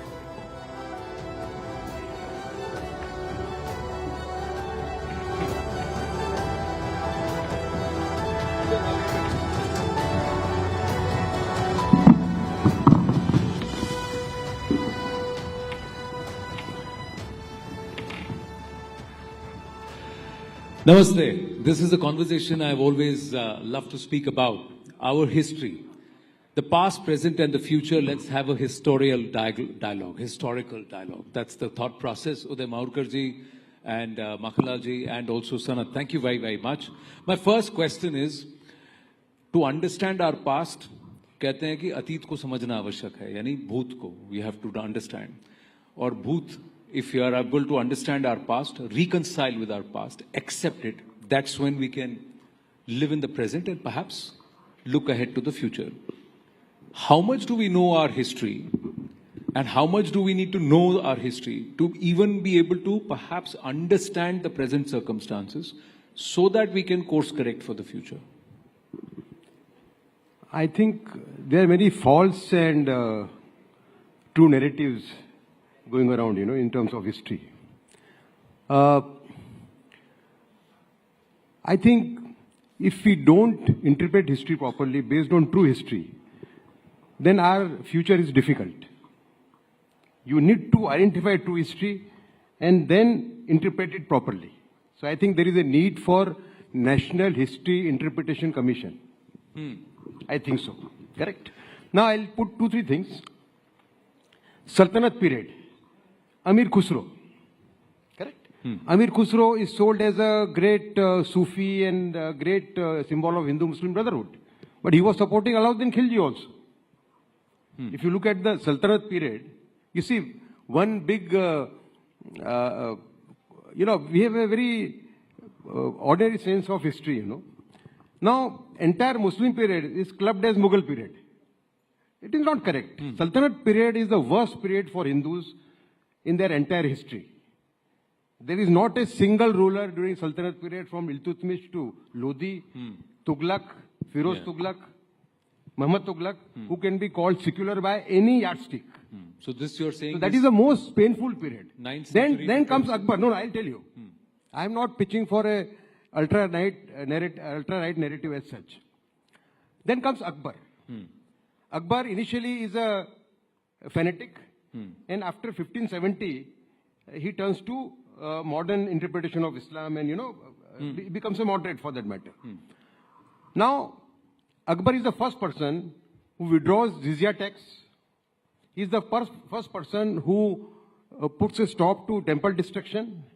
So now this whole narrative where Akbar is being compared virtually with Aurangzeb, I think it's not correct. Aurangzeb was certainly most fanatical person, but he was only half fanatical as compared to Khiljis and Tughlaqs. Okay. Get your point? Okay. Second, you see, the period between 8th and 12th centuries, when these Khajuraho-like temples were made, where even orgies were, depicted on the walls, correct? That is being sold as a golden period. My sense of history, my understanding of history, based on very good books, says that that was a decadent period of Indian history. Because Vamachari Tantric cult had taken over the society. There were Kapaliks who were doing sex in the open in the 8th and 9th century and 10th century. Correct? And that was the reason why Islam got a foothold in India. So what is being sold, by people who want to serve perverted content, sexually perverted content, that we are a land of those temples. Liberal values, open values. I don't think so, because that is the decadent period, because it was the period where Vamachari Tantric cult took hold of the society. Correct. What I'm asking you, Udayji, is why is it that a nation or a civilization, and Professor Makhanlalji, I'm going to ask you this question again, that we have an itihasa of more than 7,000-8,000 years if we were to go by what Rakhi Ghadi has shown us. How is it that that is all concised into 500-600 years, 1,000 years, jo hamara atit tha?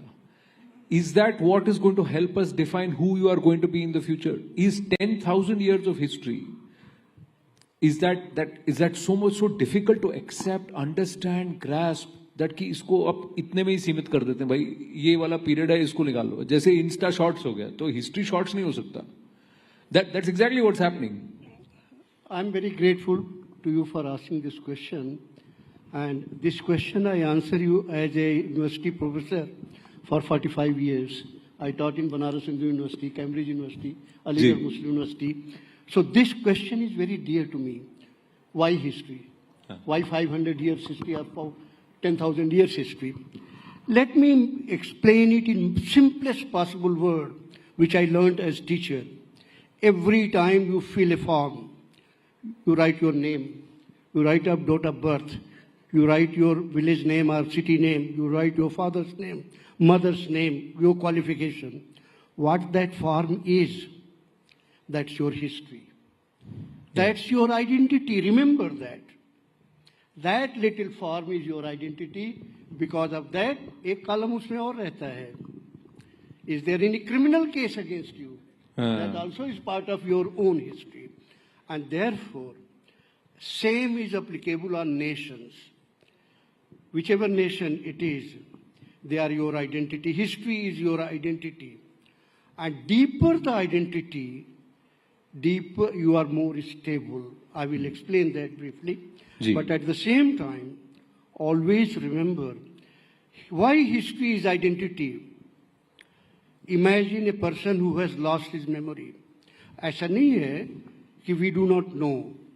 हम अब सब लोगों का वास्ता ऐसे लोगों से पढ़ा है जिनकी मेमोरी नहीं है. जिसकी मेमोरी नहीं है, is he able to relate himself with anybody? Memory जिसकी खो गई है, क्या वो अपने पिता को, अपने माता को, अपनी बहन को, अपने रिश्तेदारों को पहचान पाता है? He has lost his complete identity. आप उसको कहीं भी ले जाइए, he will not be able to understand कि जहां मुझे ले जा रहे हैं वो मेरे फायदा का है, गलत है. Same thing happens with a nation which forgets its history. History is not only its identity, history is also its future. And therefore, all the time I am asked this question, why history? क्या देती है हमको? अरे history gives you your identity, who you are. And that is why it's very important to study history, to know history. Believe me, to go to England, go France, go Germany. Even the most smallest house will have a rack full of history books to know their own people. Now I'm coming on very briefly, I will tell you why 500 years, why not 6,000 years. That is where the problem begins, when you become selective. History does not allow you to be selective. History does not allow you to write selectively. History does not allow you to write balanced history. No. History should be written as it is. And we, the people, consumer of history, must learn to live with history and not in history. Yeah, very nice. Live with history, not in history, and accept all of our history. Yeah. That ये जो acceptance है ना उदय जी, and Sanat, I'll come to you in a bit. I'm just going to push Uday ji on this. This is what my grounds is, sir. If you believe that the Nehruvian historians balanced it out or tried to revisionize history, how is raking up the past in tones to say this is the truth, this is what happened, going to help? Or is it to say this happened, this happened, this happened, this happened, this also happened, and this also happened, and all of this makes us? When are we going to adapt that tone? When are we going to say that we were an advanced civilization 5,000 years ago because we saw the Harappan civilization and, of course, the entire Saraswati civilization, but society decayed. We became decadent. We reinvented the wheel. We came back again. And there were different times, different shapes to Bharatvarsh. Eventually, this is the shape. Now, this is an accepting tone. When will we adopt that? No. Let me add to what he's saying. That it is, very essential that we know correct history and we interpret history in the right way. Correct. Now, you see, in that sense, Gandhiji's murder was a big jolt to the nationalist movement. Because those who did not believe in the original ethos of this country, they took over. And then this narrative started coming, Now, the Harappan civilization, there is always an attempt to whitewash the positive aspects of the Harappan civilization. Right. Idea is to ensure that India doesn't become a great nation. It is being written by a set of leftist historians, communist historians, and Islamist historians. Okay. The first thing which happened after independence, R.C. Mazumdar and Sir Jadunnath Sarkar, two very balanced historians but patriotic people, they were sidelined soon after independence. No, Udayji, what I'm saying is, I'm not contesting all of this happened. Let's accept this happened. Jadunnath Sarkar ji, R.C. Mazumdar ji were not allowed to present Itihasa as it happened. There were people who corrupted the interpretation to say as it should be interpreted or as we want them to read it. ठीक है. How are we going to correct that? To tell all of Bharat, it's not with an agenda, it's not with venom, it's not with spite, nor is it with pride or arrogance. It's with a sense of realism to say all of this is what has made us who we are today. Ye kab hoga? And I'm asking you this again is, unless this happens, I will repeat. Do you ever think that by 2047, that generation will be an accepting Bharatiya generation which knows कि ये मेरा भूत था, ये सब कुछ हमारे साथ हुआ है. How history is taught? And this is how it is. History is taught through schools. Right. The first lesson of history a child gets is from the school. Correct. So I'll repeat again. We need a National History Interpretation Commission based on scholars who will identify correct history and draw correct lessons from them. Otherwise, these false narratives, you can't tackle them. They'll continue. Ji Makhanlal ji. Can I intervene? Ji. Very simple way history is. Narrate the facts, all facts, first. So that people know what are the facts. There is lot of space for your own opinion, for interpretation, and always remember, you people have equal right to interpret the facts, not only historians. Correct. Therefore, I have always been of the view that first job of the historian is narrate the bare facts. Ji. Don't say this, that, and facts alone. Afterwards, you give the opportunity for people to make up their own mind about the fact. Ji. After that, you have all the time for interpretation. You have all the time for balancing. That will be history written by you, not necessarily the history itself. Right. That is your opinion of history, but public which reads the facts they will be also able to form their own. Now the point is, how do I teach these facts? How do I make sure that every person sitting here understands the same set of facts and it is left to their interpretation how you want to interpret those facts? So that means a half glass full, half glass empty, and an empty glass after you drink it. There are three possibilities. Anand, that can only happen when we set up a National History Interpretation Commission. Sir, the point is, again, that is the only way. Otherwise, there all sorts of material is there in the market. Okay. Let me give just one example what is history, because he is also sitting quietly and very shy, not so aggressive like us. History, I'm telling you how to write. You may have a different opinion. He pointed out Gandhiji's murder.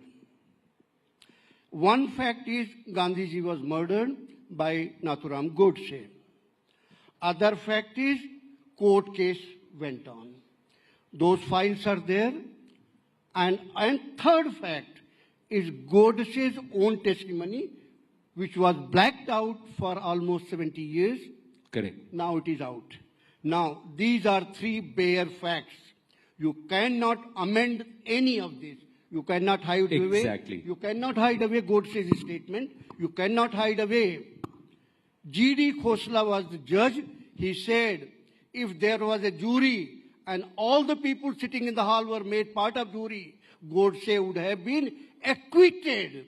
That's Justice Khosla. I'll just... Anand, let me complete it. Let me complete it. I'll add something. Let me complete it. Let me complete it. But Justice Khosla gives a different judgment. Beyond that is all interpretation. Why Godse killed, what Godse meant in his testimony, why G.D. Khosla said if the entire hall was jury, Godse would have been acquitted. Now, all this is matter of your own interpretation. Correct. The facts have to be there. Correct. So what you are saying is put out rather than... Anand, I want to add one point. One point before giving a chance. You see, take Savarkar's example. Savarkar is still being accused of Gandhi murder. Correct. In spite of other commissions,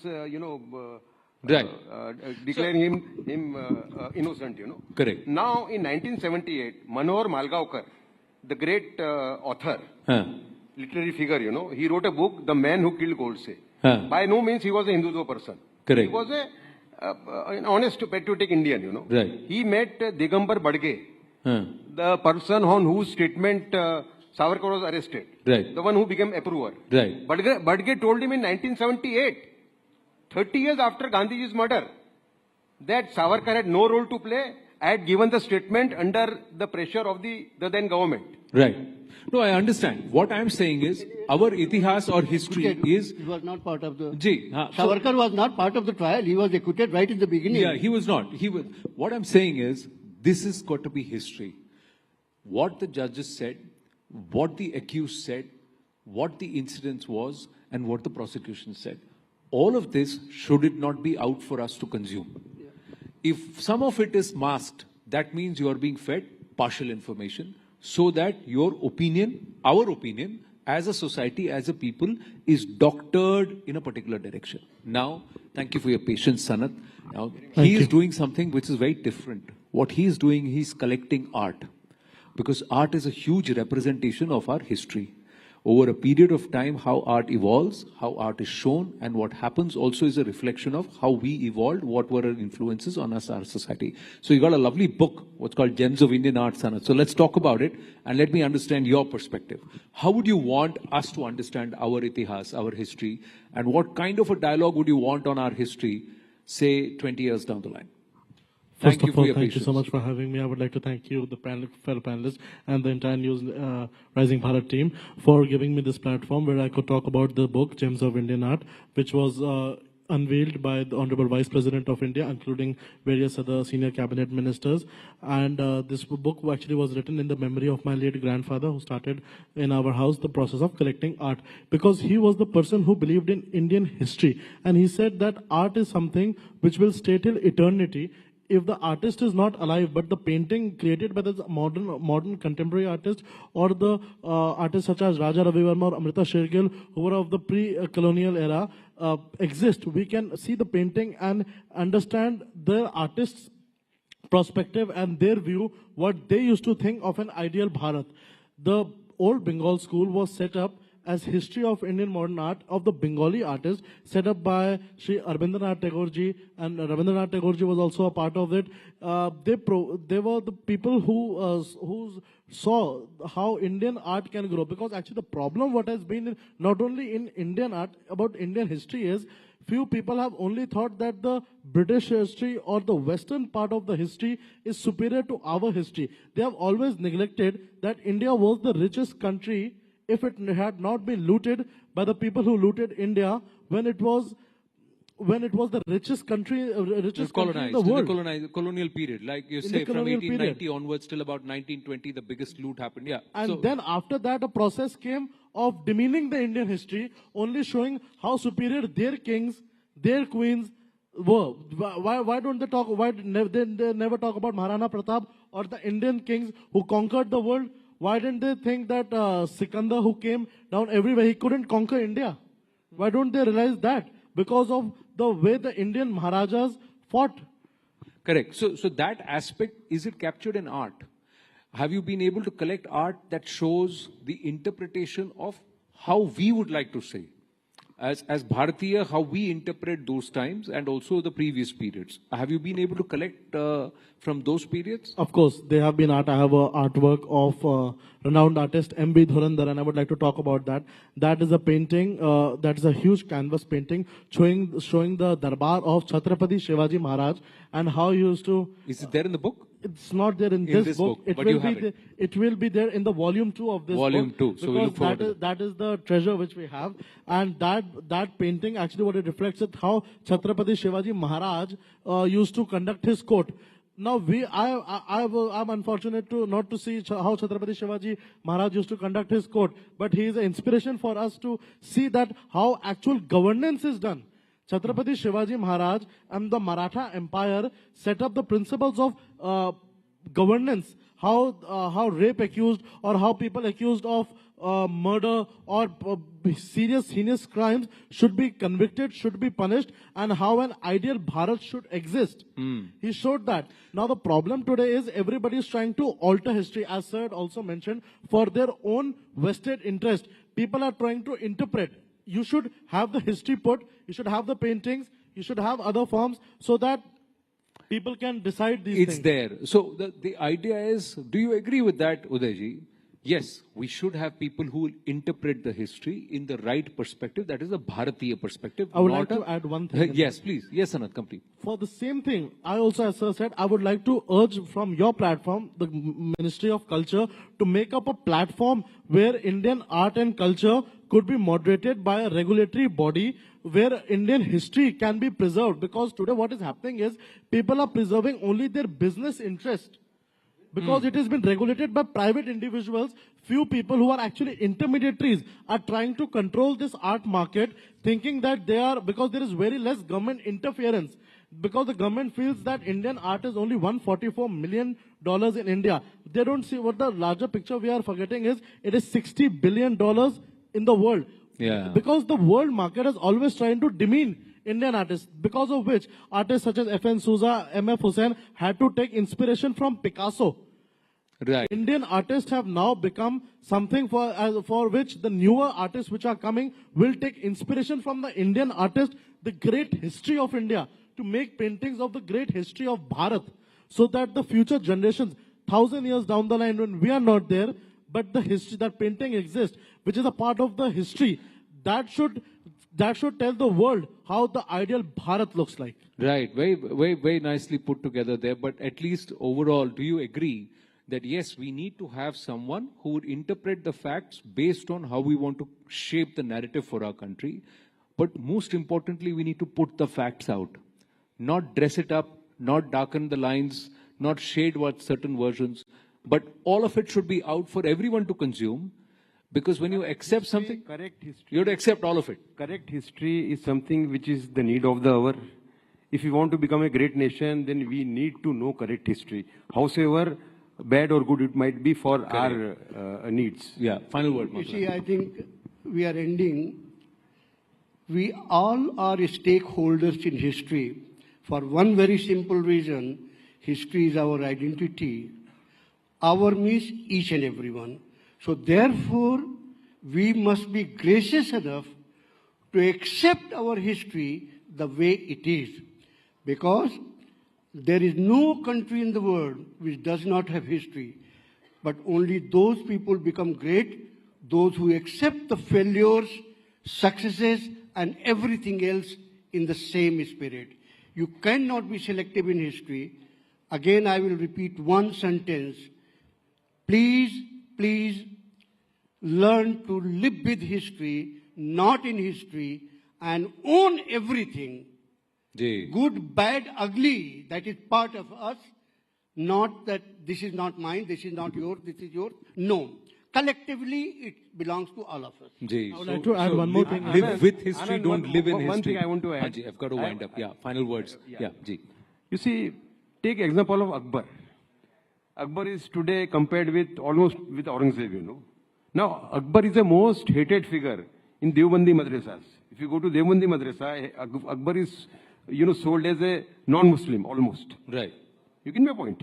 So this shows what kind of history is being narrated, you know. Correct. So from both the sides. Yeah. So I'm just saying one has to have the understanding and we need to see all of what happened. So in a lifespan of about 30 years, lifespan about 40 years, lifespan about 20, 25 years, everything hasn't been good, even in our own personal history. We've all made mistakes. We've all shown colors of gray, colors of black, shades of black, but largely we've always been green or we've always been good, right? So we have accepted ourselves as to who we are. So that is the same thing that we need to do as a country. And yes. I would just like to add one more thing, that talking about history shows us, history does two things. First of all, it gives the other person and ourselves an idea of what we actually are and what mistakes we did in order to correct those mistakes for a new future. Because if you have done one mistake, it doesn't mean that you have to continue doing that mistake. You can correct yourself as well. And one more thing on history, I would like to add, the Western influence during the previous era, when I was not there and nobody in this room was there, the Nalanda Vishwavidyalaya was considered one of the best universities in the world. People from abroad used to come in to the Nalanda Vishwavidyalaya. They used to see that how can we get admissions. They were not admitted in our great university, Nalanda Vishwavidyalaya, or universities such as Banaras Hindu Universities or other. They were not admitted over there. But today what the trend has started is that you have to go to Harvard, you have to go to Oxford to study, and then only you are considered of that level. I'm not saying that those universities are bad, but what I want to make the point here is... that is again where we are. It's a fact that there were great universities like Takshashila and Nalanda in Bharat. It's a fact that today we lack some of those kind of universities. It's also a fact that there are still potential to build such universities in our country. Now, all these three are facts which we need to put forward. How you look at it and how you interpret it, that we should leave it to the people. We need to correct our immediate history, you know. So, correction, the role of revolutionaries. Sir, correction is very simple. Correction is you saying this is right, I saying this is right. My point is, the problem is everybody's dialogue on history can only happen when everything is put forth and we accept कि ये सब हुआ था, ये हुआ था, जो fact हुआ था वो सब हुआ था. सिर्फ इसको देखो फिर उसको मत देखो, इसको देखो उसको मत देखो. That we shouldn't do. That's where I'm trying to. Some authority has to do it. You see, it can't be done by people themselves. Yeah. So therefore, the National History Interpretation Commission. Sir, I think there will be people who will question the word interpretation. The National History Factual Commission or Revelation Commission. That is perhaps a better word than saying interpreted, because there again it is colored. That's where finally we are having a conversation about our history, and it's an engaging one. It's not a boring lecture. So I think that's why I need to thank all of you that putting perspectives here. And itihas mein bahut kuch hai seekhne ke liye. And all these facts, I think as a generation, we need to have the curiosity to learn, to know, so that हम कौन हैं, कहाँ से आए हैं, कहाँ पर हैं और कहाँ तक जाना है, इसमें absolute clarity है. Thank you very much. Thank you.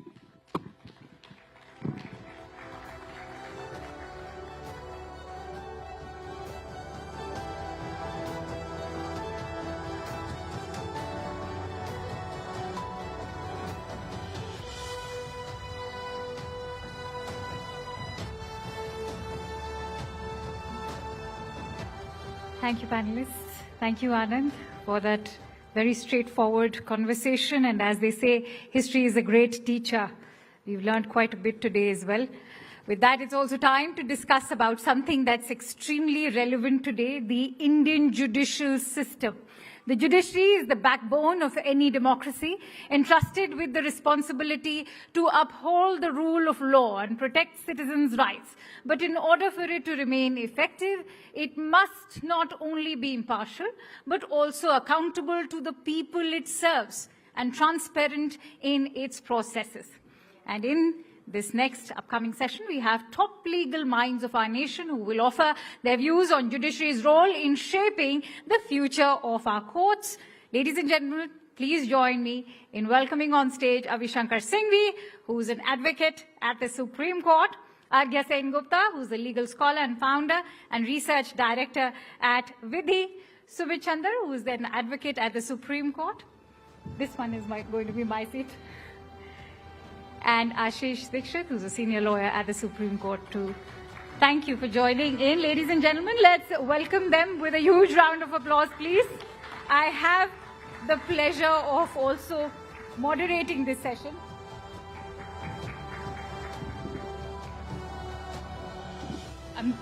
I've been very economical over here, MC, and also moderating. Avishankar. Avishkar, okay, so you've been spelt as Avishkar. But Avishkar, if I may begin with you, I just want to keep the tonality very informal because I happen to be a mother to a 13-year-old who always tells me, I want to learn more, but the legal jargon sort of gets boring. But I want to actually bring to the point why we are having this discussion is, of course, the month of March, which saw some international headlines, and that was also the case of Yashwant Verma. And that's why I want to ask you, when the Allahabad High Court says that you can't make us the dumping ground, where is the onus? Who takes accountability? Well, I'd start by saying that the Supreme Court is currently cognizant of the matter and a 3-member committee has been formulated. So I would exercise restraint in saying anything about the impending investigation. But the about the larger accountability issue, bit. Yes, precisely. On the larger issue of, judicial independence and accountability and transparency, these are two constructs that go hand in hand. You cannot have one or the other. The independence of the judiciary lies at the heart of our constitution, and it is part of the basic structure. And it is an uncompromising value and a virtue that we must all live by. Because the judiciary is the foremost institution when it comes to protecting the liberties and freedoms of our citizens. When it comes to accountability of judges, the Indian system is unique insofar as it has the collegium as opposed to the other jurisdictions in the country. The Indian courts, function by judges appointing judges, and there's a long evolution of the law. I don't want to take you through the judgments, but the upshot of this whole thing is that today we have a system where the collegium, the top 5 judges of the Supreme Court, appoint all the judges. And it happens in a rather opaque manner. So the collegium is not the best system that is there. However, the alternate that is there, which is the appointments by an executive interference, would also not, in my view, be a system that would be desirable. Because the collegium, for whatever follies it is still the best option in safeguarding the independence of the judiciary. But when you're talking about the follies, I want to bring you in on that note. In the year 2022, the law minister shared a figure of 1,600 cases where there were complaints against High Court and Supreme Court judges, but there could be no action taken. What do you do about it then? I'd like to bring Yes. So I think the Indian judiciary has a serious accountability problem. And I think we must all be open in admitting that. The fact is that the provisions for accountability of the judges that were made in the Constitution were limited to impeachment, because we felt that these are persons of such high stature that it's unlikely that there will be too many allegations against them. And by and large, this is largely correct. But over the course of time, as society has gone in the way in which it has, it's foolish to think that judges will become islands of excellence and will remain immune from the rest of what we see in society. Judges are part of the society, and so So if the society is going to become more and more corrupt, then the judiciary is also going to go the same way. So if we were to come to the immediate instance of the Yashwant Verma case that you're talking about, my three co-panelists are argue in court every day, so they may be a little bit more restrained. I don't have that restraint. But the point is, while not commenting on the case itself, because as he rightly said, there are three judges who are inquiring into the matter, I think there are 2 points that need to be made. The first is that we can't transfer judges about whom there is some suspicion. Transfer of judges cannot be done on the basis of the fact that there is something problematic about a judge, because an Allahabad High Court or earlier a Sikkim High Court or Guwahati High Court has a right to have judges who are entirely above board. So just because there is a cloud transfer, the gentleman somewhere, is not a solution. So my sympathies with the Allahabad Bar. So where is the solution? Perhaps pause a bit and think what should have been done. Maybe demand the resignation, maybe just pause the transfer, go for an inquiry. Wait for the inquiry? So the inquiry is happening, and I think the answer lies in 2 things. The first is that I think there needs to be a quick time-bound inquiry that needs to take place with a quick resolution as to whether the gentleman is, in this case, is that cash, which is allegedly been found burning in his house, did that cash in any way belong to him?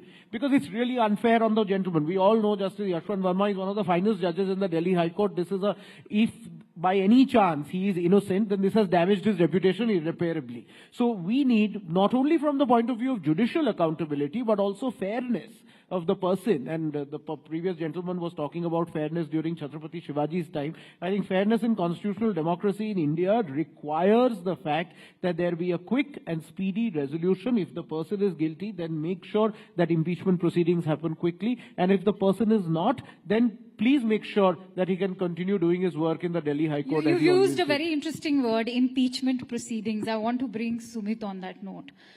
Impeachment. So far, we've not seen any impeachment of a Supreme Court or a High Court or a lower court judge. Why so? Should they be enjoying such impunity? See, there is a provision in the Constitution which provides for impeachment in certain cases. Now, just because in the impeachment process, you need majority of both the houses of the parliament, if they feel that yes, things need, a certain judge needs to be impeached, by all means that process should go on. Now, just because that is not happening or not happening at a greater speed doesn't mean that you start getting involved into the collegium system. You start blaming the entire judicial system. There's an investigation process that is happening. Impeachment is an act of the parliament. The parliament needs to do it. If the parliament is taking time to do it or not doing it in certain matters, you can't again go back to the judiciary and say that, listen, it's because of the judiciary that the parliament is not acting upon. Impeachment is a process in law. It can happen. It should happen in cases where it is deserving.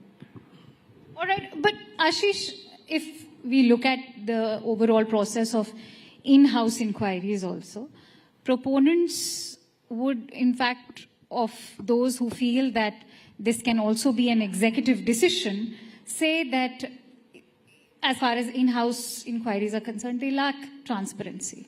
And that, is this going to be reliable enough a procedure? Questions are being raised about the authenticity of an in-house inquiry as well. We've had multiple cases where judges have been exonerated. The Karnataka High Court judges who were exonerated from sex scandals some years ago. I think it was 2014. So now they're saying that it's high time that the NJAC should be brought in. Your take. See, we have to see the background in which all these provisions were included in our constitution. We have to understand that initially, before this first judge's case came, the appointments were being done by the executive. But it is only when in the 1970s, the judges were superseded and executive and the parliament and the government of that day exercised much greater influence. I think this concept of appointment by collegium was introduced, and it's not in the constitution. It's an interpretation of the word that when the consent of the CGI is taken, that is interpreted to be binding. Now, this is the system which is going on for last 30 odd years, and we have seen that yes, collegium system will have its issues. The government tried to bring in an NGAC, but the difficulty with the NGAC was the composition of NGAC. It included the CJI, 2 sitting judges, law minister, and the difficult part was 2 eminent persons who were given the voting rights, and those people were to be selected by the government. So this was the situation wherein the Supreme Court said that if these people who are so-called eminent people are not given voting rights, then it can be considered. And there is a misnomer in the general public that the government has no role in the appointment. In every appointment, government has a very important role, and government views are taken, IB views are taken, and it is a consultative process. Yes, there has to be a little bit more transparency, but that also has its negative side. Because if suppose a person is a candidate for a judge, if he is rejected and that is declared in public before, then his entire practice gets affected. So that part has also to be balanced. Now, coming to the specific case of Justice Verma, as my friends have said, he's one of the finest judges we have seen in Delhi High Court. We all are surprised, and the inquiry is on. Perhaps the judges who were conducting the inquiry have now gone back and started holding their courts. Maybe we are going to see something very soon. But the difficulty is the protection which has been given to the judges in the Constitution, and the purpose for which the judiciary is there, that it is the watchdog of the Constitution. Eventually, it is the judiciary where everyone will go when their rights are violated. So we need to create a mechanism where those people are also protected. If you see Election Commission of CIC and all those people. I think that's a very valid point. Because these people have to be protected. How do you weigh in on that? And when we look at the collegium being challenged, many are saying that, it is going to be anti-constitutional also because it is diluting the division of powers. See, ultimately, we have to follow the dicta of the Supreme Court. The Supreme Court has said authoritatively with 9 judges. The NJAC was merely following the earlier judgment of the second judge's case in the 9 judges. So there was no doubt in my mind that the NJAC would have been struck down and the 99th constitutional amendment would be declared unconstitutional on account of it being violative of the earlier judgment. Now, the issue today is more fundamental. It is at the stage of selection of the judges.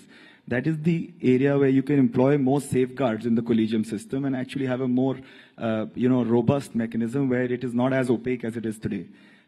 Today, the collegium system suffers from opacity, it suffers from arbitrariness, it suffers from a lack of judicial oversight, it suffers from other follies, but those follies are not, to my mind, equivalent to render the entire system undesirable and to have an NJAC sort of system, because as Soli Sorabji famously said that these are all human beings.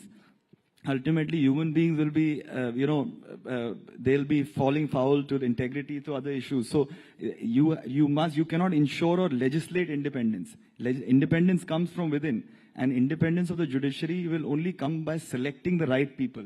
And that is what should be emphasized today. And whatever happens in a particular case is not the reason for you to take a knee-jerk reaction. It must be well debated.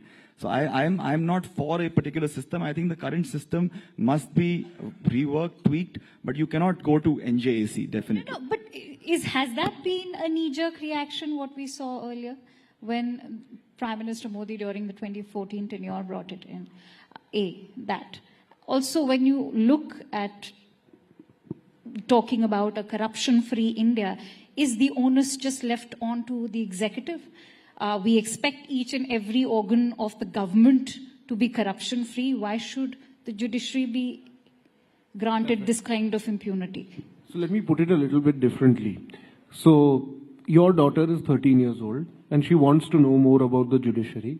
But she feels that this is stuck in this legal jargon, and everywhere you talk about the judges, people say that, ye to lawyer wali baat hai. So, you suddenly feel that, oh, this is a no-go area for me, because this is a technical matter.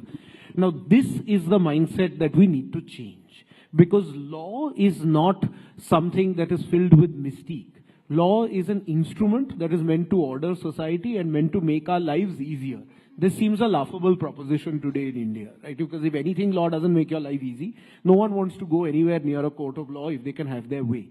So how do we make this easier? How do we reduce this shroud of opacity and make sure that law is something that the layperson can engage with?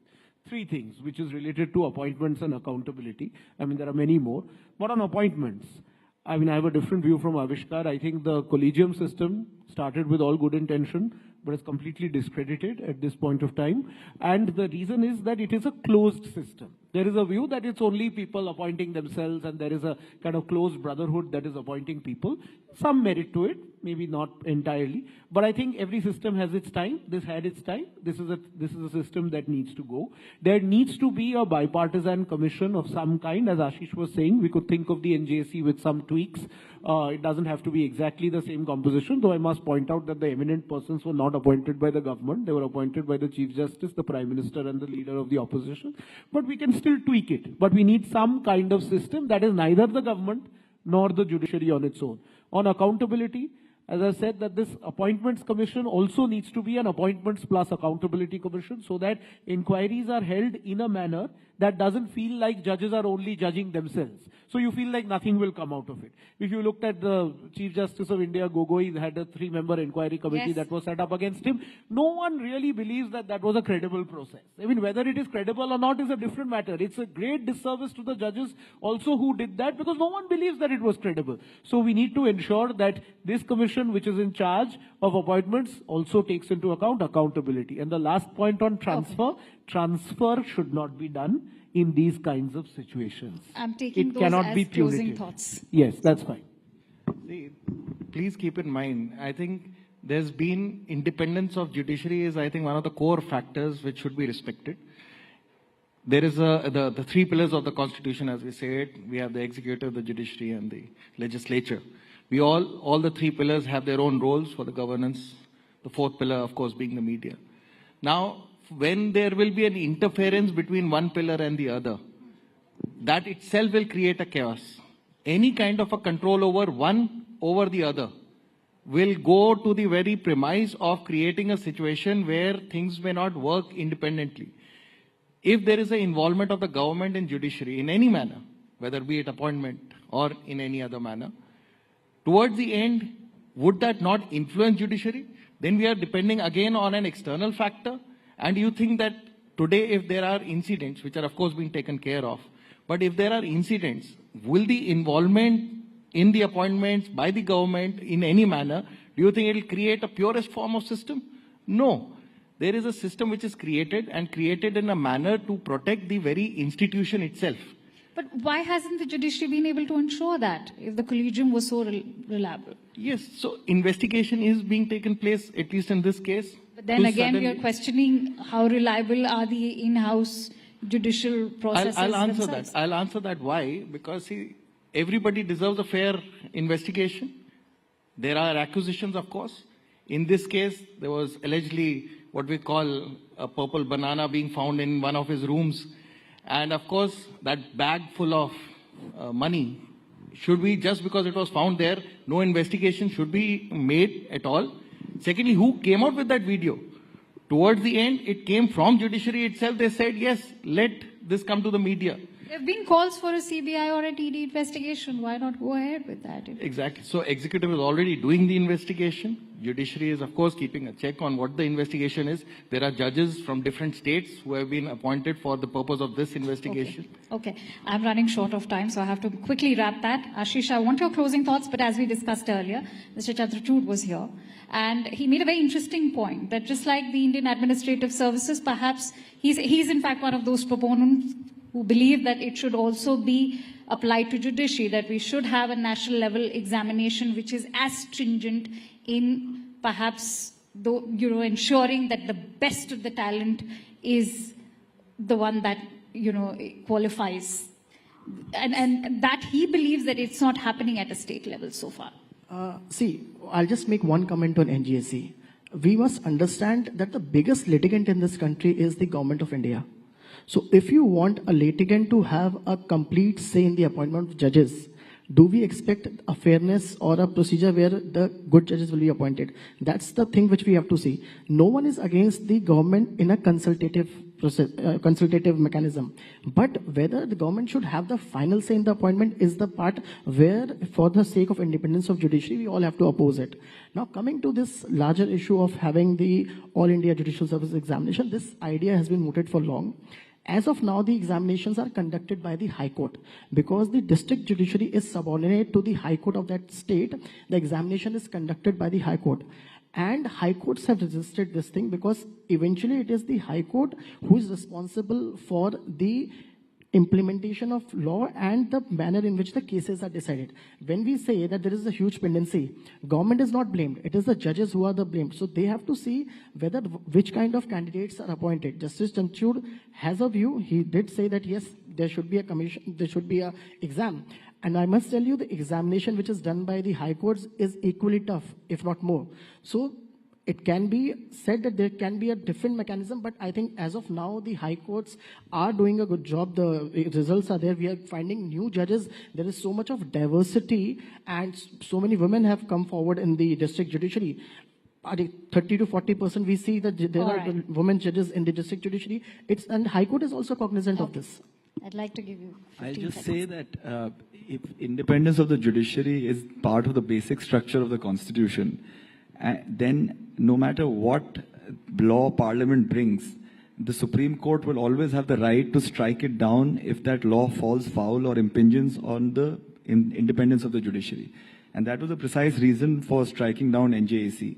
Today, they are free to bring any law in Parliament under 368, but that law must be within the structure of the Constitution, and it should not impede in any manner the independence of the judiciary. All right. I'm sure, ladies and gentlemen, all of you will agree that institutions are just not known by the strength of their decisions, but also by the integrity of their designs. Thank you so much for a very insightful conversation. As we all know, as far as Bharat is concerned, dharma is historic for us. It's in our civilization. Many thanks to you all for being part of Rising Bharat. It was a pleasure having you all over here.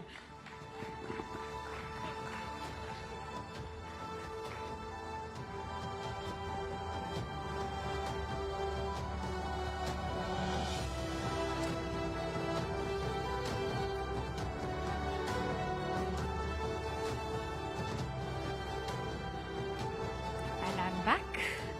Last session tonight, we have a very special guest over here, a master chronicler of the forgotten and often overlooked stories that have shaped our world. His work has always sought to illuminate the complex and sometimes forgotten pasts of cultures, empires, and individuals whose stories are too often sidelined. Whether it's his exploration of the Mughal Empire, the Silk Road, or the history of the East India Company, he has a unique way of bringing these hidden histories to light. I'll say hidden gems to light. Tonight, in fact, we'll delve into this process of uncovering these often elusive narratives with one and only William Dalrymple, who will reflect on how these hidden histories are just as vital to our understanding of the world today. And also, to have that conversation, I'd like to invite somebody who's a personal favorite, Rahul Shiv Shankar, to take this conversation forward.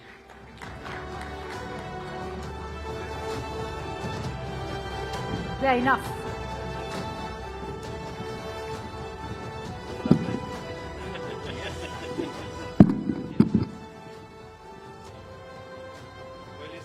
Is there anything more left for me to say after that sterling introduction?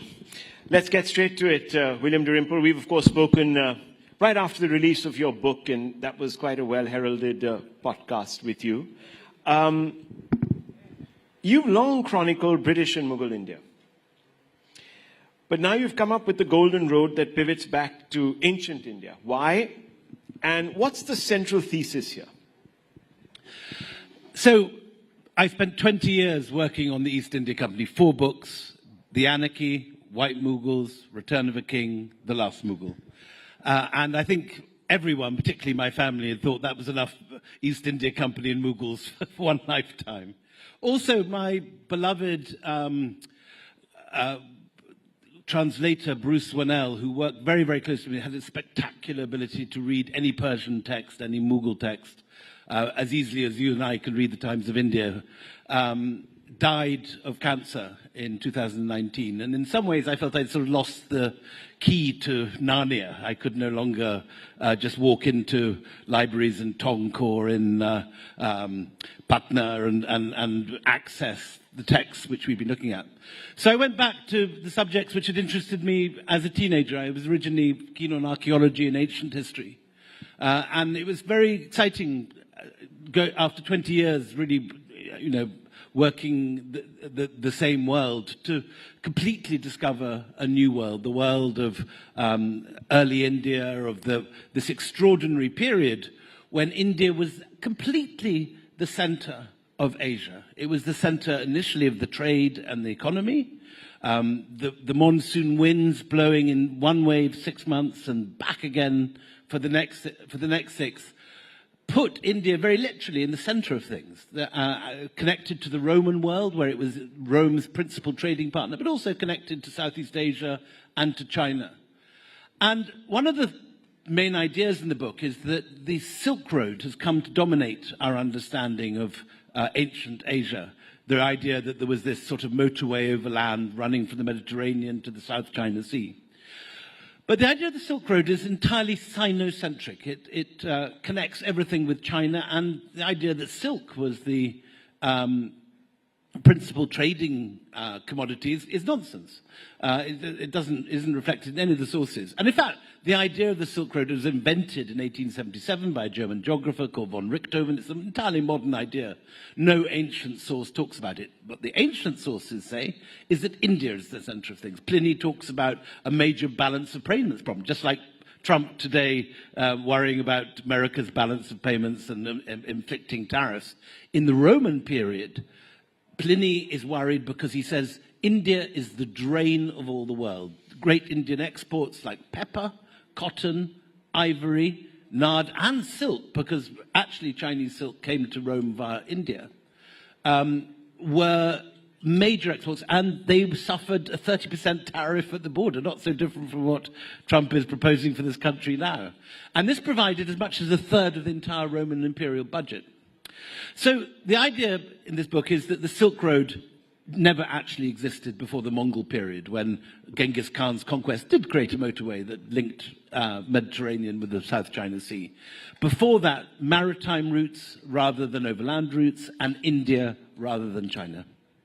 Well, it's interesting because I would have thought that for someone coming in from the West, you would have been at least passably acquainted with this huge legacy, and therefore would have been curious about it. But you seem to suggest that it's the translator's fault, that you sort of did not, that ancient India remained marginal in your work. No, it was the first thing that I loved when I came. My very first trip to India, I went straight to Gwalior, Sanchi, Khajuraho, Ajanta, Ellora.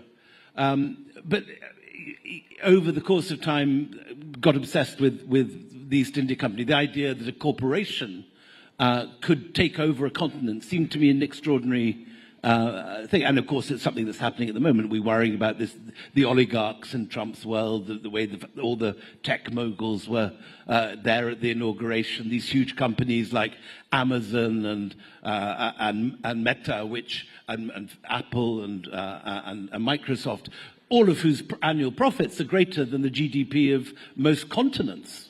This extraordinary power that corporations now have. It seemed to me a very interesting subject. But I have loved going back to this. And this was a lockdown book. We were all locked down. I had my library, and it gave me a wonderful opportunity to read very widely across different fields. And what I found was that the history of this period is often locked into different silos. So the Buddhist history is often told as part of a Chinese story, the Silk Road. The story of Sanskritization of Southeast Asia, how Indian epics, Indian language, Hindu kingship spread to Angkor Wat, where the largest Hindu temple in the world is built not in India but in Cambodia. But the largest Hindu empire in the world is the Khmer Empire.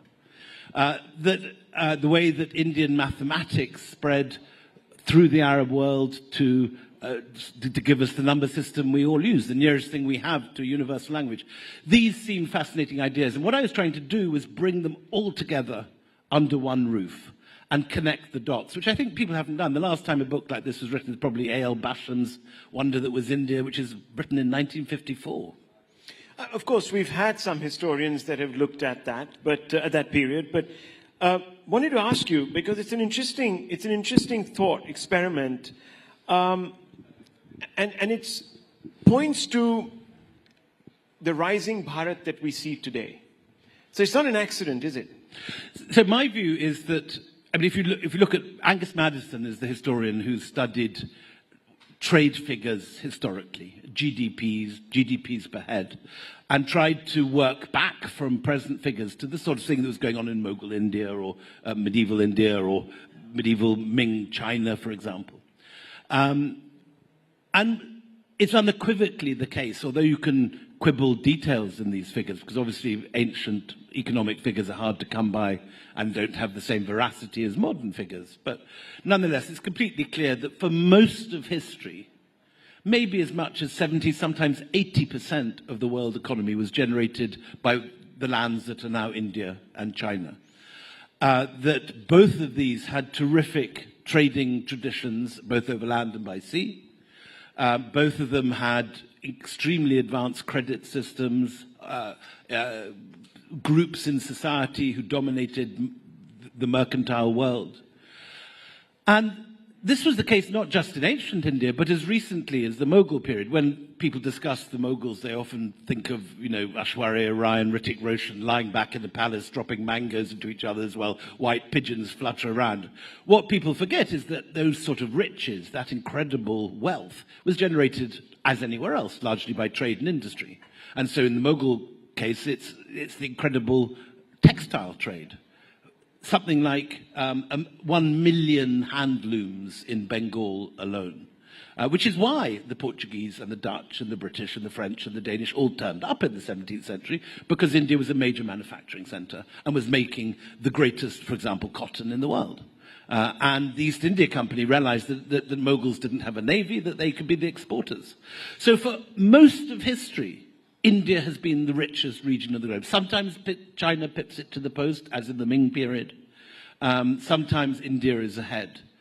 But the dip comes, the freak comes, if you like, when the Europeans turn up. And with gunboats, from the moment that Vasco da Gama starts bombarding Calicut, India and China and Southeast Asia, all of them end up seeing gold for the first time in history pour into European pockets and disappear into distant parts of Europe. Then in 1947, the British disappear, the whole colonial system begins to self-destruct. It takes 20 or 30 years, it spreads through Africa, but by the late 70s, decolonization has largely happened. And what we see now, 75 years later, is not some freak of either of the brilliance of the administration in this part of the world, nor some strange quirk of economic history. It is things reverting to their natural place. India has always been a rich country. It has 2 harvests a year. It has rich minerals. It has gemstones. It has spectacularly fertile soils. It has innovative people. And so, seen from the long view of history, the rising Bharat that this summit is celebrating is not anything at all surprising. It's just the natural equilibrium of the world reasserting itself after 400 strange years of European colonialism. I want to ask you a little bit more about, you've sort of talked a little bit about, a lot about the trade aspects of things, the economy. But this was also a knowledge system of vast study. Correct. So build on that a little bit. You've really delved into that in your book. There's Nalanda, and before that also you sort of talked about other stuff. Yeah, no, so Nalanda is the subject that the last panel was talking about. And they were quite correct to say that Nalanda was the main center of learning in Asia. Our main source for Nalanda is a Chinese monk, Xuanzang, who comes overland by foot in the 7th century. And he leaves a very detailed account of this place, which he regards as the NASA, the Harvard, the Ivy League, the Oxbridge of his day. And we know that not just Xuanzang, but hundreds of other monks from China, from Korea, from Japan, come to this place because it has the best library in Asia, 9 stories tall, 3 sections, all the books in the world. You can borrow any of them as long as you put them back in your pigeonhole in the central courtyard in the evening. And Xuanzang is like some sort of bright-eyed undergraduate that's just turned up at Harvard for the first time. Everything is wonderful. Everything is extraordinary. The monks are men of genius. They all work hard. They all study. And it's something which I think has been forgotten. And when people go from this country to Southeast Asia, to Vietnam, to Cambodia, they see the effects of this period. From the 7th century right through to about the 12th century, Sanskrit is the common language of both culture and diplomacy, all the way from Kandahar to Java to Bali. And the renown of Indian literature, like the Mahabharata, the Ramayana, the Puranas, are being read in all these countries. Men are renaming themselves, the small kings at the edge of an estuary in Malaysia. A chieftain in Java suddenly becomes not Kudunga like his father, but is Mahendravarman, Suryavarman. They take these Sanskritic names, and the landscape is renamed and reimagined. So you have a new Ayodhya outside Thailand, outside Bangkok, a new Kurukshetra in Laos. The Mekong, some etymologies say, is just the Khmer pronunciation of Ma Ganga. So, and most of the main Shaivite shrines in India find their names cropping up again with the new Khmer pyramid temples that are being built in the jungle in Cambodia. So India has terrific prestige during this time. It starts with the economy and with trade, but it grows into a whole civilizational diffusion. And the most remarkable conquest, if you can call it that, of the imagination, important to say this is a conquest of ideas, not a conquest of swords. It was not done with jackboots and spears and shields and swords. This was an empire of ideas, an empire of the spirit.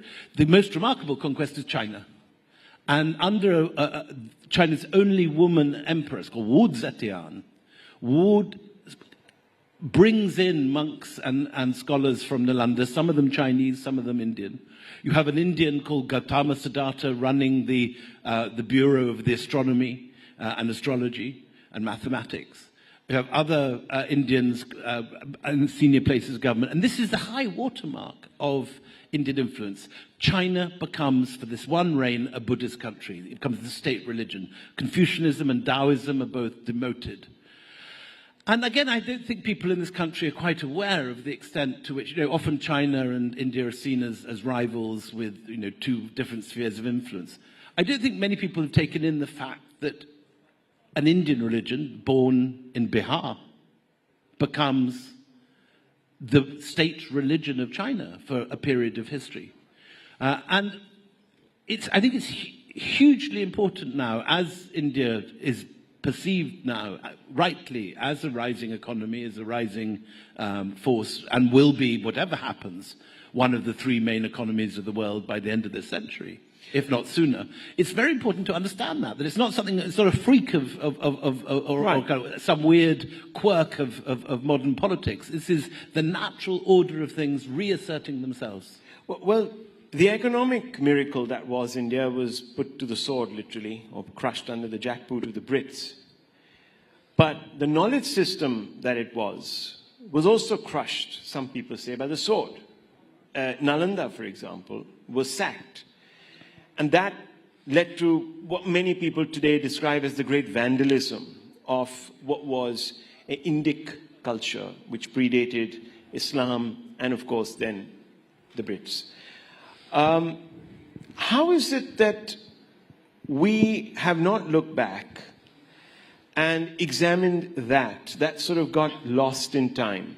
That narrative, that vandalism that took place, why was that ignored? I don't think that's true. You've portrayed the Mughals that followed as refined, rooted, and Indian. How do you now view critiques that this framing glossed over conquest, destruction, and displacement? You've been hard on the British, but not so. So there are a long period of Islamic rule in this country. the worst destruction unquestionably took place in the early years of the 12th and 13th century. That's when Kalki burns Nalanda. You get, at this period, as before, rulers who are violent. You get rulers who are great examples of civilization and refinement. It isn't as if violence was introduced to Eden in the 12th century. If you read about Chola conquests, for example, completely destroying the Chalukya capital of Vatapati, ploughing it under so thoroughly that we don't even know where it is today with satellite imagery or anything. We can't find this capital because the Cholas destroyed it, or burning the temples of Sri Lanka, as the Pallavas and Cholas did. Violence has always existed. The Cholas also raided Buddhist monasteries at Sompo Mahavihara, which was the equivalent of Nalanda in what is now Bangladesh. So violence is there throughout history, but you're quite right that there's a terrible things that happen, and the burning of a great library, whether it's Alexandria in the 8th century or whether it's Nalanda in the 12th, is one of the great horrible tragedies of world history. Not everything is lost. It should be said that a lot of the manuscripts from Nalanda make their way both before the destruction and as the destruction is happening to Tibet. There are monasteries in Tibet that contain great works of Nalanda monks. The tradition lives on in Tibet and abroad, and much of the learning of Nalanda continues because it has been an international center of Buddhism. You have monks coming from Korea, from Indonesia, from Tibet, and so on.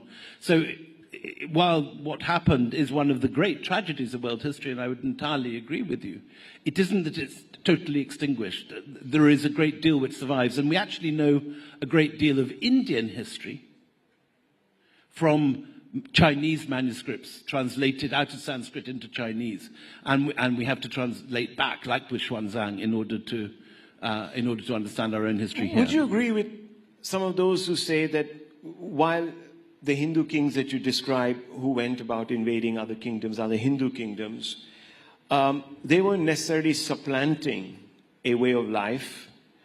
The Muslim invasions led to a break in the continuity of a particular tradition, of a Hindu tradition, of an Indic tradition, of a Buddhist tradition, call it what you want.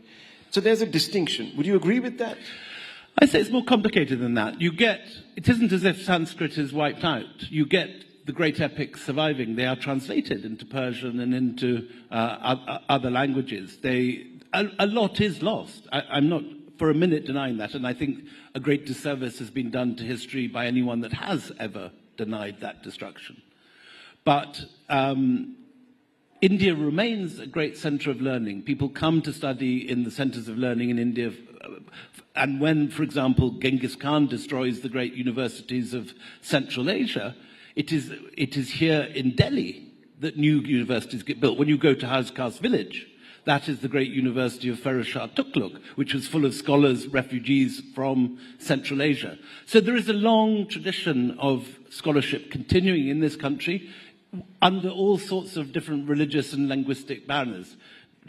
There are spectacular examples of places where Indic learning continues even under Muslim rule. For example, in Bijapur, where the Sanskrit classics are translated and a lot of the learning. So history is full of violence. There are destructions through all periods of history, but I would say that the tradition has continued. There is a long thread that runs through Indian history, which is not one of continual destruction, but is this remarkable survival. Where did Indians lose thread of this ancient India? Say again? Where did Indians lose the thread? I think it's here. I think it is very much retrievable. I don't feel that I'm living in a country which has lost its civilization or lost its civilizational bearings. I think the fact that it is here, the fact that we are discussing this all now, and that India has still a rich tradition. I mean, it'd be not true to say that India has the same reputation it had during the age of Nalanda when all the great scholars were coming here. But it's possible to imagine that will happen again, that there are traditions of learning and knowledge here which are remarkable and which can still teach the world a huge amount. And I think we need to... That is... We also, I think we should also, I should say, be more aware of our history and do more to preserve it. For example, Nalanda itself, only 10% has been excavated. 90% remains unexcavated. How is it that in the 21st century there is a tiny site museum there with strip lights and a couple of dusty cabinets? There should be, I mean, even in countries like Turkey you go today and you find enormous provincial museums, beautifully spot-lit, fantastic displays of objects in glass cases. Nalanda is a remarkable example of how India can showcase its past and show off its incredible traditions of soft power, traditions which have been lost, but which can be taught again. I'm very optimistic. I think there is so much that can be done. There are so few really first-class, world-class museums in this country, but there is great material here. A decision by government to invest more in museums and archaeology could see this become a major centre of tourism and of cultural display. So let me lead you on to the two final questions because we're running out of time. Obviously, there's a growing movement within India to reclaim civilizational memory from colonial and Islamic overlays. And you know that there's been a thrust, even politically. How do you view some of these efforts? Which efforts are you referring to? This reclamation of the ancient history. And there are now obviously some amount of tensions that are building up in certain sites across the country where people are hoping that one community would abet in this great reclamation project by giving up their own control, so to speak, or their own rights. India is not unique in that it's a country with many different layers and civilizations, many different periods of different dominance. If you go to, for example, an island like Sicily in the middle of the Mediterranean, there are successive Arab, Byzantine, Spanish, Neapolitan. That island has been ruled from many different places. The answer, it seems, when you have a complex and nuanced history, is to write complex and nuanced books about it, and to teach it in a complex and nuanced way. That if you go to Sicily, the Spanish rulers who were very unpopular, who were toppled by Garibaldi and the Risorgimento, their statues are not toppled, they're still standing there, they're still in the museums, their objects are on display. History is complicated. There are many parts of the world where civilizations lie in different layers like sediment, like geology. And the attempt has to be made to teach it with nuance. History is not a matter of heroes and villains, of angels and demons. There are grey areas. People, human beings everywhere have both good and bad qualities. And I think that it's very important to try and teach and present history with nuance and with... So what would you say to those people who are accused of poking the majority community in the eye by going out there and celebrating the Aurangzebs of the world or other controversial figures in history, maybe making even a case for preserving roads that have been named after British colonialists and so on and so forth? How do you react to those? I think history is rich, and that to politicize the presentation of history and just to pretend that only one people have ever lived and ever ruled is a mistake. So you would apply that same principle? I don't believe in knocking down statues or changing rules, changing roads. I think... Or cancelling out authors and so on and so forth from your textbooks, even if they've said vile things. Like in the West, there is this... I think you've got to struggle to have accurate history and nuanced history and to try and understand history. You don't learn about history by coming with a set political view and trying to find the facts that prove that view. So you would say that find the facts. Rudyard Kipling, for example, who is now sort of held up as somebody who was a person of his times but no longer relevant because his, frankly, racist views, etc., are offensive to one section of the world and therefore needs to be expunged or not read. What would you say to that lobby? I mean, I think all of these things are interesting matters to be treated with proper scholarship, I'm not a believer in removing characters like that from the curriculum. I think they are of their time. They should be read. Ditto with Aurangzeb. He's not someone that I admire or hero worship, but he's someone who is part of history, who did certain things, and we should try and understand what he did. History is all about understanding. It's not about lecturing and sort of turning people into whiter than white saints and darker than black villains. It's the science of trying to understand the complexity of our past.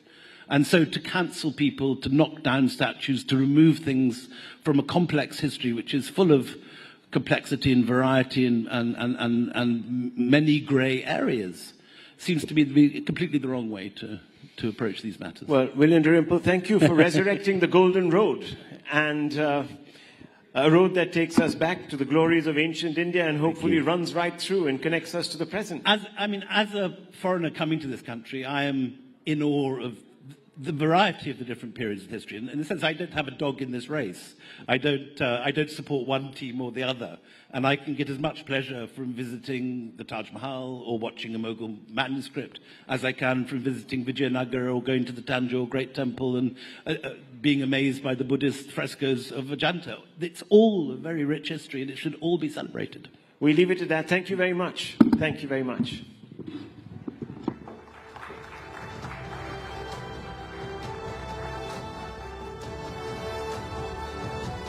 To sum this conversation, I'd like to quote William himself from White Mughal. India has always had a strange way with her conquerors. In defeat, she beckons them in, then slowly seduces, assimilates, and transforms them. Many thanks to you, William, for those precious insights. Now, as we come to the end of these 2 impactful days at the Rising Bharat Summit, I want to take a moment to express my heartfelt gratitude to each and every one of you for being part of this incredible journey. The ideas and discussions we've had here are a testament to India's dynamic potential and the collective determination to rise, grow, and redefine the future. I hope that the conversations we've had here will not only inspire action, but also foster collaboration among all of us to push the boundaries of what's possible.